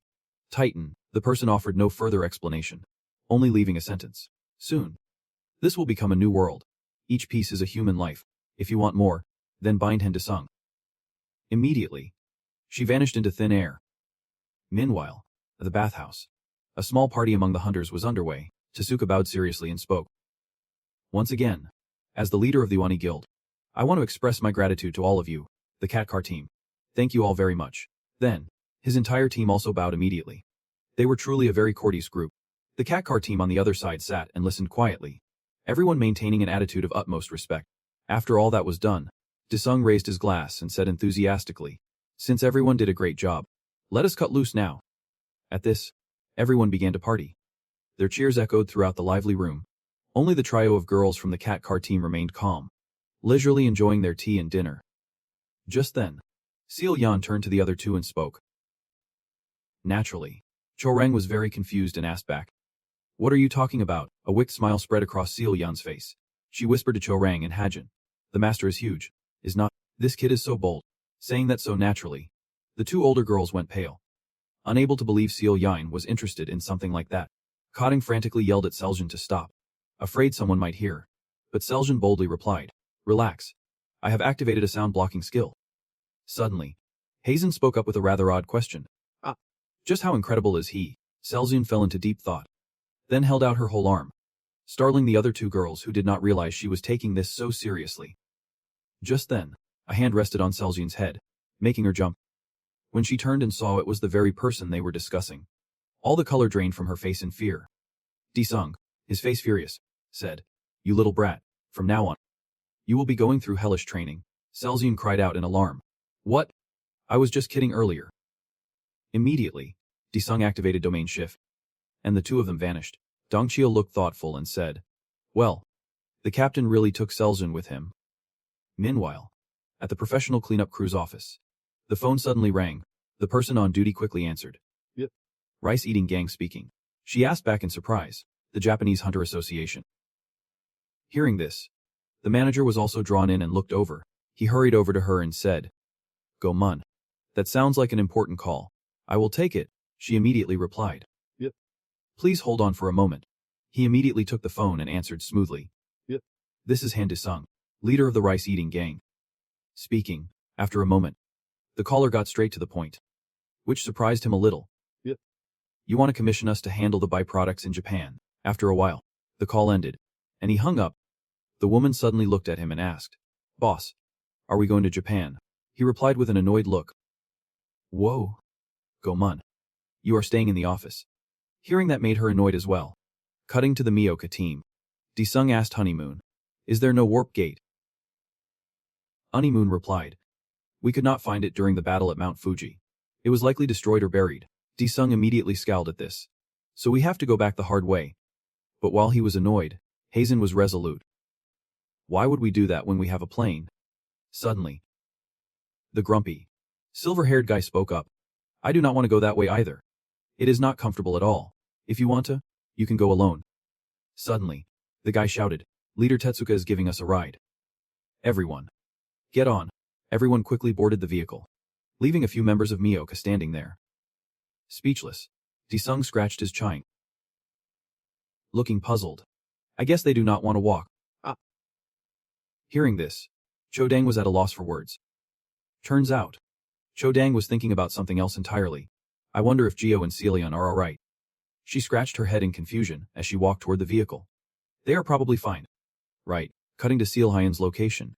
She was standing before a horde of monsters, big and small. The girl cried silently in confusion. What the hell is this? Jackie was also startled. More of these weirdos. Meanwhile, at Jiangqi's place, he was live-streaming the scene of Tetsuka thanking the Miyoka team. He said, "See everyone. Even leader Tetsuka is calling them the Miyoka team." The comment section immediately exploded, with most of them praising Desung for his perceptiveness, strength, and sharp mind in past battles. Just then, Jiangqi burst out laughing and said, "It has got a nice ring to it. Ah, that is the Miyoka brand." Suddenly, his phone rang. He picked it up and said, "Yep. Leader, what is it?" The voice on the other end cheerfully announced, "Jiangqi, I have good news. Japan has asked us to handle the byproducts." These words made him widen his eyes in surprise as he asked disbelievingly, "Japan?" He then laughed out loud. "We have received a request from the very country Miyoka assisted, and my team has been entrusted with the task by Japan." Jiangqi replied, "That is amazing. Congratulations." Then, the man suddenly asked Jiangqi, "Do you want to come to Japan?" He replied, "Really?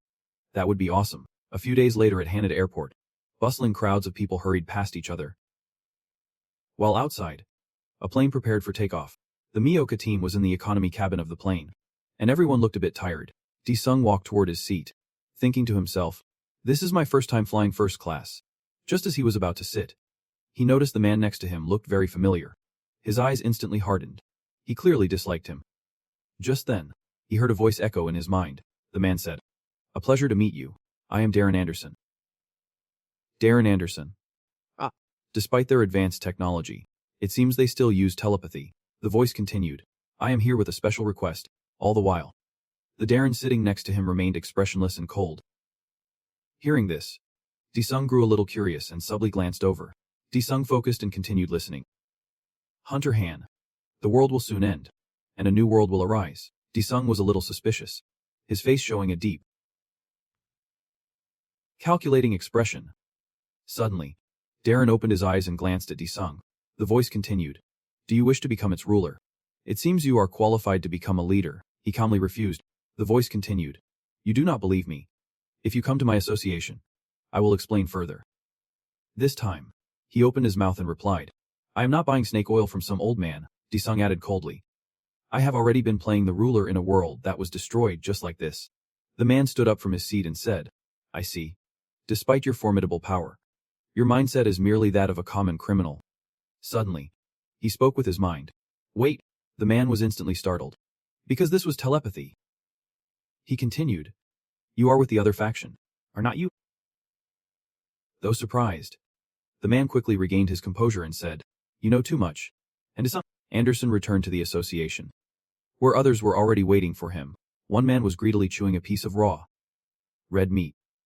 He praised, "This Titan meat is delicious." The others also grabbed pieces of meat with their hands to try. They too seemed impressed. "This is the best meat I have ever had." Immediately after eating the Titan meat, one man's skin suddenly began to peel off, falling in large flakes like a shedding snake, littering the floor below. They looked at their own hands and exclaimed in unison, "We can truly become immortal." Another added, "I feel completely revitalized." One man who had not had any yet asked, "Is it all gone?" He was regretful. "I should have eaten first." Anderson bowed his head. "Yep, sir. Please allow me to use the legacy to bring more meat." The other man replied, "Permission granted. Bring more meat back quickly." Anderson placed a hand on his chest and bowed respectfully. "Yep. Your Eminence." He clenched his fist so tightly that veins bulged, and his hand trembled. As he turned to leave, Anderson's face revealed his fury. He thought, "Once I gain control of the legacy, I will start by getting rid of these old fools." The next day, in the Desung building, Desung sat stroking his chain. "All right then, we will conclude Miyoka's activities here." Everyone applauded. Jang Ho said, "You have all worked hard."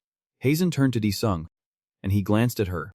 Hazen said she would heard about the Desung Guild's special training center. "Could I possibly try it out?" Changzik also wanted to join it. "Please." "Me too." The two people beside him glanced over at Changzik. Desung thought, I can't take them there unless they are my servants. After a moment of thought, Disung closed his eyes and said, All right. First, everyone go home and get some rest. Contact me in a week. And I will take you there. Hazen and Changzik were delighted. Changzik exclaimed. Excellent, Jang Ho added. Each guild needs to send people to collect byproducts in the Eurasian region. The Disung Guild will go to Japan first. Heniel said. After that, each guild will take charge of the remaining areas. The Josung Guild has already headed to China. Disung was surprised. Everyone is acting so quickly. Changzik turned to Disung and said, This is business. You can't afford to be slow. Cho turned and asked, Is leader Geo Sealhyan still at the training center? Disung tilted his head and said, If that kid has already dealt with the boss. She is probably at home by now, over at the seaport. The sky was clear and blue, with sunlight shining down on the docks. Jin Sang stood watching the cargo being loaded onto a ship. He smiled happily. With this much, I will be a billionaire in no time. Zhang Qi walked up and said to Jin Sang, Sir, I know you came to Japan for business. But when are we going to start filming again? Jin Sang looked at him and asked. Filming. He turned and walked away. Let us just go take some photos then. Zhang Qi was about to say something. But Jin Sang had already walked off before he could get a word out. The scene shifts to Mount Fuji in Japan. Its snow-covered peak incredibly beautiful. Unchiller starts recording, looking into the camera to greet everyone. Hey everyone. Zhang Qi from Cheerful Heart here. I am currently at Mount Fuji, the place where the great Han Dae-sung once fought. The purpose of this trip is to search for any byproducts left behind here. Jin Sang leads the way, both wearing protective gear. They head towards the summit. The viewers comment enthusiastically. Is that Mount Fuji? The wind is so strong. Look at that gaping hole. They both give a thumbs up to the camera. Zhang Chase. Alright. Now let us head deep inside. Just like our man Han Dae-sung did. The viewers are all commenting on his outfit. What the hell is that? Look at Zhang Qi's clothes. Is that a matching set? What the heck is he wearing? Jin Sang confidently introduces it. You all noticed. This is the protective gear produced by Brand's Mug of the Rice Eater Gang. As you can see, it is extremely flexible and breathable. It can even resist monster attacks. He pulls on his sleeve to show everyone. Zhang Qi gives Jin Sang an annoyed look. Is this bastard doing purr on my channel? Zhang Qi turns away, not giving Jin Sang any more screen time, and says to the viewers, Now, we are heading inside. Jin Sang still shouts after him. This suit is made from white wolf leather. Zhang Qi shouts to hype himself and the viewers up. Zhang Qi. The scene shifts to a barren land as a sound echoes. The sound of frantic footsteps trying to escape. Dae-sung gasping for air. He then darts into a rock crevice to hide. Hiding behind a boulder. Dae-sung pants heavily. This damn two-horned monster. How did I end up reviving right in front of it? Outside. A tall, two-horned monster is approaching. Dae-sung despairs. Do I have to die and start all over again? Dae-sung slowly opens his eyes. His face dazed. He bolts upright, shaking his head a few times. Another one of those dreams. He is at the beach with everyone now. It was just a dream. Jisoo and Koi are chasing each other in the sea. They are having a great time. He thinks. Why is that brat on our family trip? Dae-sung's mother says. If you came here to relax, you should go have some fun. He clutches his head and sighs. Suddenly, a few kids appear behind him, looking at him disrespectfully. One of them asks, Are you and Dae-sung? Another asks, What is a Han Dae-sung? He gives the kids an annoyed look. Yep. I am Han Dae-sung. They all gasp. It is really him, Han Dae-sung. Bro. Can you show us your power? The kids shouting draws everyone's attention. Han Dae-sung. Is Han Dae-sung here? People start murmuring and looking around. Seeing this, he gets a bad feeling, sweat beading on his face. He recalls his earlier conversation with Chan Ho. You are going to the beach with your family. A lot of people will recognize you. You know, will you be okay? Back then, he had said confidently, even if they do, it is not like I am a celebrity. He never imagined this would happen. They have recognized me. Should I wave? Dae-sung shyly raises a hand to wave. They ask for his autograph and to shake his hand. All eyes are on Dae-sung. A girl covers her smile and says, And Dae-sung is so handsome in person. The kids shout, Big bro and Dae-sung. Help me get this rank. And Dae-sung is so cool. Dae-sung sits there smiling to himself. Fame really is like a drug. Meanwhile, Zhang Chai has reached the cave entrance. Bro. Let us go in together. Unchiller struggles to make his way into the cave, filming with his phone as he goes. This is tough. Why do we have to go so deep? A viewer comments for him to go deeper, donating 1,000,000 won. Despite the difficulty, Zhang Chai does not forget to thank the viewer. Thanks for the 1,000,000 won donation. The viewers get even more excited. The more we donate, the deeper he will go. Quick. Donate more. Let us make him suffer. Then they all start donating to Chi. Zhang-Chi, drenched in sweat, pleads, guys, come on. I can't go any further. The viewers encourage him not to give up. If you find something in there, you will get 10 million won. It is a 10 million won quest. Accept it, another viewer says. Zhang-Chi, go down and bring back that monster's tooth. Jin Sang, who is ahead, calls out to Zhang-Chi. He holds up his phone to illuminate the pitch-black cave. Zhang-Chi calls back, what is it, bro? In front of them is a gaping abyss. Jin says, get over here. Quick. He is staring at something that is giving off a sparkling light. In front of Jin Sang is a gate. Zhang-Chi stares at him. The viewers are curious too. It is a gate. It is so small. How interesting. Someone asks, is that an sssrank gate? He says to him. Zhang-Chi, it is a gate. In front of it is a cube with strange patterns. A quest appears. Enter and receive 109 million won. A viewer donates 100 million won in advance with the message. Don't give up. Zhang-Chi's jaw drops in disbelief. He stares at the notification and exclaims. Holy crap. 100 million won. The scene shifts back to the fight between Dae-sung and Chang-sik. Chang-sik charges at him. Dae-sung raises his sword to block Chang-sik's attack. The sound of metal clashing. Dae-sung also rushes in, gathering power into his fist. Chang-sik easily blocks Dae-sung's attack with a single hand. Suddenly, Akoi appears behind Dae-sung, but he has already detected her. Glancing back, Dae-sung looks at Choi, smiles, and says, Manager Shin, you have improved. He moves away with such incredible speed that Choi can't believe her eyes. Dae-sung's expression turns serious. His sharp gaze fixed forward. He slams his sword into the ground, and it emits a surrounding purple light. Choi is sent flying, along with the surrounding earth and rocks. Chang-sik's eyes widen at the immense power being unleashed. Fire erupts violently, smoke billowing everywhere. Hajin extends her hand, forming an energy sphere. She is extremely tense. Quick, put up a barrier. Swirling flames engulf Dae-sung, blowing away everyone standing nearby. Dae-sung stands still, firmly gripping his sword. At this moment, he looks like an overlord. He smiles and tells them, your teamwork has improved, but you still lack a finishing blow. Chang-sik sweat, turning his head away. We already tried our best. Hajin and Choi exchange a look. Hajin says to Choi, you should do something too. Choi replies, my curse skill does not work on him, so what can I do? Strangle him. A notification pops up, a message from Seo Chan-ho. Dae-sung opens it. Chan-ho, what is wrong? Chan-ho says urgently. Dae-sung, I need your help. Dae-sung gives Chan-ho a confused look. The scene shifts to the Dae-sung building. A car speeds down the road, screeching to a halt in front of the Dae-sung building.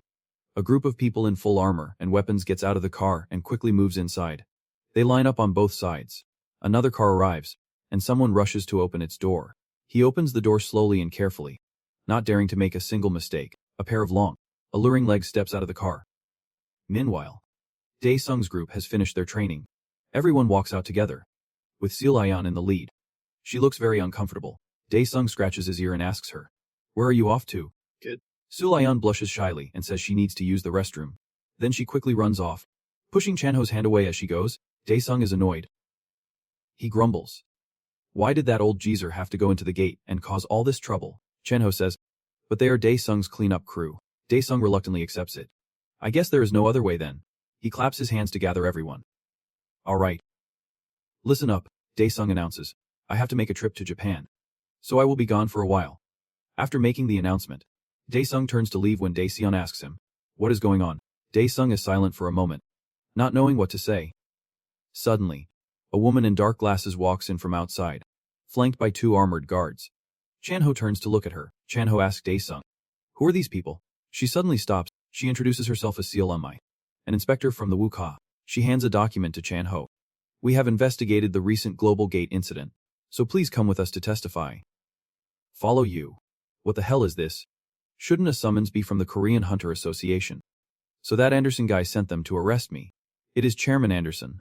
The tension in the room began to rise. As far as I know, the World Hunter Association has no arrest authority. We suspect Hunter D-sung is the culprit behind the incident. If you have nothing to do with this, leave now. You have got a big mouth. But you have crossed the line. Choi draws his gun, loaded with cleansing bullets.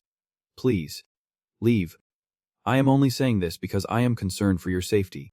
I anticipated that this arrest would not be easy. She smiles. Activate Legacy. Now. Roger. Activating legacy. He flips a switch, and the system begins to activate. A loud noise comes from the machine as it emits a green energy. Disung's entire building is enveloped in the light from the machine. Everyone looks down to see a strange, glowing pattern forming at their feet. Hajin turns to Changsich, who also realizes it. Sir, I can't use my aura. Disung remains calm, observing what they are doing. As the circle forms at his feet, Disung says, "How ridiculous." He thinks, "It is not that I can't break this seal, but if I do, my precious building will be destroyed. For now, all of your powers are sealed. If you cooperate, we will treat you as our honored guests." Fine, fine. I will go with you. Just let these people go. Chanho looks at him in surprise. Disung asks to make one phone call. He calls Seal Yan, and she picks up. He asks where she is. She is currently outside, enjoying an ice cream. Seal Yan says she had something urgent to do, so she stepped out. Disung laughs loudly, startling her. You awakened a new skill, did not you? The newly awakened one. You mean the summoned Disung finisher? He replies, yeah. That one. He smiles, having planned for this, and tells Seal Yan to use it now. Seal Yan looks troubled. I can't. Disung's eyes widen. What? Seal Yan smiles. Master will just come here and scold me again. I will be there soon, so let me relax for now. Disung is pissed now. This is not the time to relax. I promise I won't scold you. So just use the skill now. But the only reply is a dial tone. Disung is in disbelief. That kid. She hung up on me. He grips his phone, furious. Damn it. Why does she always have to be so difficult at a time like this? This is so frustrating. Ami watches him with a smile. It looks like you will be coming with us now. His followers speak up. We can't. We can't let you take him away. Changsich and Hajin step forward. Didn't you hear us? Get lost. From now on, anyone who tries to harm Disung is an enemy of the Pochian Guild. Hearing this, the soldiers with Unmai prepare to attack. Let Disung decide. If you do not comply, we will have no choice but to use force. This is disgraceful. But I had nothing to do with it. Then his expression changes. Mana. And just like that, Disung vanishes before their eyes. Everyone, including Chanho, is stunned by his sudden disappearance. His team is speechless. Zhang Xian wonders where he went. Hajin remains silent, thinking, it seems that idiot used that skill after all. The target has escaped. Expand the search perimeter and regroup with us. The squad leader relays the order. The target has escaped. Focus the search on the perimeter. She looks at Disung's team and threatens. It seems you will all be staying here until Han Disung returns. The faces of the Pokion Guild members darken. Elsewhere, a man enjoying a cup of tea is informed. Chairman, a letter has arrived from the World Association. He looks at the letter and sees that it is sealed. He takes the letter from his secretary and opens it. The letter states they suspect Han Disung broke the World Gate and requests the Korean Hunter Association's cooperation in his capture and investigation. After reading, he explodes with rage. Are these people insane? No amount of money I could give him would be enough to show my gratitude. He crumples the letter and orders his secretary. Go and tell Ki Hong to get here at once. As for Disung, with Seal Yan's help, he now stands right in front of her. The girl says sweetly, Master, I practiced hard to summon you. Here, have some ice cream and calm down. Without a word, Disung takes the ice cream from Seal Yan and silently tastes it. Then he explodes at Seal Yan. This is not what I wanted. Why did not you teleport everyone in that room? After scolding her, Disung turns. Follow me. We have some people to take care of. At the Disung building, a commander briefs his soldiers. Spread out and find Hunter Han. But the arrival of Ki Hong changes everything. What do you think you are doing on someone else's territory? The commander steps forward. We are on an official mission here. Please do not interfere. Ki Hong gets angry. Who the hell do you think you are? Carrying out a mission here. The commander glances at his subordinates. And on his silent command, they all draw their weapons. The commander threatens. This does not have to get messy if you just leave quietly. Ki Hong does not back down. Prepare for battle. Just as the two sides are about to clash, something crashes down from the sky with a massive impact. It is Disung. Seeing him, the commander orders. That is the target. Capture him. Disung looks down on the charging men and waves his hand. Area change. Suddenly, a strange force makes the men extremely uncomfortable. Instantly, the men vanish, shocking even Ki Hong who was watching. He asks in surprise, what was that? Where did they all go? At the cemetery garden. The men find themselves transported by Disung. They look around. What is this place? Suddenly, a horde of monsters appears. Looking at them, they guess that Disung must be raising them. The commander is now certain. Sung is the one who broke the gate. He orders. Kill all of these monsters. The two sides clash in a fierce battle, neither giving an inch. Tentacles suddenly erupt from the ground, causing the soldiers to panic. What the hell are those things? The tentacles attack the men. The commander screams. You coward. And Sung. Show yourself? As soon as he says it, a monster flings him aside. In pain, he struggles to sit up, only to find Sung standing before him, with an arrogant air. He looks down on the man, his eyes glowing. Soul domination. The commander clutches his head. What are you doing to me? A few seconds later, the commander is a changed man. Back at the Sung building, Sung returns. To Ki Hong's astonishment, Hunter Hen Sung. Where did that so-called justice squad go? Kaung asks. Sung replies curtly. I needed some information from them, so I have detained them. Hearing this, Kai Hong still has no idea where Sung could have imprisoned them. Suddenly, Sung looks up as a loud explosion echoes from above. His guild members are chasing Mai, causing part of the building to collapse. But all Sung cares about is his building. Jongxin pursues her relentlessly, aiming his gun. You can't escape. Seeing the bullet heading for her, Mai summons her armor to block it. Just as her armor materializes, she comes face to face with Chang Sich. Where do you think you are going? The look in Chan Sich's eyes is terrifying. He attacks, sending Mai flying. Unable to dodge, she takes the full, painful blow. They slammed hard into the ground, followed by Chu Dong and Trang Sich. But when they landed, Mai was gone. She would escaped. Trang Sich was silent, but he noticed Sung was also gone. He must have gone after Mai. Meanwhile, Mai was running for her life. The aura sealing bead has been sent. But I need to get out of here first. Suddenly, a voice came from behind her. Going somewhere alone? Let me walk with you. Before she could process it, Sung was standing right beside her. Terrifying her, a sharp blow landed on the back of her neck. Mai writhed in pain. She was thrown dozens of meters away. Collapsing by the side of the road, Sung looked down on her contemptuously. Mai had reverted to her original form, her armor gone. I have wasted too much time. Should I just hand her over to Chan Ho and head to Japan?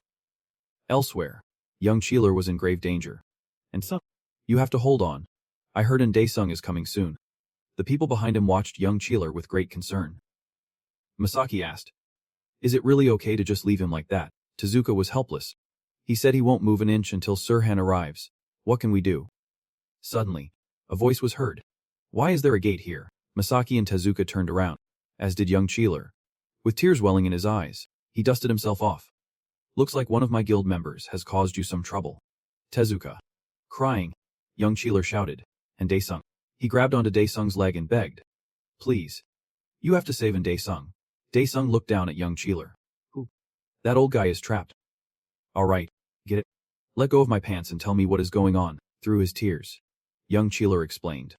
There is a terrifying monster in there. And Sung was caught trying to save me. If it is an alien, then those Han's bastards must be in there. Sung reasoned.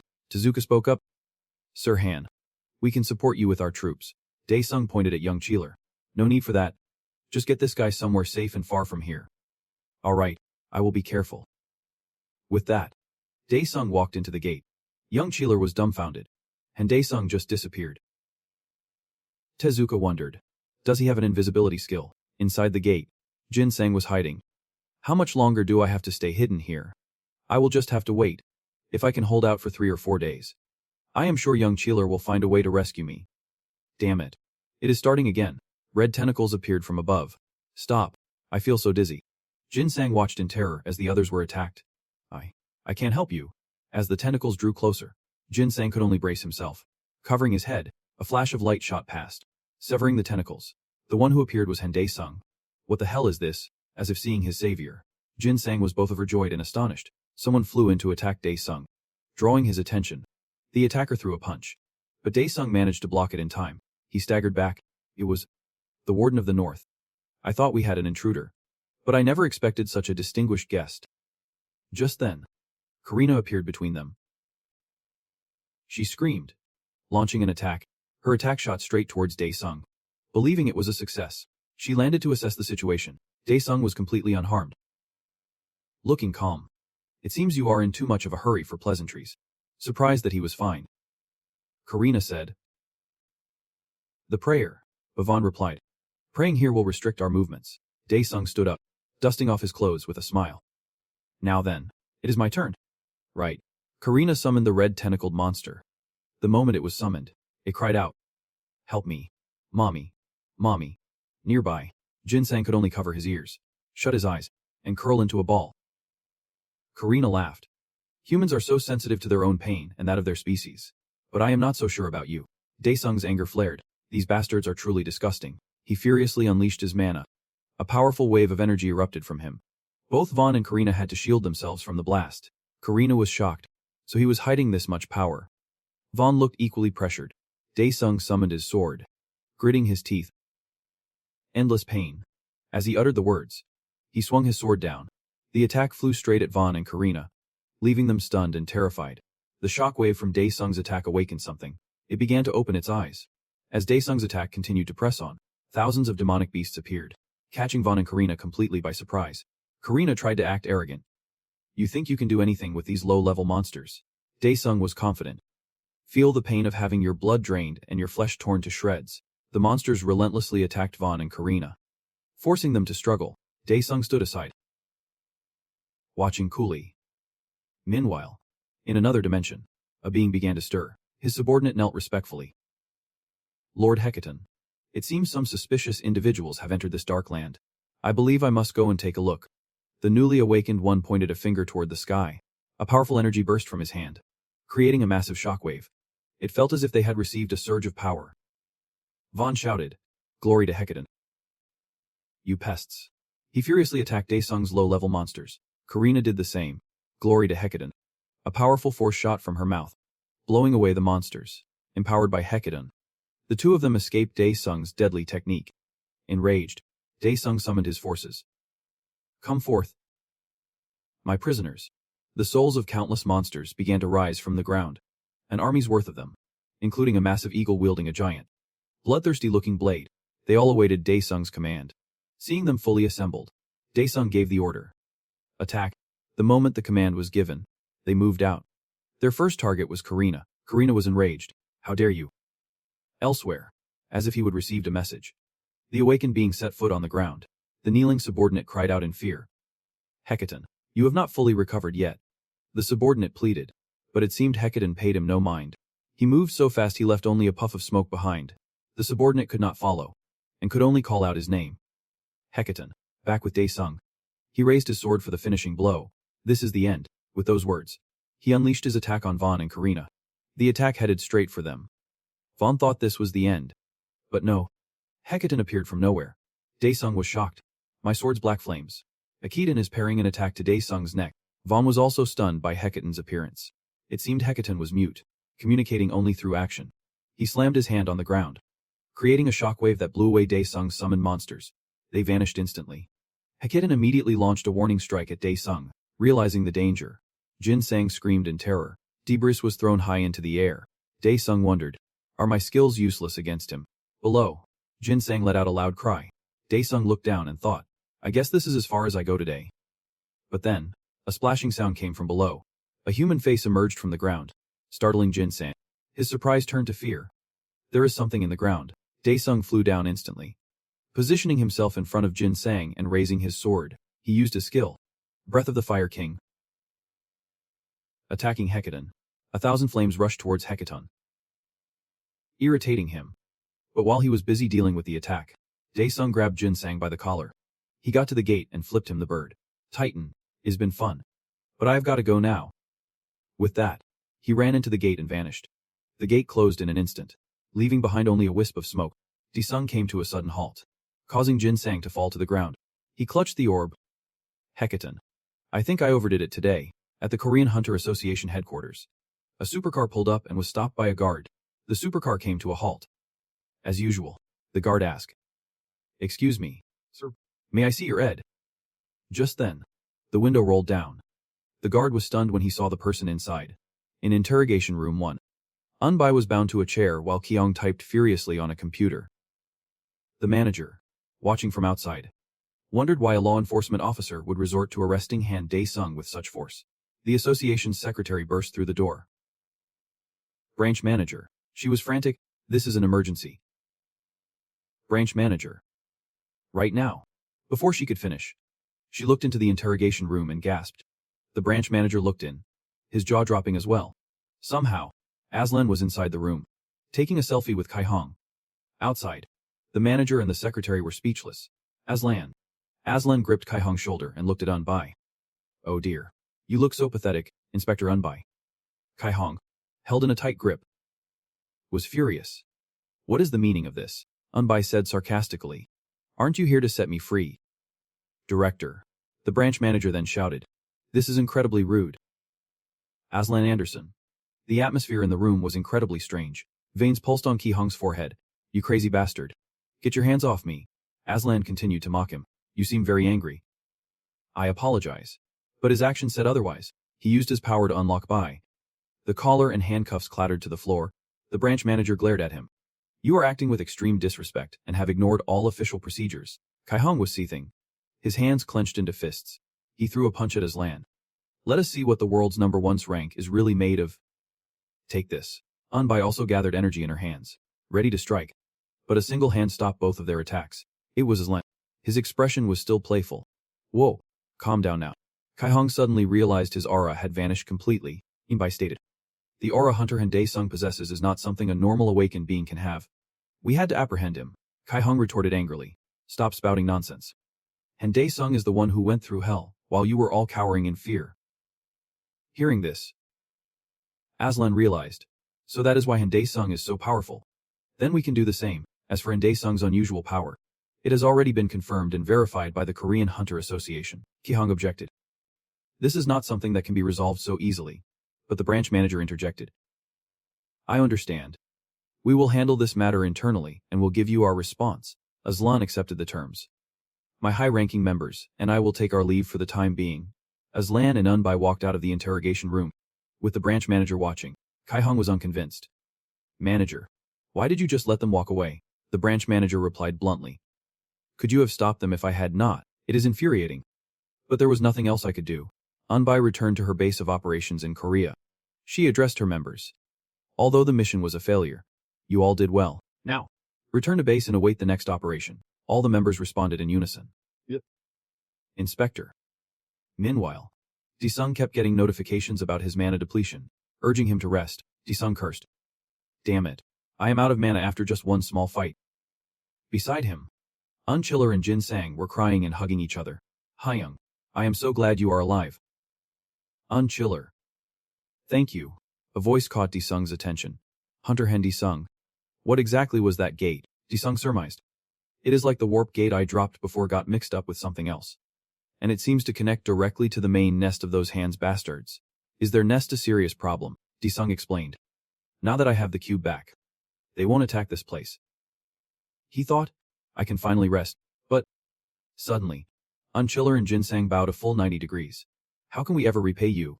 Ji-sung felt a bit awkward. It is nothing. Besides, it seems I got something out of this after all. Unchiller hesitated. Excuse me. And Ji-sung. Hearing this, Ji-sung frowned. Unchiller pleaded. Please. Hold a fan meeting for the Han Ji-sung fan club. Ji-sung was dumbfounded. Ah, a fan meeting. Jin Sang scratched his cheek sheepishly.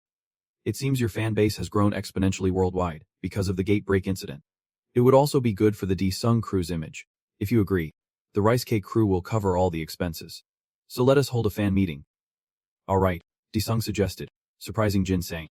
Really? Unchiller was also shocked. Are you serious? Since we will all be there, let us include the others too, Unchiller asked. The others? Ji-sung gave a thumbs up.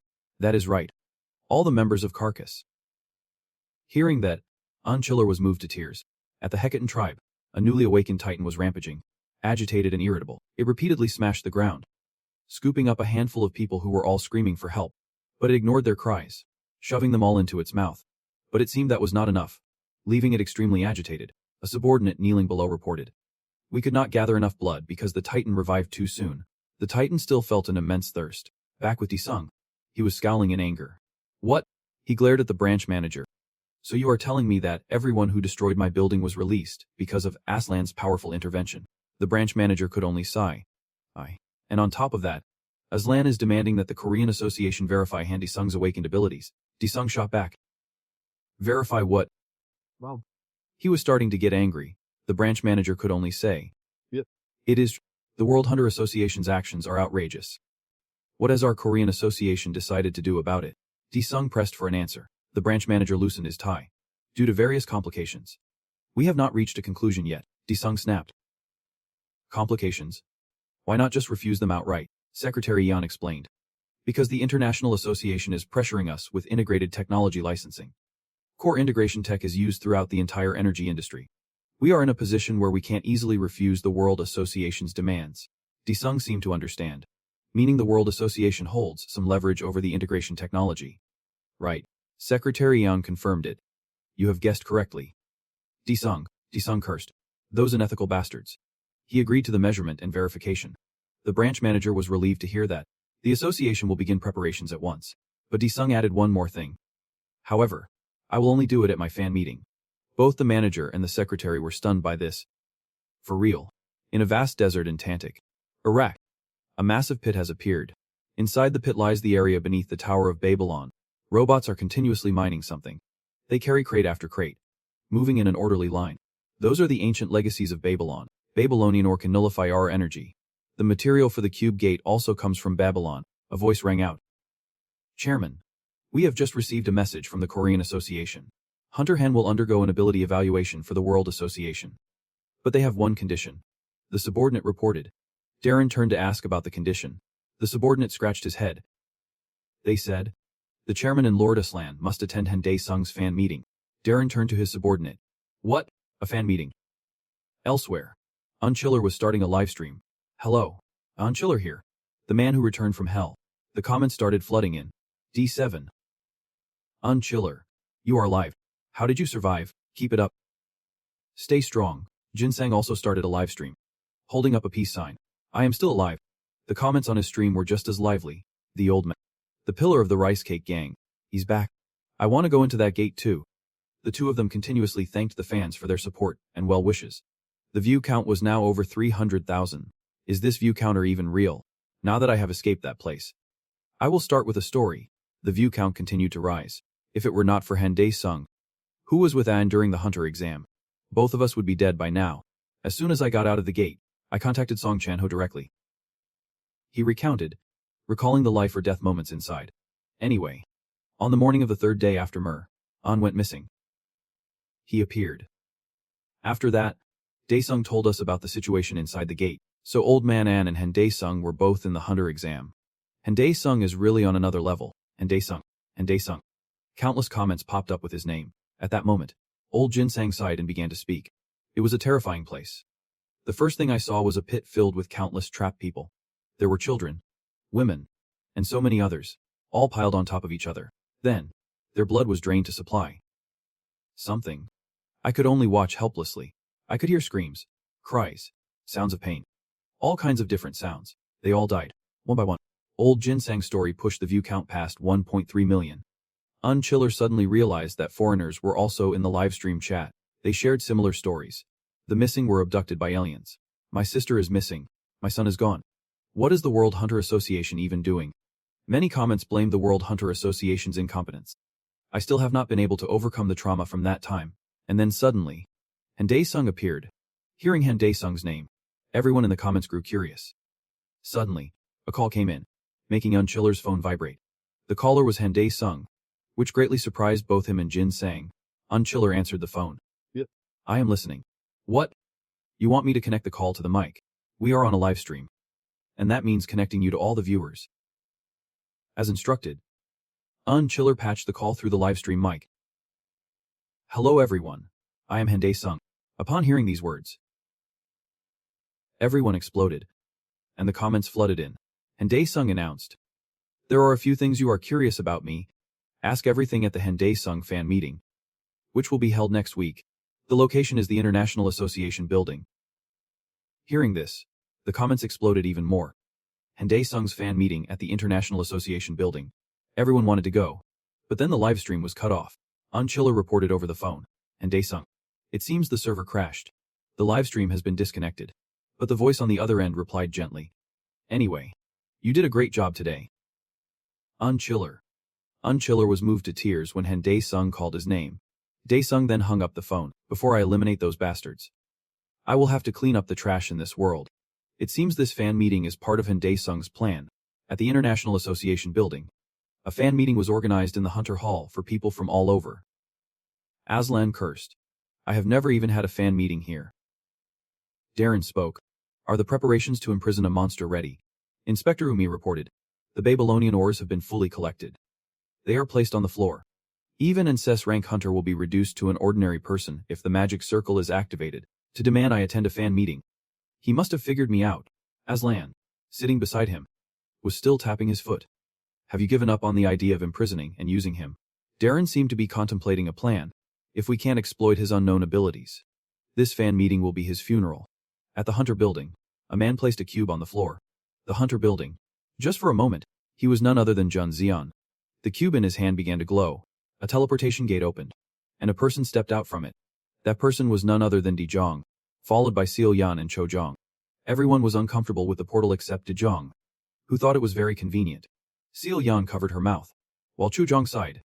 The farther the distance, the worse the portal sickness gets. Jun Xiang greeted Chu Zhong. Captain, how have you been? Cho Zhong asked how he was doing. Jun Xian took her hand.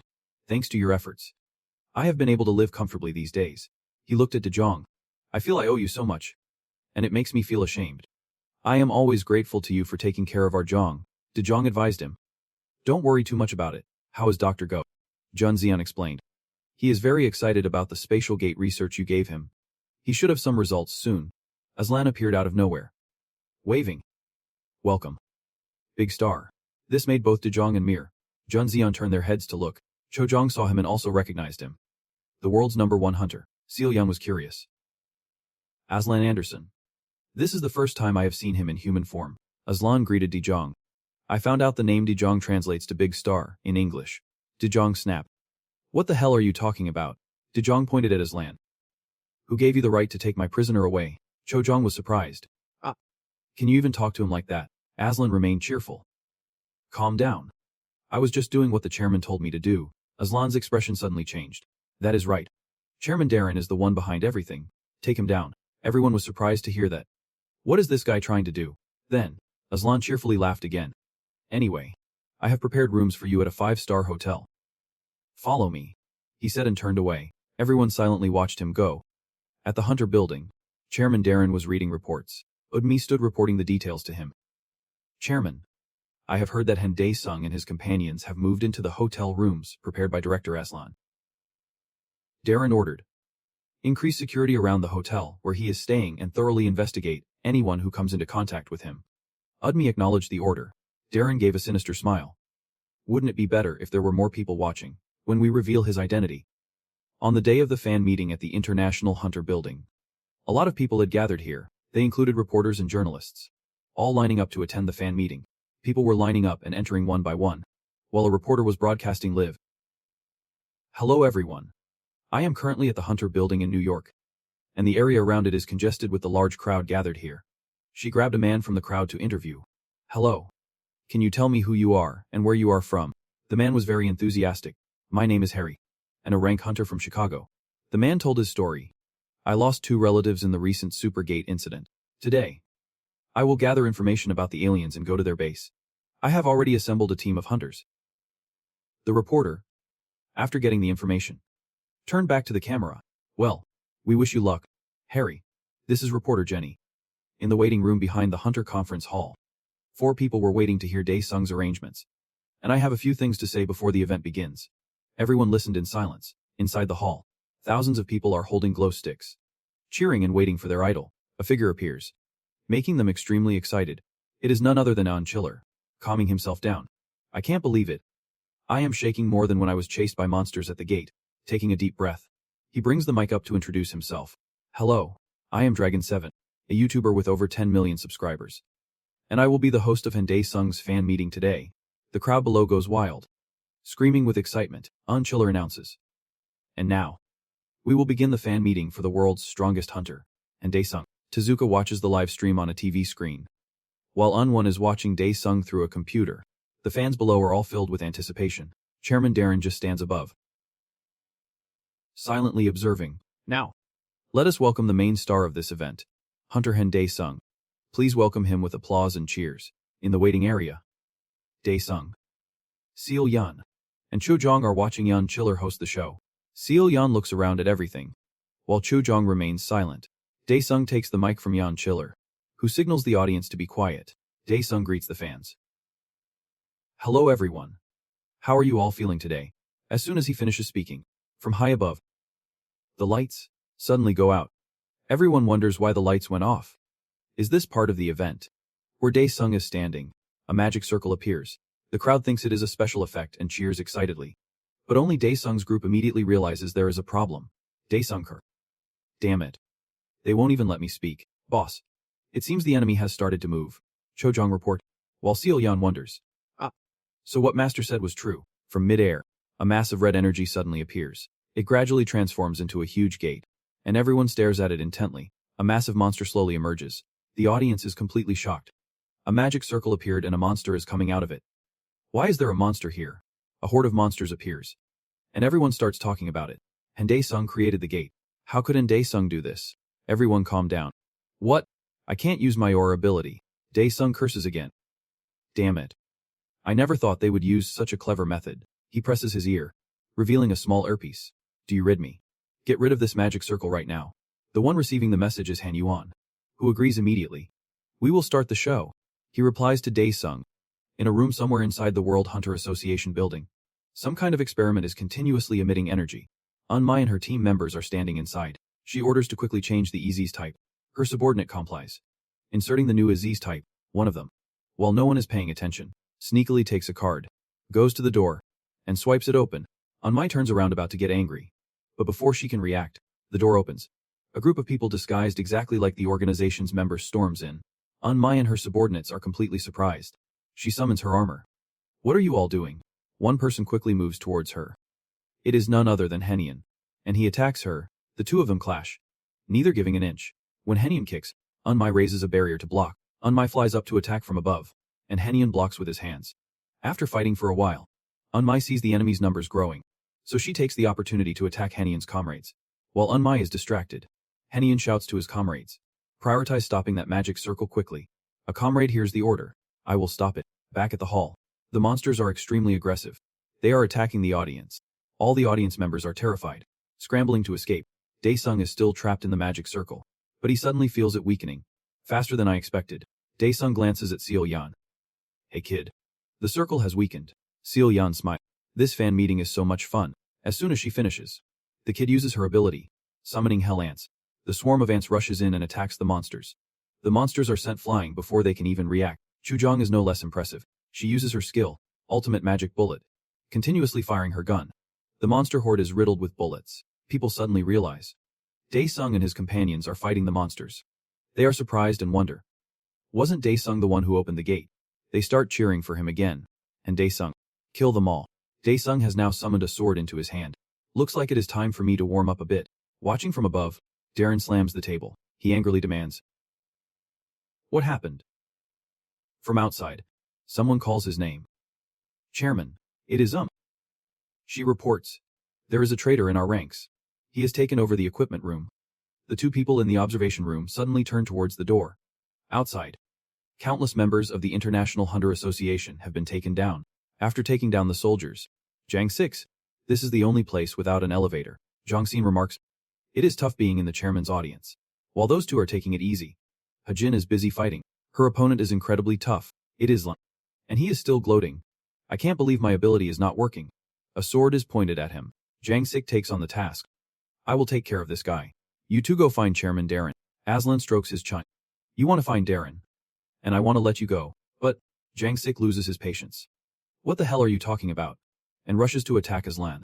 But before he can even touch Aslan, he uses a spider web, binding Jang Sik so he can't move. Aslan holds his head. Oh my. This guy is too strong. I can't stop the other two. Jong Seon and Ajin are speechless. Wait. Is this guy letting us pass? Jong Seon has a hunch. I think so. Reaching the door where Chairman Darren is hiding, Jong Seon uses a lightning storm to blast it. But it does not budge. Harjins, what is this? Why are not our skills working on this door? Jong Seon guesses. Could this be like an absolute protection item? Suddenly a voice rings out.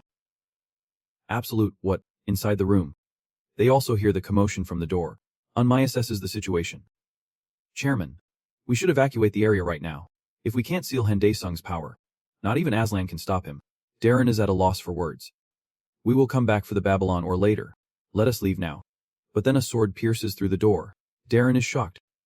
He is strong enough to break through the protective barrier. A loud explosion erupts from the door, leaving both Mai and Darren stunned. They are both incredibly surprised. Daesung had blown the door away without them realizing. He even taunts them. Do you think it is fun to ruin my fan meeting like this? Outside, Jangsik is still passionately brawling with Aslan. He uses his aura ability, 2 swords in 2 hands. Using the dance of the fox to slash at Aslan, Aslan is not outmatched, summoning his web armor. The two fight continuously. They glare at each other and trade blows, the impact forcing them apart, each on one side. Aslan touches a wound on his face. You seem very strong. Jangsik pants heavily. Damn it. So this is what it feels like to be at the top of the world. Aslan licks the blood on his hand. About that world ranking. I am actually ranked 2nd in the world. Jangsik grow. What are you talking about? Aslan maintains a confident expression. If we both fight and die together. Who knows? I might just become number 1 in the world someday. Suddenly, Aslan's gaze shifts elsewhere. Jangsik does too. They both look towards the crowd. Chojong and Seal Yan are evacuating everyone outside. The entire audience quickly fled. While Aslan remains silent in this situation, Darren remains surprisingly calm. It is astonishing that you could break through my absolute barrier. Daesung threatened. If you are going to make a move, you would better act like a proper human. Darren shot back. A human? Are you sure about that? You are no different from those bastards from the other world. Daesung retorted. Who do you think you are to talk? You are the one who made a deal with those bastards from the other world. Darren tried to defend himself. A deal? Aren't you the one? Daesung, who signed a pact with other worlds to receive that immense power. Most awakeners might not notice, but the aura waves from the summons you control are identical to those of the monsters coming from the gates. And how do you explain the terrifying, monster-like energy emanating from your own body? Daesung, are you so sure the powers you wield are the same as other awakeners? Those words enraged Daesung. In the back, Hajin and Jongseon whispered. It looks like Daesung is in a tough spot. Jongseon agreed with her. Wait a minute. Darren Anderson heard them. He turned toward the sound of their voices and asked, Who are you? Jongseon proudly put his hands on his hips. I am Seal Jongseon, South Korea's #1 hunter.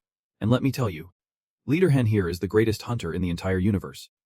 That is all you need to know. Chairman Darren. It seems you are too blind to see the truth about Leader Han. Got it. Jongseon pointed at Darren. Darren's expression did not change. It seems you will be the one bowing your head to a low-class garbage hunter like you. Darren sneered. Hearing that, Jongseon erupted. Is this hairy bastard brain dead? Hajin tried to calm him down. Calm down. Relax. Daesung finally spoke. This place is not much different from hell. In hell, I have met plenty of liars like you. They always spew nonsense. But after a good beating, they only speak the truth. Seeing how effective that method was, Daesung decided to use it on Darren. Darren was completely taken aback. Then, he unleashed his awakening power. He summoned a magnificent set of armor, a shield, and a warhammer. The armor was so brilliant that both Jongseon and Hajin were blinded. Hajin had to conjure a light shield. Darren raised his hammer. Receive it. The price of judgment. Daesung used his nullification skill, blocking Darren's attack. Darren was shocked. Impossible. Is this art? Before he could finish the thought, Daesung sent him flying. Daesung raised a fist. Why so surprised? Isn't it natural to use aura? The punch landed squarely on Darren's face, sending him flying several meters. Blood gushed from his nose. He was stunned. He staggered back to his feet. Seeing the blood from his nose, his anger flared. What the hell is this? Daesung used another aura skill. Invisibility. He vanished in an instant. Darren was stunned. An aura skill that grants invisibility. Before he could recover, he took another punch from Daesung. But that was nothing to Daesung. He swiftly slashed at the shield. Much to Darren's astonishment, the shield was split in two. Daesung followed up with another aura-infused attack. Devastating blow. This time, Darren could not hold onto his weapon. It went flying into the air. Daesung had knocked the weapon from his hand. He looked down on Darren. How can someone without faith call himself a knight? Darren tried to beg for his life, but it was too late. Daesung's sword had already pierced his chest. Darren was killed before he could even register what happened. In his final moments, he glared at Daesung. Daesung activated another ability. Wrath of the Hell King. Flames erupted around Darren, engulfing him in agony. The fire blazed, consuming Darren completely. Darren's last words were, "It can't end so meaninglessly." A system message appeared. You have defeated a subordinate of the Titans. Execution rate 100%. Seal released. Demon God transformation. A pillar of light enveloped Desung, shooting straight into the sky. It covered half the earth. A suit of armor materialized around him. The demon god seal can only be released on earth. He used the skill Soul Prison. Thousands of red chains shot out from behind him, binding Darren's soul. A system message appeared. By releasing the demon god seal, the capacity of the soul prison has been greatly expanded. Souls can now be imprisoned within it. Desung then used Resurrection of the Dead.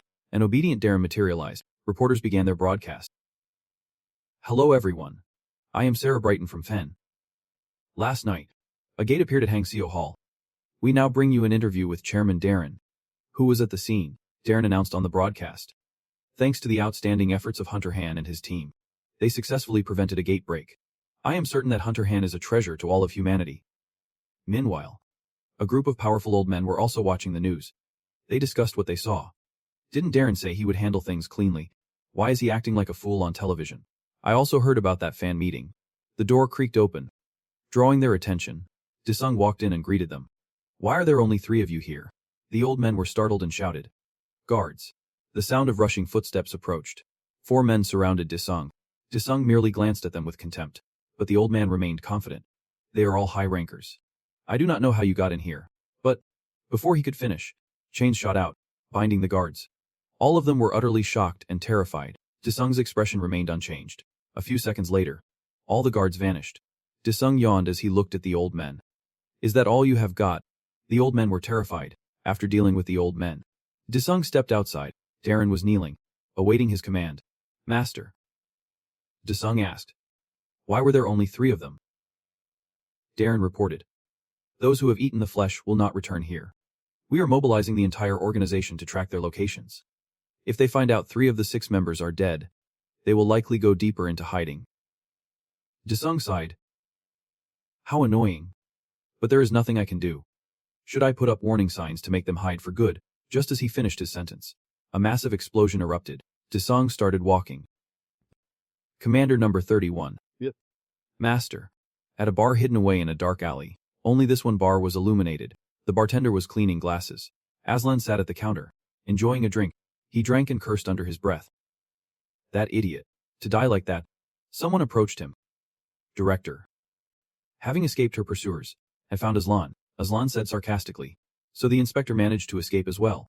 Yumi asked about the chairman. Aslan told her. That bastard is not the chairman. It is probably just a puppet controlled by Han Desung. Yumi was silent for a long moment. Then she asked. What should we do now? Aslan asked. What do you want to do? Get revenge. Something else. Yumi explained. Chairman Darren took care of me since I was an orphan. Aslan suddenly clapped his hands. Boom. Just think of it as a car accident and move on. Han Desung's aura is on a completely different level than ours, but Yumi could not accept it. Suddenly, the door swung open. Someone collapsed, drawing their attention. Aslan was shocked to realize that everyone in the bar had collapsed. Aslan sensed an incredibly strange aura, one he had never felt before. The presence introduced itself as it appeared. Greetings. Little humans, I am Barachel, the 3rd ranked among the angels. At that moment, Yumi lost control of her body. She collapsed in front of Aslan. Seeing this, Aslan grew worried. Aslan suddenly realized his own body was being controlled by something. The being observed. The life forms on this planet are truly special, even in such fragile bodies. Their ambitions reach for the farthest corners of the universe. Aslan demanded. Did Han Desung send you? But it remained calm. Do not be afraid. I am here to save this planet. Everyone in the bar was collapsing. And Barajil seemed to feel the earth rejecting it. Aslan felt an unprecedented pressure, and could collapse just by touching Barajil. It read Aslan's thoughts. There were high-ranking demons of hands and an iron prison on this planet. It chose to mark Aslan. We will meet again soon. Elsewhere, Titan was growing stronger, absorbing energy from the corpses. Blood splattered everywhere. Soaking into the ground, its army slowly rose. And they all looked terrifying, and being particularly bloodthirsty. Titan ordered Ramus to expand the range. Ramus advised. Lord Titan, that planet is a livestock farm with creatures full of Azure energy. Destroying them now would disrupt our grand plan. Yet, Titan still demanded the gate be opened. Ramus knew he could do nothing more. So he needed the bishops to ensure they could keep those capable of reproduction. Ramus obeyed Titan. Opening multiple gates will take a lot of time, So please be patient.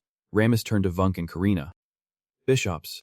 Prepare to open more gates. The system displayed a notification. Transformation 01 can perform health skills in this sphere. The demon god can create its own apostles. Called the Devil's Apostles. Everyone in the podcast was suddenly pulled into another space by Dae-sung. Leaving Chodong to wonder, are we training today? Soon was feeling lazy. I have to hang out with Jizu today. So I am out. Master. Dae-sung looked at everyone and smiled. You are all here. Soon seemed a little scared by that smile. Why are you smiling so suspiciously? Dae-sung announced. I will make you all 10 times stronger than you are now. So let us begin today's training session. Before anyone could understand what 10 times stronger meant, a wave of fire swept over them, making everyone uncomfortable. This is nothing much. It is just hot. Dae-sung sighed. Chodong was also extremely uncomfortable.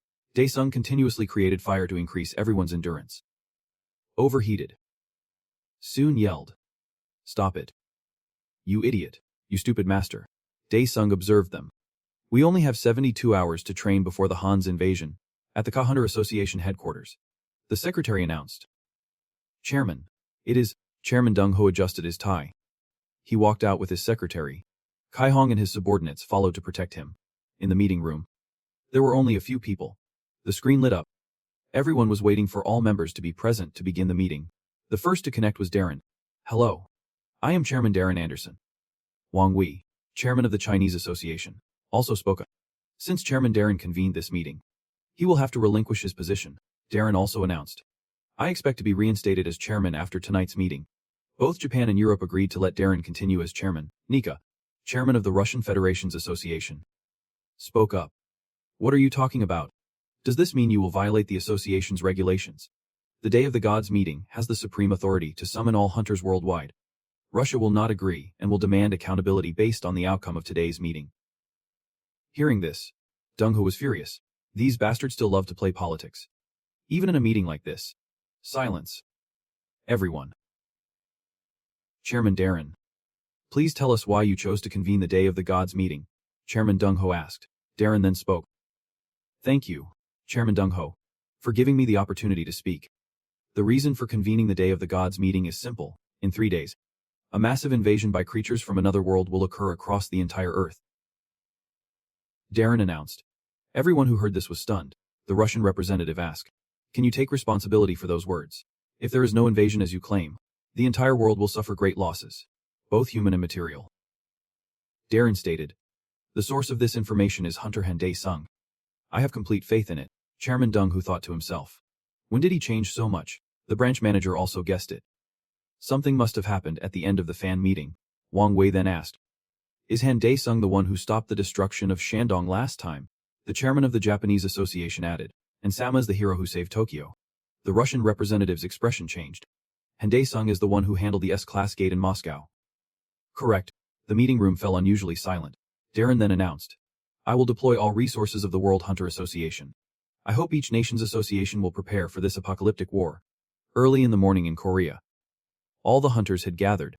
They were preparing for an incredibly fierce battle. Hajin asked Chansik. Why do you look so worried? Chansik replied. More than worried. I am curious. Hajin remained calm. The war is starting. Is not. That is right, I guess. Chansik quickly confirmed. Chansik asked. What is the current situation with the domestic and international teleportation gates? Hajin explained. They have been installed in major cities around the world to increase our defensive range. Depending on the nature of the battle, we will be able to support each other in our own ways. Chansik suddenly realized. Wait. Who said we were going to be invaded? Hajin revealed. Chairman Anderson officially announced that he is participating in a special operation. Chansik wondered. What about Seal Yan and Zhang Xianhang? Hajin told him. They are on a mission with that kid. Chansik wondered. What are you thinking? And Dae-sung. At the refugee building area. Thousands of civilians are being gathered here for protection. But there were still some disgruntled people. Why is everyone freaking out when the monsters have not even arrived? This is so annoying. I heard the residents of Tower Palace get to use their own private shelter and do not have to come to the gym shelter. The phone of one of the complainers rang. Jin Hyo. I do not see you at the gym. Where are you? The caller was a chubby guy. He said he was at home. The other guy got angry when he heard that. What? Are you crazy? What will you do if a monster shows up? Jin Hyo retorted. If a monster appears, it will go to the crowded places first. So why would I be crazy enough to go to a packed gym? I think it is safer at home. The guy thought that made sense. Damn it.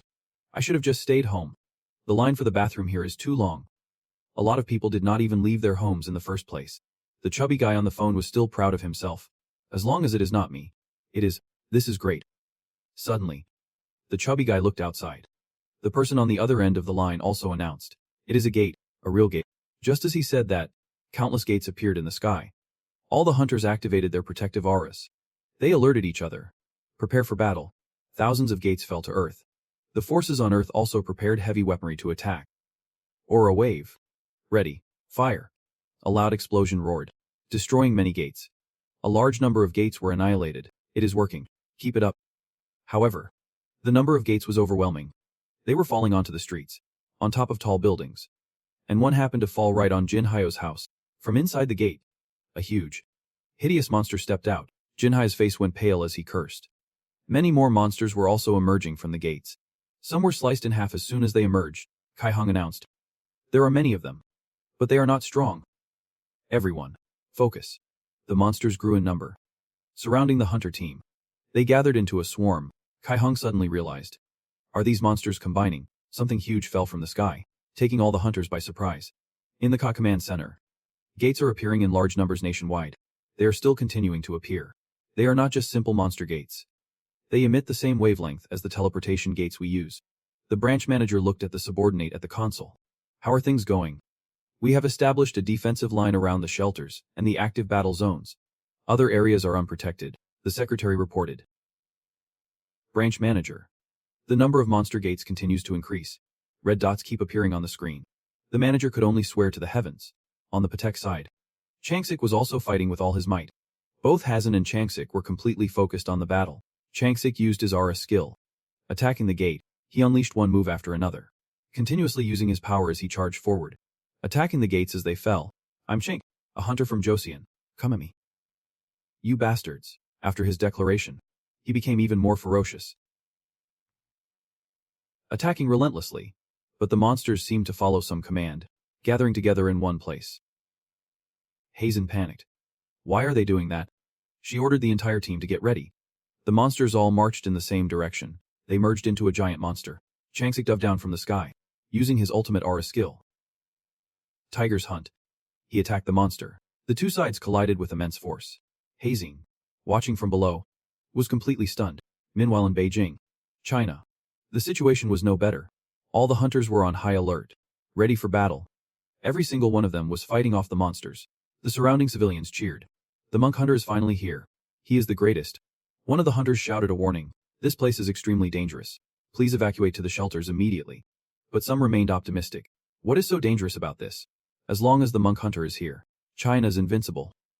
Meanwhile, the monk hunters continued to fight the horde of monsters with all their might. The monsters swarmed together, forming a single giant beast. The monk hunters took their stance. The monsters are starting to merge. Destroy it now. However, some of the hunters began to panic. This is bad. This is not what we were told to expect. The monster grew larger by the second. They realized it was impossible to destroy. The onlookers saw this and immediately started to flee. A figure appeared. It was none other than An. In Japan, every hunter was out on the streets. Everyone was engaged in an incredibly fierce battle. Everyone was focused on the fight, including Tezuka. Tezuka used his supreme aura skill, Heavenly War Stream. Thousands of small blades rained down on the monsters. Tezuka gave the order. Death Squad. Attack. Meanwhile, the monsters were merging into a giant form. The hunters could only stare, completely stunned. The monster just kept getting bigger. Shouts echoed from all around. Get out of the way. It's too fast. We can't stop it. The monster counter-attacked the hunters. Tezuka charged forward with his sword, leaping high into the air to attack the monster from above. The monster was slashed, but it seemed to have no effect. It opened its massive maw and attacked Tezuka in return. The sight made him break out in a cold sweat. At the tower in palace, at Disung's home, monsters were attacking the building. The guards tried to fight them off with guns. The monsters relentlessly attacked the protective barrier, causing it to shatter into pieces. Those watching the live stream were terrified. The protective barrier is broken. No way. Oh my. The parking lot was swarming with monsters, filling the residents with dread. The monsters split up to hunt for survivors. They arrived at Disung's front door. His sister was so terrified she clamped her hands over her mouth. His mother quickly calmed her, gesturing for her to stay silent. She thought of Disung. The monster was searching the hallway for survivors. Just as it was about to attack Disung's home, a sword pierced straight through its core. It was none other than the demon Disung had subdued. How dare you invade the territory of my master's mother? How dare the remnants of the Han's Legion set foot here, entire Iron Legion? Annihilate all these remnants of Hans. The order was given. From the ground, thousands of undead soldiers rose. They fanned out everywhere, hunting down every last monster. The sounds of clashing steel and slaughter echoed everywhere. Master, we have dealt with all the Han's remnants that invaded the lady's residence. Disung asked. What are the hunters doing? I told them everything beforehand. But it seems they could not handle it. Master, give me the order. The leader of the Iron Legion spoke up. Disung told him to stand by. Disung was enraged. You dare come and wreck my home. 3 figures appeared behind him. It was Zongjin. With a completely different aura. Chuzong looked stronger. And finally, Seal Yan, the little girl clutching a doll, looked truly terrifying. Disung rotated the cube. We are ready. A gate ode. He and the other 3 stepped through it. Back in Korea. Chansik had been swallowed by the monster. It had teleported him to another dimension. When he landed, he surveyed his surroundings. He quickly realized this place was terrifying. Cries for help echoed from all around. The people who were kidnapped must be here. Chansik walked around, observing, and suddenly realized he was standing in the palm of a giant hand. He quickly ran and leaped from the hand. The hand belonged to a titan. It quickly scooped up a group of people. It shoved them into its mouth. After eating, it looked down to see if anything was left. Chansik watched the scene. Breaking out in a sweat, beside the beast was a large gate. People were continuously captured and dropped through to become food for the titan. So Chansik's face turned pale. What can I possibly do?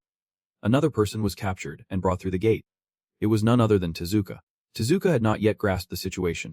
He wondered to himself, what is this place? Chansik saw a familiar face and shouted loudly, Guild Leader Tezuka, get out of there, now. Tezuka heard Chansik's call. But seeing the people crying for help in the titan's hand, he did not flee. He charged, attacking it with heavenly light, and swung his sword straight at the titan's face. But it was like a mosquito biting concrete. The attack did not harm the titan at all. Tezuka swore. Damn it. The titan proceeded to put Tezuka and the screaming people into its mouth. Tezuka thought this was truly the end. Suddenly, red-hot chains shot out from nowhere. They bound the titan's arm. The fiery red chains injured the titan. Disung had appeared. Stop stuffing your face. That should be enough for your last meal. Disung and his companions decided to face the titan head-on. However, Ramus and the wardens blocked their path. Ramus ordered the wardens to attack and kill Disung's entire party. The wardens moved quickly, rushing toward Disung, just as Vang was about to reach him, thinking they would finally clash. He was met with a devastating punch from Zongxian. Seeing this, Karina attacked Zongxian, only to be blocked by Chozong. Chozong was stronger now. She quickly overpowered Karina. However, countless eyes suddenly appeared around Chozong, surrounding her. This left her completely bewildered.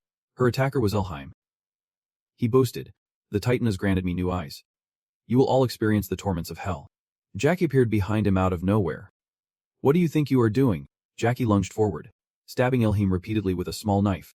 Elheim could not react in time and could only stand there, taking the blows. Jackie stabbed him so many times that he managed to pull out one of Elheim's eyes, unwatched from the sidelines. Psychological attacks won't work on him. By now, the Titan's arm had been scorched by Disung's fiery chains. It declared, you who interrupted my meal, you must die. Disung unleashed his mana. Mana erupted powerfully from within him. It bound the Titan tightly. More and more chains wrapped around the Titan. Go on. Try and kill me. You beast. Disung cursed. The Titan then issued a summons. Return to me. The Titan clones on their mission to capture humans on Earth heard the command. They slowly turned toward the main Titan and vanished from Earth. Everyone wondered. Where did they go? The hunters saw them flying away and shouted, don't let them escape. Attack. Everyone scrambled to stop the monsters. But they could only hold back a fraction of them. The monsters are gradually moving away. Hatson wonders. What is happening? Why are all the monsters retreating to the gate? The people captured by the Titan are now crying for help. Seeing this, Disung summons his undead minions. A horde of undead soldiers rises from the ground, awaiting his command. Disung orders, get everyone out of the gate. Quickly, the undead soldiers obey, carrying all the injured people away. Despite their terror, Chansik and Tezuka regroup with Disung. Tezuka says thanks. I owe you my life again. Suddenly, Disung feels a strange movement. The chains of fire are starting to crack. The Titan is getting stronger. Disung speaks up. We do not have much time to talk. Evacuate everyone first. Tezuka speaks up. Sir Han, We can't save everyone here. Disung mentions the word home. They just want to go home. Many are still crying and worried. I was once like that too. Disung seems to recall his past and feels the pain of the captured people. Chansik and Tajuka remain silent. Then, Chansik regains his composure. And Disung, the biggest one is yours. I will save the others. Seeing this, Tajuka runs after him. I will join in too.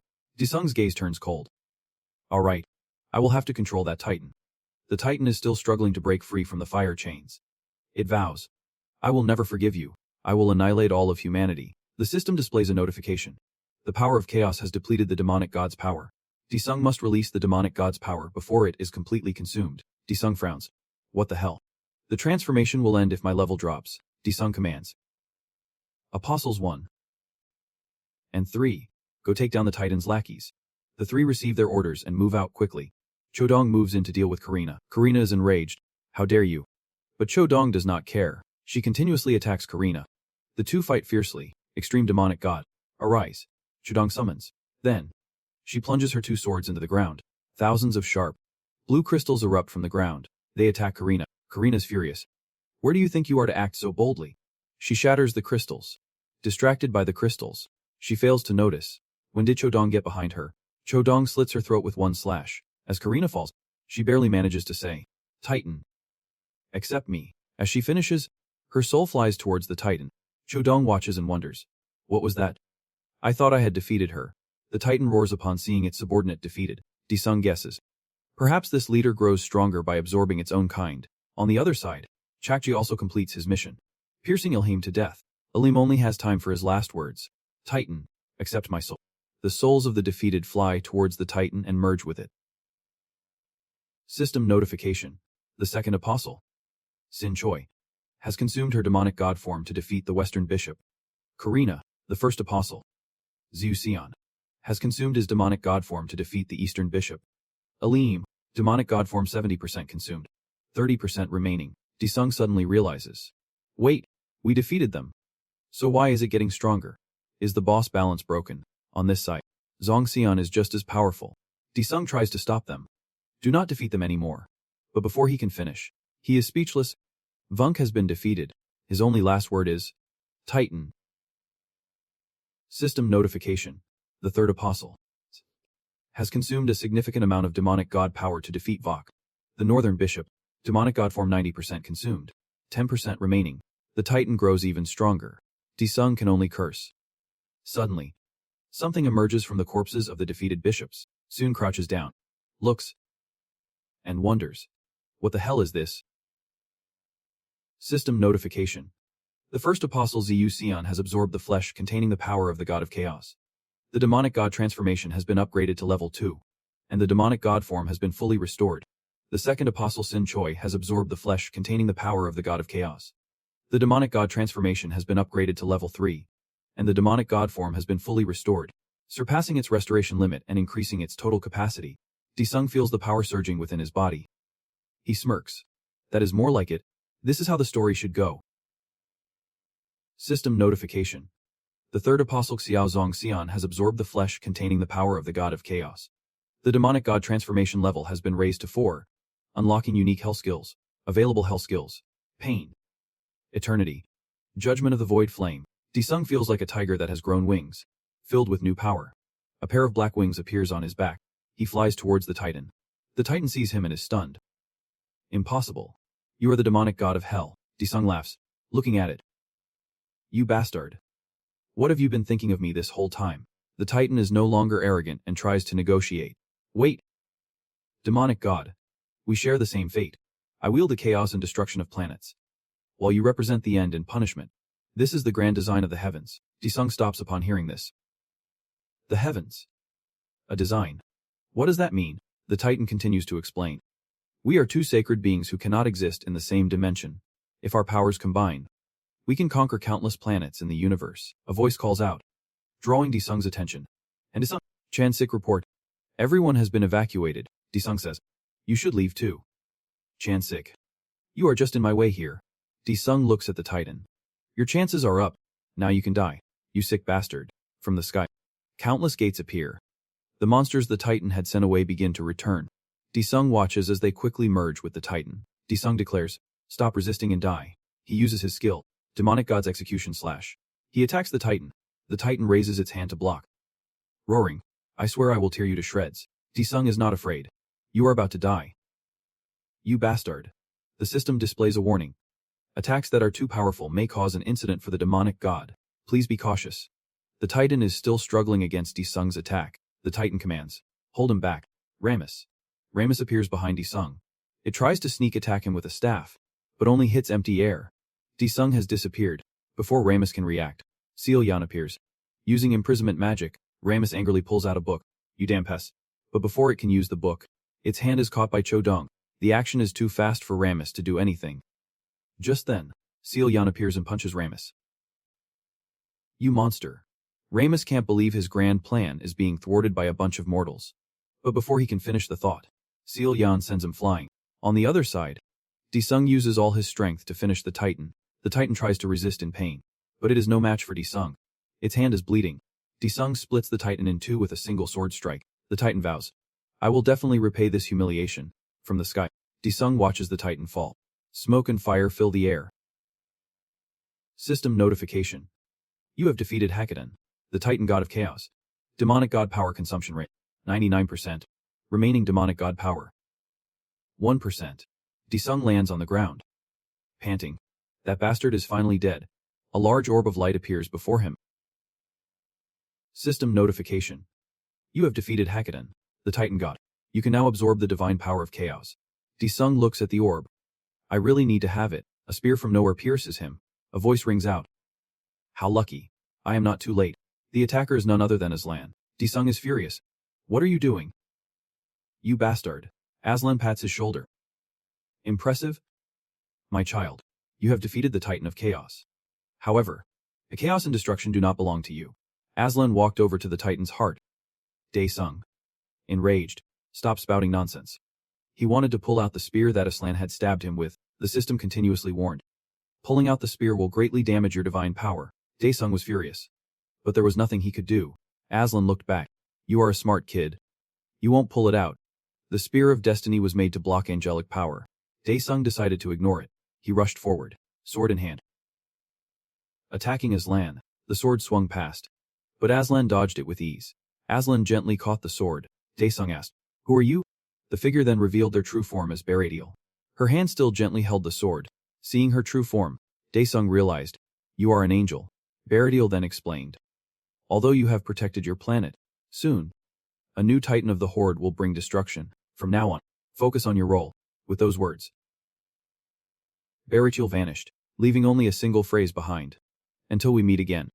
I hope you make the right choice. Good. Daesung cursed. Damn it. But looking at the spear wound, he saw it had vanished without a trace. At that moment, his friends appeared. Seolyan ran towards him from a distance. Master, she asked. What did you do to us? Jongxin also asked. Team leader Han. We blacked out. And where on earth are we?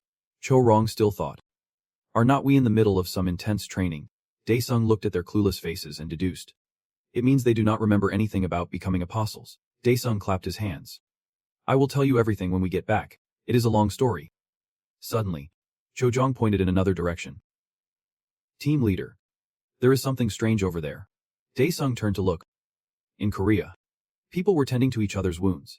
After the fierce battle, everyone was exhausted. Some were thanking Hajin.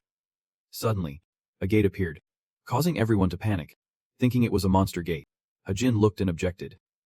Wait. That is, both Chansik and Tajuka looked on. Did they really defeat the monster? That Han. Daesung, along with Seolyan, Jongxian, and Chojong, stepped out. Everyone recognized them. It is Han Daesung. Thank you so much. He returned from hell. Han Daesung saved us. Thank you, Han Daesung. Everyone was overjoyed. But Daesung thought to himself, has the disaster truly been averted? Daesung stroked his chin, staring intently at the book. He observed it for a moment. Then said, Spatial Pantheon Spellbook. Why is this book called Pantheon? Text appeared, and Daesung. Do you wish to use the Spatial Pantheon Spellbook? He said. I understand option 1. But what about option 2? Is Pantheon related to this book? Then, fragmented text appeared. Daesung did not understand what it meant. The book began to flip its pages automatically.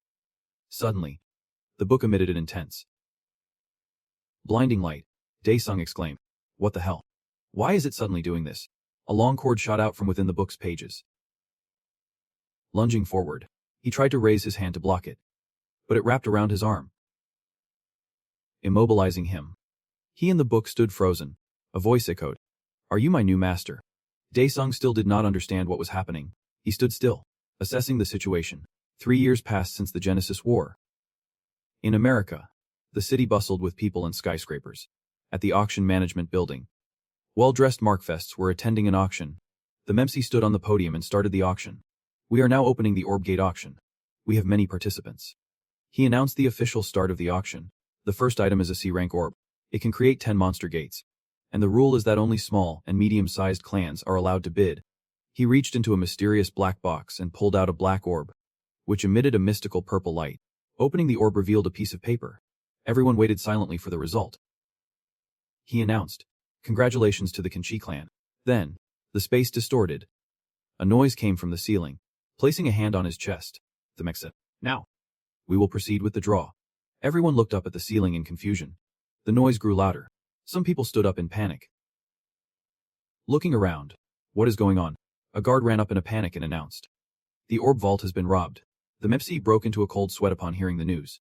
He glared at the guard and shouted, "What are you talking about?" The security team assembled. They moved quickly to the orb vault, with the MC hurrying after them. The atmosphere grew tense. When they arrived, they found the vault door open. The 2 guards on duty had been knocked unconscious. The vault door was wide open. Everything inside had been taken. The MC gritted his teeth and told the guard to quickly inform Chairman Chan Ho. The scene shifts to a shopping mall. At a clothing store in the busy shopping mall. Today, the girl's outfit was very different. A rebellious style with a black theme and a choker necklace. Jizu was both surprised and amused. What is this all about? She did not understand why Scene was dressed like that today. Shyly avoiding Jizu's gaze, twirled the end of her hair. She said she has been feeling tired of those music gates lately and needed to relax a bit. Jizu glanced at her with a sly smile and asked, "You are dressed like this to see in Dae-sung, are not you?" The girl shyly shouted, "No way." Jizu continued, "Oh really? Is that?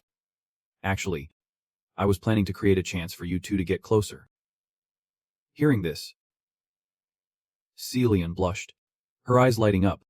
Really? Jizu was surprised, her eyes widening at the girl. "Seriously? You are really interested in Dae-sung?" Celine said nothing, just blushed and remained silent. Celine said she was not sure, but she thinks she started having feelings for Dae-sung 3 years ago. When she is with him, she feels like they have an incredibly strong connection. Jizu was even more shocked after hearing that. 3 years. This was starting to get interesting.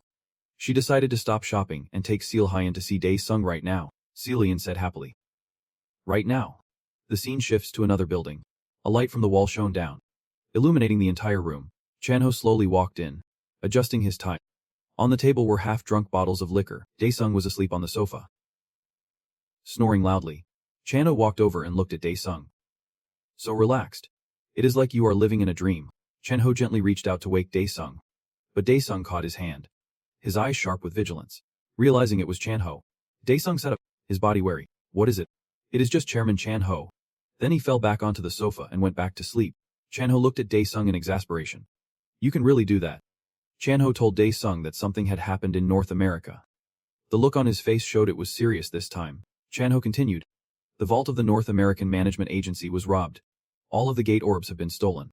Dae-sung became serious again. He asked Chanho, "How many orbs were in the North American vault?"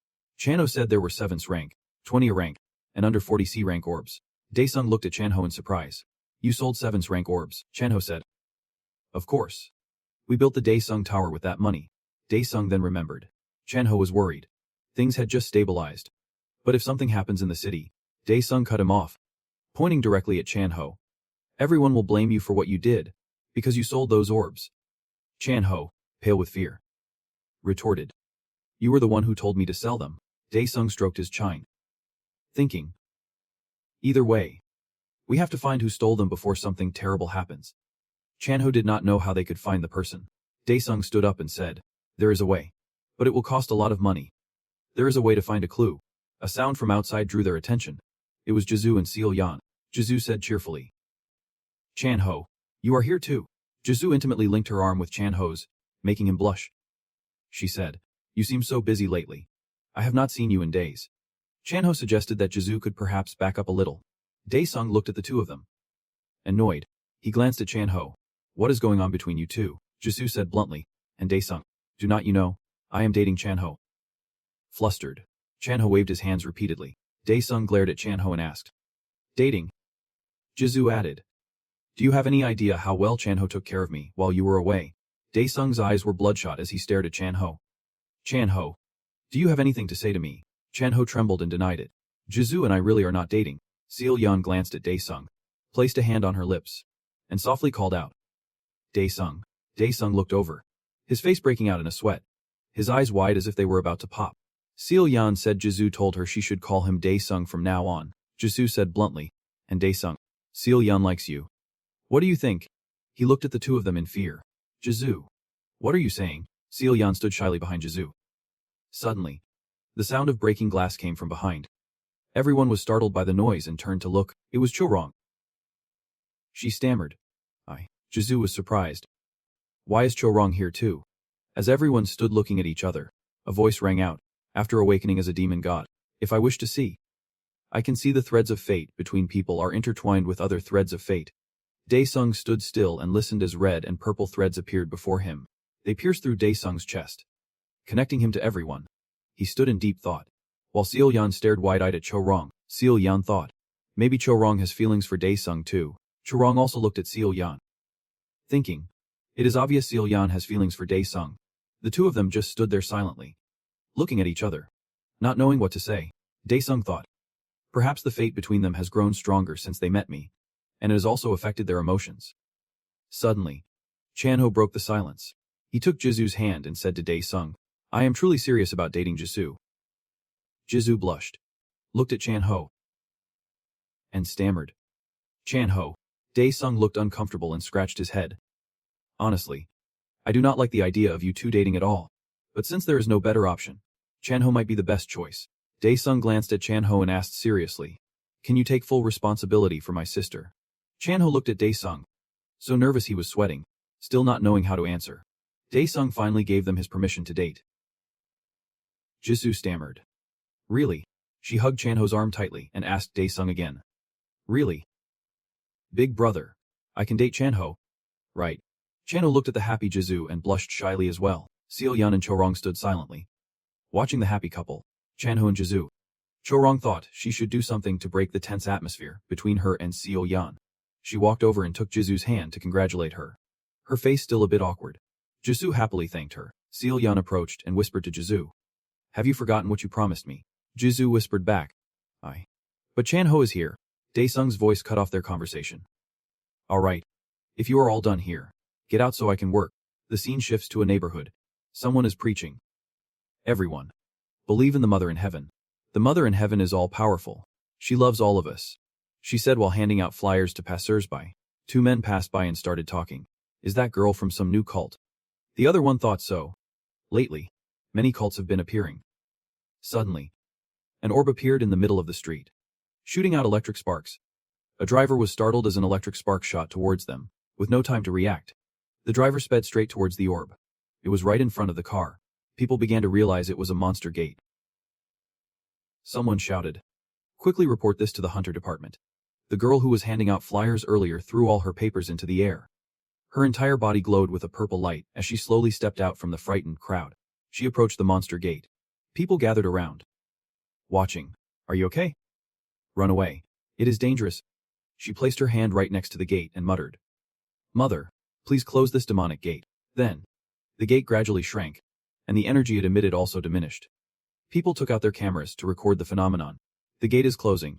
Everyone watched curiously, wondering if that girl could really close it. She held out one hand, and streams of energy swirled in her palm, clasping her hands in front of her chest. She continued, if you believe in the Mother, you will be blessed and receive power from heaven. By this time, the police had arrived. She remained focused on her prayer, and her body began to emit a faint yellow light. A police car struggled to get through the crowd, heading towards the monster gate's location. The scene shifts back to Daesung. He throws a bag full of gold onto the ground. Although a bit annoyed, he said to it, Eat up. The book immediately snatched the bag of gold on the ground and pulled it towards itself. Daesung held his head, Why is a magic book so obsessed with gold? In an instant, it had devoured all the gold, even praising that gold was tastier than the life force of any creature it had ever known. It wondered why its previous master never let it try this stuff. Daesung looked at it. All right. Now tell me who stole the orbs from the North American repository. The book shot off, its pages flipping continuously as if searching for information. Then it stopped in mid-air, a light emanating from between its pages. It told Daesung that the orb was very close, at the World Hunter Association headquarters. A secretary reported to Dong Ho. Chairman, it seems a monster gate has appeared, caused by the orb that was stolen. It appeared here, he said. A monster gate. Why are you only telling me this now? She said. Currently, it has not caused any damage and is still under investigation. Dong Ho asked again. No damage. Did it appear in a gate management area? She immediately informed Dong Ho that the gate had appeared in a residential area. Dong Ho assumed that team leader Han Daesung had handled it. She told Dong Ho about the information she had gathered. People are saying the one who cleared the gate was a civilian and a member of the Church of the Mother in Heaven. Dong Ho had never heard of the Church of the Mother in Heaven. Meanwhile, at the Seal Hunter Association's examination room, inside Jin Ki-hong's office, Kai-hong crossed his arms and asked Manager Kim, "What are the results of the investigation?" She said the woman's name is Kim Ji-hai, 33 years old, a teacher and a good citizen. Kai-hong wondered, how could an ordinary civilian close a monster gate? Kai-hong said to Manager Kim, "I will have my team members support you. Pay a little more attention to that woman's church." She replied. Understood. She stepped outside and met Ji-hai again. She thanked Ji-hai for her help. Ji-hai clasped her hands. "I pray to the Mother in Heaven that her blessings may also come to you." Kim A-young. Then Ji-hai left. A-young stood there confused, not understanding what she had just said. A-young tried to remember. Did I ever tell her my name? A loud shout was heard. Everyone. The power of the Mother is in heaven. Outside the church. Chants echoed. Heaven. Heaven. Heaven. A hooded figure shouted. This peace is only temporary. Eventually, the hunters will take everything in this land. The people below were also agitated. They shouted, "Damn those hunters. Ordinary people like us have no choice but to live like ants." The mysterious hooded figure continued. It is all right. Heaven's judgment will come for them. The Mother in Heaven will take care of everyone. Not only while we live but also after we die. Ji-hai said to A-young, "This is not just a simple cult. Is it?" A-young sat tensed. Speechless, Ji-hai continued to ask, "Can't you feel the joy of heaven? Soon, when the hymn begins, you will receive great power." The person on the stage began to take off their hood. Then they said to everyone, "Let us all stand and sing the hymn of heaven." As the singing began, A-young realized, "Is not that executioner Yu Mai?" She had to report this to Kai-hong immediately. Suddenly, Ji-hai placed a hand on A-young's shoulder, startling her. At that moment, only the whites of her eyes were visible. She was singing as she placed her hand on A-young's shoulder. A-young's mouth opened wide in fear, but she could not make a sound. Suddenly, someone attacked A-yang from behind. She did not have time to react. They surrounded A-yang, staring at her with frightening eyes. The singing continued. "May you be at peace. Accept the grace of the Heavenly Mother." A voice suddenly whispered in her ear. "Open up. Open your mouth. This is a celestial seed." A-yang's eyes fluttered open.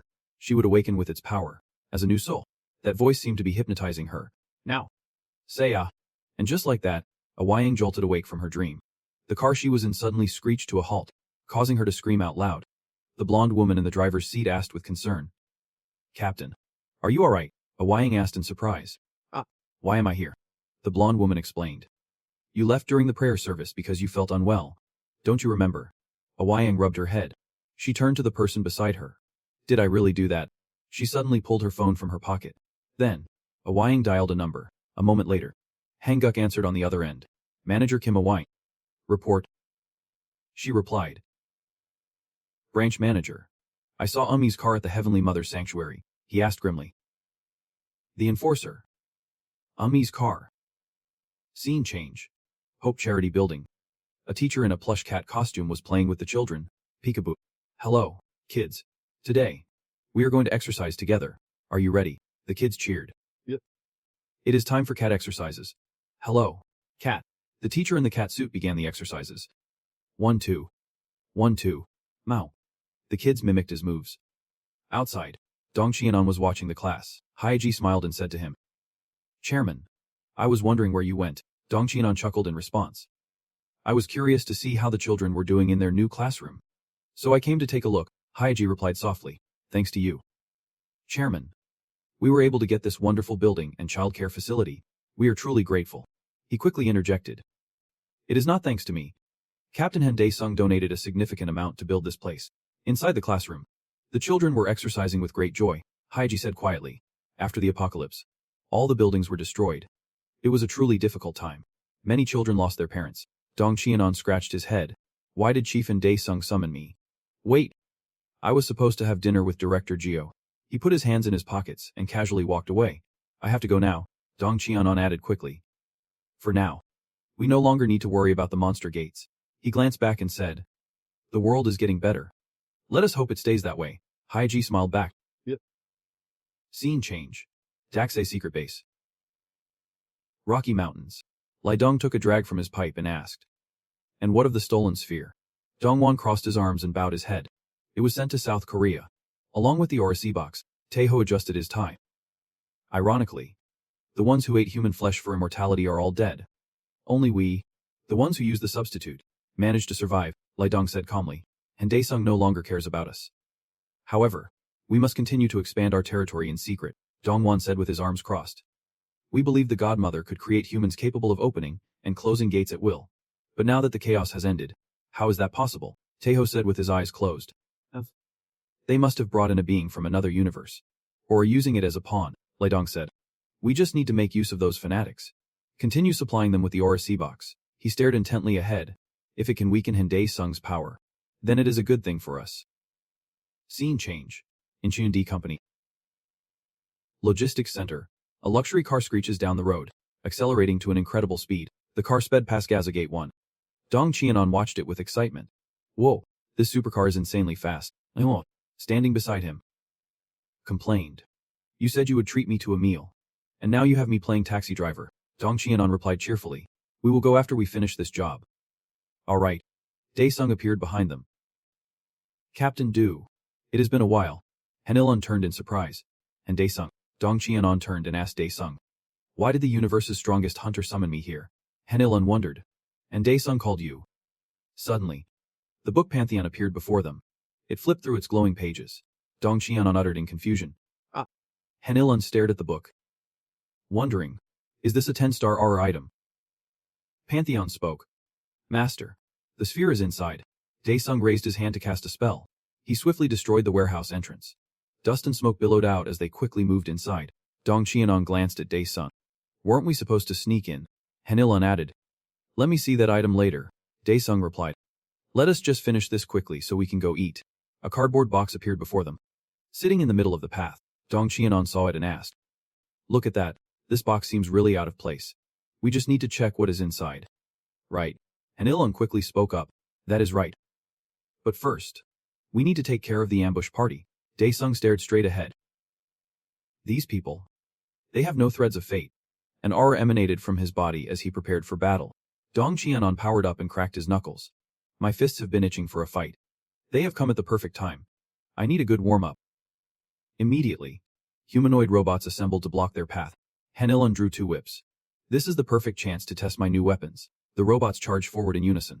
Dong Qianon swiftly smashed them apart with his fists. He realized something. What? They are not human. Another robot was shattered by Han-il-un's whips.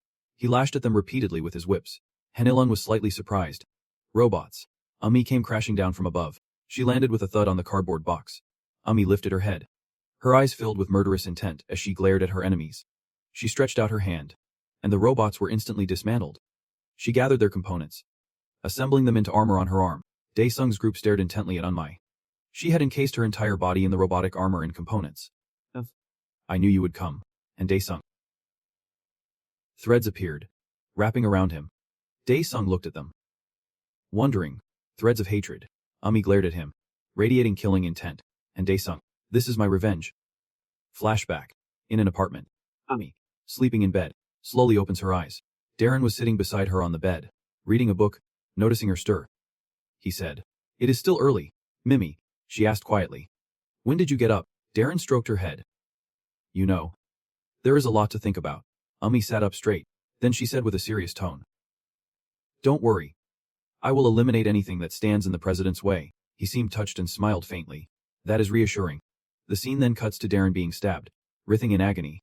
Witnessing the scene, tears streamed down Umi's face. End of flashback. She flew into a rage, and Daesung, face my vengeance. Dong Qianon rushed forward, throwing a lightning-fast punch. I am not giving you the chance to pull any tricks. Umi threw a punch in return. He strained as he delivered the blow. The two collided, creating an explosion that rocked the warehouse. The force of the blast threw him outside. Hanilun quickly glanced after him. Then, holding his whips, he moved in to attack. Hanilun charged forward at full speed, as he lashed out with his whips. Umi leaped up just in time to dodge, then came down on top of Hanilun from above. Unmai brought her knee down hard on his shoulders. Hanilun cried out in pain, and she was not done. Umi raised her fist for another blow, putting all her strength into it. I will destroy everything that stands in your way. Daesung appeared just in time, blocking her path. This took Umi by surprise. Her punch's momentum carried it straight into Daesung. He crossed his arms to block the strike. The force of the block sent Umi staggering backward. While Hanilun collapsed to the ground, Daesung stared at her intently. Umi cursed in anger. Damn it, he asked. You seem to hold a grudge against me. Who are you? Umi ignored the question, just as I expected. It is difficult to kill you with physical attacks. She then took out a device resembling a smoke machine and pressed a button. The cardboard box began to stir. Daesung thought in alarm. The sphere. She looked at him and said, we will meet again soon. And Daesung. She vanished in an instant. Daesung watched her go, then commanded Red. Follow her. It quickly chased after Unmai, and Henyon let out a groan of pain. The cardboard box emitted a massive amount of energy. Then it exploded, obliterating the entire warehouse. Daesung managed to jump out just in time. He carried Henyon and asked worriedly, Captain Cho, are you alright? He replied. Henyon then glanced towards the warehouse. But an incredibly powerful wave of aura was emanating from over there. A massive magic orb appeared right there. Dong Cheon clutched his head in frustration and yelled, where the hell did that bastard go? Daesung turned to the old man and said, just wait. Just you wait and see. Henyon looked at the object ahead and said, that does not look like a normal gate. Banshin suddenly appeared and said, it is a spatial disaster. Dong Cheon pointed at it and yelled, ah, that thing again. Daesung pondered, a spatial disaster. Henyon immediately said, if you fall into a spatial disaster, you will be sent to an unknown location. It is best to stay away from it. What is its range? Banshin replied. The disaster's range can cover anything from a small village to a large town. But this one looks like it will be even bigger. Henyon spoke up. There is a residential complex within a 15-kilometer radius. People could get swept into it. Daesung put his hands in his pockets and called out, hey. Spellbook. Is there any way to get rid of it? Banshin hesitated. It would be effective if Master attacked it with his divine power. But is not the spear in your chest preventing that? He glanced around and said, so it can be stopped. And then Daesung rushed off. Henyon called after him. Han Daesung, Dong Cheon yelled. Captain Han. But he just kept dashing forward. Daesung drew his sword to confront the gate. He gathered his strength, unleashing the demon god's power. Suddenly, a spear tip pushed out from his chest. System warning. Seize the release of the demon god's power immediately. Almighty One, you are damaging the demon god's divinity. Daesung gritted his teeth, enduring the pain from this power, as the system warning blared relentlessly. Daesung yelled, demon god slash. He brought his sword down, striking the gate with immense force. A vertical crack split the gate. Henyon stared at Daesung in astonishment. Even Dong Cheon was gaping in shock. The spatial gate shattered into dust. Daesung clutched his chest and cursed. Damn it. I am going to tear that bug to pieces. After saying that, he collapsed unconscious on the ground. Dong Cheon saw this and yelled out, hey. Captain Han. Henyon also shouted. Han Daesung. Daesung was taken to the hospital. He remained unconscious, his eyes shut. Daesung slowly opened his eyes. In front of him, Seal Yan was watching him intently. Oh my. Daesung, you are awake. Daesung sat up, but winced slightly. Why am I undressed like this? The girl next to him, holding a towel, said innocently. Because I was giving you a sponge bath. Daesung, your body seems fine. But did you know you have been unconscious for 3 days? The door to the hospital room opened, then Choi Yan walked in. The first thing she saw was Seal Yan wiping Daesung's hand. But Choi Yan glared and asked, ah, what do you think you are doing? The girl glanced at her and replied, Choi Yan, you are here. Jizu asked me to look after Daesung. You know. Choi Yan quickly reached out, grabbing Seal Yan's hand and yanking it away. The girl stared menacingly. Haha. Manager Shin. You have got a lot of nerve. Do you dare to challenge me? Not one to back down. She glared back and said, "The captain is uncomfortable. And more importantly, I am still your senior." The two of them stared daggers at each other. Daesung, sitting behind them, cut in. "Stop it. I have work to do." Seal Yan immediately switched back to her cute persona and said, "You can't? Because of that cursed spear. You can't even use your powers properly. If you need something done, just ask me to do it." Choi Yun thought to herself, "A cursed spear?" Daesung asked in surprise. "You can see it." Seal Yan pointed to herself and replied, "Of course I can." "Did you forget my aura skill is related to cursed things?" Choi Yun hurriedly asked. "What are you talking about? A cursed spear?" Daesung sat down on the bed and nodded. "Yeah." Choi Yun exclaimed in horror. "What? You mean the spear in the captain's chest is draining his powers?" she asked worriedly. "Is there any way to remove it?" Daesung replied helplessly. "I have tried everything over the past 3 years. But nothing has worked." Seal Yun rested her chin on her hand and said, "I have always had a thought whenever I see that spear." He glanced at the young woman and thought, if it is her, with her curse-related skills. Suddenly, Seal Yan leaned in close to Daesung's face and said, "Stay still for a second." She leaned in to kiss him, while Daesung pursed his lips, his face breaking out in a sweat. Seeing this, Choi Yan yelled, "What do you think you are doing?" Seal Yan smiled mischievously. "How embarrassing. That was my first kiss." Daesung was seething with rage. "This crazy brat. Are you trying to get yourself killed?" Choi Yan shouted in alarm. "The spear. On the captain's chest." Seal Yan gasped, covering her mouth. "Ah!" The spear. The spear tip emerged from Daesung's chest. System notification. Cursed spear unsealing mechanism initiated. The seal is being lifted. His face went pale. "What the hell is this?" The spear gradually vanished. Seal Yan lunged forward to hug Daesung, but he pushed her away by the face. "Ahaha. A true love's kiss is the way to break the curse." Daesung looked dumbfounded. "That actually worked," Choi Yun called out. "Captain." He held up a hand. "Wait." A dark magical energy appeared on the statue in front of him. He has returned. At the Heavenly Mother Association building, people were protesting in front of the headquarters. "Give me back my daughter. I am not leaving until you bring her out." A security guard yelled at the crowd. "Move it. Unless you want to die." The crowd cried out in despair. "Give us back our children." An employee stepped forward irritably. "The children are praying right now. Please come back tomorrow." A parent in the crowd yelled, "I have not seen my daughter in a month. At least let me see her face. My child is just a high school student. Are you imprisoning our children?" Another employee spoke. "The prayer room is a sacred place and cannot be entered without consent. This is perfectly legal. Please return tomorrow." Jai came out from the headquarters and told the guard, "Let them in." The staff member whispered. "Reverend," she said in a soft voice. "They will be at ease once they see their children receiving the Heavenly Mother's love. Please follow me." A woman in the crowd yelled, "Don't go in." "Many have gone in and never came back out," Jai replied gently. "Those who remain at our church do so of their own free will. Please refrain from slandering our institution." An elderly man shouted through his tears. "My daughter's name is Jamyalung. Take me to her immediately. I need to see with my own eyes that she is okay." Jai closed her eyes for a moment. Then she turned back inside. "Then please follow me." Inside the imposing association building, the hallways were dark and gloomy. The parents following Gaihe exchanged nervous glances, their faces filled with fear. She pointed to a door and said, "Please go inside." In front of them was a door with a sign that read prayer room. Misung's father slowly turned the doorknob. Then he peeked through the opening. Inside, girls in blue uniforms were laughing hysterically, as if they had lost their minds. Misung's father gasped in horror. "What is this?" The girls had their hands raised to the sky, chanting strange words. One girl in the center of the crowd held her hands out, basking in a strange light shining down on her. Misung cried as she praised the deity. "The Heavenly Mother is blessing me. This is the Heavenly Mother's blessing." Jay stepped forward and applauded. "Everyone, rejoice. Our sister has been summoned to the heavens." The other girls cheered in unison. "Congratulations. We are so happy for you." Miseong tilted her head back and called out the deity's name. "Heavenly Mother." Miseong's father's eyes widened as he called out her name. "Miseong." He screamed. "Miseong. Miseong." Her body was slowly being burned away. Miseong's father grabbed Jay by the collar and roared.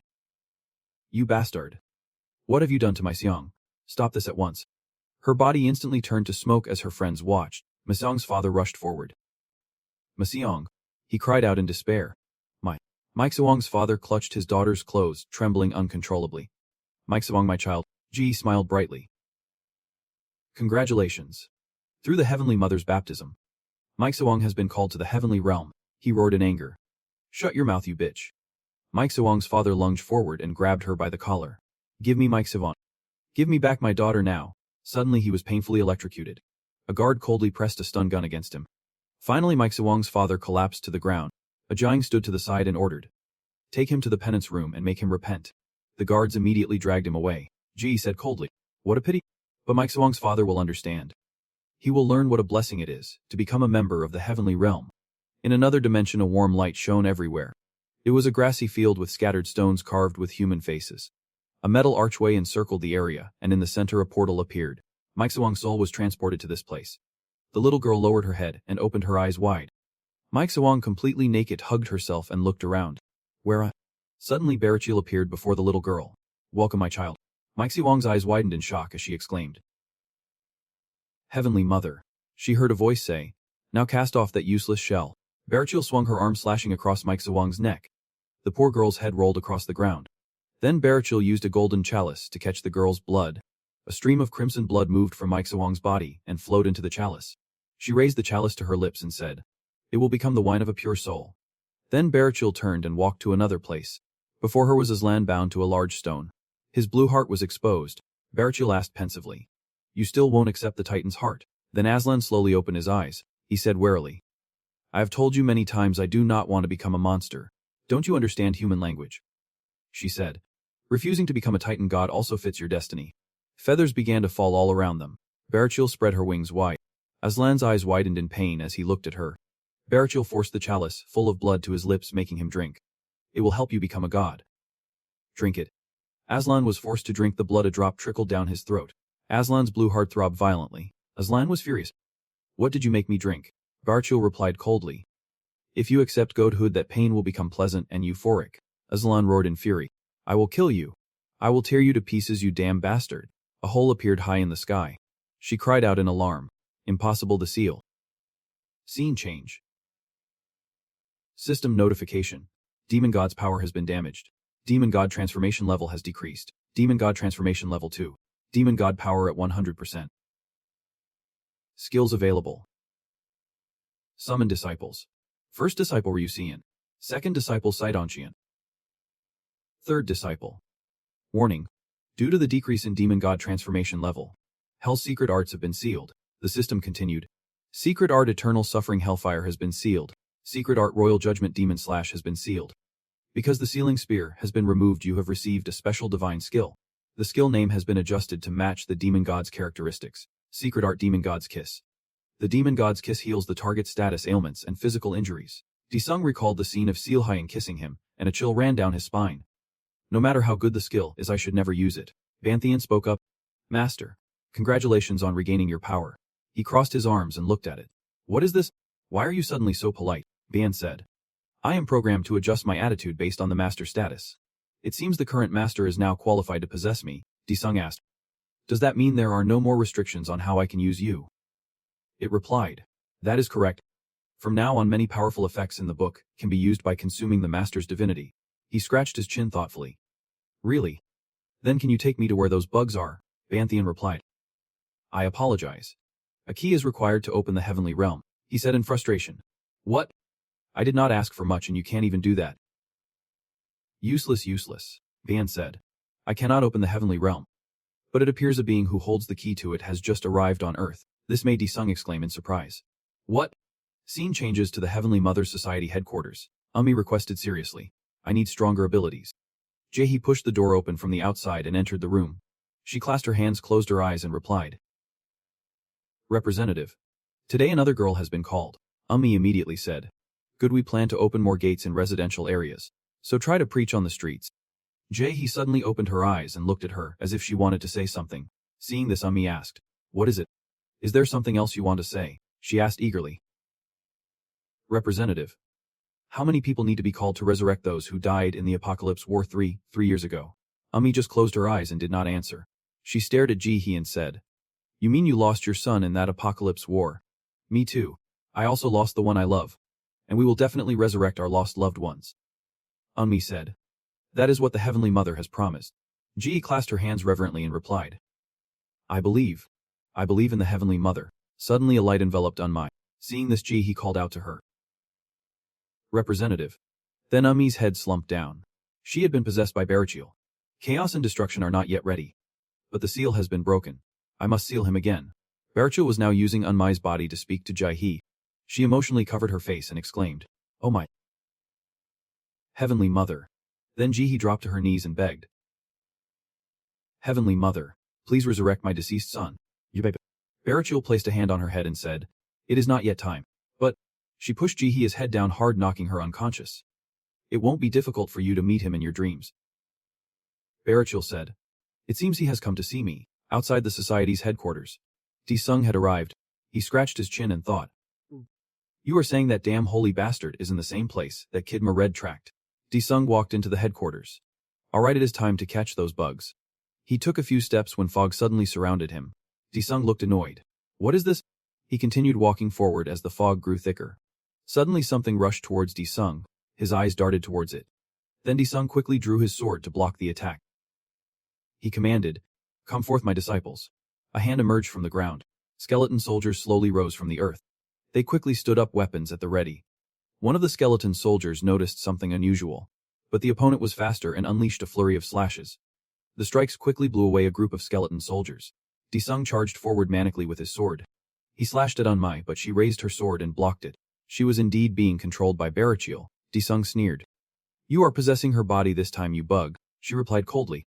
"It is not yet time. But if the seal has been broken, perhaps this is also fate. I will take your head and seal it. Do not resist." He knocked Umi's hand away and retorted, "Ridiculous." Then the two of them clashed in a sword duel. Di-Sung chanted, "Domain exchange." His domain slowly began to appear. Unmai sneered. "It is useless?" Di-Sung was stunned as he watched his domain collapse. "Domain exchanges?" she asked curiously. "You are not even human. Why do you try so hard to protect this place?" He gave Umi a murderous glare. "What is this? Is this bug insane? I am Han Di-Sung, a citizen of the Republic of Korea." He plants his sword into the ground and shouts, "Summon disciples." As Di-Sung summons 3 soul flames, they quickly transform into Dong Cheon, Cho Gang, and Seal Yan. Di-Sung orders them to charge and attack. While Unmei calmly raises her sword, Cho Gang charges forward to attack first, followed by Dong Cheon leaping up to deliver a downward punch. Seal Yan dashes behind to ambush her. As the little girl throws out her Chucky doll to hold Unmai down, she unleashes her power, and Umi's counterattack sends Chucky flying far away. Both Dong Cheon and Cho Gang are also knocked back. She glances at Di-Sung and says, "It is useless?" But suddenly, Umi looks utterly shocked. Without realizing it, she had been drawn into Di-Sung's domain. He smirks and says, "At last, this is my domain." The 3 souls line up behind him. Di-Sung triumphantly shouts, "You are finished." Rackle decides to use her true form. "It seems you have misunderstood something." She unfurls her black wings. Rackle says smugly, "Here, I can also use my full power." With that, she launches her feathers to attack him. Di-Sung punches the feathers away. Then, he unleashes a skill.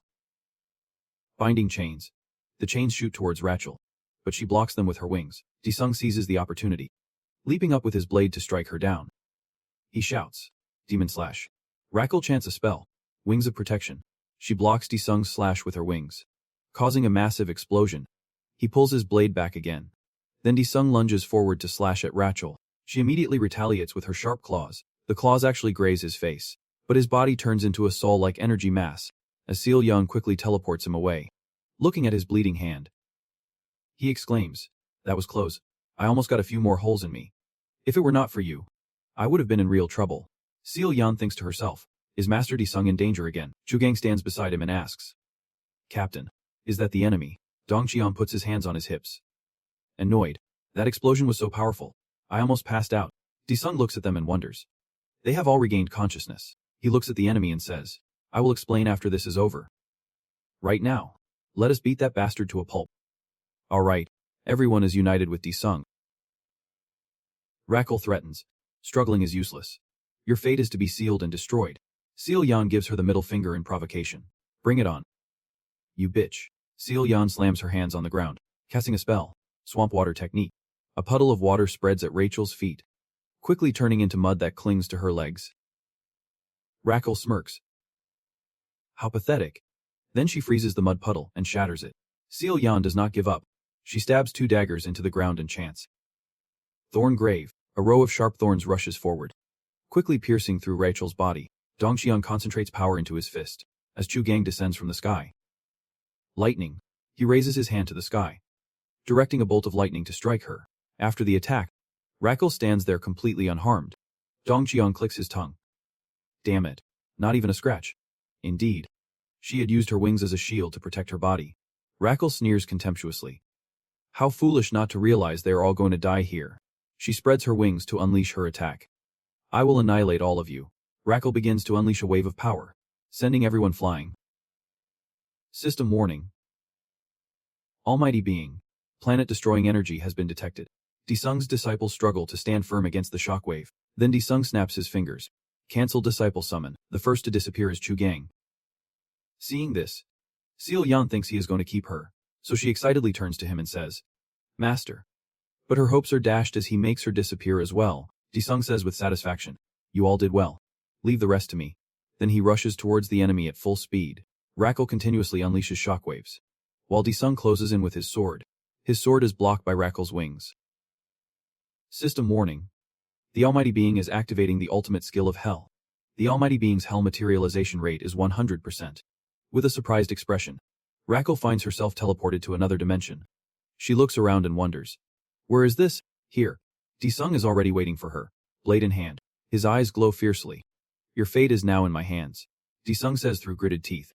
You have been sentenced to death. He then unleashes an immense power that engulfs Rackle. Eternal torment. Hellfire. She glances behind her. Rackle turns back to him and says, Once you enter, you can never leave. She shouts, Release ethereal form. Then Rachel's body begins to swell. She finally transforms into a divine form, her body covered in omniscient, omnipotent eyes. Caught by a surprise attack, Rackle raises her hand to block. She screams in panic. I can't get out. Disung leaps high and kicks down. Shut up. He lands a kick right on her. Just die. Rachel's eyes widen as she screams. Impossible. Why has fate changed like this? Her body is bound by Disung's hell, compressed into a mass of energy. Finally, it explodes, and everything returns to Disung's original domain. Rackle turns into a seed from which a single wing sprouts. He stands before it, staring intently. System notification. The monsters of the chaotic realm are praising the Almighty Being. Voices from the void echo. Praise the demon god. Serves you right, you damn angel. Annihilate those angels. The seals on the secret technique of hell have been completely removed. Do you wish to absorb the divinity of the Archangel Rachel? He decides. Absorb. The Rachel seed begins to glow. System notification. You have absorbed the divinity of the Archangel Rachel. You can now use divine power. First authority. End of fate. Second authority. Call of fate. Third authority. Wings of fate. System notification. The celestial shop is being upgraded. Demon God transformation level has increased significantly. Demon God transformation level 10. Consumed demon god divinity has been fully restored. The seals on the secret technique of hell have been completely removed. It can now be used even in other dimensions. Pantheon appears and says, Master. That is the spatial key to the celestial realm. Disung exclaims in surprise. What? A golden orb appears in front of him. Disung reaches out to touch it. Then he clenches his fist and crushes the orb. A mark is then engraved onto the back of Disung's hand. System notification. You have received access rights to the celestial realm. 3 out of 3. He looks doubtfully at the mark on his hand. So this is the key. Pantheon replies. Yep. That is the key to open the space to the celestial realm. Disung exclaims in surprise. What? A golden orb appears in front of him. Disung reaches out to touch it. Then he clenches his fist and crushes the orb. You have received access rights to the celestial realm. 3 out of 3. He looks doubtfully at the mark on his hand. So this is the key. Pantheon replies. Yep. That is the key to open the space to the celestial realm. Disung thinks. Those people, if I leave them alone, they will just keep attacking. Won't they? Then he speaks up. Hey. Spellbook. How do I get to the celestial realm? Pantheon says. I will create a guidance orb to the celestial realm for you. It then creates a blue orb for him. Pantheon says. You can now control the celestial gate orb with your magic power to open the gate to the celestial realm at any time. Master. Disung suddenly remembers something. That is right. The orb that was stolen from me. Scene changes to the headquarters of the Heavenly Mother Guild. Ji calls out loudly. Representative. Representative. Wake up. She is trying to wake up the unconscious Leon Needy. Hang in there. Representative. Suddenly, an armored person burst into the room. Ji looked up and shouted, "Who is there?" The agent started searching the room. "Retrieve the sphere. Hurry." One of them yelled, punching a cabinet. The sound gave Ji a splitting headache. The man pulled out a sphere. "The Celestial Gate sphere is here." Then, an agent who appeared to be the captain looked at them coldly and ordered, "Kill them both." Hearing this, she gasped in fear. Suddenly, an explosion outside shattered the glass. Ji closed her eyes, raising her hands to block the shards. An agent looked toward the explosion. Amidst the thick smoke and dust, a figure slowly approached. It was Sung. He glared at them.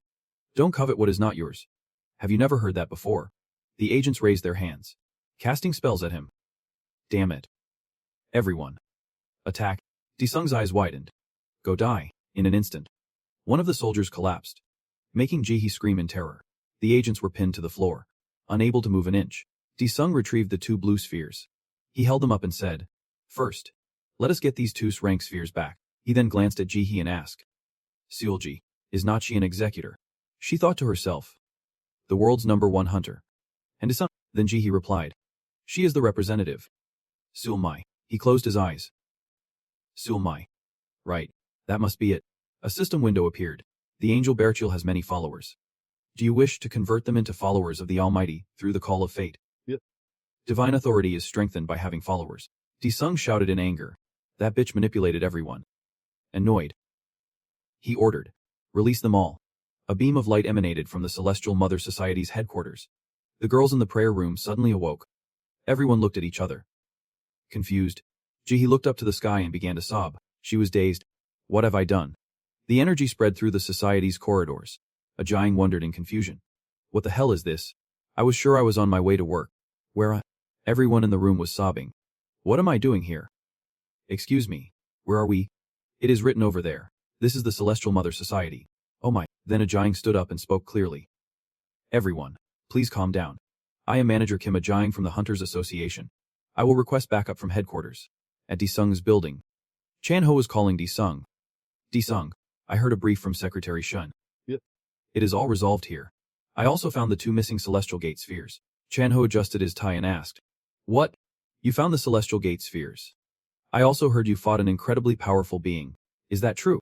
With his hands in his pockets, Sung calmly said, "Yeah. I took care of that monster. More importantly, we need to deal with the Celestial Mother Society. I am planning to track down the thieves who stole the spheres." Chan Ho's expression turned serious. "I will contact Director Jin Kai Hong and head to the scene immediately." Sung wondered.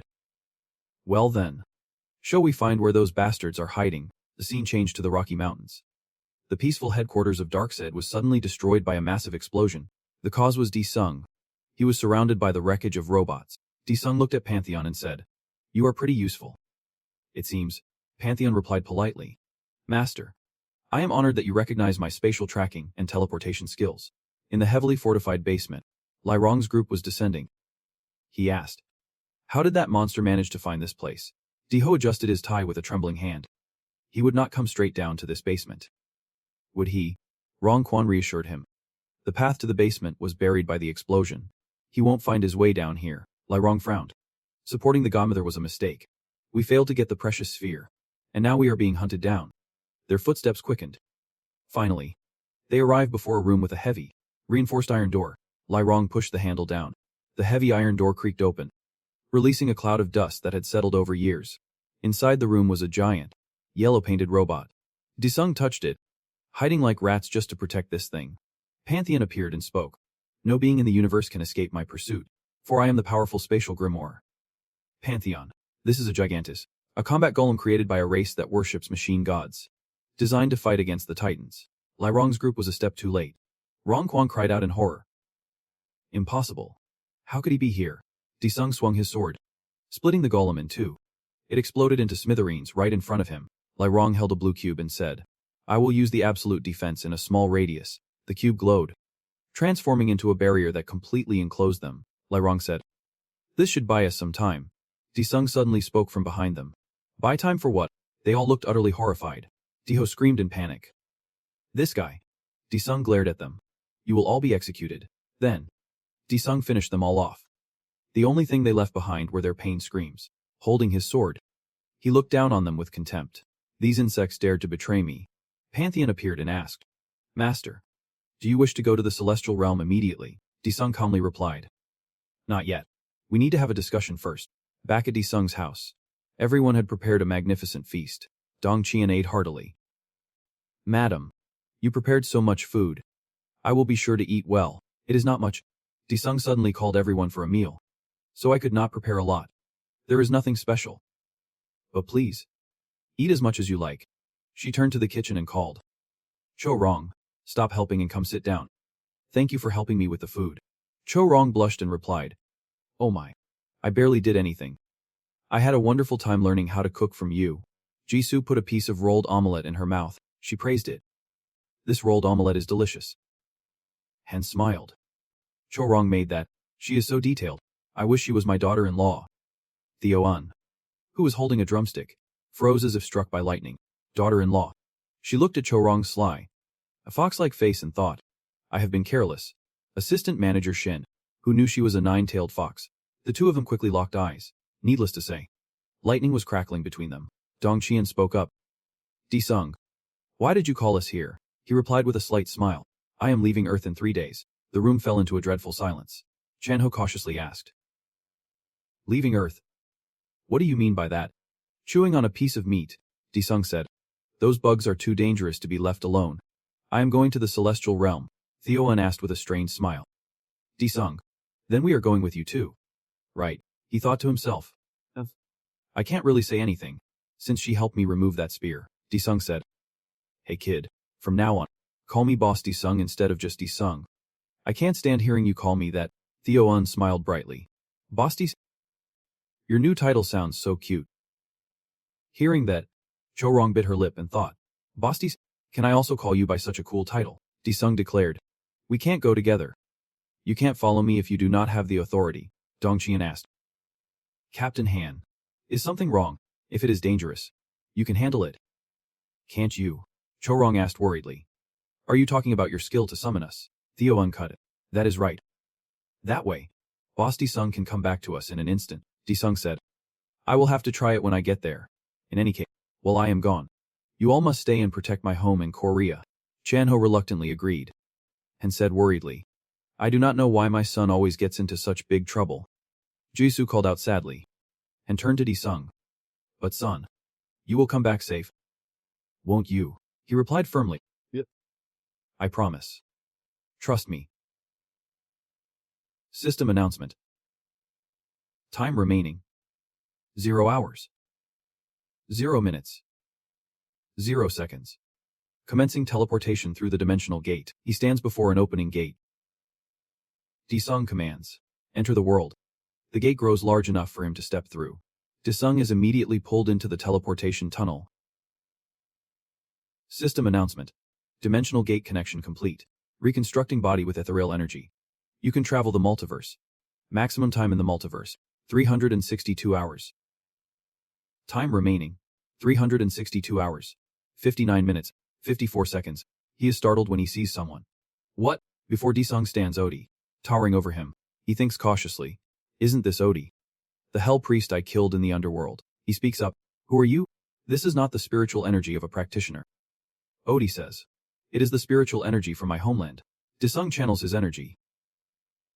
Spiritual energy. Is this what you are talking about? He exclaims in surprise. This spiritual energy. Then Odi kneels before him. Odi, priest of the underworld, greets the demon god. Disung asks, why would a priest of the underworld become a hunting dog for the heavens? He replies, my lord killed me, and I was trapped in the chaotic demon realm. There. I was enslaved and brought here to guard the space monster. His gaze falls on the man's chest. The sword in your chest looks like the spear that was once plunged into mine. Disung looks at the gate and asks, that door leads to the celestial realm, does not it?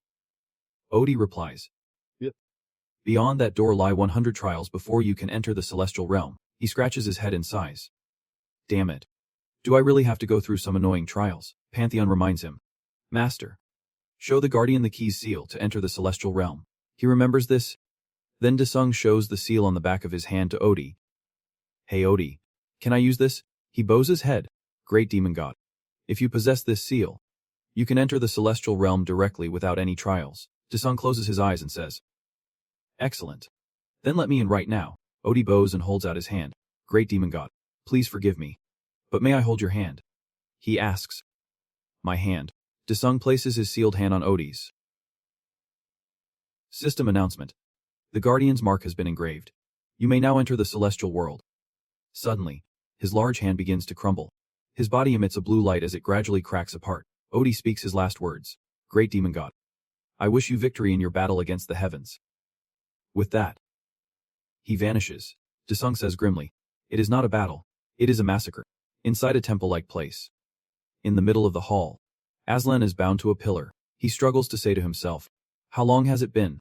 Is past time. But she has not come. Suddenly, a voice rings out. Why should I feed the dog? I am busy. You know. Aslan speaks up. Who is there? He moves slightly and glances at the approaching person. Orishal crosses her arms and asks Aslan, hey, why do you refuse to become a Titan god? When you are just a tiny speck of dust. He glares at her. Another angel. I already said. I do not want to become an ugly monster. Orishal steps forward. An ugly monster. She stares at Aslan and says, since you can withstand the divine core, you must be valuable. But you are so stubborn. She snaps her fingers. Fine. I will let you taste an angel's blood. Aslan asks cautiously. An angel's blood. What is that? Orishal forces his mouth open and drips her blood into it. Here. Drink up. You insect. The drop of blood, glowing with a purple light, slowly falls. Aslan's eyes widen. Of course. He does not want to drink her blood at all. As soon as he drinks it, Aslan's body swells, becoming incredibly distorted and deformed. Orishal laughs loudly. If you die, if you live, you will become an ugly Titan god. Be grateful for that. Suddenly, she notices someone else is here. Desung is teleported in front of her, his blade at the ready, prepared to fight. He looks at Orishal with the eyes of a predator. Desung immediately lunges, swinging his blade at the enemy. Found one. Orishal quickly casts a spell. Ethereal form. She turns her body into smoke, causing Desung's attack to miss. His momentum carries him through Orishal. She seizes the opportunity to return her body to normal. She grinds her teeth, turning to face him and asks, what the hell? How did you enter this world? He clicks his tongue in response. You are not so easy to beat. Are you? Things are not that simple. Aslan's body is swelling into a grotesque form. He screams in agony. Save me. Whoever saves me will be my master for life. Desung glances at Aslan. What is this? Orishal summons her sword and says, if I had been any slower, I would have been defeated. Desung quickly readies his blade, then leaps high into the air with a burst of speed. This catches Orishal off guard for a moment. Desung seizes the opportunity to attack her from above. He puts all his strength into a downward strike. Demon God slash.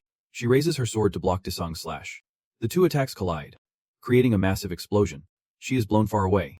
Orishal grinds her teeth. Too close. Desung does not hesitate and charges forward. His blade quickly presses against Orishal's neck. She quickly shouts, Divine Law Declaration. Peace Zone. Purple light surrounds her. Desung freezes, unable to move another inch. What did she do? I can't move. Orishal taps the blade with her finger and sighs in relief. Phew. That was close. Pantheon whispers to him. Master. It seems all acts of killing have been suppressed. Desung thinks. Does that mean I have to give up on killing her? Orishal declares. The divine law of the supreme god has been proclaimed. This is now a peace zone. She approaches him. No one can violate the supreme god's divine law. Desung curses right to her face. Peace. Since when could you bastards talk so calmly about peace? Orishal strokes her chin. With the supreme god's divine law. You now. Desung shouts. Release mana. This catches her by surprise. What? Desung begins to transform. Demon god metamorphosis. An overwhelming power envelops him. Orishal screams in terror. What? A demon. Desung immediately lunges forward and slashes across her body. Orishal screams. Impossible. How could he break the divine rule that suppresses enemies? With that, she collapses. Desung glances at Orishal. Now that I am here, the peace in the celestial realm will end. System announcement. You have defeated the 5th rank angel. Orishal. Do you wish to absorb the divinity of the 5th rank angel? Orishal. Yep. He looks at the butterfly, the last remnant of Orishal. So this is her divinity. System announcement. You have obtained a mask containing Arishal's divinity. You can now use the power of Arishal.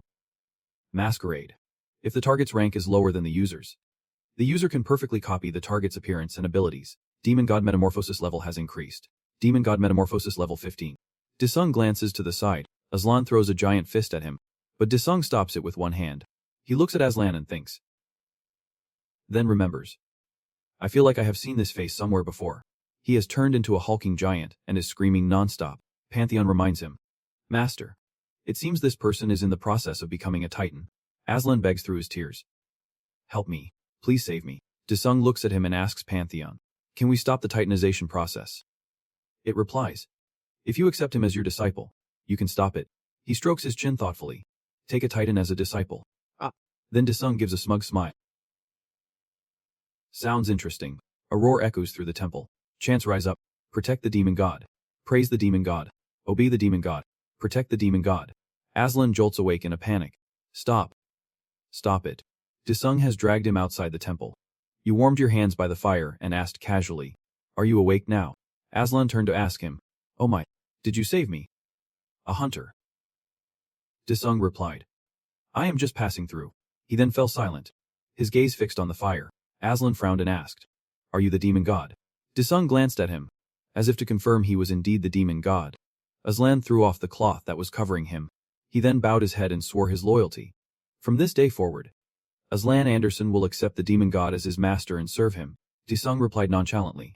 From now on, you will fight for me at the divine temple. Aslan. Simiaza sat on his throne, chin in hand, with 2 rows of disciples lined up on either side. He spoke. A practitioner has broken the divine law. A disciple stepped forward to report. Lord Simiaza. Countless dimensions of the celestial realm have been connected, and we have not been able to confirm this yet. Then he summoned a golden scroll. All the disciples reacted in unison with surprise. What? Isn't that the sacred relic containing the divinity of the supreme god? Another disciple spoke up to dissuade him. Simiaza. Wait. Isn't it overkill to use the supreme god's divinity on such a lowly human? He replied in a deep voice. A lowly human could not break the sacred law of the supreme god. At the very least, it must be a demon on the same level as myself. Simiaza then unrolled the scroll. It began to glow as he held it out before the disciples. Simiaza declared with confidence. That demon will not escape the judgment of the supreme god. Aslan asked. So this is the celestial realm in another dimension. I could never have imagined this. Master. Disung clicked his tongue. Damn it. I feel like we have just been going in circles. Pantheon reminded him. Master. If you can get through this forest, you will surely find the path to the celestial village. Disung sighed. The space here is different from Earth's. I can't even fly. Suddenly, a bright light shone in his face, and a golden scroll appeared right beside Disung. A voice emanated from the scroll. You lowly creature, how dare you break the divine law? You have violated the law of creation. In the name of the supreme god, I shall pass judgment upon you. A surge of power appeared beneath Disung's feet. The scroll decreed. The accused shall be banished to the abyss of nothingness. Not noticing, Aslan asked. How much longer until we reach the celestial village? He turned to look for Disung, but he was gone. Master. Elsewhere, Disung was pulled into his memories, where a scene of his father dying at the end of his life played out. Disung sobbed. Father. He bit his lip and watched as the scene shifted to him being attacked by monsters. Then to him being so wounded he lost half his body. I want to go home. A younger Disung appeared. Starting all over again. He was now drowning in his endless past. Painful memories flooded in. I can't stop thinking. Pantheon's voice warned. Master. Something is coming. Disung's eyes snapped open as he gasped. Before him, a void worm flew closer, opening its gaping maw to devour him. The void worm lunged forward, and he quickly summoned his blade to fight. Disung closed his eyes. Looks like you are hungry. He then swung his blade, cleaving its mouth in two. Demon slash. Eat this. Souls escaped from the void worm's body, crying out, Freedom. We were sick of that void worm. We do not want to live inside it anymore. He watched them in slight astonishment. In a space stained with utter darkness, Disung was compressed into smoke and hurled downward. He reformed his body and looked ahead. He got a... The void worm is gone. They moved toward him. But it will be back. It never truly disappears. Who was it that subdued the beast of the abyss? A horned monster bared its fangs and roared. As it and its horde lined up before Disung, he looked at them, bewildered, and wondered at himself. What are these things? System announcement. entering the demon chaos realm. The deepest level of the monster world, the scene changed to the divine temple. Aquila is automatically writing on a golden scroll. Sumiyaza sat with his arms crossed in his study, while Arekiba stood before him for an audience. He asked, "Lord Sumiyaza, why have you summoned me?" He ordered with his eyes closed. "Arekiba, I want you to go to the demon chaos realm and confirm the identity of that demon." Arekiba's eyes widened. He replied softly, "No one has ever escaped that abyss. Are you sending me on a useless errand?" Sumiyaza said gravely. "Arekiba, the remains of the great demon god are there." This caught his attention. The great demon god. You mean the ancient one destroyed by the supreme god? What if the demon invading the celestial realm is acting on his will? Arekiba thought to himself. I have made a terrible assumption without thinking it through. Sumiyaza ordered, as a precaution, take the third-rank angels with you. Arekiba bowed respectfully. Lord Sumiyaza, I will follow your will. Elsewhere, someone was digging through the dirt. It was the administrator of the demon chaos realm. Yep. The old man muttered. There is nothing here. Yen dusted off his hands. Wondering, the void worm is gone. Could a new demon have arrived? Suddenly, he looked up at the ceiling and saw the space around him distorting. What? Arekiba and his subordinates landed right on top of Yen's house. Along with Uriel and Semziel, Worley scanned the area. Suddenly, a mass of roots rose from the ground, quickly forming into Yen. The old man knelt respectfully in greeting. Arekiba, what brings you here? He looked down and replied. Administrator Yen, open the gate to the demon chaos realm. There is something I must confirm personally. A speck of light appeared in the demon chaos realm, quickly growing into a tree. Arekiba's group emerged from the tree. He glared at the person standing before him. Desong, having just defeated a monster, turned to his new troops. How convenient. All my minions are here. Two of Arekiba's disciples stepped forward. Uriel said, Arekiba, we will take care of him. Desong summoned his chains. They shot toward the two angels, binding them tightly. What? Desong charged, swinging his blade at them. You damned hypocrites. Seeing this, Arekiba shouted. Observation reversal. In the blink of an eye, Desong's powerful slash shattered the chains. But suddenly, he faltered, letting out a surprised gasp. In that instant, a deafening explosion erupted, sending a powerful shockwave that threw Arekiba and the two angels backward. In his judgment, the invader of the celestial realm appeared to be a new demon god. Desong stared intently at the man before him, thinking to himself, those eyes. His face filled with excitement, his crimson eyes blazing with madness. I want them. Immediately after, his demonic power erupted. Desong's form was engulfed in a sea of blazing purple flames. This is Mana Release. Demon God form. The entire space began to shake violently as dust and smoke filled the air. Sensing the terrifying demonic energy that had just awakened, Arekiba was stunned. Suddenly, sensing an approaching murderous intent, he tensed up, his expression strained with vigilance. His figure flashed through the dust cloud. Desong gripped his sword and charged toward Arekiba, declaring decisively, hand over your divinity and die. Suddenly, an earth-shattering explosion erupted, throwing him back. Desong gritted his teeth, struggling to regain his balance, his furious gaze searching for the cause. It turned out that, in that critical moment, he had managed to cast a spell, creating a protective shield. This technique of Arekiba's is called observation reversal. He cursed in frustration. Damn it. Is that an upgraded version of my precious eyes? Pantheon warned. Master, it seems his power allows him to completely reverse anything. He paused, his expression thoughtful and filled with questions. A normal demon would lose over half its strength passing through the abyss, so why has not that bastard lost any of his? Then, Arekiba's expression suddenly changed. As if he would realize something terrible, he roared in fury. You bastard! Did you absorb the angel's divinity? Desong smirked. So you have finally figured it out. Magic flared once more, swirling violently around his body. Immediately, countless monsters emerged from the chaotic light. Desong instantly commanded, all of you, attack. His voice echoed through the space, filled with a single hateful command. Revenge. They responded in unison, their roars shaking the heavens. We obey the demon god. The horde of green dinosaurs charged toward the enemy like a storm, their crimson eyes blazing with hatred as they roared in unison. We will repay our blood debt to these bastard angels. I will tear you into 100 pieces. I will eat you alive. Arekiba waved his hand, casting the spell. Observation deduction. In an instant, the magic converged, creating a clone that looked exactly like Disung. His eyes were chillingly cold, swirling with a fierce killing intent.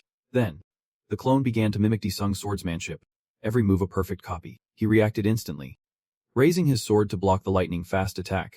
A violent shockwave erupted, sending the green dinosaurs flying before they could even react. On the other side, Bung was also struck, his body sliced in two as he screamed in agony. Immediately after, countless flaming chains shot out, burning so intensely they seemed to scorch the very air. Disung quickly swung his sword, cutting down the chains that surrounded him. Seeing this, Uriel and Samsil coordinated, closing in from both sides to surround him. His face filled with resolve, he said firmly. "We will," Uriel finished coldly. "Destroy you." They attacked relentlessly, giving him no opening to escape. The violent clash of magic created an earth-shattering explosion that lit up the sky. Samsil asked in a low voice. "Did we get him?" He replied in alarm. "Not yet."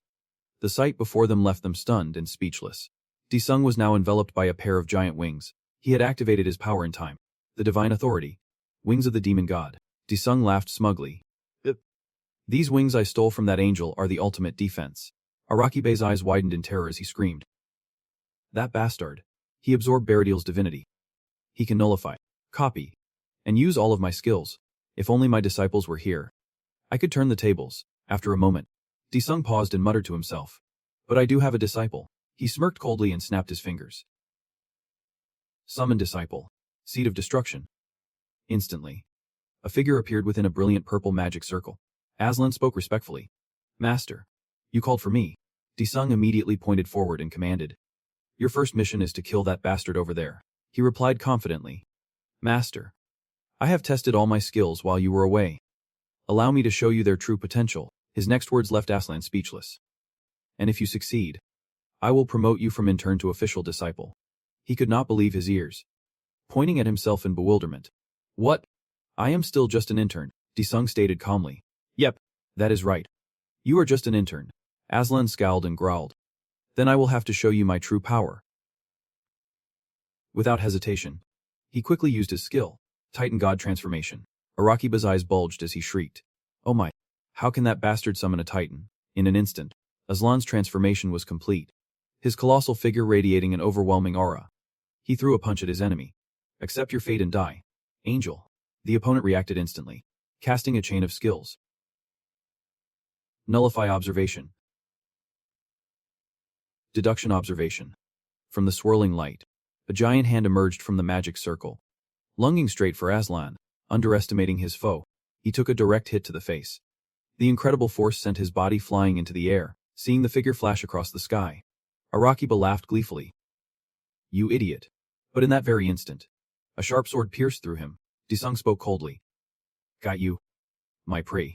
Using his remaining strength, Arakiba cast a spell. Reverse transmission. Observation. His body turned into a wisp of smoke, escaping Disung's grasp. Sen Xiao instantly closed in on Disung, his eyes blazing. "Arakiba. Retreat now." On the other side, he gritted his teeth in pain. Uriel screamed. Arakiba, struggling to use his power. He commanded, "Yep. Get us out of here now." But just then, he saw his comrade's head being severed. Uriel's eyes widened in horror as he screamed in despair. Sen Xiao, feeling Disung's magic closing it. He shuddered, his heart pounding in his chest. Uriel quickly teleported, narrowly dodging the sharp blade. In the blink of an eye, he had vanished completely. Disung sent out his power to track him. "Once you are marked by me, there is no escape." Over at Yen's location, the ground shook, bookshelves trembled and glass jars clattered, startling the old man. A moment later, Arakiba and Uriel suddenly appeared. He coughed violently, spitting up blood. The other cried out in alarm. "Arakiba, maintain your divinity." At the same time, countless vines erupted and wrapped around Yen's feet. The old man screamed in terror. "What is happening?" Arakiba seemed to be at his limit, his spirit nearly crushed by the magic. Losing control, his sharp hand grabbed Uriel's face. Uriel screamed in terror. "Yep. Mend the void, now." The old man scrambled to obey, his face tense and covered in sweat. Outside, Disung continuously absorbed Arakiba's power, streams of golden energy flowing into his body. At that moment, a system message appeared, absorbing Arakiba's Tier 2 Divine Eye. The all-seeing eye has evolved into the Demon Eye, authority of the Demon God. Demon Eye. Can nullify or copy the actions of a chosen target. Can read and extract all of the target's past actions. Can perceive the flow of dimensions and read the rank of a chosen target. Suddenly, Disung's eyes blazed, turning pure white and overflowing with immense power. Immediately after, two brilliant beams of light shot from his eyes, like flaming arrows streaking across the sky. They tore through the darkness, making everything tremble in their wake. A moment later, the stream of magic vanished. The absorption was complete. He calmly walked up to Yen. Realizing he had been found, the old man let out a terrified scream. Disung continued casually. You seem rather useful. Yen raised his fist. You demon. I will never hand over control of the pandemonium to you. He smirked curiously. Control. You say. The old man then realized his slip of the tongue and thought in terror. Damn it. I should not have said that. Disung immediately activated his authority. Call of the demon god. Forcing lower beings to obey him, he glared at Yen. Follow me, administrator of the pandemonium. Instantly, words flooded Yen's mind. Protect the demon god. Praise the demon god. Obey the demon god. Serve the demon god. His desperate screams echoed through the forest, making the very air tremble. A moment later, Yen's eyes went blank and lifeless. He bowed respectfully. Demon god. From this moment on, I shall follow you. Disung stroked his chin. A cunning, amused glint in his eyes. Mind control. This is quite useful. He stared at the man before him and asked softly, What is your name? The old man stammered. Yen. Disung commanded sternly. Yep. Transfer control of the pandemonium to me. The old man replied reverently. I will transfer it to you. A moment later, a key appeared, floating before him. Disung grabbed it without hesitation. The moment his fingers touched it, a magical light erupted. The sight before him left him speechless. Disung now stood in a strange hallway. He exclaimed in surprise. What the hell? At the end of the hall, a peculiar door drew his full attention. From behind the door came strange sounds, like echoes from a distant sky. No one knew what awaited Disung. Meanwhile, elsewhere, a strange phenomenon appeared in the pitch-black sky. Someone cried out in shock. The sky, he continued in a panic. 7 solar eclipses. The person beside him was stunned, unable to believe their eyes. How is this possible? At Simiasa's magnificent mansion, he sat in the dim light with his arms crossed, his gaze distant as he contemplated something important. Suddenly, a brilliant golden light streamed through the window. Startling Simiasa, he shot to his feet instantly, his eyes fixed on the light. Trying to discern its source, Simiasa moved quickly to the window, his every step cautious. Then, he quickly headed to the palace of the supreme god. However, as soon as he reached the gate, Simiasa was stopped by the guards. They warned him sternly, You cannot enter. He frowned, snapping angrily. Move aside. I need the supreme god's prophecy. The guard glared and repeated, We have our orders. No one is allowed inside. Simiasa's face darkened. Even this is part of the supreme god's plan. He turned and left in frustration. His eyes filled with discontent and anger. Simiasa unleashed his spiritual power, summoning his subordinates with a voice that echoed through every corner. O angels, hear my call. Listen. Amidst the bustling crowd, the third rank, Sahariel, suddenly stopped. His hands trembled slightly, a glint in his eyes as he immediately turned towards the sound. His voice continued to echo, each word carved into the void. Listen carefully. The second rank, Ramiel, tightened his grip on his weapon, his body tensing, ready to receive the order. Soon, the summons reached the second rank, Kokapil. He looked up, his eyes wide with questions. What could be so urgent to warrant this call? Elsewhere, the third rank, Duriel, listened to the directive while intently playing his instrument. Simiasa's voice was grim. Prepare for the war between angels and demons. Meanwhile, Disung quickly walked towards the door, his footsteps echoing in the silent hallway. A moment later, he stood before the door, his gaze determined, his breathing ragged, ready to face whatever awaited him. Without hesitation, Disung put the key in the lock. The door slowly swung open with a heavy creak. He slowly pushed the door open and stepped inside, the dim light illuminating his face. However, the scene before him left Disung stunned. Behind the door was an ordinary classroom. Desks and chairs were neatly arranged. The blackboard was clean. Light streamed through the window, making the atmosphere unbelievably quiet. Disung stopped short. Wait a minute. This is my middle school. Suddenly, he noticed a figure. The girl was bent over, intently doodling in a notebook. Sensing his gaze, Lucifer paused and looked up, her eyes wide with surprise. You are finally here. Lucifer laughed excitedly, the crisp sound echoing in the quiet space. Desung gently pulled out the chair from the desk in front of him. Then, he quickly sat down. His eyes fixed on the girl in front of him. He asked in a low voice, "Who are you?" She tilted her head, an arrogant smirk on her lips. "Who do you think I am?" Sensing her hostility, Desung immediately cast a spell. He immediately focused, activating the third ability of his demon eye to read the target's level. What appeared before him left Desung astonished. He muttered, "What is this? Who is this brat?" At that moment, a hazy phantom suddenly appeared behind Lucifer. It was tall, its body made of swirling black smoke, its red eyes and sharp teeth forming a horrifying smile. At the same time, a system notification appeared. "You have encountered the ancient demon god, Satan." He thought in shock. "Satan," she exclaimed with delight. "Well now, you even have my demon eye." "How surprising," Desung asked. "Why did you call me here?" Lucifer's next words shocked him. "So that my successor, the one who obtained the key to the abyss, could meet me. I secretly embedded an activator." She grew agitated, her eyes burning with wild ambition. "Just as I thought. Finally, the chance to defeat him has arrived." Lucifer burst out laughing, her crisp laughter echoing in peals and filling the room. Phantom whispered in Desung's ear, "Are you ready? I am sure this one has made preparations." She wagged her finger, her voice teasing, "He is still a newbie. We need to help him." It immediately split into three. Hazy figures appeared simultaneously, surrounding him.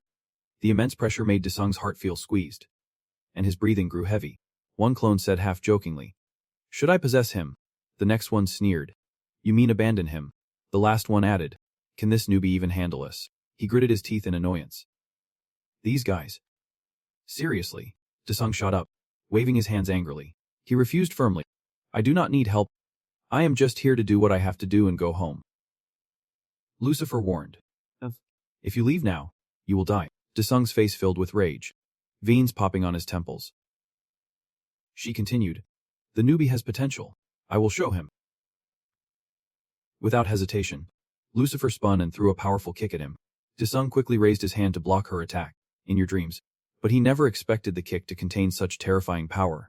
Desung was thrown backward, crashing into the wall with a resounding thud. The wall cracked, rubble falling everywhere. He staggered up, his cold eyes fixed on the figure before him, refusing to yield. In the blink of an eye, the phantom clone was right in front of Desung, its lips curled in a mocking sneer. He immediately used his first ability,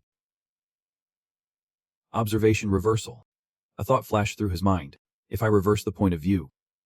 It smirked. Too bad, newbie. But we can't be observed. In an instant, Desung's figure was floating in midair as a brilliant light exploded. It engulfed the entire scene, and everything vanished in the blinding white light. Suddenly, his eyes trembled slightly, and his whole body froze. The sight before him left Desung aghast. What is this? Am I dreaming? Below him lay a ruined city, the scene of a fierce battle. He was confused. Is this an illusion? At that moment, Heron cried out worriedly, "Changzik, hang in there." They were surrounded by a veil of illusion. Her voice was filled with determination. "You can't die." Nearby, Henian lay motionless on the ground, his arms severed and his body covered in deep gashes. Suddenly, a deafening explosion erupted. The ground shook violently as debris flew everywhere, and smoke and fire billowed. As the smoke cleared, Dongxian appeared amidst the rubble, yelling in anger, "Damn it, an aerial attack. Isn't that cheating?" Semiaza said nothing, a cold magic shooting from his eyes. The energy beam tore through the air, flying straight towards Dongxian. Mai Xiang immediately leaped up, magic erupting around her to form a radiant shield that blocked the attack. She quickly turned back and asked, "Captain Seo, are you alright?" He rushed towards Mai Xiang, his face filled with rage. Sensing the approaching killing intent, her body tensed. But before she could react, a slash cut through her. The old man roared in fury, "You bastard! How dare you!" Semiaza's magic flared again, swirling violently before shooting towards Dongxian. "That guy, Desung. He is the one who will bring about the doom of your human race." Hearing the accusation, Desung pressed his lips together, trying to suppress the anger and pain welling up inside him. He landed on the ground, his eyes scanning the area with high alert. His gaze fell upon a group of people in the distance, and he wondered, "Where are?" Jisoo asked in a panic. "Seal Yan, are you okay?" She tried to reassure him. "Your illusion veil can still help us escape their detection." Chano hesitated. "But they look like the ones Desung took care of." Seal Yan snapped angrily. "What do you mean? Are you saying Desung was defeated by those scumbags?" Suddenly, a giant axe smashed into the barrier, making it tremble violently as if about to shatter. She flinched, crying out in panic. Damn it. How? In no time, a large hole was punched through the barrier. Damien's figure stood right before them, making Seal Yan tremble in fear. He immediately raised his weapon, his eyes filled with killing intent. So you were hiding here, the insect race cursed by the demon god. The ones who brought chaos to the world. It all happened so fast that Seal Yan froze, able to do nothing but await her fate. In that life or death moment, a small blade suddenly flew out, clashing against the axe and stopping the fatal blow. Chaki gripped the small knife tightly and charged at the enemy. Master, run. Damien's giant hand quickly grabbed it. In the blink of an eye, Chaki's entire body was crushed to pieces. It struggled to utter its last words. Master, run. She trembled, her eyes filled with pain and indignation. Lips pressed so tight they turned white. Then, Seal Yan gritted her teeth, her voice as cold as ice. Instant death. At that moment, his entire body felt as if it were being crushed by an invisible force. Ramien gritted his teeth, bracing himself against the pressure crushing his body. A moment later, he finally controlled the magic in his body and quickly escaped that dangerous state. Ramien laughed triumphantly. Hey, too bad. If it were a weaker angel, they would have died instantly. As he finished speaking, he charged furiously at Seal Yan like a storm, his blade striking down like lightning. She could not dodge in time, collapsing under that terrifying power. Jaisu screamed in despair. Seal Yan, and cried out in shock. Seal Yan. Tranho gripped his gun tightly, hissing with hatred. This bastard. A barrage of gunfire erupted, bullets raining down on the enemy. Behind Ramien, the other angels did not hesitate, immediately charging into battle. Tranho struggled to hold his ground amidst the relentless siege, but he was quickly overwhelmed, fresh blood splattering everywhere. Seizing the opportunity, another angel advanced on the other two. She screamed in terror. Tranho, but in the end, that was the last word Seal Yan could utter. Her life was over, leaving dark red stains on the cold ground. Witnessing everything, Disung stood frozen, his fists clenched in rage and helplessness. He roared in anger. You dogs, I will kill every last one of you, Phantom explained coldly. Rookie, this is what will happen after you die. It is inevitable. Disung's eyes were bloodshot as he yelled hoarsely. Shut up. Suddenly, Lucifer spoke. Have you seen the future? Disung froze, his eyes downcast. The future, she said flatly. If nothing changes, this is inevitable. It sneered, its voice full of contempt. You are not prepared at all. How pathetic.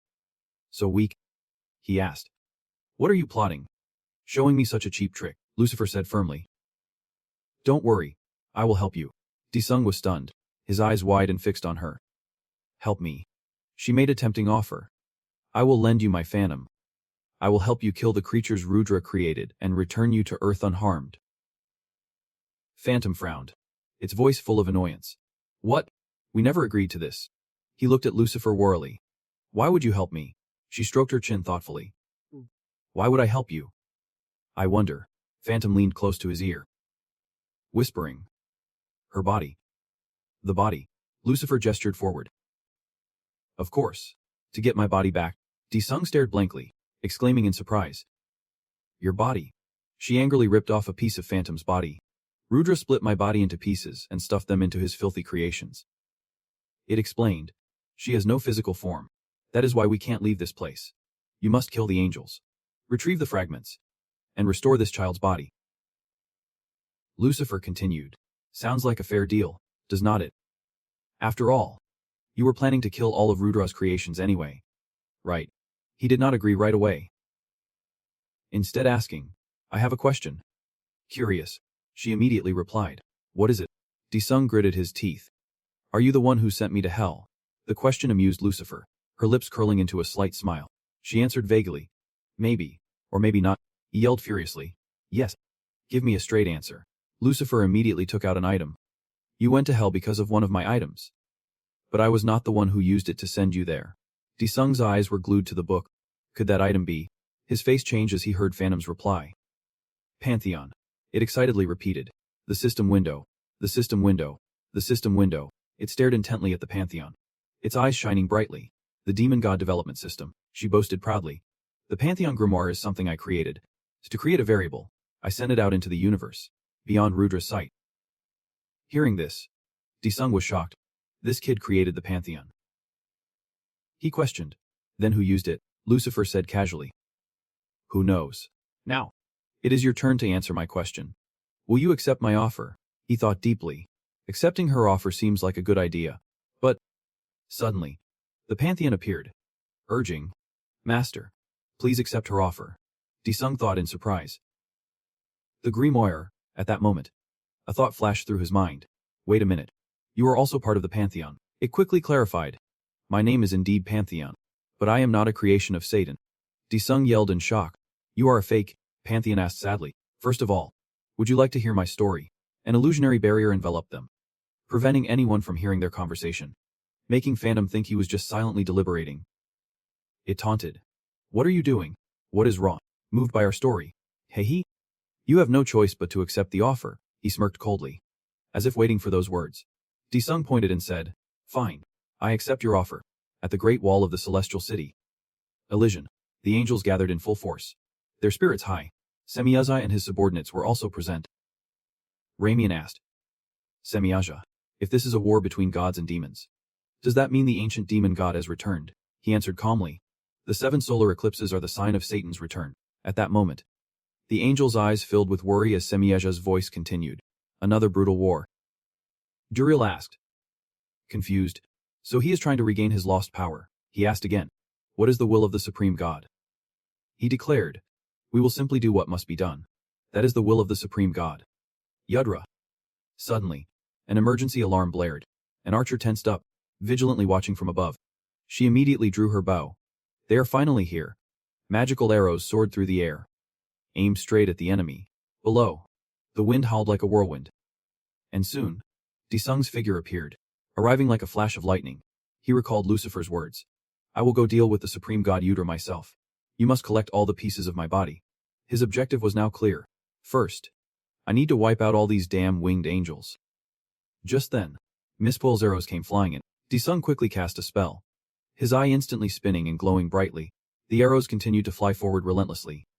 Quickly, Disung's eyes glowed red as he decisively unleashed his skill. Observation tectonics. Halt. Suddenly, the arrows stopped, hanging suspended in midair. Then, at his command, they abruptly changed direction. Observation tectonics. Redirect. The arrows turned on their master, flying back from where they were shot. Only then did the archer realize. So that guy stole Araki Ma's eye of observation. She quickly waved her hand to retract her divine power. The arrows vanished, leaving behind only a faint mist. The sight before him enraged Semyaza so much that he stomped his feet. He immediately gave the order. All angels. Attack together. In an instant, the angels swarmed forward, their eyes glowing red and filled with killing intent. He immediately drew his sword, ready to face them. If they are going to swarm me like rats, then, at Disung's summons, a spatial gate opened.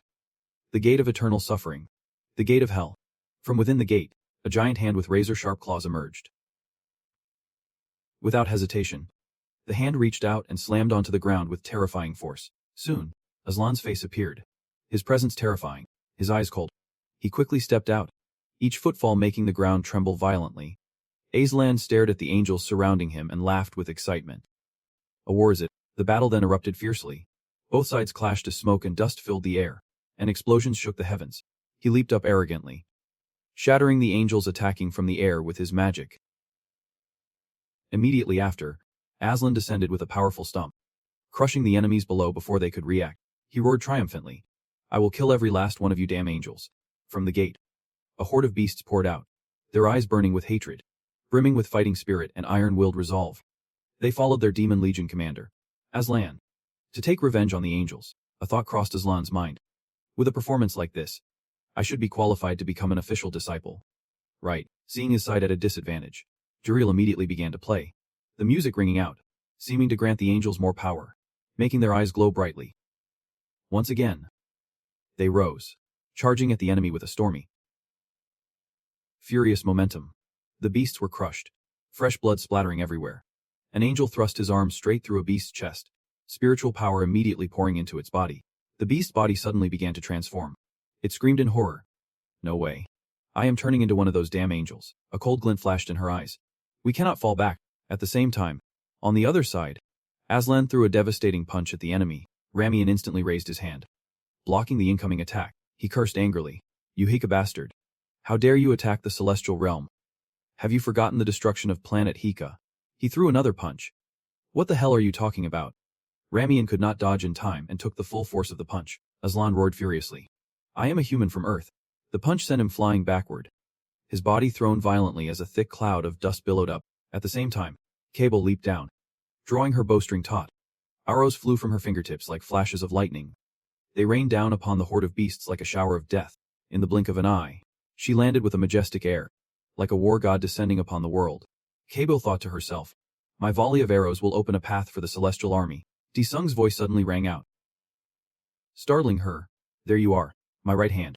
He was suddenly standing behind Cable. But in that instant, a spear shot straight towards Disung. He calmly raised his sword, just in time to block the attack. The blow was so powerful that Disung was forced back, his feet skidding across the ground and kicking up dust. Sahariel gritted his teeth, his voice filled with frustration. These filthy shadows. Why can't we just crush the army of the abyss right now? He sneered. You certainly know how to run that mouth of yours. Immediately after, Cable and her subordinates charged forward together, launching a new wave of attacks. She was about to declare, even with your keen eyes, you can't dodge my illusion arrows. But just then, he charged forward. You demon. The sight before him made the phantom spirit within him laugh coldly, the corners of his lips curling in utter contempt. They lunged at each other simultaneously. A fierce exchange of relentless blows with no openings. Cable landed quickly, immediately taking a defensive stance. Her body tensed with vigilance, seeing the dark magic spreading towards her. She exclaimed in surprise. This is a world without darkness. How can he? Elash. Disung appeared and grabbed Cable's arm, his face cold and sharp. In a fleeting moment, her arm was ripped from her body. Cable froze, her eyes wide with disbelief and horror. He smirked triumphantly. Hey, he caught another one. Suddenly, from within the thick smoke, a brilliant beam of light pierced the haze, hurtling toward Disung at a terrifying speed. It all happened too fast for him to react. Disung froze, staring blankly as the beam of light pierced straight through his body. Semyasa said coldly, I have been watching you, Satan. Dark energy swirled around Disung, seeping into his wounds and sealing them in an instant. The phantom emerged from Disung, a twisted smile on its face. Hey he, so that is it. Turns out Uriel gave you my right eye. Without a word, he channeled his power, and the third eye on his forehead opened, emitting a blinding light. Immediately after, a violent surge of spiritual power erupted, illuminating the entire sky. The explosion plunged everything into a thick cloud of dust. All the nearby beasts were heavily affected. A nearby monster could only stare, unsure of what to do. The other version of Disung gradually emerged from the thick smoke. He laughed cunningly. Huh. So you actually know how to deal with me, Semyaza simply replied coldly. It is. He held out his hand to direct the power at Disung. It said frantically, what the hell is that rookie doing? Suddenly, something shot past the two of them at a dizzying speed. Elash. It took one of Semyaza's eyes. The other version of Disung was already far away from them. As he passed by, the man realized he had lost an eye and cried out. Disung looked at the eye in his hand and remarked, this eye looks pretty powerful. System notification. The power of Ezcall, disguise, has been activated. If the target's rank is lower than the user can perfectly copy their appearance and abilities. Deactivating the power of Ezcall, Semyaza covered his eye socket and said, that guy. He absorbed the properties of Ezcall, while the other was not looking. He fitted the eye into his own socket. Now, Disung had two different colored eyes. System notification. You have absorbed the right eye of the ancient demon god, Satan. You now possess both demon god eyes. From now on, you can use the ultimate skills of the Pantheon Grimoire in the human world. The other Disung complained. You are just a rookie. What took you so long? He replied. I was just waiting for the right moment. In another dimension, Lucifer's voice caught Disung's attention. Quickly, bring out the chains of binding. A sturdy chain, glowing red like lava, appeared. It wrapped around both of them. Disung felt uneasy and said nothing. Lucifer grabbed the chain and shouted, attach your sword to this chain and use it. You will be able to use my special skill. Disung repeated, a special skill. Then, he brought the chain into the current dimension. Wielding the chain, he charged forward frantically. Great demon god's touch. Disung unleashed a relentless barrage of attacks, leaving Semyasa no room to defend. Spear of light, their powers clashed, forming a massive, explosive sphere. Disung yelled at the sight. Semyasa squeezed his eyes shut, not daring to look. The two clashing powers formed a massive tornado. He was incredibly tense. The tornado moved straight towards Sumiasa, with no way to retreat. He faced certain destruction. The celestial realm is collapsing. The tornado dissipated, revealing a sword and a fiery chain in the smoke. He slowly approached. In the future I saw. You killed my family. Sahariel anxiously held the fallen Kabiel. Lord Sumiasa. We have to get out of here first. The sword flew from afar with a whoosh, piercing through the man and making him scream in pain. Disung walked over and retrieved his sword. Kabiel. Just coming to soar under her breath. Damn it. The man lay there, watching him approach. Suddenly, Kabiel's eyes shot open, startling everyone. Through the thick smoke, he and his sword appeared. Then, something caught Disung's attention, and he turned to look. A gigantic Ramian appeared. You bastard. He feigned surprise. The bastard himself, the giant cursed angrily. How dare you? Hearing that, Disung grew angry and grabbed the chain. He poured all his anger into whipping Ramian repeatedly. Disung stared with murderous intent. This is for Chucky and Seal Yan. He disappeared just like Huvo. Now, only he remained. Then, the system notifications began to ring out continuously. Absorb the great demon god's lower leg. Absorb the great demon god's foot. Absorb the great demon god's left arm. Absorb the great demon god's hand. Absorb the great demon god's spine. The other Disung laughed gleefully. Haha, I am about to get my body back. Disung smirked, confusing it. Your body, Disung smirked. You mean my body? This surprised it. What are you talking about? It split into multiple copies around him. Nagging. Have you forgotten our deal? You bastard. Disung waved his hands. Relax. I was just kidding. Jeez. You are so serious. Don't make things so awkward. It demanded seriously. Hurry up and say my real name. Disung cut it off. Wait. Before that, he called out. Fake Bansayon. Bansayon replied. Master. Fake Bansayon. What do you mean? Disung turned away. Well, you are the fake Bansayon, are not you? You are not the real one. Then he asked. Anyway, fake Bansayon. How much time do we have left? It said. Display remaining time in the multiverse. Then, the system displayed. Remaining time. 1 hour, 59 minutes, and 30 seconds. At this moment, Daesung became more serious than ever. The thing you said before, is it true? Pantheon answered honestly. Of course. I may be a fake, but I work just as well as the real deal. You can trust me. He turned to ask the other version. So I just need to call your real name. Then what should I say? It replied. Just call my real name and say you will return my body to me. That is all. Suddenly, a massive explosion of power erupted from behind the castle wall. Daesung turned back, confused about what was happening. The other version announced. It is. Then it looked again. It is coming. It then said with glee. It is finally here. A massive explosion occurred in front of the vast castle. The gate guards could only look at each other in confusion. The guard on the left said worriedly. The Supreme God. The other one added. That day has come. Back with Daesung. The other version kept urging him.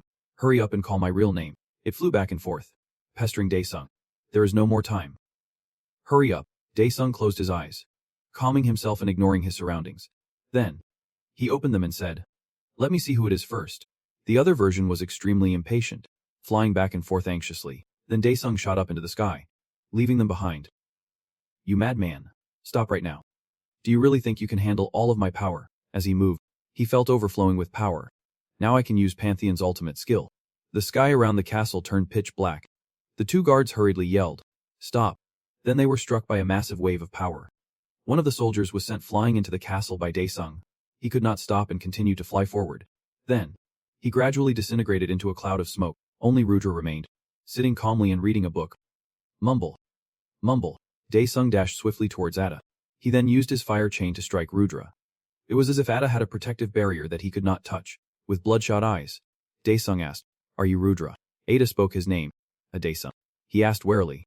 What? You know me? Rudra pointed to the book in his hand. A book about you. Daesung was a little surprised. A book about me. Ada lowered his head sadly. Rudra is extremely disappointed. Rudra gritted his teeth. Disappointed, he suddenly realized something. This is dangerous. Then, a giant object rushed towards him, almost crushing Daesung. He looked at the object warily. I can't stop it. Rudra chuckled and held out his hand.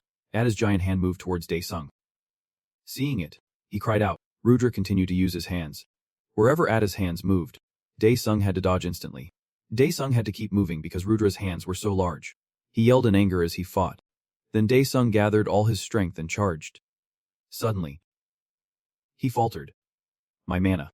Daesung was now caught in the palm of Ada's hand. Then Rudra mercilessly crushed him. Daesung was now squashed flat like a mosquito. Ada showed no mercy. The surrounding space shook from the impact. He struggled in Rudra's palm. I can't control the mana inside my body. His other versions surrounded him. Just die already, you damn rookie.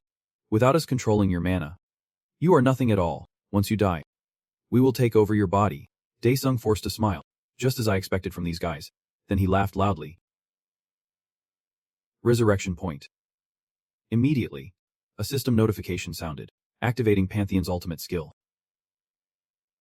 Resurrection point. Returning user to the designated point in time. After the system announcement, all of Daesung's recent memories were rewound. His other version urged him, call my real name. Quickly. There is no time left. Hurry up. Daesung simply turned away and smirked, betraying me at the most crucial moment. Just as I would expect from you damn demons. Pantheon kept reminding him, Master, even if you return the body to the great demon god, you will still keep the power you stole from the angels. And if you use the great demon god's power, the system will record it, allowing you to use his skills. It reminded him. The most important thing is the time limit in this world, regardless of what the great demon god does. Once the time is up, you will be forcibly returned to Earth. Daesung saw a new opportunity. If I time this perfectly, I can get what I want and escape. The scene shifts to a snow-covered mountain, shrouded in mist. Daesung stood there majestically, taking in the view. Then he shouted, I will return this body to you, Lucifer. The other version laughed with satisfaction. Hey, that is more like it. Immediately, a surge of power enveloped him. Lucifer appeared with an incredibly sinister smile. She was resurrected, brimming with power. Lucifer glanced at the towering castle wall, then vanished in the blink of an eye, turning to the magnificent, splendid castle. Lucifer quickly arrived before it. Her body radiated a powerful and dangerous aura. Then Lucifer smiled. It has been 6,000 years. Rudra. Lucifer emerged from a thick cloud of smoke, her gaze hypnotic. Immediately after, Rudra appeared, cloaked in overwhelming power. She spoke as if she had been waiting a very long time. So you have finally decided to come out, Rudra. Ada stood motionless amidst the hazy smoke. Rudra's inhuman feet became visible. Lucifer laughed mockingly. Aren't you going to play house with your distorted little creations anymore? Then Rudra chanted as if casting a spell. Rudra needs new creations. Lucifer is excellent material. Lucifer froze. She did not understand what was happening. Then Lucifer roared with fury. Are you saying you want to use me for your pathetic little games? Flashback to 6,000 years ago. On a certain planet, Lucifer stood gazing at the scene before her. She gently poked a torn teddy bear on the ground. Lucifer picked it up. She examined it for a moment, then said, It failed the trial. What a shame. Suddenly, a massive vortex of power appeared. Lucifer was at the center of the vortex, yet she remained unharmed. Then, Rudra appeared right behind her. Furious, Lucifer turned and retorted. Your creation was substandard. That is why it destroyed itself. But Ada screamed. It was all Lucifer's plan. It is Lucifer's fault. Then, a part of her body was slowly torn away, struck by Ada's sharp claws. Lucifer cried out in pain. What the hell are you doing? Rudra simply said. Lucifer's body. Then Ada revealed his glowing red eyes. Material for creation. Opposite him, Lucifer was silent, her eyes having been taken from her. Lucifer's arms and legs were gone as well. Her torso fell to the ground as Rudra watched. Then Ada used his power again. Arise. The soul slowly seeped from her eyes and mouth. The severed limbs also contained souls, which slowly twisted into grotesque faces. Those faces formed into powerful bodies. They knelt before Rudra, chanting, Mother, Mother, Mother. Lucifer's body was now just a soulless shell. Suddenly, a massive blast of energy struck the new bodies. A scroll of information flew out from the black mist, shooting high into the sky without falling back down. Then, a voice came from it. Rudra, I will wait until your distorted creations come to an end. I will return. Back in the present, that black power was Lucifer's. She smiled in satisfaction. I told you I would be back. Rudra used his power again.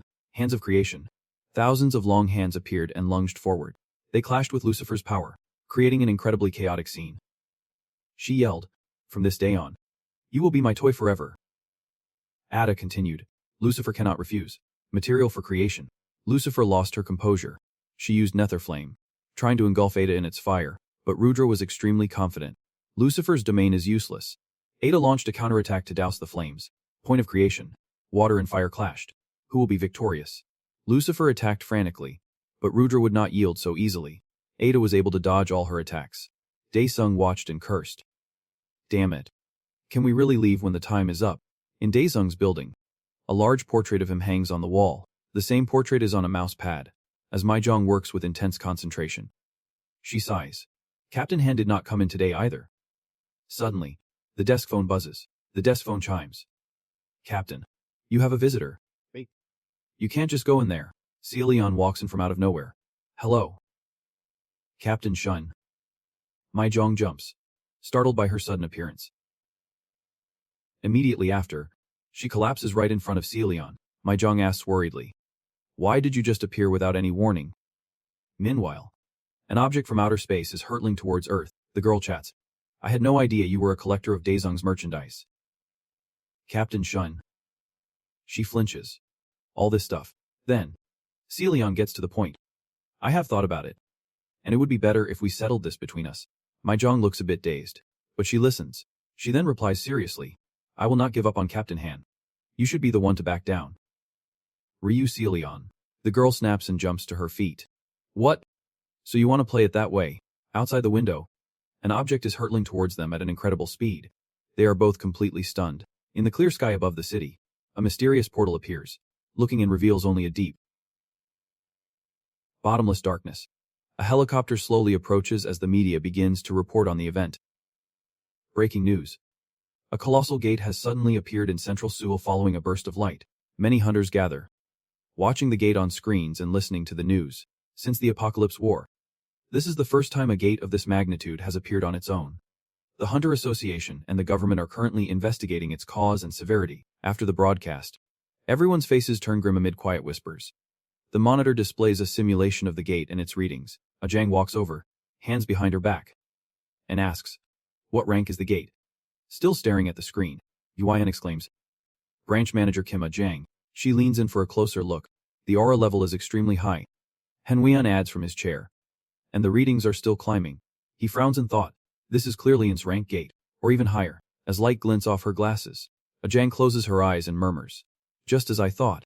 Henwian tilts his head, asking, has a guild been assigned to this gate yet? Jang pushes up her glasses and answers evasively. Well, elsewhere. Dongxian stares, dumbfounded.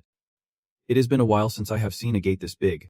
The man stands alone before the gate, which towers hundreds of times the size of a human. Suddenly, a voice from behind catches Dongxian's attention. You would better keep your promise. Got it. The man turns and sees Cho Rang approaching as she speaks. I am the one who should be saying that. You would better keep your promise. Captain Wu. Leon. Beside her.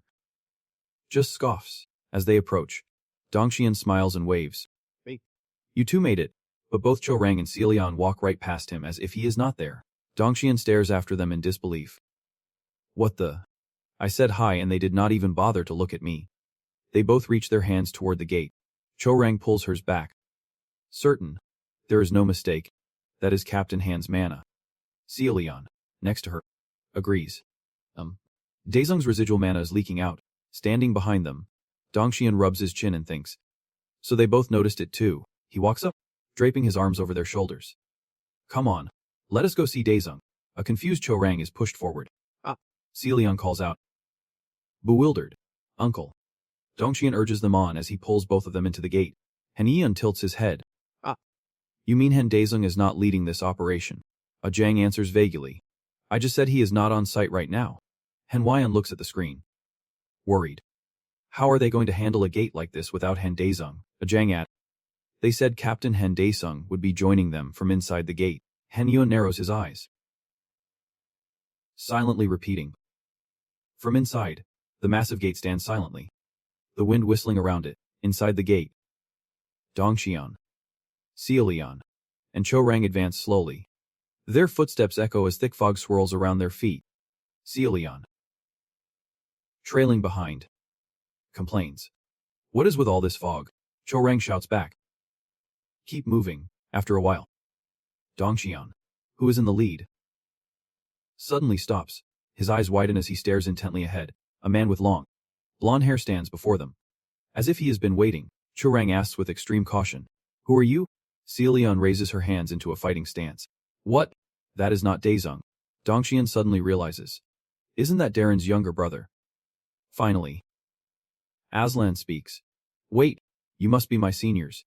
The three of them Seolian, Chorang, and Dongxian look stunned at the title he used. Seniors. What? Aslan closes his eyes, places a hand on his chest, and introduces himself. "I am Aslan Anderson, the fourth official disciple of Captain Han Daesung." Chorang grits her teeth, not entirely convinced by his words. She asks again, "What? You are Captain Han's fourth disciple." Dongxian rests a hand on his chin. Analyzing. He knows we are Captain Han's disciples, so he must be trustworthy. Seolian, however, says nothing. Her expression turns fierce as she quickly marches up to Aslan. With her hands on her hips, she looks up and shouts at him. "Where's Daesung?" Aslan does not answer her right away, instead turning towards a cave entrance blocked by a huge boulder. He effortlessly lifts the giant boulder with both hands and throws it aside. Aslan stands in silence. The stone entrance to the cave is now unobstructed. He glances at the others, gesturing for them to follow him.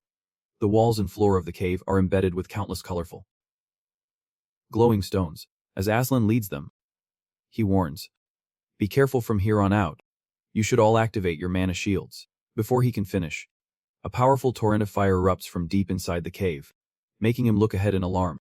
Aslan reacts swiftly, raising his arms to create a barrier protecting everyone.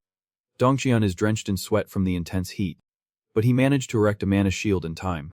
The orange-red flames lash at Chorang and Seolian, who have also activated their mana. After a moment, the flames retreat back into the cave. Once everything is calm, Chorang asks, "What was that?" Aslan closes his eyes, brushing himself off. It seems he just had another mana outburst. He then leads the three of them into a chamber in the cave, where a man lies on a bed. Seolian sees the man on the bed and panics, rushing to his side and shouting, "Daesung." Daesung's still hand slowly begins to twitch. His eyes snap open as he throws his head back and lets out a terrifying scream. Daesung levitates in the air, a powerful energy radiating from him that keeps Seolian at bay. Chorang steps toward the bed, raising a hand and chanting, "Negative polarity barrier." She creates a circular barrier, completely enveloping Daesung's body. Chorang holds her stance, concentrating to maintain the barrier. Dongxian whispers quietly, "Captain Han, please snap out of it." Seolian anxiously calls his name. Daesung. Aslan touches the barrier. Did she really stop a mana outburst with a negative polarity barrier? Aslan, explain it to us. He can't hold on for much longer. Tell us what happened. As if on. Both Seolian and Dongxian turned to stare at Aslan. Waiting for his answer, Aslan lowered his head and began his story. "Lord Han Daesung saved me when I was captured in the celestial realm. After that, we fought against them." A scene from the past flashes by. At that time, Rudra floated in mid-air, surrounded by three clones created by the Phantom. All three dark figures then transformed, weaving together like threads to trap Ada. From the ground below, a blast of power shot up into the sky, shattering the Phantom's threads and causing a massive explosion. Freed from the Phantom clone's restraints, Rudra's body plummeted to the ground in front of Lucifer. A triumphant smile appeared on her face as she raised her foot and declared, "This time, I win." Rudra. Lucifer put all her strength into her foot, stomping down hard on Rudra's head. One of Ada's cheeks was pressed hard against the ground by Lucifer's foot, and whimpering sounds escaped her lips. But soon, the whimpers turned into excited laughter. Rudra lifted her head, her neck stretching out as if it had no bones. Ada cried out and rose. Instantly, Lucifer's arm began to deform, swelling into a heavy, lumpy mass. The lumps under her skin seemed to be moving, spreading rapidly toward her shoulder. Rudra stuck out her long tongue and laughed gleefully. "Ada has planted the seed of creation inside your flesh." Rudra opened her mouth wide, revealing sharp teeth, and silently chanted, "Your flesh and blood are the soil for the seed. Sprout and bloom, my children." Her arm swelled even larger, its immense weight pinning it to the ground and rendering Lucifer completely immobile. Veins bulged on her face as she roared in fury, "You set me up, Rudra." Meanwhile, in a pitch-black space, a streak of orange-yellow fire suddenly appeared, illuminating the area. Behind the flame, a face was revealed. His hair hung over his eyes, and the corners of his lips curled into a smile. Daesung's face was lit by the flame, his gaze sharp as he asked, "Even you could not do a thing?" Lucifer looked down and saw the mysterious flame burning her arm, causing it to slowly return to its normal form. Her eyes widened, and her gaze shot down to her arm as she wondered, "How?" Just as Lucifer was still in shock, a voice echoed in her ear. "It is my turn now. Give me back my body." As the words ended, a hand burst out from within her abdomen. Lucifer cried out in shock. "What?" As the white smoke cleared, Lucifer was gone without a trace. In her place stood Desung, holding a sword and laughing loudly. He raised the sword to his face and exclaimed, "Finally, I have my body back." A red light flashed in Desung's eyes as he brandished his sword, taking an attack stance. He yelled loudly and brought his sword down on Rudra, great demon god slash. The slash descended from the top of her head, splitting Ada's body in two. The force of the blow also sent Desung staggering backward. But in the blink of an eye, tentacles sprouted from both halves of Rudra's body. Reaching out and intertwining, the two halves of Ada's body finally merged back together, becoming whole again without a single scratch. Rudra stuck out her long tongue and shrieked, "You are nothing but Lucifer's leftover trash. Why are you here?" A muscle in Desung's cheek twitched as he repeated the word he just heard. "Leftover trash." He clenched his fists and angrily retorted, "You divine mutt, who are you calling leftover trash?" A notification panel appeared. Multiverse travel time has concluded. Reconstructing entity with other energy. Desung frowned, sensing the change. He looked down and saw his body was slowly starting to disappear. Desung gave her the middle finger and threatened, "Consider yourself lucky. The next time we meet, I will teach you a lesson." Rudra stretched out her arm and lunged toward him at lightning speed. Ada's hand clamped firmly around one of Desung's legs. He remained calm. Looking down at the thing latched onto him, Ada's hand tightened its grip. Rudra declared confidently, "You are not getting away." Now Desung was getting pissed. He cursed again. "This bitch." To the very end, Banthian appeared to remind him, "Master, you must return before the gate closes." Out of nowhere, Aslan leaped in, driving his elbow straight into Rudra's face. Ada's entire body was sent flying, landing motionless on the ground. The hand gripping Desung's leg released. Aslan turned and yelled, "Master, you have to go now." The spatial gate appeared behind him. Desung smiled and called his name, "Aslan." An iron chain glowing with orange-yellow light was thrown backward, along with a shout, "Catch it." Aslan did not understand what was happening, but he grabbed it without hesitation. "Master." Holding the other end of the chain, Desung stepped into the portal and said with a glance, "We are leaving together. Aslan, my fourth model." Aslan looked at the distant figure and unconsciously mumbled the words he had just heard. Fourth model. Half of Desung's body was already through the gate, and Aslan, holding the chain, was slowly being pulled in as well. Rudra shot to her feet, and upon seeing their escape, she screamed in a rage, "You bastards." Ada scrambled on all fours toward the spatial gate. Rudra's hand stretched out to grab it, but it snapped shut, unable to catch them. Ada roared, "You dare interrupt my process of creation." An indignant scream echoed through the space. And Desung, "Just you wait." Inside the spatial gate, after traveling for who knows how long, Aslan was pulled along by the chain. Seeing something floating ahead, he announced, "Earth is right in front of us." "Master." Desung flew ahead in silence. He felt something was wrong with his body and cursed under his breath. "Damn it." He looked at the black lines appearing on his arm and thought, "Something is running rampant inside my body." Desung commanded, "Fake Banthian. As soon as we reach Earth, open a gate at the drop point." It received the order and replied, "Understood." When they were just a short distance from Earth, he turned back to instruct the man behind him, "Aslan, the moment we reach Earth, I am going to open a gate and go through it." Desung continued toward Earth, adding, "If I go berserk, you have to stop me." Sweat beaded on Aslan's forehead as he asked in confusion, "Go berserk." Back in the present, Desung lay still on a stone bed, a powerful energy radiating from his body. Aslan continued explaining to the others what happened upon arriving on Earth. "After coming here, we took care of the monsters inside the gate, and I managed to stop my master's mana from erupting a few times while he was unconscious." Celian put her hands on her hips and laughed confidently. "Haha, I am an expert when it comes to this." Dongxian, standing to her right, asked with his mouth agape, "Celian, you have a plan?" Cho Rang, on the left, closed her eyes and stated bluntly, "That method won't work. Not one to back down." Seelhain retorted, "How do you know it won't work when you have not even heard my plan?" Chorang faced Celian and asked directly, without a hint of shyness, "You are just planning on kissing him again, are not you?" Celian pointed at herself, protesting, "It worked last time." Chorang retorted, "It worked last time because his power was suppressed. This time, it is completely out of control." Aslan rested his chin on his hand, analyzing, He absorbed the power of angels multiple times during the battle. That must be what is causing this. Dongxian crossed his arms and remarked. Right now. Captain Han is basically a ticking time bomb. Cho Rang looked at the others and urgently suggested.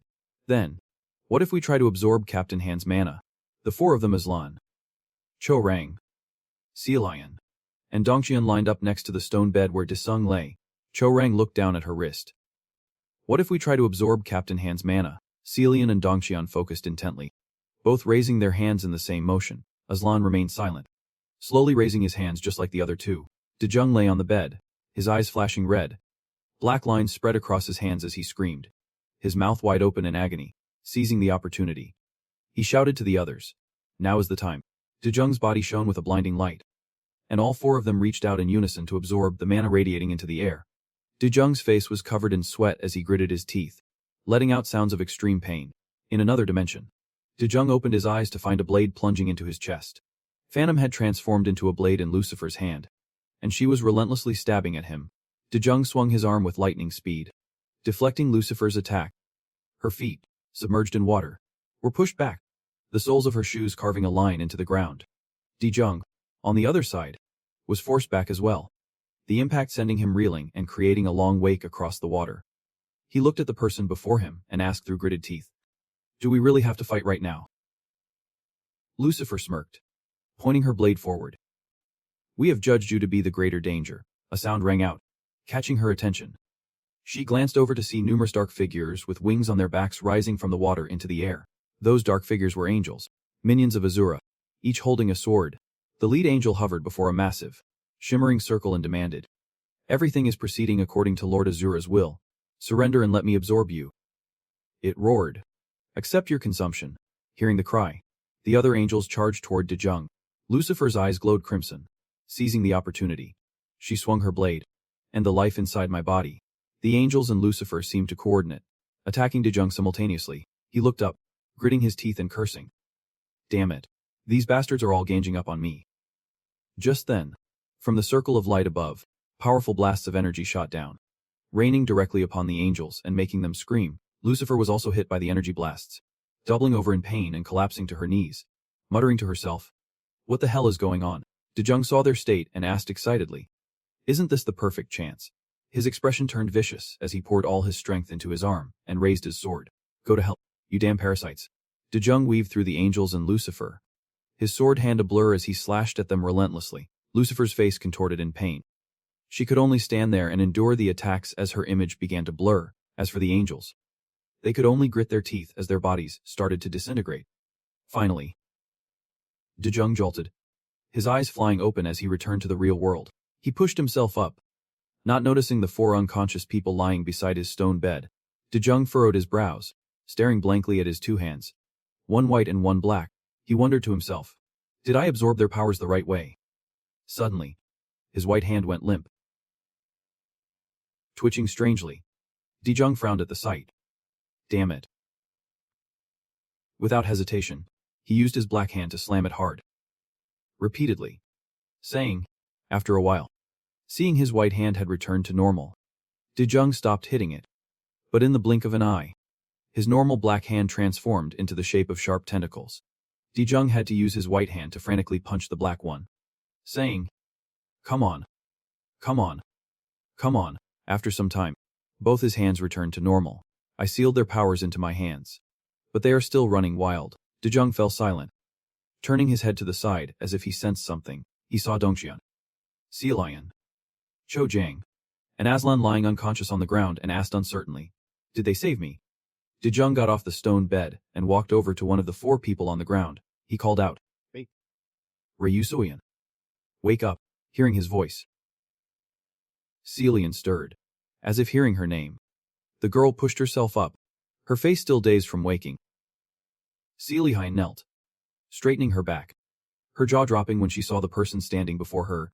She joyfully rushed forward and hugged Dejung tightly. "Boss Dejung, you are alive," he smiled and replied.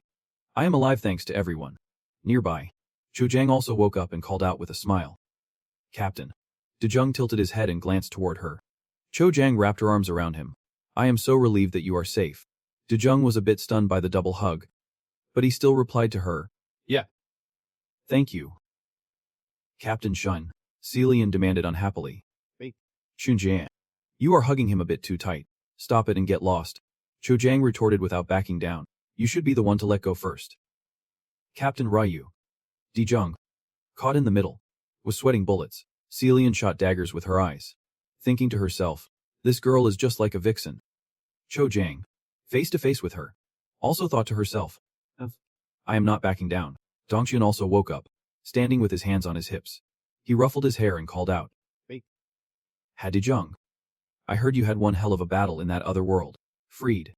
Dijung immediately left the two bickering women and ran to Dongxian. Brother Dongxian. Dongxian rolled his shoulders and asked, why did not you call me? Aslan. Standing nearby, added, Master. I have explained everything to them. Dijung closed his eyes and sighed. In any case, I am just glad everyone is safe. Chujang added shyly. I was the one who suggested we absorb your mana, and I transferred mine to you as well. Dijung nodded in response. So that is why I felt a chill. Celian pushed Chojang aside and said urgently, Boss Dijung, do you have any idea your mana explosion almost killed me? Hearing her words, the corner of his mouth twitched.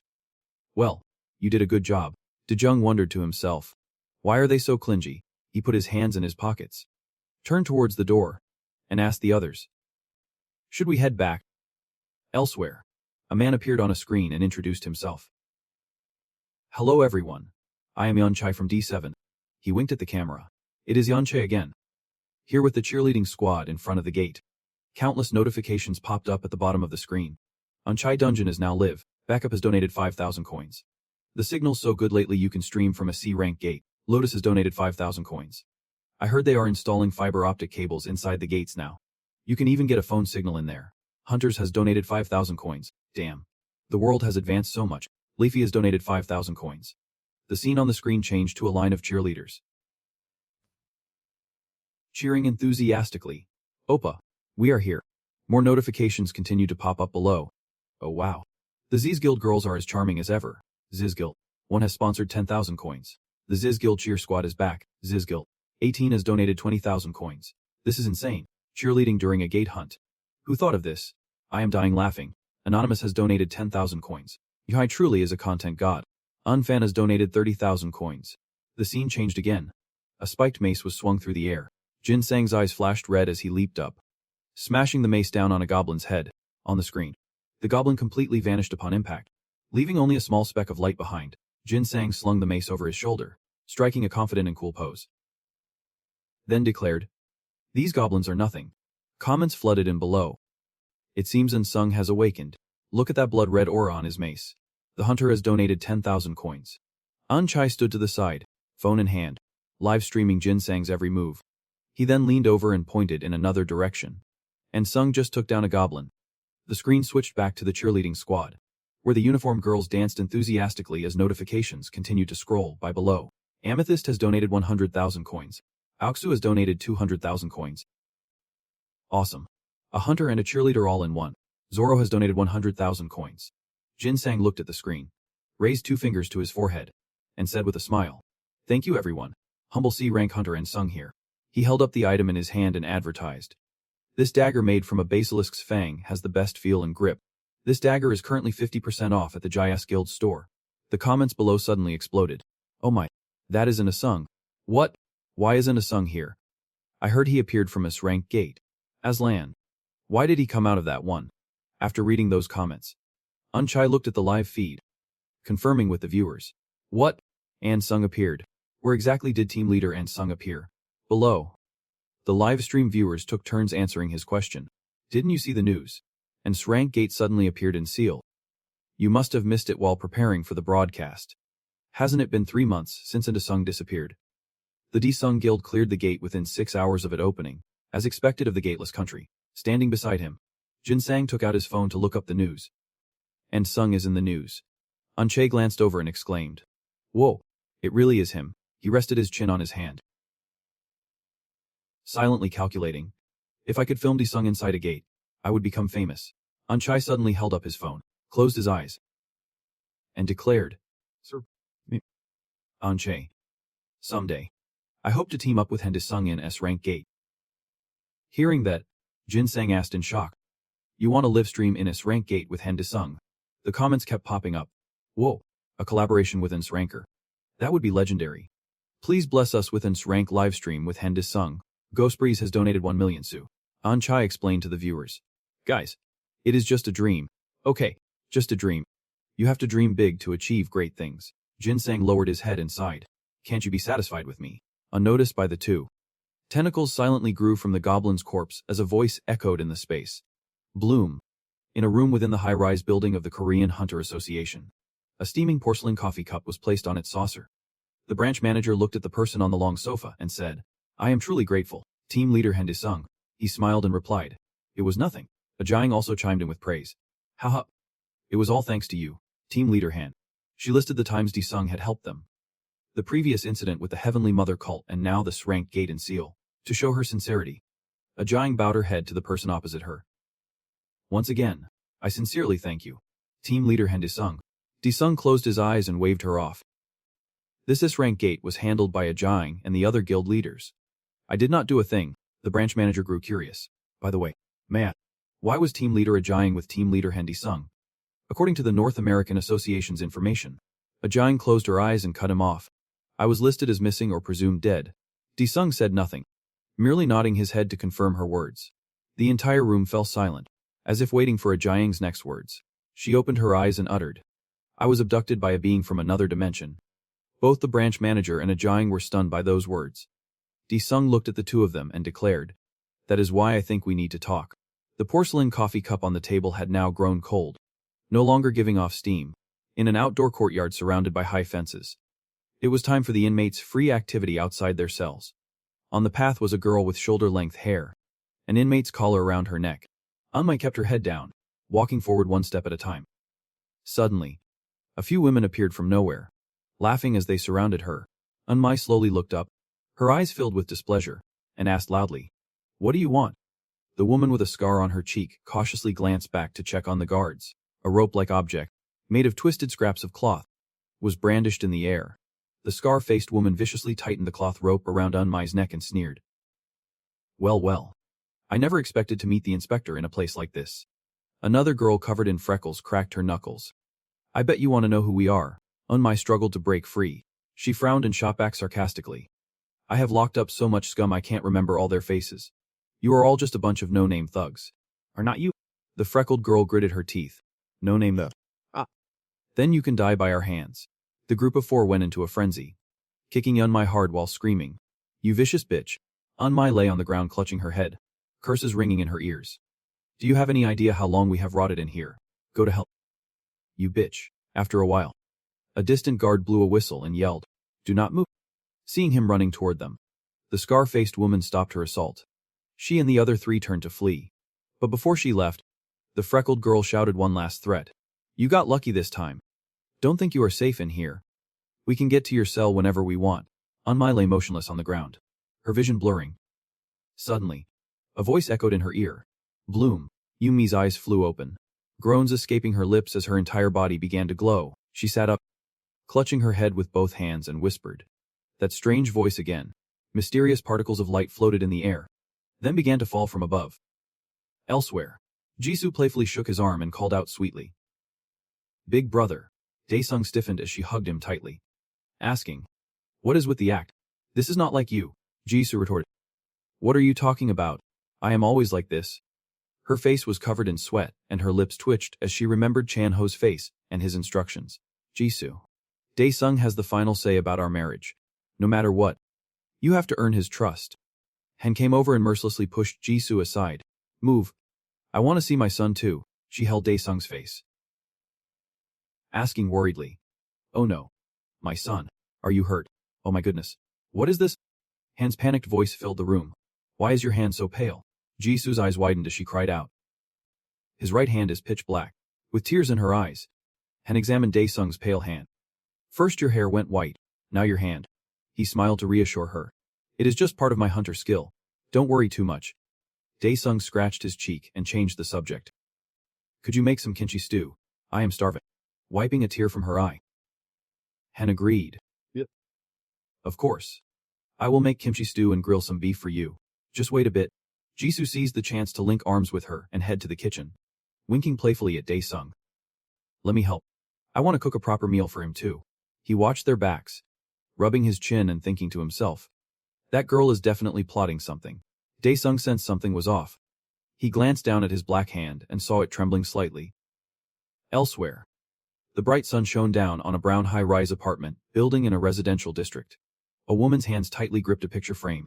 In the photo, a mother and child were smiling happily. In a room, a woman sat on a sofa, staring intently at the picture frame in her hands. Jim, a missionary of the Heavenly Mother cult, clutched the photo to her chest in anguish, sobbing as she muttered a name. Dongmin. Oh Don. A scene from the past flashed before his eyes. Kim Ji-hye stood frozen on the street, facing a monster. She was terrified by the sight before her. Completely frozen, only able to let out a loud scream, the monster's giant arms slowly descended. In that critical moment, Dongmin appeared. Screaming, the boy rushed forward, swinging the baseball bat at the monster. You monster! Kim Ji-hye panicked, trying to stop him. Dongmin. Just as her scream faded, Dongmin was crushed flat by the monster's massive arm. The baseball bat flew through the air, clattering onto the stone floor. Back in the present, Kim Ji-hye was curled up on the sofa, her body trembling as she sobbed uncontrollably. Suddenly, a chime echoed through the room, making her turn her head towards the door. The ceiling light cast a white glow as Kim Ji-hye walked to the door, wondering to herself, who? She pushed the wooden door open and asked the person outside, who is there? Standing at the door was Dongmin, his face pale and drawn. Behind him were strange, writhing tendrils. Dongmin's eyes were lifeless as his lips parted to whisper, I am. Kim Ji-hye's body trembled, her eyes wide with disbelief as she breathed his name. Dongmin. Kim Ji-hye's frantic voice filled the room. Dongmin. What happened? You were attacked by that monster. Dongmin stared blankly at the woman kneeling before him. I do not know. I heard someone calling me to wake up, and when I opened my eyes, there was, in front of our house. Crying, Kim Ji-hye pulled him into a tight embrace. I never thought I would see you again. I was so foolish. I even joined a cult. Dongmin's eyes flashed as he repeated her words. A cult? Suddenly, he reached out and forcefully pushed Kim Ji-hye away. A stream of light emanated from Dongmin's body. His red eyes glowed menacingly as he stared at her. The boy's face turned dead serious as he began to declare. It was the god Yudra. I must tell everyone that the god Yudra saved me. The entire world must know. That is why I returned. That is why I am alive. It was then that Kim Ji-hye sensed something was terribly wrong. She called out his name in fear. Dongmin. The face of a male news anchor appeared on the TV, intently reading the report. Breaking news. Those who went missing during the apocalyptic battle 3 years ago have begun to return all across the globe, according to a representative from the Hunter Association. They have made an unofficial statement that the matter is currently under investigation. They are preparing for any and all possible emergency scenarios. On the large screen in the control room, the same news report was being displayed. The branch chief closed his eyes and crossed his arms.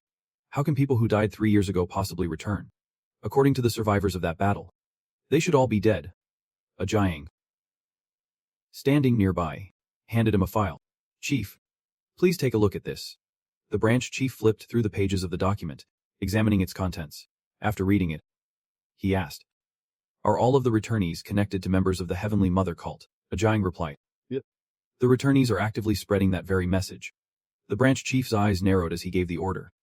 Didn't Han Dae-sung say the gods from the heavens would invade Earth? Prepare an official announcement from the association. In a conference room, representatives from various agencies were gathered, waiting in their seats. They were surrounded by countless reporters holding microphones, ready to record the announcement. A woman's slender fingers tapped the microphone a few times. A Jiang stood at the podium and began her address. The Hunter Association hereby declares that those who have come back from the apocalyptic battle will be officially designated as the returnees. All returnees are required to cooperate with our investigation. If they fail to do so voluntarily, her voice echoed through the room, we will be forced to use governmental authority. The Hunter Association considers this incident a major disaster. We ask the families of the returnees to help us persuade them to cooperate. This concludes the announcement. We will not be taking any questions. After hearing a Jiang's announcement, all the reporters at the scene looked utterly bewildered. Later, another news report aired. Massive gatherings are being held across the globe to worship the Heavenly Mother Rudra. These gatherings are centered around the returnees, who pray for the Heavenly Mother Rudra to descend upon the earth. The returnees are heavily protected by the participants, who firmly believe the Heavenly Mother Rudra will resurrect their deceased loved ones. Many who lost loved ones in the apocalyptic battle are joining these gatherings. The number of attendees is increasing exponentially. Meanwhile, at the Hunter Detention Center, the night sky was pitch black. Inside a certain cell, the entrance was sealed by an iron door. Unbi sat leaning against a wooden shelf, her head bowed low as she slept. A sound reached her ears, and her eyes slowly opened with caution. Unbi calmly looked up to see a pair of shoes approaching her. The girl with freckles smirked down at her. "You are awake." The long-haired woman behind her laughed smugly. She taunted. "Haha. You probably wake up on your own now that we visit your cell every day." The freckled girl asked. "Aren't you curious why we visit you every single day?" The long-haired woman answered for her. "Haha. Guess what? The guard here hates you. He said he lost his wife because of your stupid cult." A hand shot out and grabbed Unbi's hair. Yanking her head back, the freckled girl asked aggressively. "It is great that we have the same goal, is not?" Unbi's lips parted slightly as she uttered a single word. "Bloom." The freckled girl asked blankly. "What?" Wriggling tendrils were sprouting from her hand. A powerful surge of energy erupted from Unbi, and countless tendrils sprouted from the bodies of the women before her. Thick tendrils snaked down from the ceiling of the cell. Unbi stood up straight, her lips parting to call out, "Come to me." Two angels materialized before her, quickly moving to her side. Meanwhile, the situation in the city had descended into chaos, especially at the Heavenly Mother building's main hall. Crowds of people gathered on the sidewalks, while black cars were parked haphazardly in a long line down the street. The crowd on the sidewalk held up signs, chanting continuously. "Heavenly Mother, please bring back my son. My mother has not returned. I will join the Heavenly Mother Church. Just bring my daughter back." Kai Hong stood to the side, watching them enter the building, still shouting, "I believe in the Heavenly Mother. Bring my child back." He clicked his tongue, wondering to himself, what is all this chaos? Kai Hong turned to the black-clad soldiers behind him. "Don't be too rough. Just disperse the crowd." The soldiers responded in unison.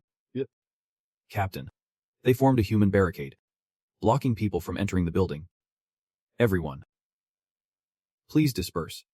The Heavenly Mother Church is dangerous. Everyone, disperse now." Seeing the black-clad soldiers blocking their way, the crowd grew agitated. "Who are you to tell us what to do? If you can't bring my daughter back, then get out of our way. Where's your superior? Bring him out here. You think you can do whatever you want just because you are the Hunter military?" The soldiers patiently repeated their request to the frantic crowd.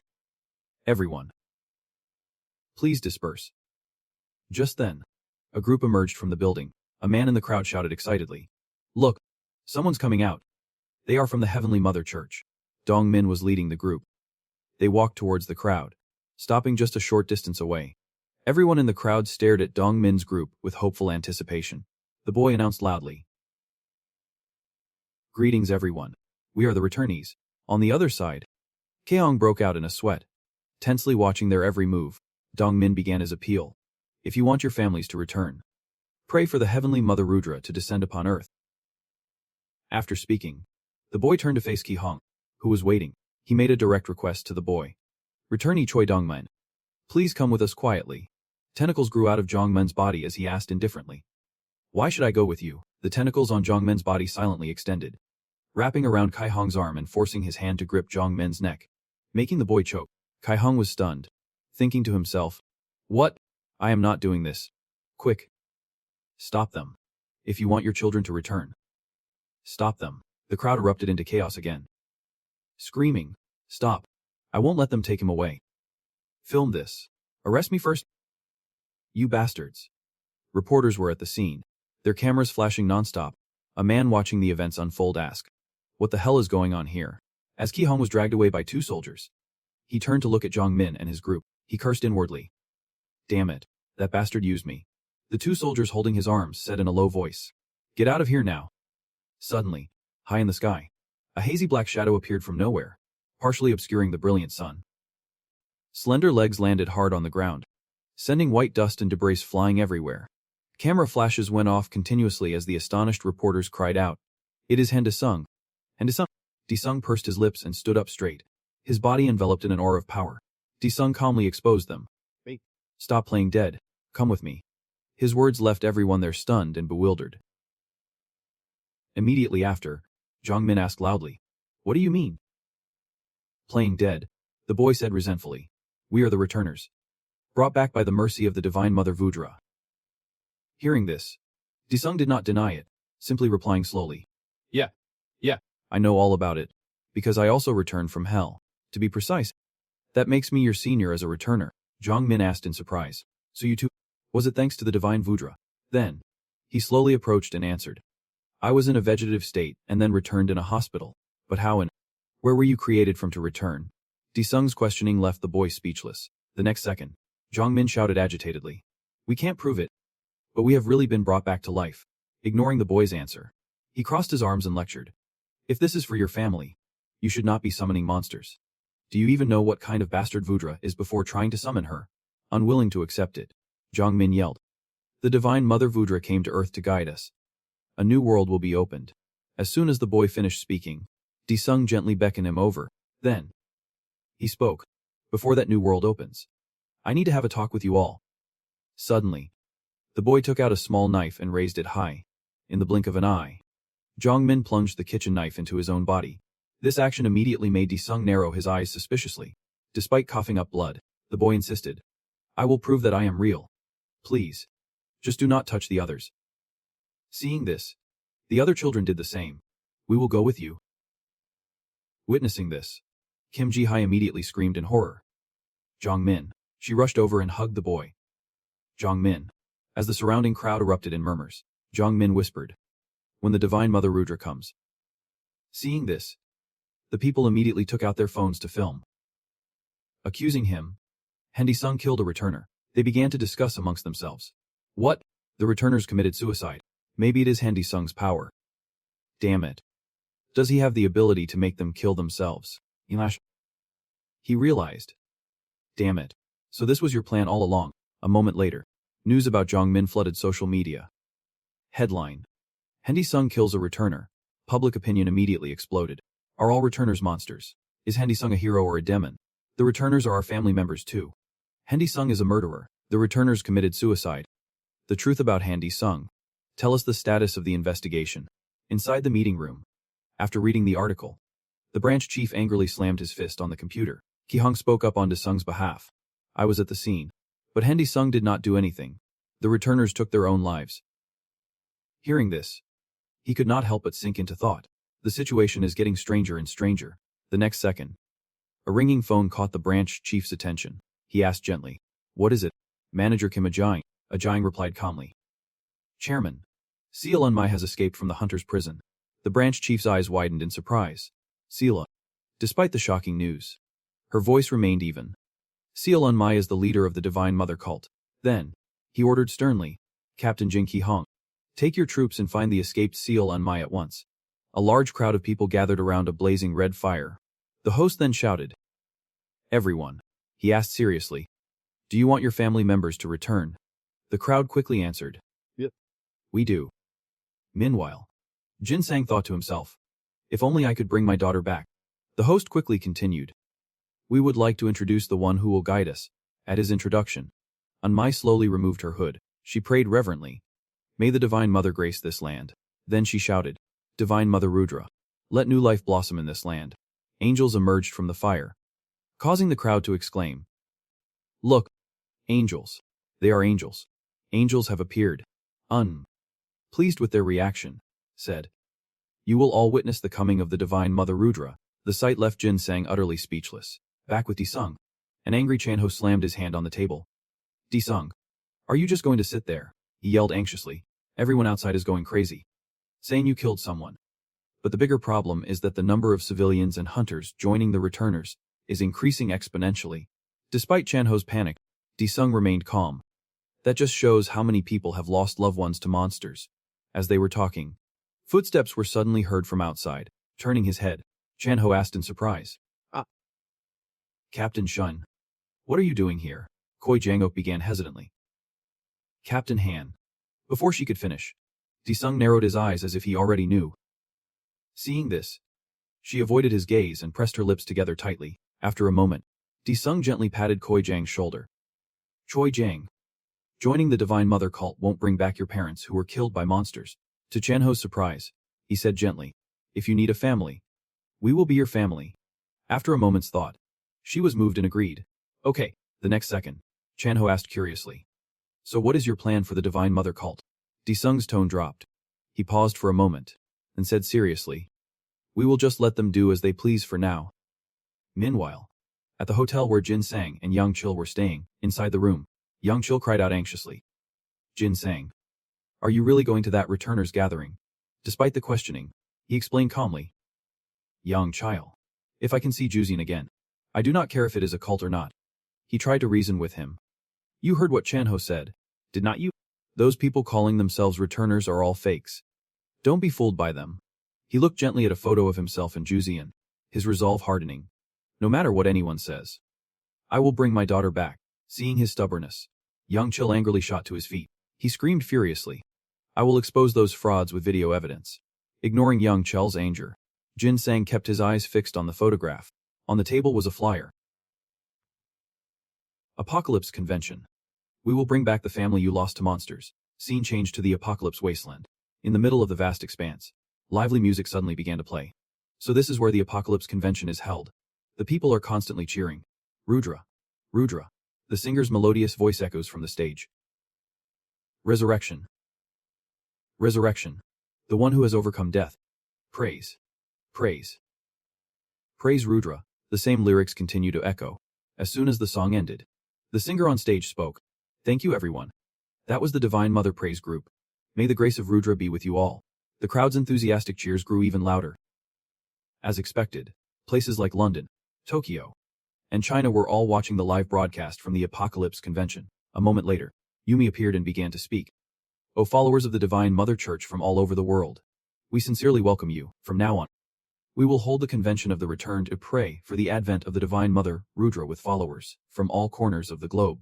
From a distance, a dark figure sped past, leaving a trail of white smoke. It was the Yumi capture team, led by Ki-hong.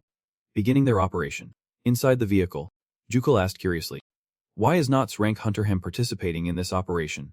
Kai-hong answered slowly, this is unofficial, but he said he won't get involved in any operations related to the returner case. Hearing this, he grew more curious. Is he staying out of it because of public opinion? As if it were a familiar story, he calmly explained. He could not care less about public opinion. At this point, Kai-hong instructed seriously. Let us focus on our mission. Apprehend Yumi. Back at the Apocalypse Convention, Yumi quickly announced, now, we will select a believer to participate in the returning ritual. After observing for a moment, she boldly pointed forward. Yumi had chosen Jin Sang. Sir, please come up here, he asked again in surprise. The next second, Jin Sang stepped onto the stage. She asked seriously, what is your name? You seem quite nervous. Yep. I am. Before Jin Sang could finish, Yumi interrupted. Correct. I can see you wish for your daughter's return. Upon hearing this, he hastily replied. Yep. That is right. Then, she waved to the people in the wings. A ferocious monster was brought onto the stage. Two of Yumi's subordinates struggled to restrain it. Her accomplice immediately took out a sharp sword and stabbed the monster forcefully. This scene immediately made the audience turn pale with fear. Jin Sang was no exception. What is this? The wound on its thigh made the monster kneel on the ground in pain. Yumi calmly approached it. She waved her hand to cast a spell. In an instant, Yumi cast her skill. Bloom. The monster's pain scream echoed immediately. It began to change shape, its head gradually being replaced by vines that looked like tree roots. Through Yumi's magic, Juzian was resurrected. This horrifying sight stunned Jin Sang. A moment later, the little girl called out softly, Dad. After regaining his composure, he shed tears of emotion. Juzian. Juzian. The father and daughter immediately embraced each other. Yumi confidently announced, did you all see that? If the Divine Mother Rudra descends, everyone here can be reunited with their loved ones. Unable to believe their eyes, the people murmured amongst themselves. A returner. This is insane. Unseen, Kai-hong had gotten very close to the stage and gave the order to open fire. The explosion made the believers scream in panic. What the hell was that? Chaotic sounds quickly erupted.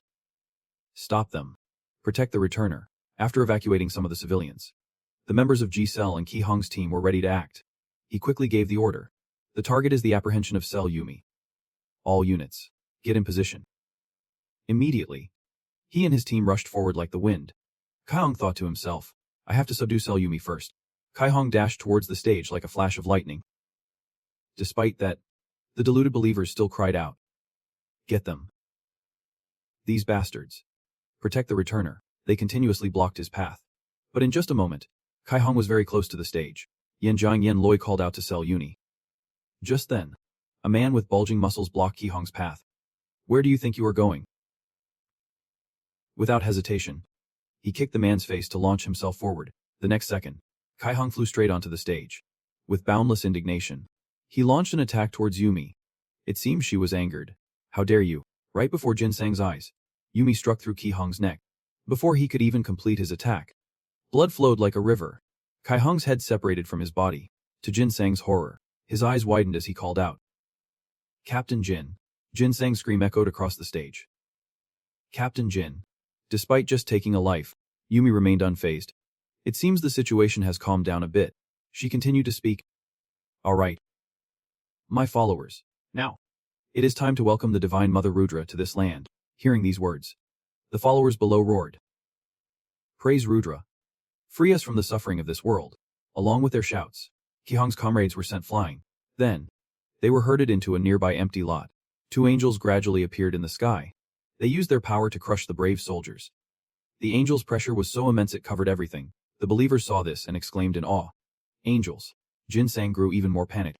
What is happening? Noticing his fearful expression, Yumi gently glanced over. Right after, she began to speak. For her to descend upon this place, a sacrificial offering is needed to open the gate.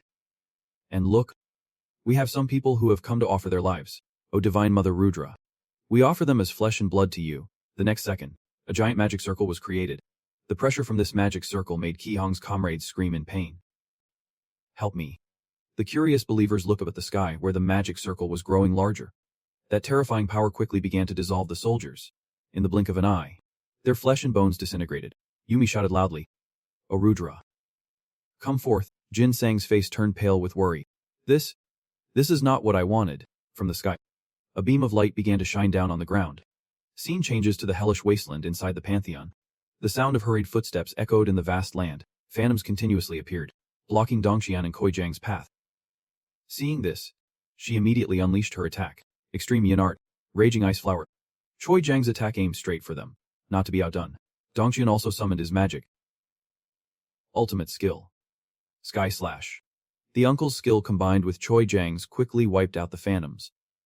From above, Daezung smirked in praise. Not bad. However, he was ready to unleash an even more terrifying attack. Dongxian and Choi Jiang could not bear the light and had to cover their eyes. My eyes. Taking this opportunity, Xiu Haiyan intervened. Dark Curse. Following her skill, a dark circle gradually appeared in the air. But it seemed that attack was just a distraction. In the blink of an eye, a giant foot was closing in on Daesung. It was Aslan who had arrived. Nuclear Fist. Fortunately, he realized in time and blocked his punch. Dongxian also rushed into attack. Lightning Kick. The uncle's powerful kick was also quickly blocked by Daesung. Immediately, he retreated and created a resounding sound. Theo Un continued the battle. Oceanic Origin Domain. The streams of water around Daesung began to evaporate. Then, they exploded right before her eyes. A moment later, Dongxian remarked softly. He told us to fight him as if we were trying to take his life. But, is he Koi Jiang immediately added. The captain must be in shock. Under their surprised gazes, Theo Un said with a bored tone. In the end, we could not even leave a scratch on him. Just as she finished her sentence, a giant beam of light shot down from the sky. It was Daesung, holding a black sphere and a white sphere, hovering high above. The next second, he used his strength to merge the two spheres into one. Even though Daesung was gritting his teeth, the two spheres still could not merge. Seeing this, Dongxian on the ground muttered worriedly. No way. He is not going to throw that at us. Is he? While Daesung was still struggling, the two spheres suddenly exploded, making him scream in pain. Daesung observed the two conflicting powers in his hand and thought, I need to get this thing out of my body if I want to attack. Just then, his phone suddenly rang. Hello. Chanho. What is it? It was an urgent call from Chanho. Daesung. Where are you right now? Hearing this, Daesung immediately replied, I am at the Pantheon. His voice turned grave. We are in big trouble. The next moment, Chanho delivered some shocking news. Daesung, Rudra has appeared. In disbelief, he shot back. What? She is here already. At that moment, a blinding light burst through the gloomy sky, shining down on the earth.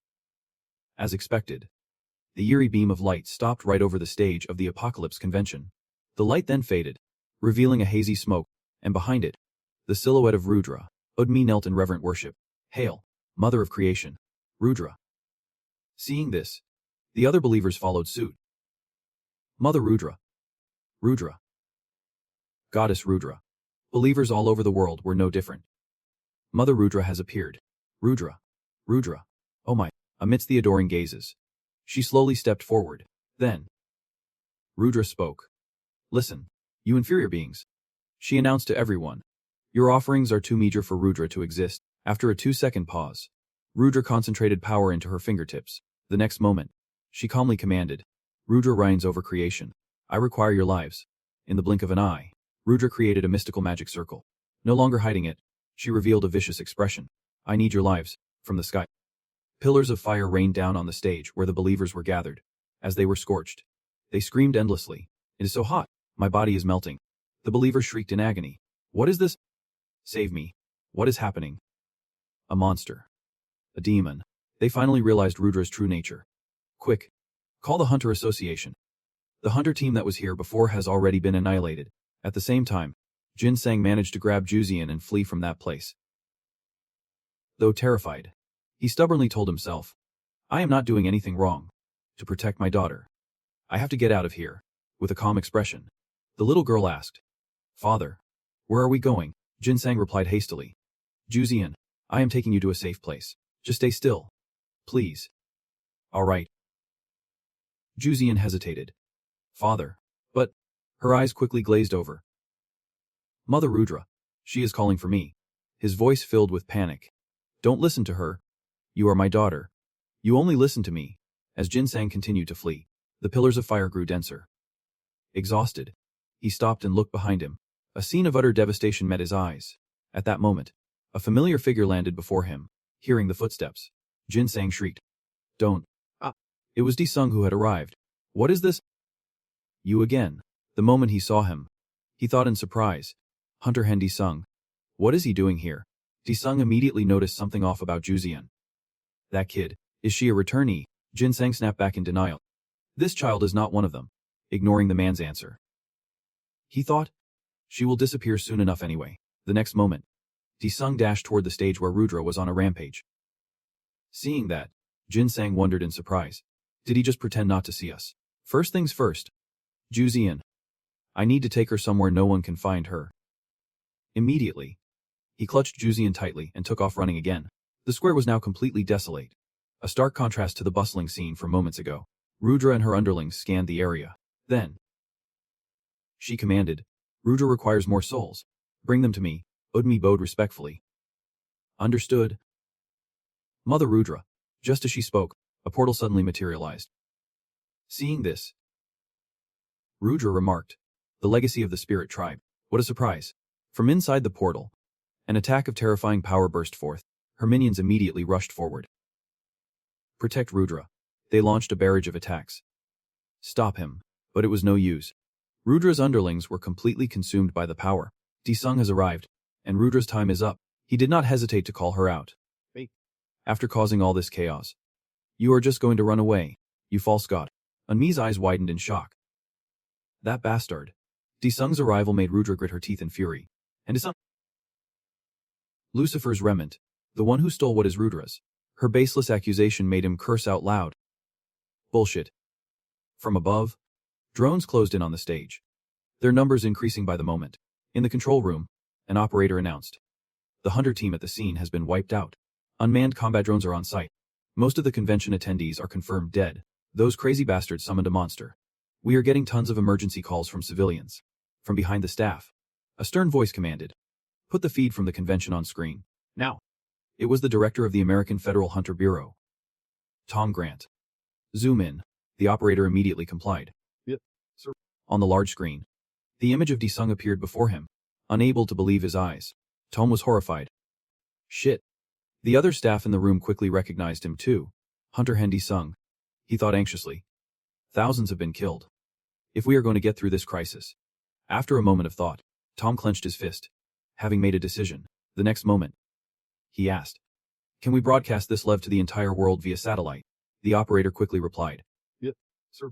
With no time to waste, Tom ordered, Then start the broadcast now. The staff member complied. Yep, sir. His face was grim. We need a hero to turn this situation around. Tom stared intently at Sung on the screen and came to a conclusion. A hero, in his hotel room. Yanchul thought anxiously. How am I going to convince Jin Sang? Suddenly, Yanchul's phone buzzed with a stream of notifications. Yanchul, it is urgent. Hendy Sung is on the American Hunter Bureau channel. Here's the link. YouTube. Come Varma Hunter. As he clicked the link, he exclaimed in surprise. What? Hendy Sung? Just like the message said, social media was flooded with pictures of Sung. The most prominent was a related video. Hendy Sung appears at the returnee convention. Posted by Tourist Bachelor, 15 million views. Yanchul realized at once. Isn't that the returnee convention Hendy Sung was attending? In the meeting room at the Sung building, Chan-ho spoke up hesitantly. Is it really okay for us to just be sitting here? Seo-yeon asked playfully. What do you mean by that? Brother-in-law Seong. Her form of address made him grimace in confusion. Brother-in-law Seong. Ignoring Chan-ho's surprise, Seo-yeon calmly explained. I am just calling you that in advance, since we are about to become family anyway, Chan-ho retorted sternly. That is never going to happen. Ryu Seo. Hearing this, Seo-yeon glared back, not backing down. Amidst the tense atmosphere, Dong Cheon stepped in to soothe Chan-ho. Do not worry. Captain Han is the strongest in the universe. But as for whether Sinny Yang or Ryu will win Captain Han's heart, now that is a tough question. Their laid-back attitude made Chan-ho explode. Are you guys serious? Isn't anyone worried?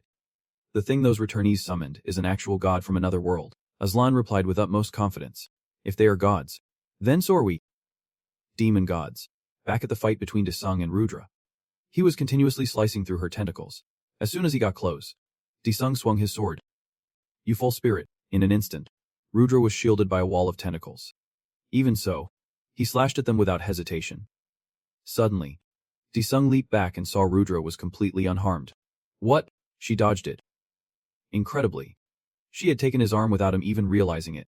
The sight surprised Sung so much that he quickly checked his body. He became enraged when he discovered one of his arms had been stolen. The next moment, Rudra put Sung's arm in her mouth, taking back what had been stolen from her. Seeing this, he clicked his tongue in frustration. Before I even noticed, ignoring Sung's anger, she continued to savor the taste. His arm instantly grew back. It seemed Sung was truly enraged. He clenched his fists, ready to leap into battle. Sung muttered to himself, so half-hearted attacks are useless, are not they? Then, he unleashed the power he had been holding back. Releasing 100% of his demon god form, a notification quickly appeared. 100% of demon god form released, activating Genesis Satan demon god state. Duration, 6 minutes and 6 seconds. An incredible surge of power continued to pour down on the spot where Sung stood. This sight made Yumi grit her teeth in fury.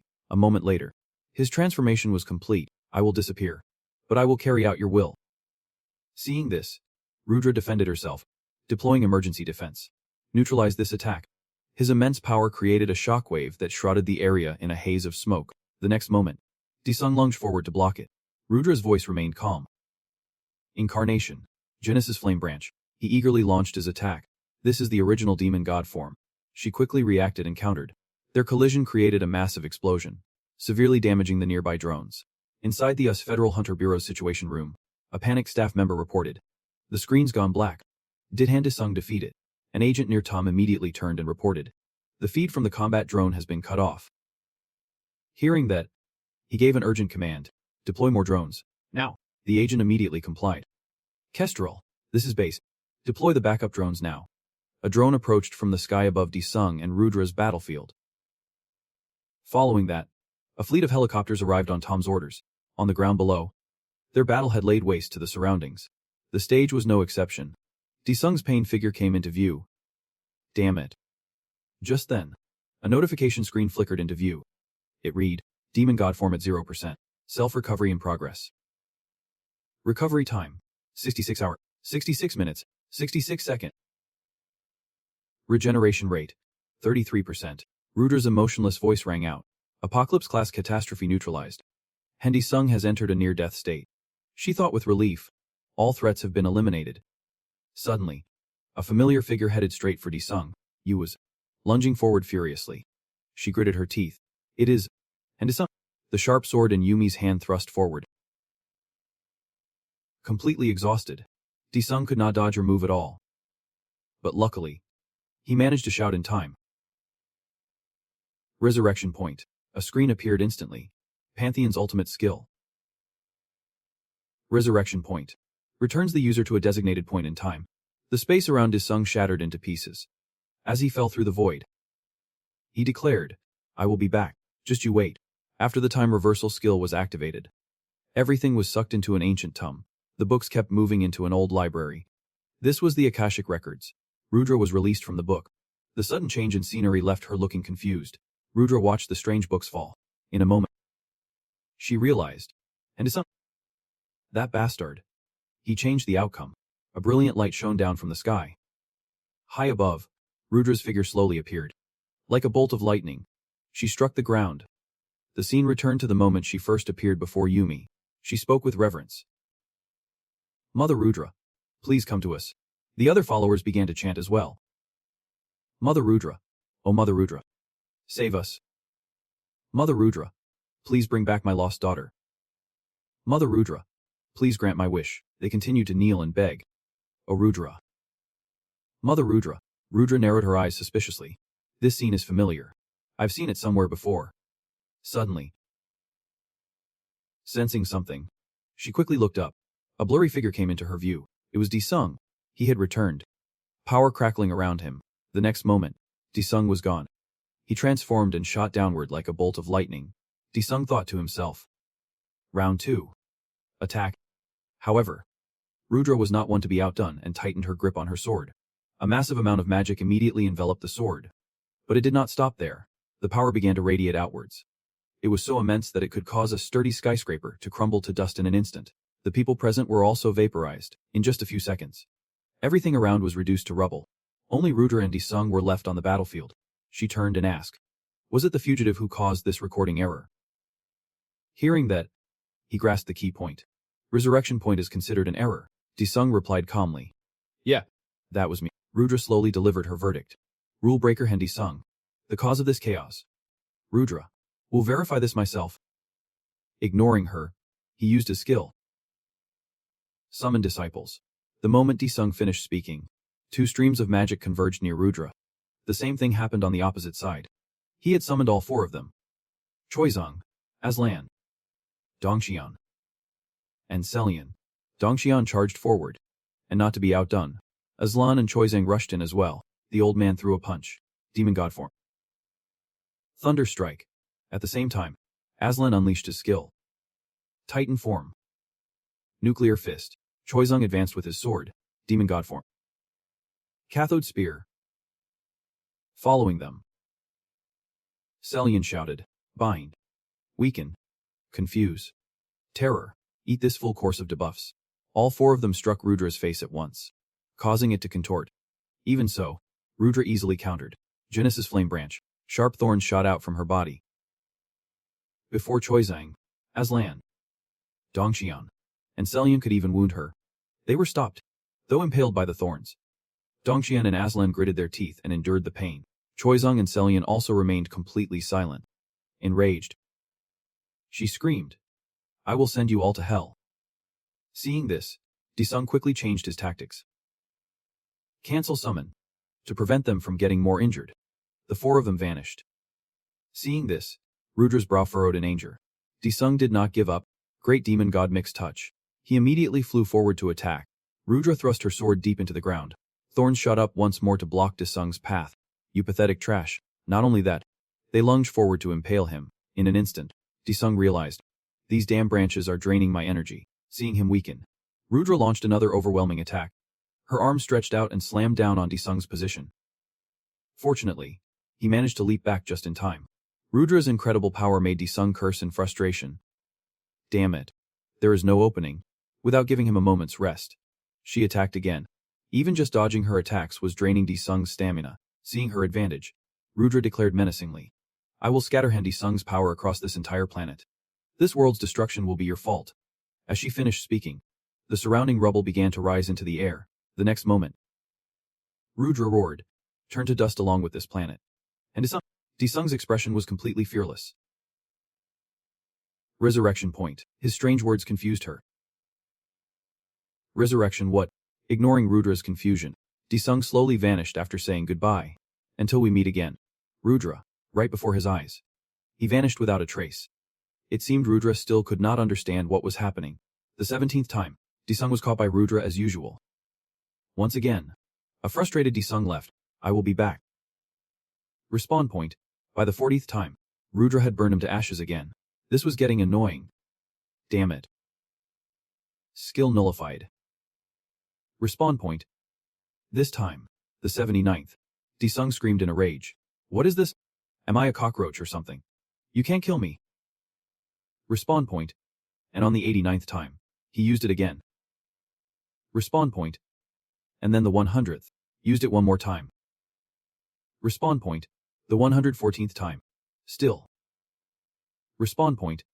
The 140th time. Respawn point. Fighting and respawning over and over left Disung panting from exhaustion.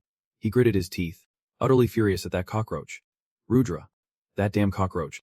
It just won't die. Chan-ho, who was playing on his phone nearby, heard him and asked curiously. What?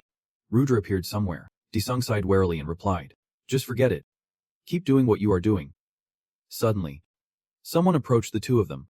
Changzik stood shyly behind Heron as she handed a wedding invitation to Disung and Chan-ho. Captain Han. We are getting married, unlike Chan-ho who exclaimed in surprise. Married. Disung looked annoyed at their public display of affection. Now Changzik shyly explained why they were getting married so soon. Heron finally opened up to me. So I have to marry her before she changes her mind. Disung accepted his colleague's invitation in the gloomiest of moods. Well, I am fighting for my life out there. They are talking about marriage. Seeing his expression, Heron asked hesitantly. Captain Han, you will come and wish us well. Won't you? Chan-ho politely replied on one side while looking helplessly at the fuming Disung.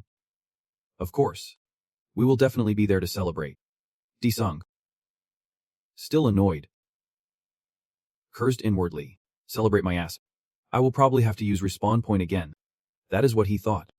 But he would still go to their wedding. Alright, I will congratulate you two properly. Later at the Pantheon. Disung looked at his blackened hand and called out. Wait. I know you are in there. Come out. Suddenly, a strange energy emanated from his hand. As if something was escaping, the area around Disung turned pitch black. From the darkness, a gloomy voice spoke. You finally called for me. And Disung. Without hesitation, Disung asked coldly. I will get straight to the point. How do I destroy Rudra? Lucifer suddenly appeared behind Disung. She let out a savage laugh and asked. And Disung, can you destroy darkness? As soon as she said that, something else happened. Lucifer seemed to conjure a classroom. She sat playfully on a chair and called out coyly. And Disung. Then she asked again.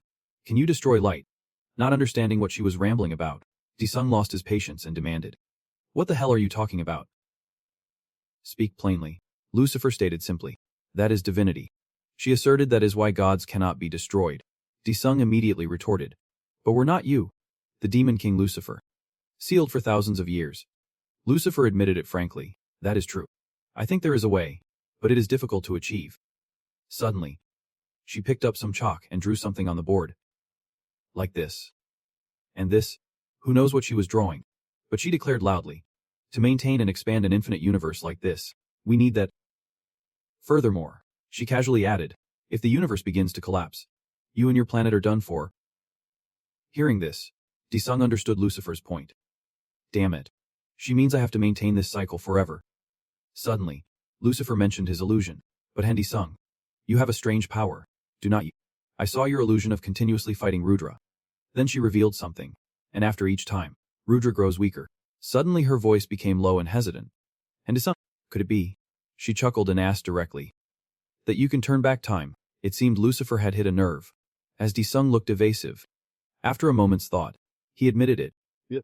I can turn back time to a specific point. Upon hearing this, Lucifer spoke excitedly. So that is how it is. That is how you overcame the Pantheon's trials. Now I understand everything. I never thought a weak human could become a demon god. I can't believe the Akashic would grant you such an incredible power. Disung grew curious hearing the name she mentioned. Power from the Akashic records. Then she revealed a crucial piece of information to him. And Disung, Rudra and I were once one. This made him exclaim in shock. Lucifer continued to explain matter-of-factly how to deal with Rudra. Right now, we are split in two. But if we become one, the twisted space of the universe will return to normal. However, Disung still did not quite understand and asked again. So what does that mean? Lucifer gave a sinister smile and said, as you wish. We will disappear. To be precise, we will return to a divine form that you humans cannot see, existing only as air or wind, as a true god. Disung paused for a moment upon hearing this. Lucifer's voice continued evenly. You who possess the power of the Akashic records, there is a way. Use your white hand to pour all of our power, including my own, into Rudra. Her gaze fell on Disung's glowing hand as she continued. If our powers are balanced, this method will work. At that moment, the Pantheon appeared and confirmed what Lucifer had been saying. Master, the power of the Akashic is superior to both Saturn and Rudra. What she says is true. Seeing it, Disung was a little surprised and asked, Fake Pantheon, you have not appeared since we returned from the celestial realm. What happened? It explained honestly. When returning to Earth, I created a portal without using the power of the Void Core, so I had no choice but to enter a sealed state. After hearing that, Disung had no further comments. He returned to the matter of Lucifer. So if I try her method and fail, is there really no danger? Pantheon quickly gave an answer. That is right. The respawn point is an extraordinary ability that allows you to return to a moment saved in the Akashic records. With that confirmation, Disung decided to risk trying Lucifer's method, but he had to warn her first. Hey Lucifer, if you trick me, you are finished. His words made Lucifer realize he would try her method. It seems you have made your decision. Time passed until the wedding day of Changzik and Herin. Everyone had gathered for the ceremony. Jisoo, seeing Seelion's long face, asked, Sister, what is wrong? Seelion sighed wearily and complained, I do not know. Disung is so annoying. Really? Elsewhere, Cho Rang was cheerfully complimenting her mother. You look as beautiful as ever. Hearing that, she happily took her daughter's hand and replied shyly, Cho Rang, you are flattering me again. In another corner, Dong Cheon stretched and wondered to himself, I wonder if that kid Changzik can handle it. Beside him, Aslan was busy applauding in praise. What a wonderful wedding. It seemed it was time for the ceremony. As the host began to check the mic, Chan Ho made an announcement to the guests. Check. Check. In just a few minutes, the intimate wedding of Mar, Lee Changzik and Ms. Baek Heron will begin. Just as the bride and groom were walking down the aisle, Heron suddenly sensed something and flinched. Changzik noticed and asked worriedly, What is wrong? Suddenly, a pillar of light shot down from the sky, right where the wedding was being held. The beam of light struck the wedding hall, destroying everything. From the middle of that light beam, a silhouette appeared. The guests in the hall were stunned by this terrifying phenomenon, creating an uproar. What? What is that? At a wedding? Who's this? The one who caused all this was none other than Rudra. Then she spoke. So everyone closely related to Disung is here. Aslan seemed to recognize her and immediately showed his hatred, gritting his teeth and calling out, Rudra. Dong Cheon, not knowing who she was, asked hostilely. Seelyon quickly jumped into a fighting stance and shouted. As for Cho Rang, she immediately drew her sword and stood protectively in front of her mother. I will protect you. Her mother asked worriedly. Cho Rang, is that a monster? Realizing the imminent danger, Heron shouted. Everyone, evacuate immediately. Before she could react, Changzik stood in front of her and said, Heron, get everyone out of here. At that moment, everyone in the wedding hall began to scatter in panic. It is a monster. Aslan and Dongqian rushed forward. Rudra, now filled with excitement, declared loudly, I will recreate you all in a new world. Before she could even strike a pose, someone suddenly punched her right in the face. Disung appeared out of nowhere, landing a painful blow. Then sighed. What a bad omen on a wedding day. His appearance made Seoyan cry out in surprise. It is big brother Disung, Jisoo shouted. Captain Han. Disung turned to everyone and ordered. The wedding is postponed until this bastard is dealt with. Understood? Hearing this, the bewildered couple, Heron and Changzik, called out in unison, Captain Han Disung. And Disung. As for Rudra, after taking a punch from Disung, she realized how formidable he was and thought to herself, Han Disung's aura is completely overwhelming. I must be careful not to provoke him. Suddenly, Disung yelled, It is time for you to die for real. He used his ability. Domain exchange. Hell. Instantly, flames erupted violently, and the scenery around Disung and Rudra shifted from the wedding hall to a fiery courtyard. As both sides fell silent before the fight, Disung thought, I have to pour Satan's power into her. Meanwhile, Rudra looked around, wondering, is this Han Disung's domain? After a moment of silence, Disung growled. "Hey, Rudra, no one invited you. So why did you come and crash the party?" Rudra ignored him and began to channel her power. Her voice, both arrogant and deliberate, rang out. And Disung, a threat to creation, priority target for elimination. Disung turned and asked Phantom in a low voice. "Hey, you are ready, right?" Phantom gradually materialized and replied with excitement. Of course. Its power manifestations rushed towards Rudra, chanting in unison. Destruction, chaos, darkness, ruin, death. Disung stood his ground and gave the signal. Charge. Rudra did not just wait to die. She immediately counterattacked. Her tentacles shot towards Lucifer's power manifestation. The two sides clashed fiercely. Phantom's power began to disintegrate upon contact with Rudra's tentacles. At the same time, she realized in horror, Disung's power is unidentifiable. Lucifer, on his, Disung quickly activated an ability, Satan's Shadow State. Seeing this, Rudra immediately used a skill to reevaluate Disung's power. I will not be deceived. 10,000 eyes. Eyes began to sprout all over her body, each with a specific purpose, capable of observing every single corner, not stopping there. She used another skill. Embodiment, Sword of Life. Then she unleashed an attack. Nullification. Disung was not idle either and used a skill. Chains of the Demon God. His sharp chains seized both of Rudra's hands, while another wrapped around her neck. Now that she was restrained, he exclaimed triumphantly. Just as I thought. You are not strong in this form.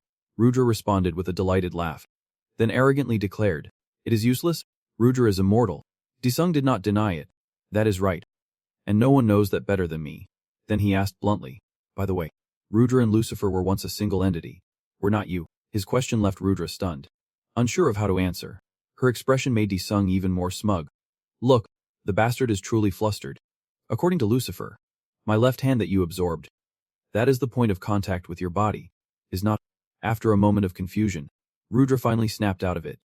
Struggling as she yelled, Lucifer is a lie. She wants to take over my body and destroy this universe. Your choice will make the entire universe regret it. Without giving her a chance to escape, Disung clenched his fist, brimming with power. Of course. He did not believe her. He rushed forward and roared. What a twisted tongue you have. Maybe I should just listen to Lucifer. He slammed the hand that held Lucifer into Rudra's body and quickly commanded. Lucifer, receiving his signal. Lucifer appeared. She laughed in satisfaction and exclaimed. Finally, I become one with this bastard. Disung strained, forcing Lucifer into Rudra's body. His fist sank deep into her, making her scream in panic. Stop. Stop it. Of course. Disung would not stop. He roared and pushed harder. Shut up. Suddenly, a wave of power descended from the sky. Dust and smoke billowed as thunder and lightning crashed. Disung stood firm through it all.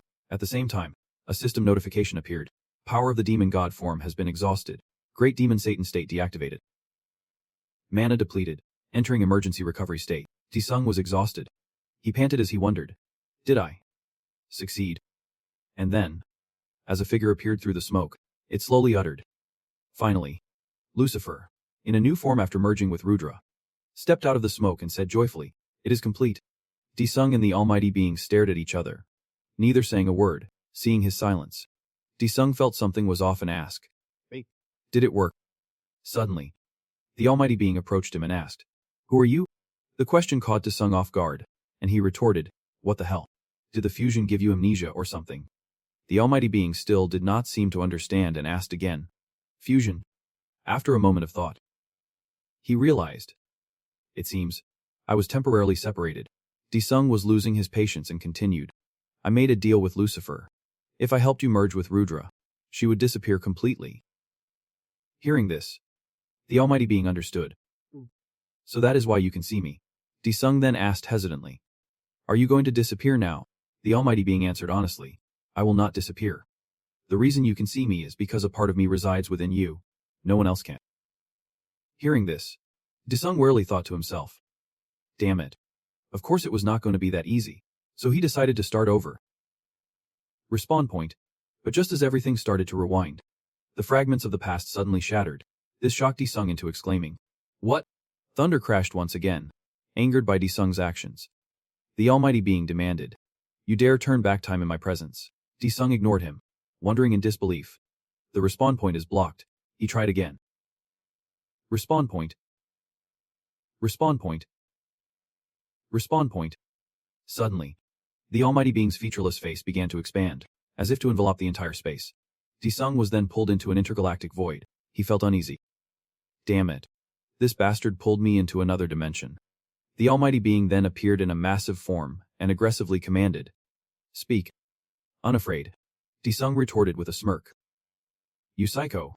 As if I would actually tell you. Annoyed by his insolence. The almighty being moved to destroy him. I will erase you, scum of the universe. Knowing he was no match for it, Disung yelled for help. Lucifer. You bastard. Show up and do something. Just when he thought he was done for, Pantheon appeared and blocked the frenzied attack. Please wait.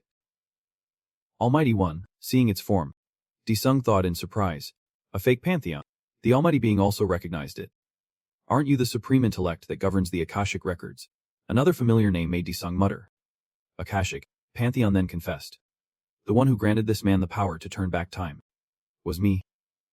Furthermore, it confirms one thing. You were wrong. This universe is tainted because of you. These words stunned the Almighty One. Who asked? Because of me. Pantheon calmly explained. You split yourself in two and argued with yourself, endlessly tainting the universe. The one I chose to stop this was Disung. Of course. The Almighty One did not believe it. The universe is collapsing because of me. How absurd. Ignoring his disbelief, Pantheon calmly continued. To restore order to the universe, I must once again become your consciousness. The Almighty One stubbornly insisted. There is no reason why splitting a being like myself would taint the universe. If anything, this is your fault. Supreme intellect. Faced with such absurdity, Disung could only curse to himself. This lunatic does not even remember what he did. And he still has the gall to call himself the Almighty One. Reading his thoughts, the Almighty One roared in anger. Silence. How dare a filthy ant like you insult me? Realizing the being could hear his thoughts, Disung panicked slightly. Oh crap, he can read my mind. But he quickly regained his composure and said, Hey, get it? You are very strong, so just calm down, wasting no more time. The Almighty One decided to resolve the pollution. I will now erase and recreate the entire universe. That is my answer. In this situation, Pantheon had no choice but to borrow Disung's body to stop the Almighty One. And Disung, I will become your consciousness for a moment. Stop the Almighty One. As soon as the words were spoken, it quickly used its ability to fuse with Disung. Instantly, system notifications appeared. Mana restored. Mana depletion restriction lifted. All demon god forms restored. Demon god power depletion restriction lifted. You can now use the authority of time. You can now use the authority of death. You can now use the authority of life. You can now use the authority of chaos. You can now use the authority of equal exchange. The system issued a confirmation. You can now use the authority of equal exchange. This made Disung curious. The authority of equal exchange. At that moment, Pantheon and Disung merged into one. A sinister laugh escaped Disung's lips. His power had reached a new level. The Almighty One, seeing this, growled. Supreme intellect, you intend to stop me. Suddenly, the scene shifted to a school. Disung appeared behind the Almighty One and said through gritted teeth, Shut your mouth. With that, he landed a painful blow on the Almighty One. The punch sent him staggering back. It also drove him into a frenzy, causing him to let out a growl. Suddenly, a full set of human-like facial features appeared on his face. Disung, filled with anticipation, issued a challenge. I want to have a proper fight with you, so I used my power to strip you of yours. Now it is a fair one-on-one fight. You have no reason to complain. His words, coupled with the sudden appearance of a face, made the Almighty One roar in fury. Impossible. You restricted the power of an almighty being. Without another word, Disung landed a kick to his stomach. The blow was so powerful it made him cough up blood. Not stopping there, he prepared his next attack and declared loudly, It is time for you to take a beating and be reborn as a new being. As soon as he finished speaking, he punched the Almighty One again. His attacks left the almighty being in both pain and bitter rage. Before he could even counterattack, Disung went on a rampage, landing several more blows. Without your power, you are nothing. Stop acting so high and mighty. As he was fighting with all his might, Pantheon appeared and praised Disung. As expected of Disung, truly your style. Suppressing the Almighty One in your own unique way. The moment he saw it, he asked, Fake Pantheon. So you are the real one after all. Right. Pantheon just smiled and replied cryptically. You have always been this interesting. He did not bother asking more, turning his attention to the Almighty One. What should I do with this guy now? Pantheon calmly replied. You have done enough. This time, it is my turn. From now on, leave it to me. Pantheon ordered in a low voice. Now, come with me. Almighty One. And just like that, as if obeying the command, the Almighty One began to float. Suddenly, the Almighty One raised his fist and called out, Supreme Intellect. Seeing this, Disung quickly raised his own fist and growled threateningly, Say one more word, fearing Disung would attack again. Pantheon quickly intervened. The Almighty One then turned to Pantheon and demanded, Put me down. Now. Following his command, Pantheon slowly lowered him. Then, he spoke in a low, deep voice. I was truly surprised, using the authority of equal exchange to limit my power. Then he asked, Was this also part of your plan? Pantheon replied nonchalantly, I merely anticipated Han Disung's choice. Hearing this, the Almighty One looked at Disung in surprise and wondered. He chose to limit his own power to stop me. These words made Disung exclaim in annoyance. What is this? Are you trying to read my mind again? The Almighty One then spoke. And Disung, then, he made his decision. I will temporarily postpone the destruction and recreation of the universe.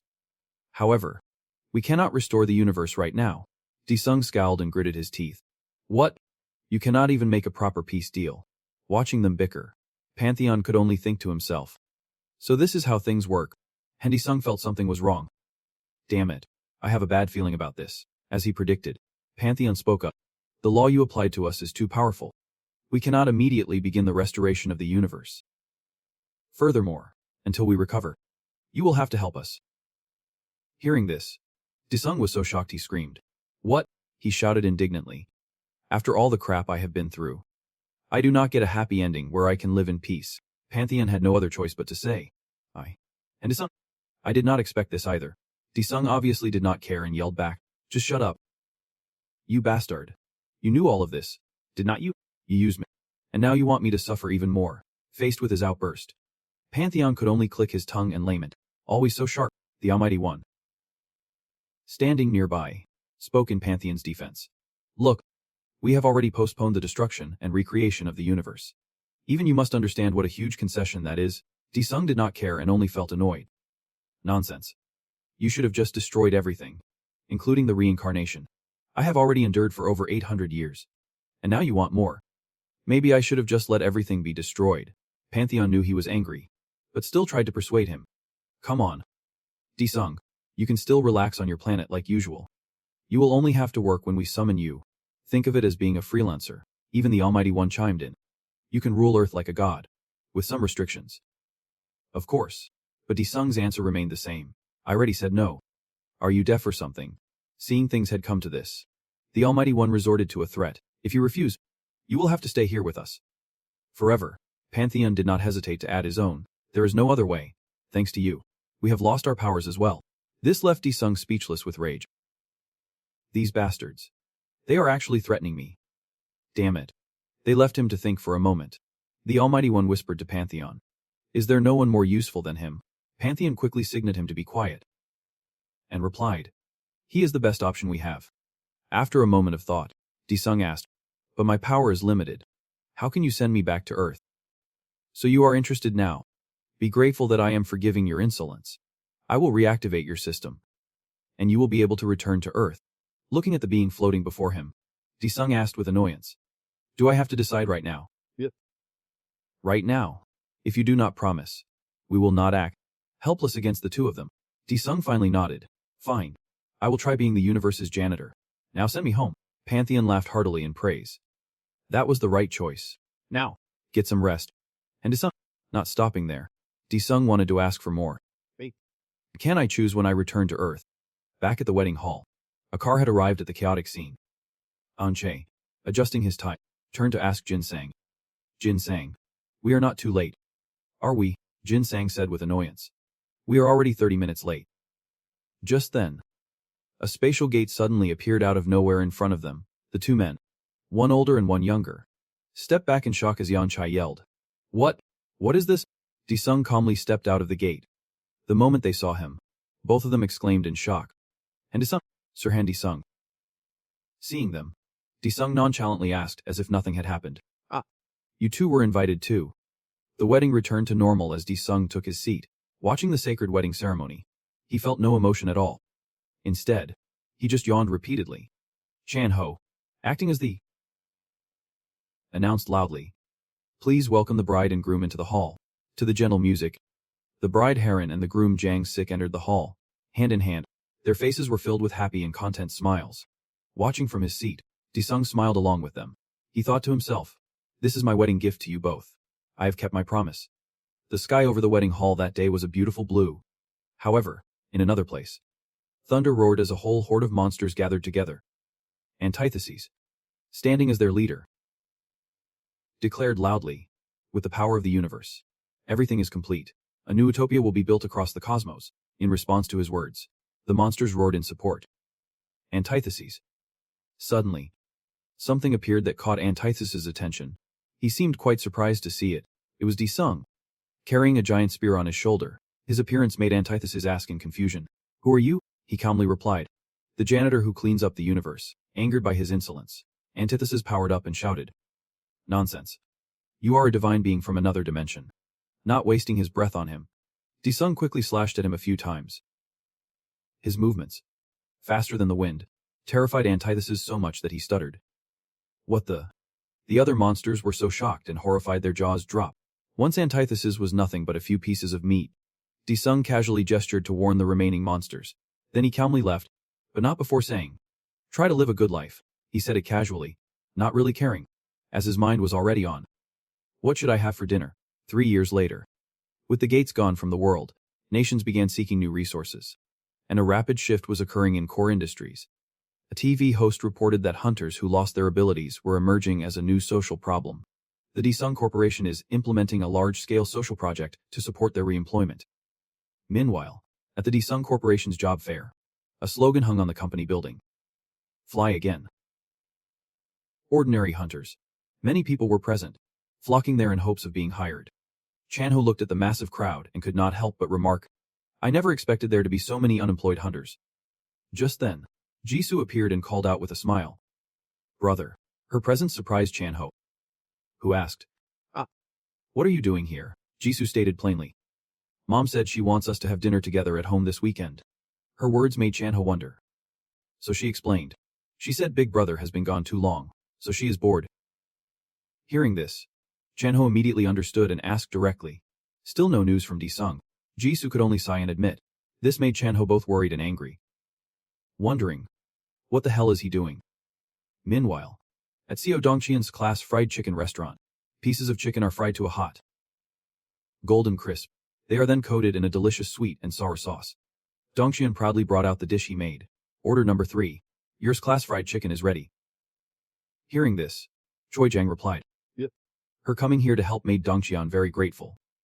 "Choi Jang, thank you so much for helping me even when you are busy," she kindly replied. "It is a new restaurant. After all, of course I have to help."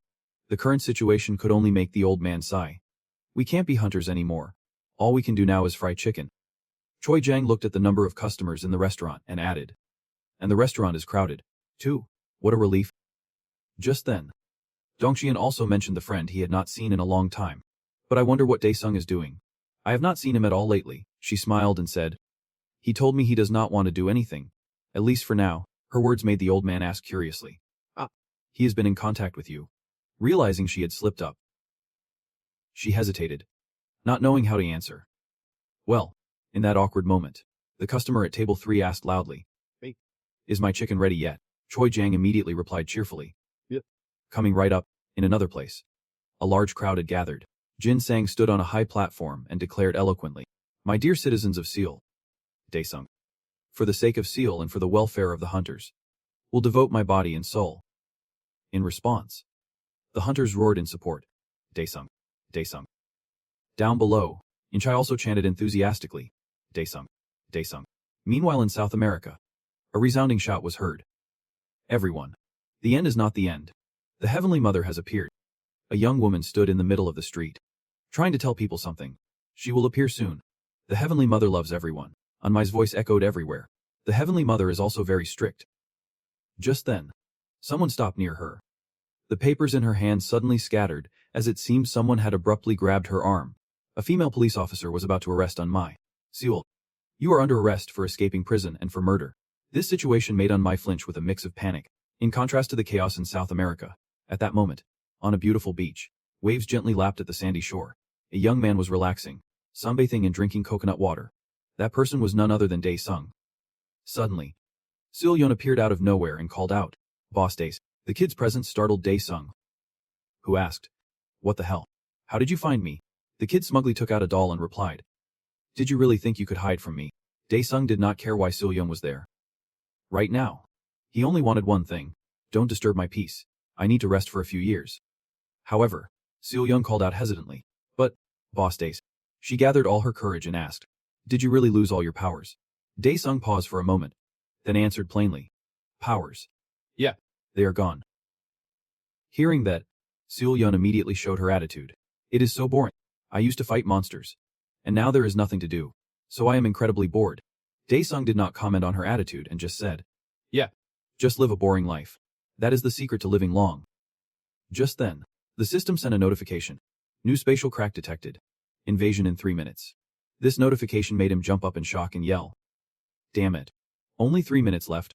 So he snapped his fingers. Time immediately froze. A spatial gate appeared. A moment later, it disappeared. And a moment after that, Dae-sung returned. He sat down, sighed, and snapped his fingers to let time flow again. Sil-yeon immediately asked, 3 minutes. What isn't 3 minutes? Dae-sung replied warily.